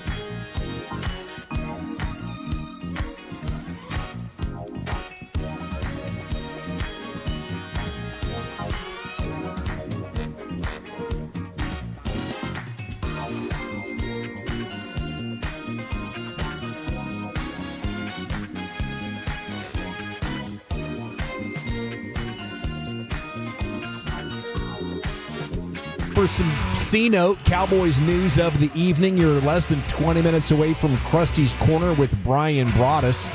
And then the pregame show's coming up here at 4 o'clock. So just another 30-plus minutes, and you'll be locked in here with the Cowboys radio network here coming up at 4 o'clock. Segment of the Nation is brought to you by Cars for Kids. Donate today, carsforkids.org. It's brought to you by the Frankels. Life's unpredictable. Accidents happen. If you or a loved one is injured in a car or truck wreck, call the Frankels. Get a free consultation. 214 or 817-333-3333. Go online to krl-fm.com. And this is the Game Day Tailgate brought to you by Low T Center, reinventing men's healthcare. Gentlemen, live at the stadium. Gavin Dawson here at the studio. How we doing? We good? We're cheering it up right now. Right on. Man, we got the whole routine going. The alumni are just like they're getting after it right now. So yeah, big time halftime show. More scheduled today. I wonder if ESPN NFL Live is getting hit with a bunch of background noise because they're literally right on the sideline. Their set is right now Ruddy and Mina and Orlovsky and company, and they're right behind where the cheerleaders are doing this. So I wonder if ESPN's getting hammered with a bunch of background noise. Do those gals look more or less spry than one Mike Tyson on Friday night? Way more. Way more spry. Yeah. There's no way Mike could have done a high kick like that. No. Although he could look good in short bursts. I still wouldn't want to mess with him, but no doubt that's the last we've seen of him in a competitive environment. Jonathan Mingo headlines Cowboys to watch the rest of the season at 877-881-1053. The Franklin Injury Attorney text line is open if you want to jump in here. What are you looking forward to over the final 7 games of the Cowboys season? And Brian, let's start with you just talking about expectations for Mingo tonight. Yeah, I think that to me, you parted with a 4th-round pick for the opportunity to have Mingo on your team. I'm going to look and see how that plays out the rest of the way. Is it one of those things like, okay, this was worth it?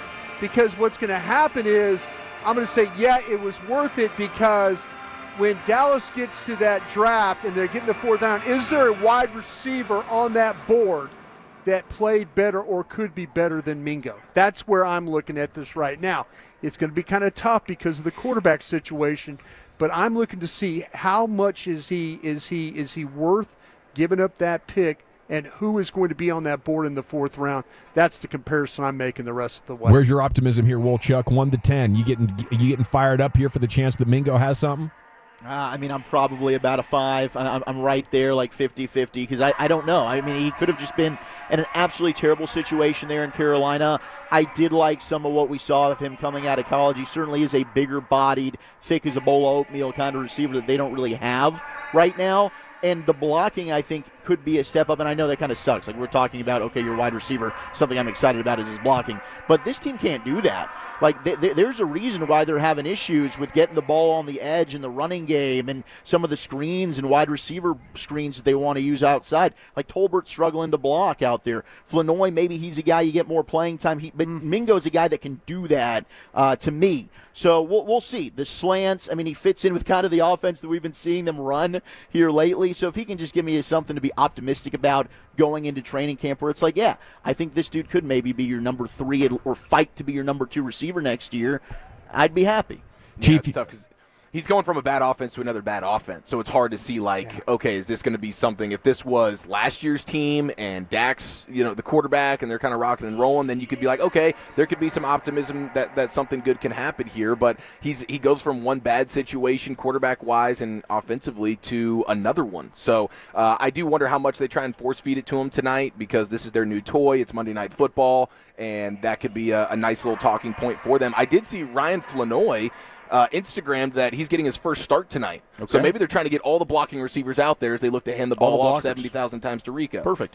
Do you think that he just meant that he was going to have his first active game? Maybe? Or is he actually going to start?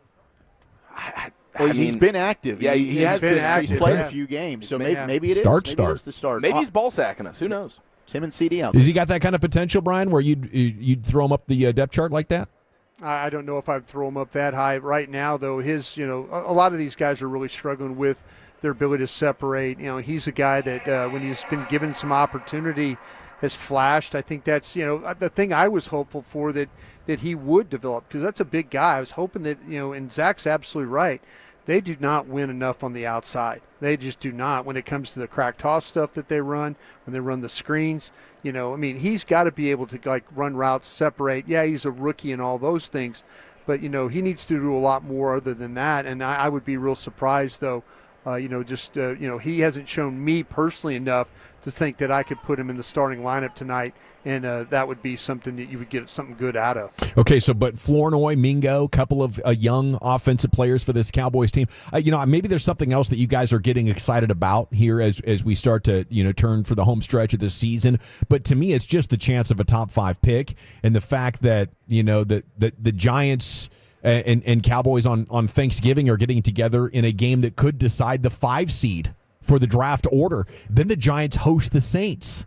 Then the Giants host the Colts on December 29th before ending in Philadelphia, which could be a meaningless Week 18 game for the Turds. They might be resting. So I see the chance for the Giants to win 3 more games, and if they beat the Cowboys on Thanksgiving, maybe you jump into that top 5, top 3 type of conversation. But you got to get all these games. These are the important ones right here. You can't have any mistakes here. You know what I'm talking about? Yeah, I'll tell you what, Dawson, I like what you're doing here, man, but there are a lot of bad teams ahead of you. I mean, you think about teams. You look at the way the order is right now: Jacksonville, Tennessee, Cleveland, Vegas. You mentioned the Giants, New England, the Jets, Carolina, and Dallas. Yeah. Sitting right there. I mean, you could play bad, but the teams ahead of you are capable of playing just as bad. And I like what you're talking about with the Giants. Trying to do something there. Yeah. But man, I mean everybody else that's ahead of you are playing really, really bad football. A lot of them are going to play each other. A lot of them are going to have the games. You just need the luck to be on your side and make sure you don't have any of these turnovers or special team games, that can totally flip a game on its head. Other than that, I think Overshown watching the final 7 games as he starts to get close to 15, 16 total games played, like what kind of an added gear could he add to his game here? Nealon coming back. I feel like I'm kind of reaching here, though. There's not much else, out there in the form of potentially exciting storylines. The Cowboys did officially place Dak Prescott on injured reserve today. Defensive back Josh Butler has been signed from the practice squad. They also elevated Princeton Fant and defensive back Keeman Hall from the practice squad. So congrats to those guys and best of luck to them. Must be exciting for them. Jordan Lewis officially out now. CeeDee Lamb still questionable. Have we gotten any update on CeeDee? Yeah, they expect Lamb to play tonight. That's I got that word before we came on air that they fully expect him to play. How well he'll play, we'll see. But they're confident that he'll give it a go tonight. And then we have Deron Bland out. Kalen Carson, what's his status? Out? I think he's okay as well. I say, he's dealing with a little bit of a shoulder situation. It's kind of flared back up on him. So tonight, I wouldn't be surprised to see Israel Mukuamu start on the outside, and then if they go to nickel, then it'll be Izzy go inside, and then Carson to play on the outside. What kind of a game plan do you expect from the Cowboys tonight, Brian? A heavy dose of Joe Mixon and big plays over the top to Nico. What do you think's going to play out here if Houston has their way? Yeah, well, Houston's going to try and run the football. They're much better actually running the ball to their left behind Laramie Tunsil. So the right side of the Dallas Cowboys defense needs to be ready for that ball to be bouncing to the outside. Nico Collins, as Eric and everybody's talked about, he's got a lot of size to him. He's a good slant runner. They're going to try and attack you with Tank Dell. I think they're going to want to run the football first is what they're going to try and do. See if they can do some things off the play-action game. This quarterback, believe it or not, though, against pressure is really, really, really good. It's when he faces teams that don't pressure him and don't blitz him, that's where he's had a lot of his turnovers. So let's see how I think that Mike Zimmer will have a similar type of game plan with how bad the Texans are inside and some of the struggles they've had. I wouldn't be surprised if Mike tries to attack that A gap, see if he could get some guys home on top of Stroud before he gets the ball off. And is that A gap between the guard and center? It's guard and center. There's two of them? Right yeah, each side. So they'll walk guys up, and they'll make these. The Texans have to be aware. They had to watch the tape last week and saw what Zimmer did. He would bring one, drop two. We might see him rush two, drop one. They got to find a way. But when they get home, he called a blitz the other day that got Overshown home. They missed the tackle, would have been a sack, and then it ended up being a touchdown right before half. Can't allow that with this quarterback, though. This guy will hold the football, and then he'll try and throw it. He's been pretty successful operating that way. Krusty's Corner coming up next, my guy. Where are you taking us? Yeah, I'm going to give you the referee report, and I've got some questions for my guys. We'll do that next.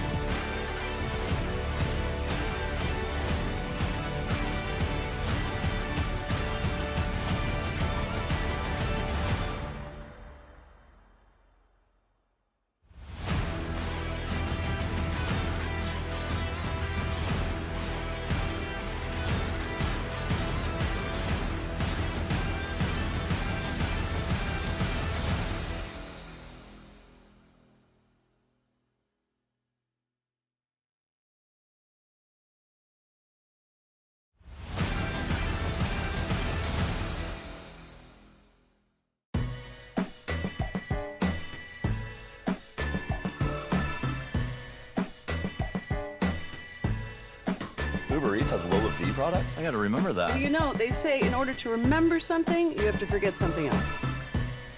Okay, now that is a very cute haircut. That's like a little shag. I've never seen it before. Well, I mean, of course you have. It's the Rachel. Oh, is that your name? No, I mean like your name. No, I'm Jen. My name's Jen. Right, but I just mean like this is your haircut. But that's hair on your head. I'm not saying this is your hair. Okay, you're freaking me out a little bit.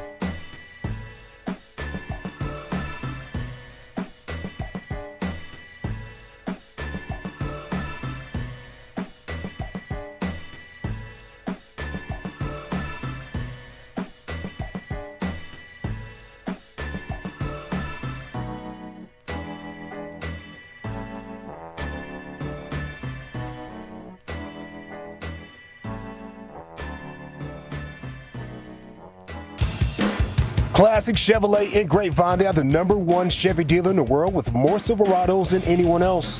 Go see them today or visit ClassicChevrolet.com. This is Texas. This is Classic Chevrolet. Together, let's drive, relax, and enjoy the difference. Based on new Chevrolet registrations 2023. Go. Yes, sir. Thank you, Lucius. We are in the middle of the game day tailgate brought to you by Low T Center, reinventing men's health care. It's time now for Krusty's Corner, brought to you by Reliant Air Conditioning, gimmick-free AC repair and replacement. Here's the king of the Krusties himself, Broadus. Thank you very much, General. Appreciate that. And thank you very much to the sponsors on board for this one as well. Usually on Fridays, I give you the Zebra report. So I thought I'd wait till Monday before the game to kind of walk you guys through that. And then, like I said, I have some questions that I hope you guys can answer before we get this game going. Craig Wollerstadt is the official for this football game. The 5th most calls in the league by an official. This is the crew right here. So you've gone last week from, the Alex Kemp, his crew, they were top 3. Now you still stay in the top 5. So we'll see how this plays out for the Cowboys. It always seems like that when there's a loss, Zach, at home in the postgame, what do we talk about? Mike McCarthy stands at the podium and says, well, those, the calls. You got to do something about the officials. Got to do something about the, this, that, and the other. So this is what you have to worry about today with Craig Wollerstadt and his crew.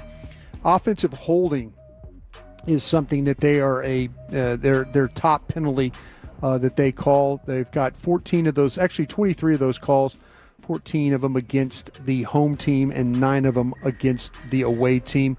Delay of game. This is an interesting one here because now they've got 11 of those calls are made. So here we are. Usually when you worry about delay of game penalties, it's on the road. The Cowboys have had some problems where getting personnel guys onto the field, the right personnel, and whether that's offense or defense, whatever that situation, but especially on the offensive side, this crew's called 11 of those delay of game penalties, and that's the most I've seen from any officiating crew this year. So they're clock watching you right now on that. 5 against the home, 6 against the aways. As long as they're not clock blocking me, I'll be all right, bro. Yeah, as long as they're doing that, you'll be just fine. Let me see the clock, and then I'll snap the ball in time. There you go. You got the right idea. So defensive offsides is their next, so that you got to worry about the lining up in the neutral zone. These guys are not going to let you get away with that. Defensive pass interference, that's 9 of those calls. 5 against the home and 4 against the away. They are seem to be really looking at that as something that, because you see a kind of a combination of the defensive pass interference, and then just down the road might be, or just a little bit down would be offensive pass interference or something like that, but that's not to be found. These guys are strictly like calling it on the defensive side of the ball. An eligible man downfield, we'll see how many times Dallas runs the screens and things like that. They don't seem to get the ball down the field, that things go behind the line of scrimmage. So this is a crew that have called 4 of those this season. And then also now we have the defensive holding kind of rounds out the top 5 for them. So it's a crew that's going to call penalties. You do have to be, like I say, aware of offensive holding and then also the delay of game penalties. Those are something that this crew will get after it on you. Okay, when we're talking about, I have some questions for you guys pertaining to this football game, and mainly because of, we talked about earlier where, your thoughts were about some of these players and where, they're going to go from here. Are you guys interested at all at seeing Awesome Richards play left tackle? And I'll start with you, Chief. Are you interested in Awesome Richards playing left tackle over Tyler Guyton, or you just want to see this going forward with Tyler Guyton continually to get to play there? Yeah, if I'm doing the team building here, I'm very likely planning on June 1 cutting Terrence Steele. So with my personal big picture plan and seeing how well Awesome Richards stepped in, at least from a pass protection standpoint last week, I would be open to the idea of moving Tyler Guyton back to his more natural position of right tackle, because now you can see what you have in another youngster in Awesome Richards for the remainder of the season. Do you have your tackles of the future here right now? I'd be experimenting with this. I really would. How about you, Wooly? Are you interested in seeing Awesome Richards play more, or you just want to go Tyler Guyton and get him that experience? I'm very open to that idea of, if you eventually do move on from Steele and then Guyton can play on the right side. Yeah, I'm down to let them battle. Go ahead. If they think Awesome Richards is better right now than Tyler Guyton, play Awesome Richards. Well, let's have Tyler Guyton earn that spot a little bit, because I don't think they're going to bench Steele. And if they did, that'd be awesome. I'd love to see both of them out there. But if Awesome Richards they think could be a better player, let's see what he can do.